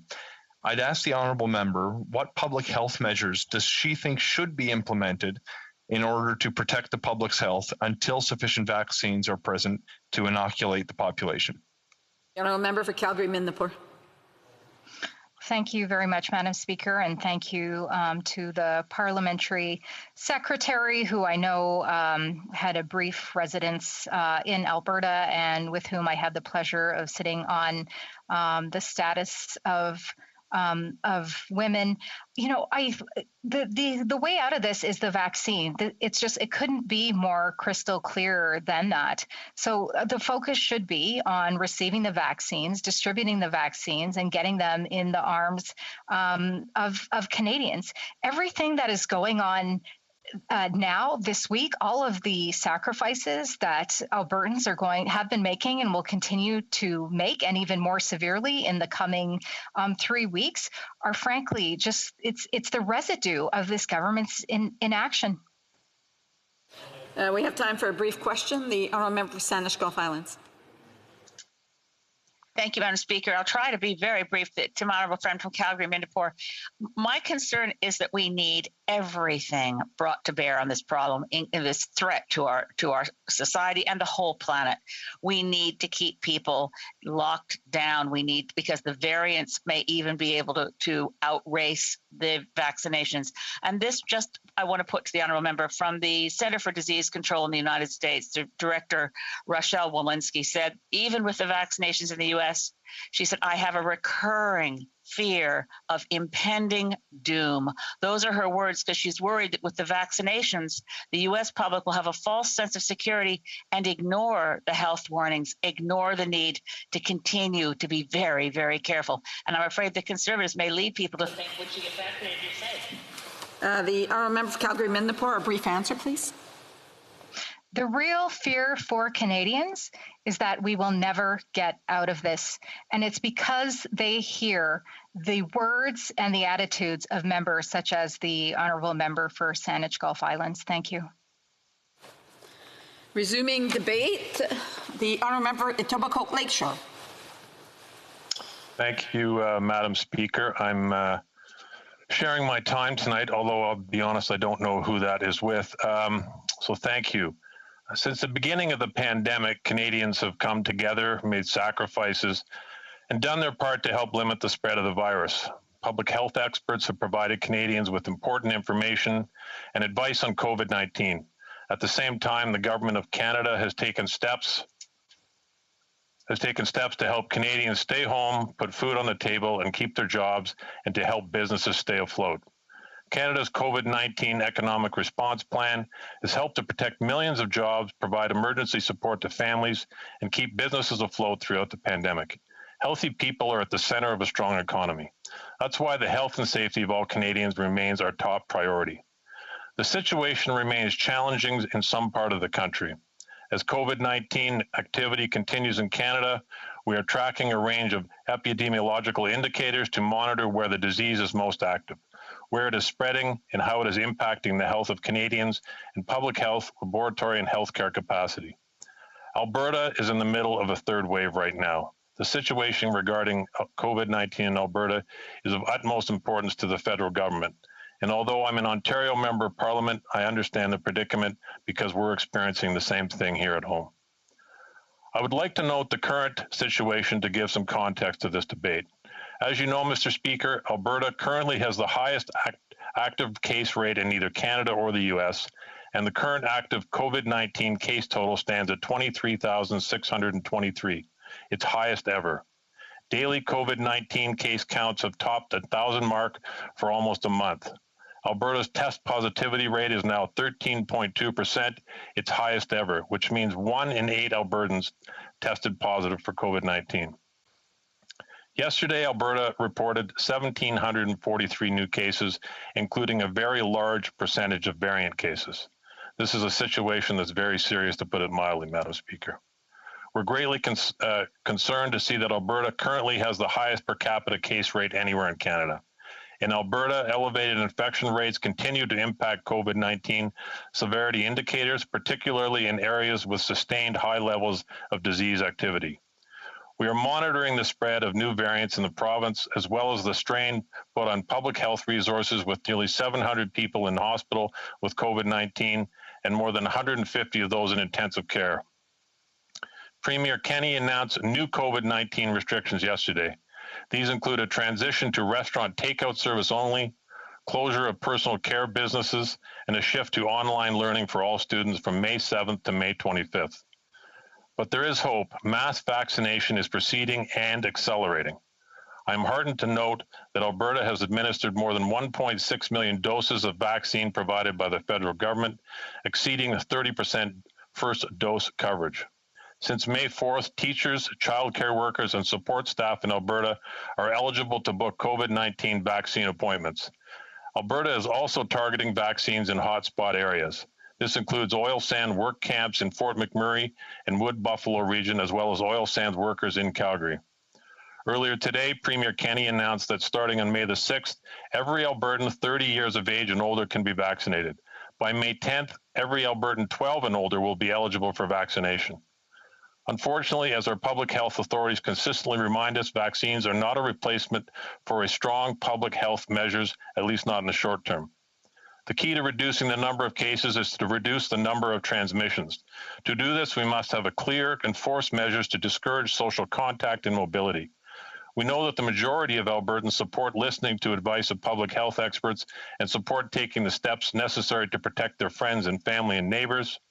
The federal government is providing assistance to Alberta for testing and contact tracing and surge support in First Nation communities.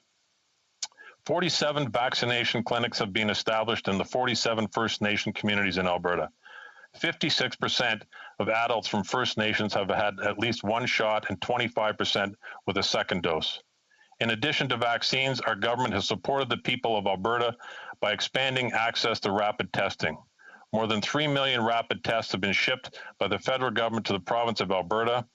The province has deployed more than 2 million of these tests and recently eased requirements so that it is easier for businesses of all sizes to implement workplace testing programs. The federal government has also shipped rapid testing supplies directly to a number of large employers in Alberta, free of charge, including TELUS, Trans Mountain, Sonterra Farms, Rio Tinto, JD Irving, and Loblaws. We also have 41 Statistics Canada contact tracers working with Alberta health authorities to try to trace and stem the spread of COVID-19. We support the efforts of the people of Alberta to fight this virus. The federal government stands ready to support Alberta's citizens and Alberta's healthcare workers in any way we can.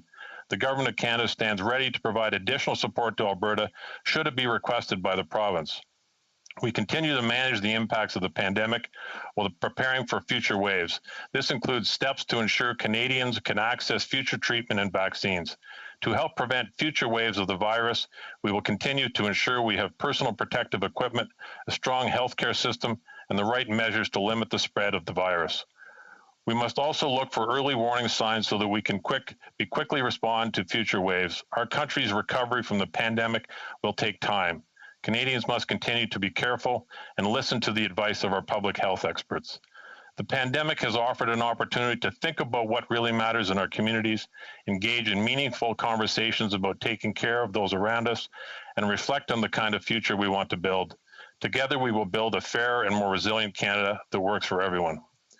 Madam Speaker, I've been listening to many of the speeches tonight. I haven't listened to all of them, but I think I've heard it all. Unfortunately, we work now in a soundbite world, and that's unfortunate because sometimes I think the only time we could have a truly meaningful debate is if we turn the cameras off. We're talking tonight about Alberta and about helping Canadians, our fellow Canadians who live in Alberta. I have friends in Alberta. And if we want to have a meaningful discussion, we have to stop for the rest of the night sitting here pointing fingers and laying blame. People can point fingers across at us and say things that we've said earlier that contradicts what we may be doing today and may happen tomorrow. I'm sure you can point some things out that I've said tonight. I could spend time going through the opposition speeches and everything they've said for the past months and find all kinds of inconsistencies. It might be entertaining, but it's of absolutely no use whatsoever. It's an evolving situation, and we need to work together to try to make this better. Thank you, Madam Speaker.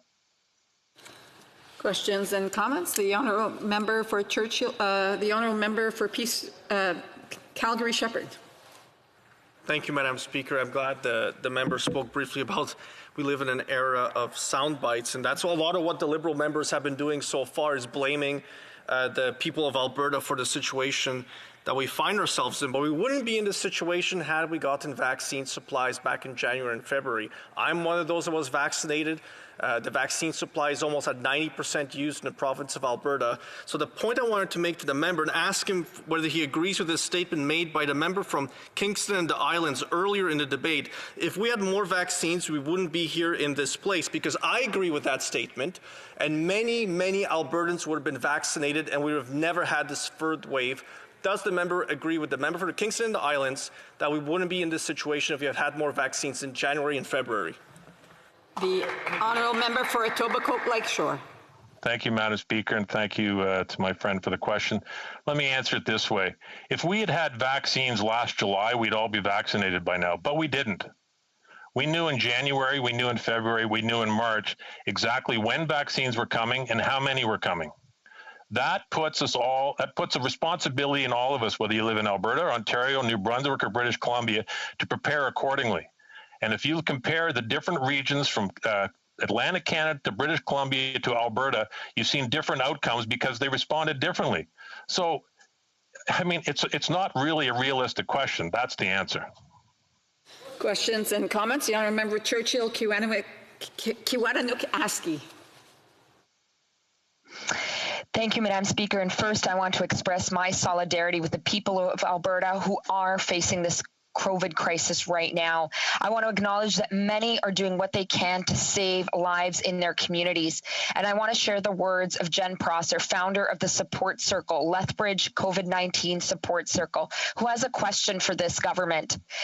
She says, the austerity budgets of Alberta's government have hit households hard. Before the pandemic, many families and individuals had lost work and found the provincial supports very difficult to access. While CERB and CRB are critical stopgaps, many folks didn't qualify even if they lost work due to COVID. Why won't the federal government support a guaranteed livable income to ensure that everyone has the financial supports they need in times like these?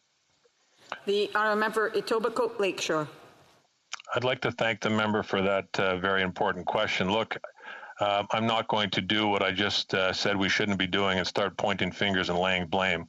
There's no point in looking backwards. We only need to look forward. And it's been very clear from what this government has done throughout this pandemic is make sure that everybody in Canada is not left without and everybody has enough money to live on to get themselves through this pandemic. Going forward, there's all sorts of discussions that need to take place, and that's certainly one of them. Thank you, Madam Speaker. We have time for another question. Questions et commentaires? Questions and comments? The Honourable Member Foothills. Thank you very much, Madam Speaker. And I know my colleague from the Liberal Party didn't want to go back, but he said that there weren't ways that we could have prevented what had happened. But the Auditor General's report was very clear how poorly the Liberals mishandled the early goings of the pandemic. And one of the things that they did was dismantle the Giffen system, our early warning system that would have allowed us to be better prepared to handle a pandemic. So the question to my colleague, does he not agree that that was a mistake as dismantling the early warning pandemic system earlier on in this pandemic? Honourable Member for Etobicoke Lakeshore. Thank you, Madam Speaker, and I'd like to thank this member, my friend, for this question. It's an important question, but retrospective analysis is going to happen when this is over. That's going to be one of the issues that's going to be considered, like so many, many others. But if we look in the immediate past, January, February, March, we knew where we are, we knew where we were, and we knew where we were going to be. I think it's important that we finish this debate tonight, having a constructive discussion about how we can help the people of Alberta, which I genuinely want to do. I said earlier, I have lots of friends in Alberta, just like I have lots of friends in other parts of this country, and that's what we're here to talk about. So let's do it. Resuming debate, the Honourable Member for Burnaby South.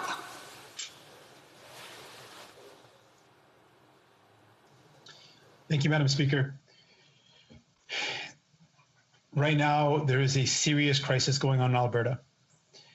And I think about the people that I've met in Alberta, hardworking people building a life for themselves and their families, people that I met in Calgary, and had the honor of spending time in the city, spending time in some of the suburbs, going to Calgary Skyview. I met the Sikh community in the Vishmesh Gurdwara, spending time in my first Calgary Stampede, spending time in Edmonton, where I used to visit pretty regularly. I've been into the Rocky Mountains. Throughout Alberta, there's good people that are working hard, trying to earn a good living and support their families. And right now they need our help.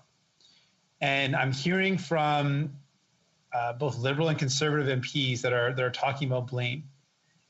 And right now, while people are in an emergency, it is pretty disconnected for people to be talking about the blame.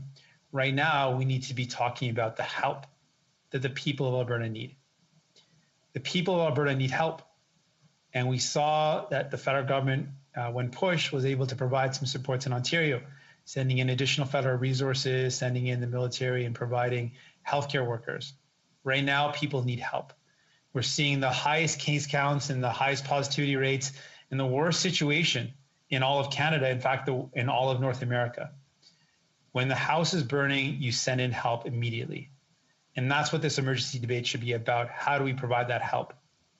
What supports can we give right now to support people? Speaking to people on the ground in Alberta, hospitals are being overrun. ICU units are filling up. We're getting to a position where people don't know how they're going to respond to the level of people getting sick. So what are we going to do about it?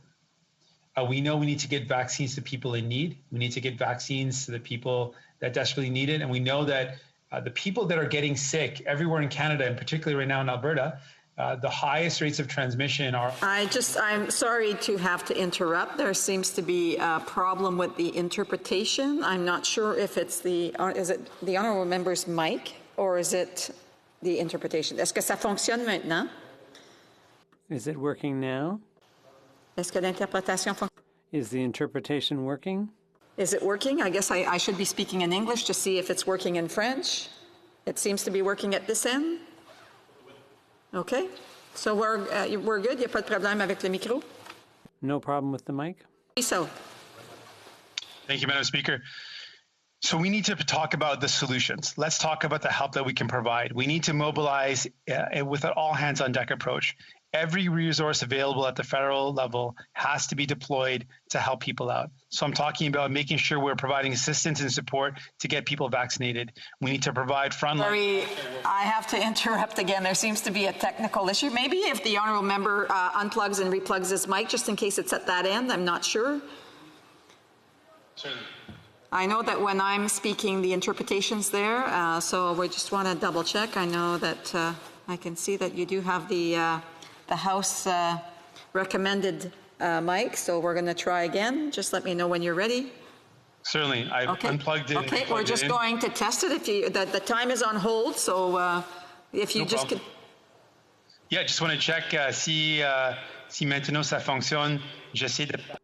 Just checking if it works now. Working now, so we're going to go ahead. The honourable member for Burnaby South. Thank you very much. So I want us to talk about the whole point of this debate, and I want to thank my colleague, the Member of Parliament for Edmonton Strathcona, for calling for the emergency debate. New Democrats support this call, and we want to have discussion about what we can do to help. Knowing that healthcare workers on the front lines are stretched thin, knowing that there is a high rate of infection, knowing that there's a high rate of positivity in Alberta, what are we going to do to help? For a long time, I've seen often at the federal level that the Prime Minister has used jurisdiction as an excuse to not act. When we're in a pandemic, when we're in a crisis, real leadership is not hiding behind excuses or looking for excuses. Real leadership is looking for solutions. So we need the federal government to step up. There's a difference between blaming the mistakes of the past versus putting pressure on the government right now to act. We need the federal government to step up and provide more help to Alberta. We know another concrete thing that the government can do right now is to improve access to paid sick leave. Experts across this country, medical health experts, public health experts have all said better access to paid sick leave will help reduce the spread of COVID-19. That is something that the federal government can do right now. And I want to be very clear. I'm calling for improving the existing federal paid sick leave program that New Democrats fought for. What is the point of having a program that doesn't actually work? So this emergency debate is an opportunity for us to talk about solutions. One solution is, please fix the paid sick leave program so that it actually works, so that workers don't have to make the impossible choice between going into work sick or staying at home and not knowing if they can pay their bills. When people don't have paid sick leave, they don't have income coming in when they stay at home, they will not be able to stay at home. It is just not a choice that a worker can make. So we need to provide workers with that support. We need to make sure that people have the opportunity to take time off to get vaccinated. If someone's working and they need every single paycheck, living paycheck to paycheck, they can't take time off to get vaccinated. They simply can't afford to. So we need to put in place a paid sick leave program that works. That is a concrete step that the Ontario Science Table has called for, experts around Canada have called for. It is something we can do right now. That is a concrete step we can take. We can ensure that Alberta gets additional supports when it comes to vaccines. We can ensure that Alberta gets additional supports when it comes to frontline workers. We can look at all federal resources, consider bringing in the military to provide supports.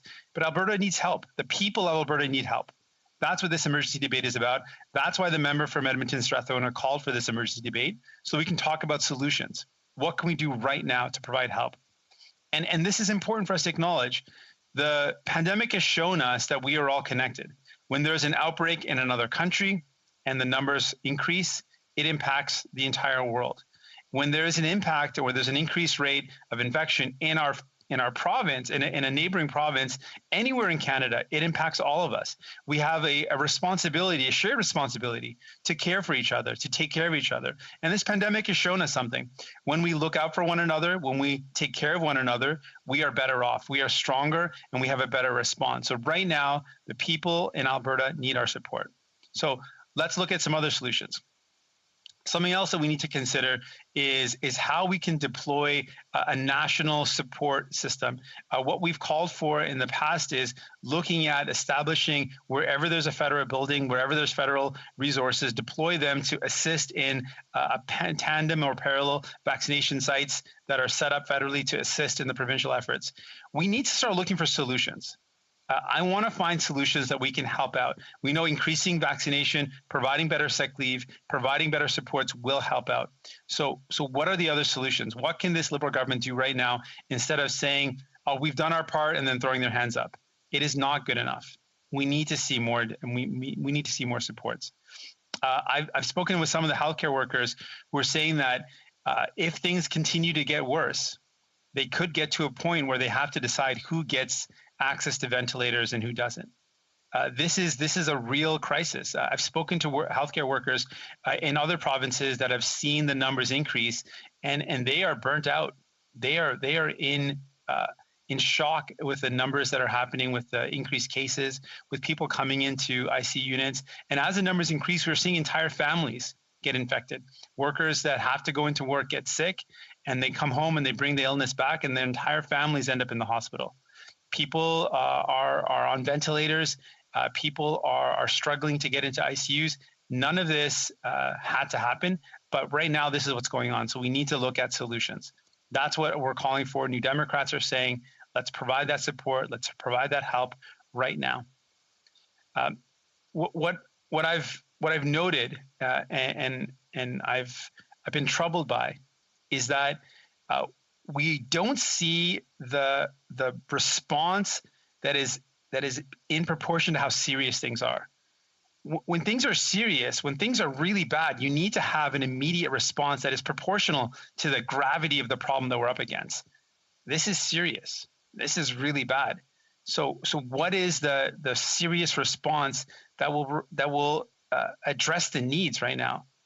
That's what we're calling for. So again, I can outline what we think should happen. New Democrats have said this from the beginning.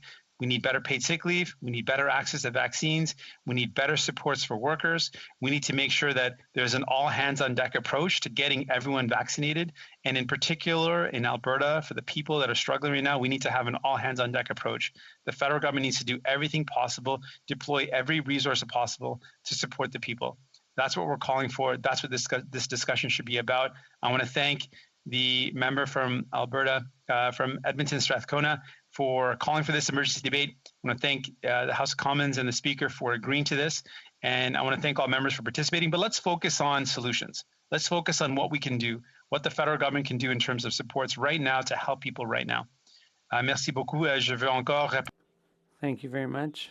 I'd like to repeat that now is the time to help our brothers and sisters, our neighbors in Alberta.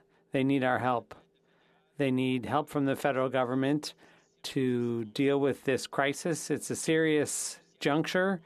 It's a crucial point in time. It's essential to deliver assistance and to have better access to paid sick leave. We need to make every possible effort to vaccinate the entire population. We need to deliver that support immediately to help the people of Alberta, and that's exactly what the NDP is going to do. We're going to continue to put pressure on the government to take action and to do so swiftly. Thank you. Comments? The honourable member for Battle River Crowfoot.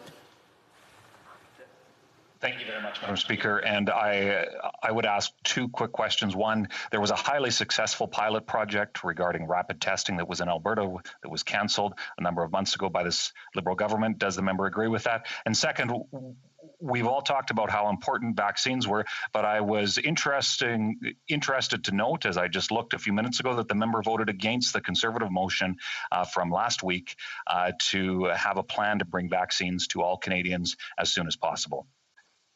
Honourable member for Burnaby South. Sure. The plan was to say everyone should be vaccinated by tomorrow. Yeah, of course we think that should happen, but it's a little bit cynical to say that when that's not the reality. That's not happening. That's not the case. Canadians have felt that politics have become cynical because people say things that are just not achievable. What we can do right now, and the distinction, I want folks who are listening to pay attention to the comments from Conservatives. They're talking about things in the past. They're talking about the mistakes that were made. Sure, those are legitimate things to talk about, but not when there's an emergency. When your house is on fire, do you want to start talking about, okay, was the wiring bad? Was there bad plumbing or was there bad connections? No, you say, okay, let's get people out of the house to safety and security. Let's get our family, let's get our loved ones out of that fire. Afterwards, we can figure out what happened. But right now, we're in an emergency. Why are members talking about what happened in the past when we're talking about helping people right now? I don't know if people understand how serious this is. I don't know if you've listened to the stories or spoken to people on the ground. Things are bad. People are getting sick. They need help. They don't need people to talk about a decision around rapid testing from 4 weeks ago or a month ago. They need to talk about what we're doing right now. And we know the evidence is clear. Paid sick leave, all hands on deck approach, giving all resources possible to provide support and help to Alberta, deploying healthcare workers, as we saw that was deployed. You have to allow for other questions. Questions et commentaires. Questions and comments? Kingston and the Islands.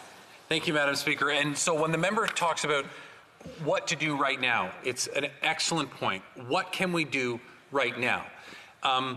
In order to get more healthcare professionals into Ontario, the cooperation had to be there with the province of Ontario in order to get that to happen. In order to do a lot of the things that we do, it has to be done in cooperation. We can't just go and start walking all over provinces. We have to do it with them. If they're not asking or wanting the help, how does he recommend that we impose upon provinces that this has, that despite the fact that they might be against it, we still need to do something? The Honourable for Burnaby South. In a crisis, you do everything possible to help. That means lining up the support. Here is our plan. Here's how we can help. And getting on a phone call and calling the province saying, this is what we're providing. What we can do immediately, and the member knows this because the experts have said this, is improve access to paid sick leave. There is a federal program. This government has already admitted that there is no jurisdictional issue because there is already a program. Let's make it better so workers don't go to work sick. These are some concrete steps, 2 concrete steps that I've just laid out that could happen right now. Questions and comments? The honourable member from the Ninewood Ladysmith. Well, thank you, Madam Speaker, and I'd like to thank the honourable member for his speech, and I agree. We need to focus on the things that need to be done right now, and paid sick leave is one of those things that we should do, and it seems like the federal government needs to step up on this because the BC government, the Ontario government, and the Alberta government haven't stepped up where they should be, where they have access to they're the ones in charge of the labor code. Where we see pandemic outbreaks right now are places, these large construction projects like Site C, LNG Canada, or in the oil sands. And I'd like to ask the honourable member about what he thinks should be done with these construction projects. Are they urgent? Should they be shut down while there's outbreaks going on? Or how do we deal with these outbreaks in these large construction projects for energy extraction? A brief answer from the member for Burnaby South. We need to follow the advice of public health experts. Follow their advice when it comes to where we need to be protecting people and what measures we need. And we need paid sick leave at the federal level. The program is there. It just needs to be improved. That would significantly help reduce the spread of COVID-19 at workplaces. Resuming debate, the honourable member for Sherwood Park, Fort Saskatchewan. Well, thank you very much, Madam Speaker. It's an honor for me to be able to speak about Alberta, the province I grew up in, live in, represent, and love so much. This is an important debate. I will say, though, it has also at times been an odd debate. Odd, I think, because the federal NDP, especially my honourable friend from Edmonton Strathcona, are using the federal House of Commons to offer highly partisan critique of the UCP government in Alberta. Now, I'm not here to praise or to critique the UCP government. I think I have enough to do seeking to hold the federal government accountable in the federal House of Commons, to push them to adopt policies that are in the national interest and that will protect Canadians by getting us out of this pandemic. Now, NDP members have declared that Canadians don't care about jurisdiction. They want politicians to act. But to this, I would observe that jurisdictional details are actually extremely important for how we resolve this crisis. The federal government cannot impose gathering restrictions, and provincial governments cannot control borders. Everyone needs to do their job in their own area of jurisdiction. It's silly to pretend that jurisdictional responsibility doesn't matter. Jurisdictional responsibility is crucial. Politicians need to understand where their responsibilities lie, and then they need to act in those areas of responsibility to do their part to get the outcomes that we're all looking for. Now, what we've actually seen during too much of this crisis is obscuring of responsibility. And it's not just the NDP. Many federal Liberals have also taken every opportunity to slam the actions of various provincial governments. And that might be understandable if the federal government had carried off its own responsibilities flawlessly, but that is far from the case. So now, instead of acting effectively, they are often shifting responsibility. I want to pose what I think is the fundamental question for this conversation, the question that Canadians have been asking for a long time.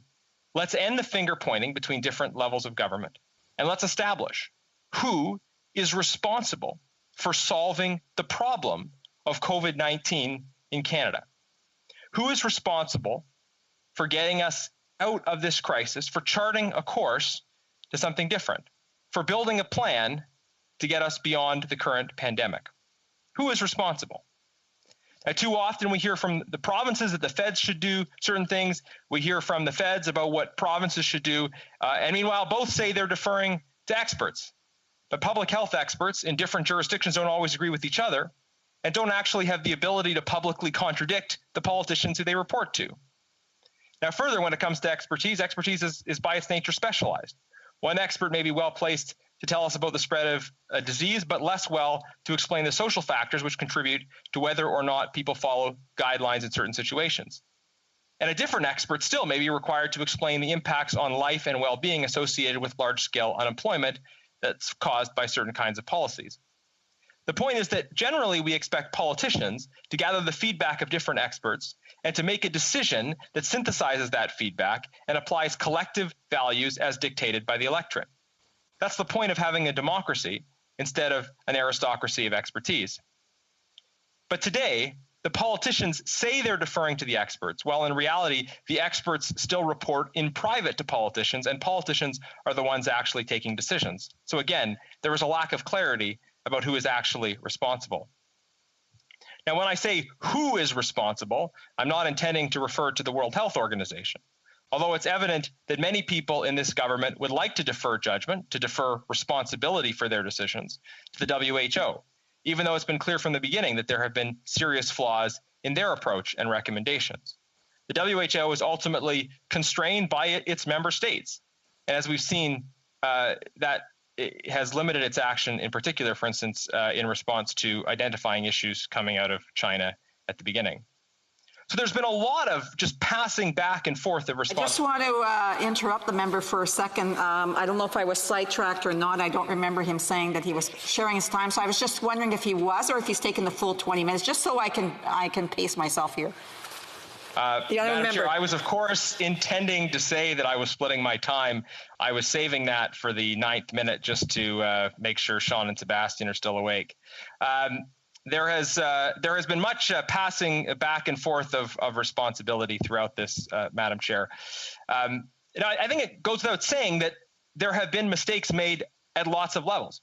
But what we need now is to stop this extended process of finger pointing, and for someone to finally stand up and say, I am responsible and I have a plan to get us out of this. And I think that person, the person that we need to show national leadership, take responsibility and give us a plan for getting out of this pandemic is the Prime Minister.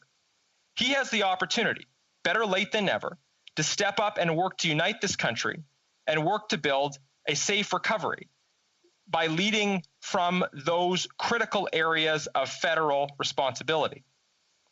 Now, in my view, the most critical actions required for a long-term solution to this pandemic are all in federal jurisdiction. So I want to give the Prime Minister some suggestions about what a path would look like to get us out of this in federal jurisdictions.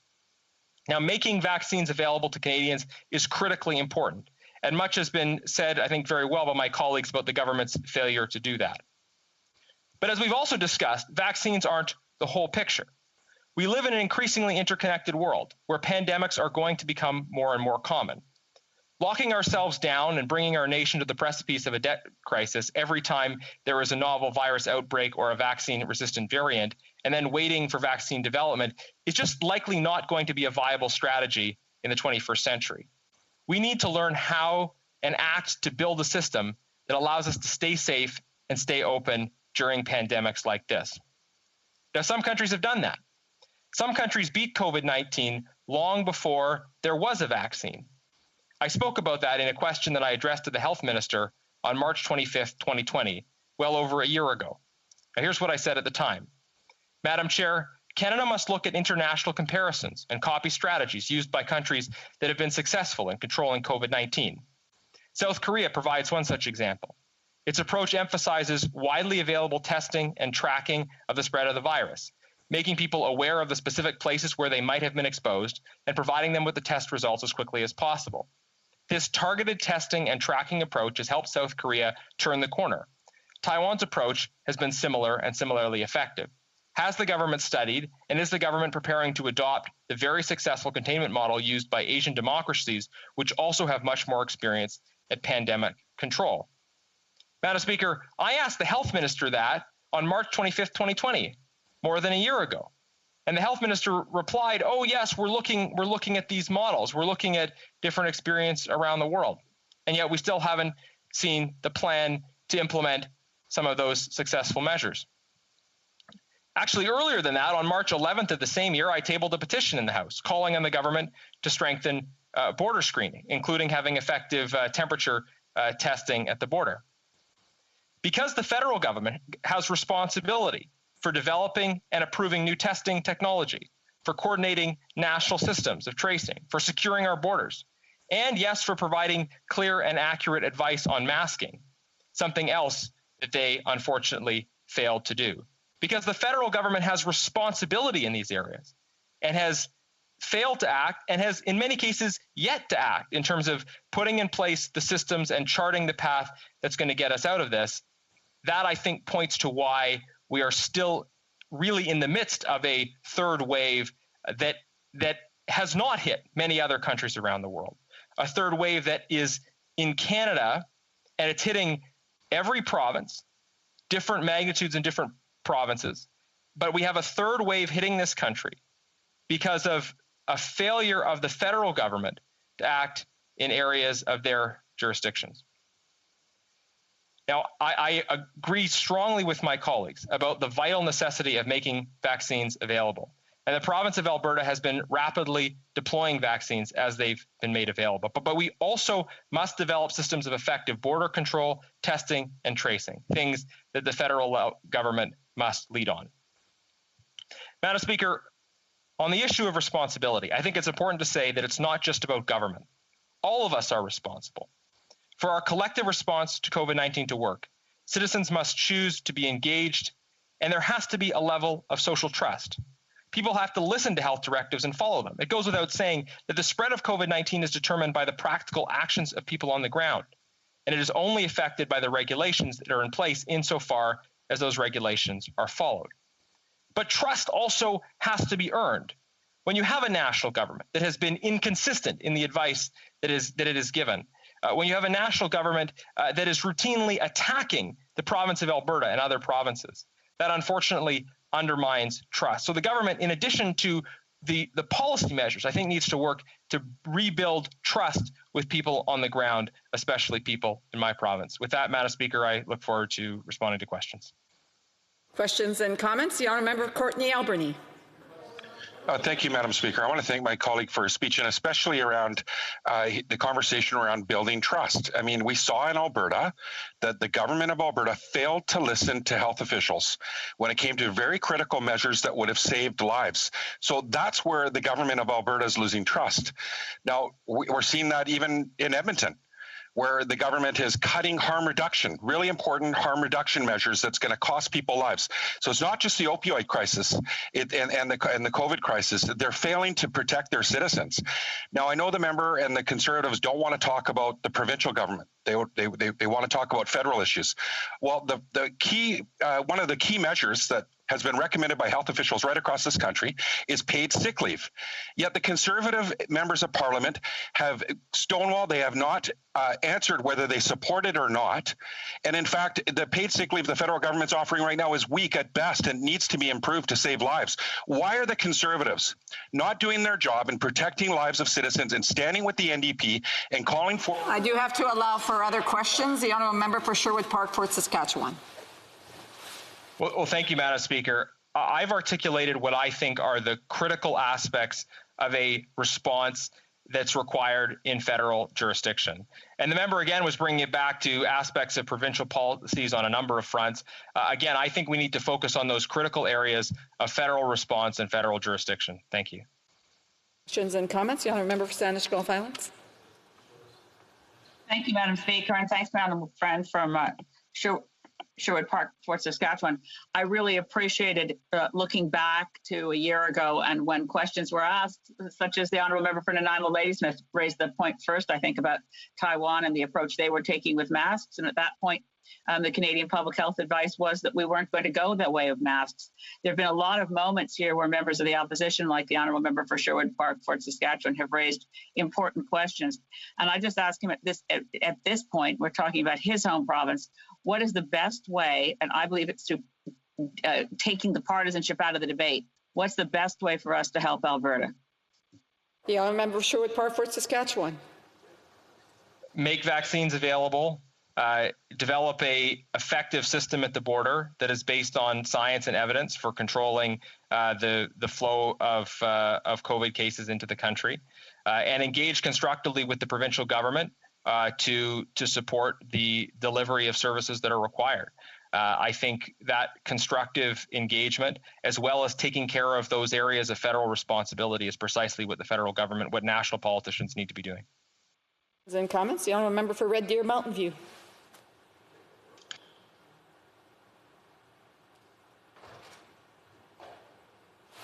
You know, members, mic is not on. No, still not working. Oh, you're on mute. Maybe the other member can. You know? Perfect. Thank you very much. Thank you again. Of course, the moment that the Alberta government says that things are serious and they have to act so things don't get out of control, then we hear from the NDP member from Alberta that, boy, things are really, really serious and we have to be really concerned. I'm not sure whether the rest of Canada understands that at this point in time, if we had the vaccines, anybody over 30 would be able to have one. Anybody over 12 would be able to get one if we had it as far as next Monday is concerned. The healthcare capacity, we will be able to manage this. That is the reason why these actions have been taking place. And I'm just wondering if, and the same thing goes with ICU beds and so on, I just wonder if the member could comment on some of the amazing things that have been done and the rhetoric that has got completely out of hand in this evening's discussion. The Honourable Member for Sherwood Park, Fort Saskatchewan. Well, thank you very much. I thank the member for his excellent question. And I know that the provincial government has been working very hard on this from the beginning. And I know, frankly, provincially in Alberta, the NDP opposition there have been attacking from day one. There's a lot of partisan rancor in the tone there as well. And I'm not going to say that any provincial government is not doing their best. And every provincial government has probably made some mistakes, but we're here in the national parliament. Some of us are in Ottawa, some of us are zooming in from home, but we're together talking about federal issues and the federal response. And my contention is that the primary leadership on this, the leadership we have lacked on this, has been from the federal government, addressing those key determinants of success that myself and other members were calling for over a year ago. Resuming debate, the honourable member for Calgary Skyview. Thank you, Madam Speaker.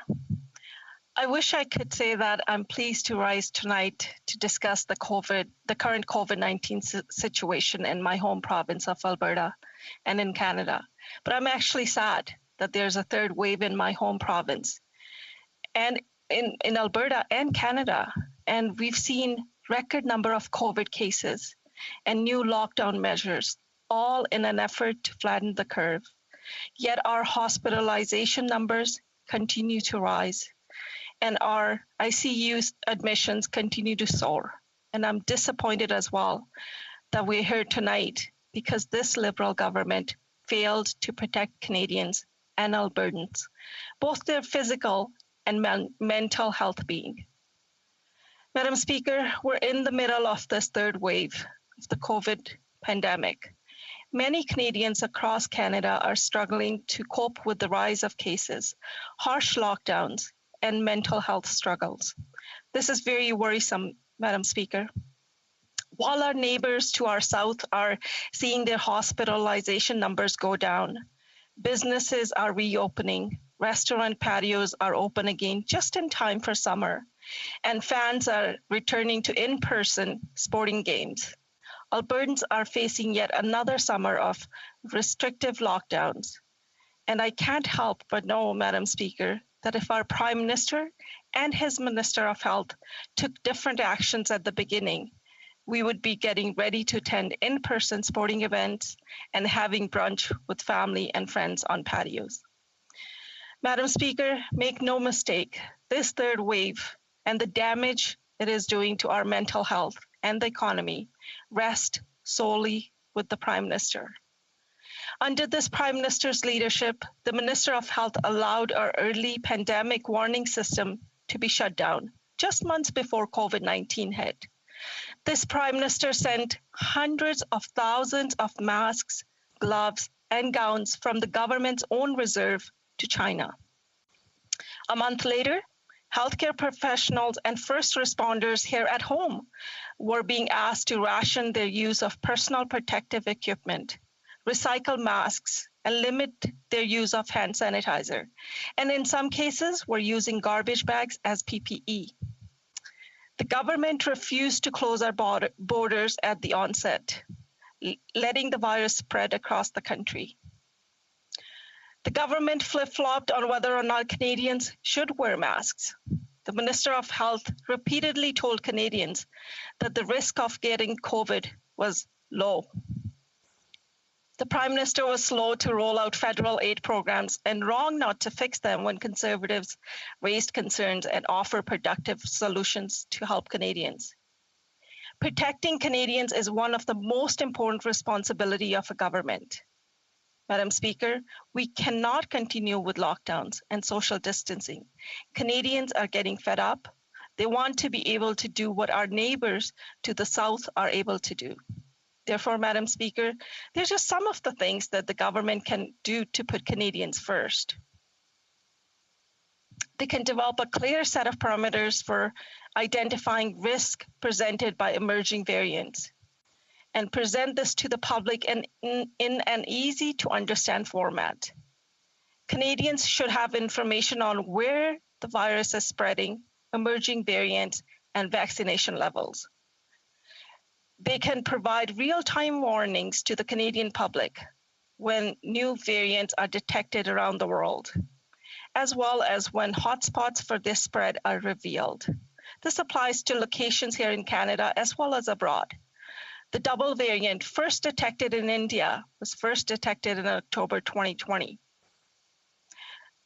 They can require anyone who has been in a variant hotspot to undergo enhanced screening quarantine measures, or combination of both depending on the risk evaluated by public health officials.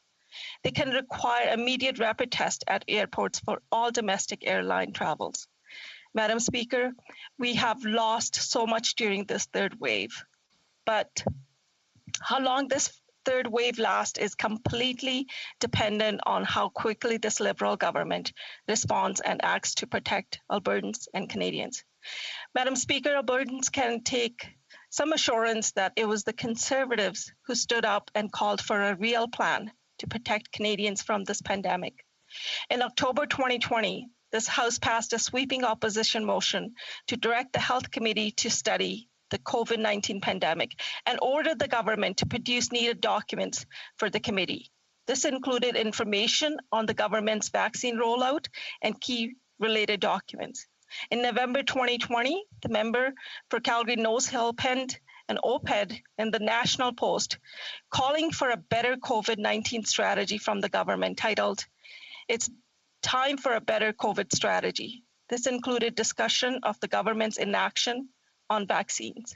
Additionally, members were able to question the Minister of Health in a 4-hour session in the House of Commons Committee of the Whole regarding the government's failed response to COVID-19 pandemic.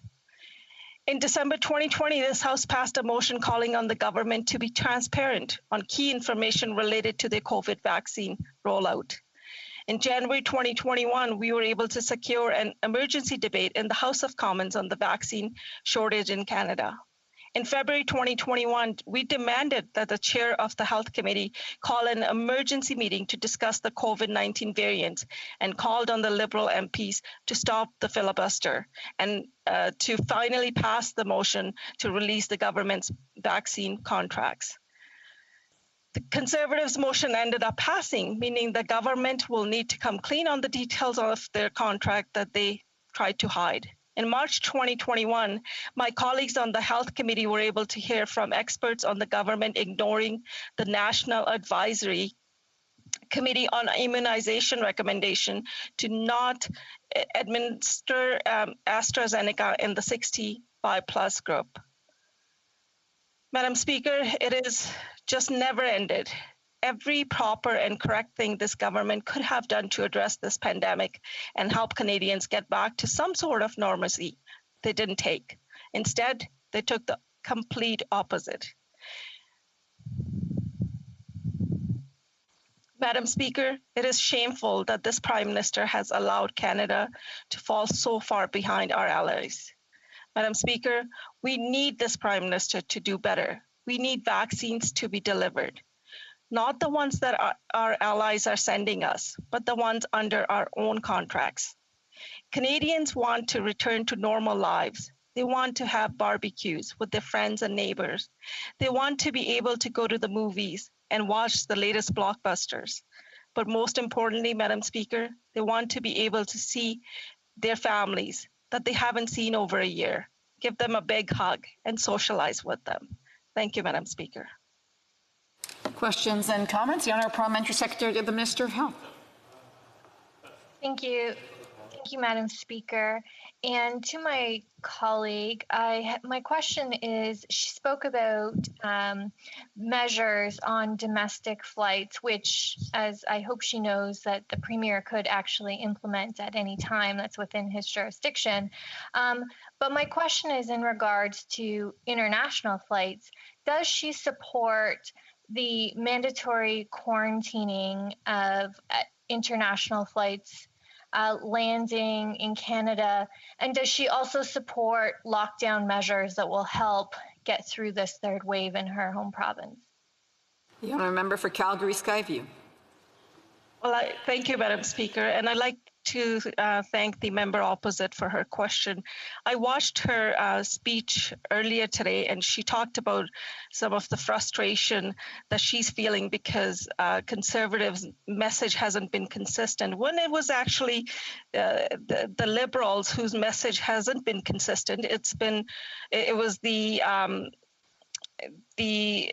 committee that said that we need to wait for Moderna and Pfizer vaccination while the Prime Minister made the decision to announce that any vaccine that's available is good. That's where the message is wrong. In terms of the quarantining, it's been a disaster. We've heard from women who at these quarantine hotels were sexually assaulted. So, I mean, whatever the Liberal government has done so far in making sure that the measures that were put at the airports didn't work. Questions et commentaires. The honourable member for Churchill, Kiwanis, Aski. Thank you, Madam Speaker. And I want to first begin by expressing my solidarity with Albertans facing this crisis, having family and friends there. I'm thinking of them, and I'm very concerned here tonight to hear the way in which Conservatives are distorting the reality of what people are facing. We know that the Conservative government in Alberta has abandoned Albertans in so many ways during this COVID crisis. I want to share particular concern around what workers have been facing. Many workers have paid the price of this pandemic with their lives. We know of workers in meatpacking plants, in work camps, many essential workers who have died or have been passed COVID on to their family members. We know that Conservatives haven't supported measures around paid sick days and other public health measures that are critical in saving lives. Why are Conservatives failing to stand up for working people in Alberta? Honourable member for Calgary Skyview. Thank you, Madam Speaker, and I'd like to thank the member opposite for her question. I've listened to the debate since it started, and I'm kind of sad that a lot of the MPs have spoken today about how basically playing the blame games, and yet they become part of that and start pointing fingers at Conservatives. We're here to come up with solutions and to point out, look, there's a problem. Let's start discussing the solutions to that. What I've seen this tonight is also the Liberal government acknowledging there is a problem, and it's just the start. Now we need to start coming up with solutions, which is to bring the vaccines to Canadians. Time for a brief question. The honourable member for Calgary Nose Hill. Thank you, Madam Speaker. And my colleague and I share a border and a lot of constituents, and I know she works really hard for them. I'm wondering if she had a few things that she wishes this Liberal government would do right now, be it the delivery of vaccines or more rapid tests or just an understanding of the plight of the constituents in her riding. What would it be? And I just really want to thank her for her honesty and rightly pointing out that there has been a lot of finger pointing tonight and not a lot of solutions, even though she brought those to attention in her speech. So I'd love for her to reemphasize some of the solutions that she would like to see for her constituents. Member for Calgary Skyview, a brief answer, please. Thank you, Madam Speaker. And I'd like to thank my colleague from Calgary Nose Hill. And what the solution we need is what my colleague has said, rapid testing. We've been calling for a lot of these solutions for a long time while the government kept on ignoring us. The government told us at one point, and when I say us, it's Canadians, that human-to-human transmission is not possible. You don't need to wear a mask. It's the clear and concise messaging that's needed, that's required, and that's demanded by Canadians. Reprise de débat, l'honorable secrétaire parlementaire. The Honourable Parliamentary Secretary to the Minister for Economic Development and Official Languages. Merci, Madame la Présidente. Thank you very much. Very pleased to speak in the House this evening. And first, I want to say my thoughts are with the people for Alberta. I think this is an important debate, and I certainly would like to share a few thoughts, and particularly, actually, I would like to focus my time on our vaccine and our vaccine rollout that actually began at the end of December, and I would say it's currently picking up speed. When COVID-19 asserted itself as a global public health threat at the beginning of last year, Canada mobilized on all fronts to develop a multifaceted response to an extraordinary challenge. The federal government shaped its plan in the context of rapidly developing uncertainty and worked with global and domestic communities, an organization of public health experts, to take the full measure of this threat. The federal government continues to implement Canada's COVID-19 immunization plan, saving lives and livelihood. We are on track to offer all eligible and willing Canadians the opportunity to become vaccinated by the end of September this year. In the implementation of the immunization plan, the federal government engaged and consulted all levels of governments, Indigenous leaders, international partners, industry, and medical and science experts, among others. At the heart of it are core principles: science-driven decision-making, transparency, coherence and adaptability, fairness and equity, public involvement, and consistent reporting. These principles continue to govern and inform our vaccination rollout action. The plan also outlined the 7th step in the rollout process. These are communicating with an engaging Canadian throughout the campaign, obtaining sufficient supply of vaccine, obtaining regulatory authorization from Health Canada to ensure safety and efficacy of vaccines, allocating and distributing vaccine efficiently and securely, administrating the vaccine according to a sequence of priority population identified by experts, and collecting data to monitor vaccine safety, effectiveness, and coverage. The federal government and the provinces, territories, and Indigenous communities are continuing to work closely together on all aspects of vaccine rollout, specifically the delivery of equipment, ancillary medical supplies, and vaccine. The provinces and territories have their vaccination administration programs underway and are documenting and collecting the data on vaccine coverage. During the preliminary period of our response, the Government of Canada successfully negotiated advance purchase agreements with manufacturers of 7 different vaccine candidates. This strategy has enabled Canada to secure a diverse portfolio of vaccine and to procure more than enough vaccine doses needed to vaccinate every person in Canada.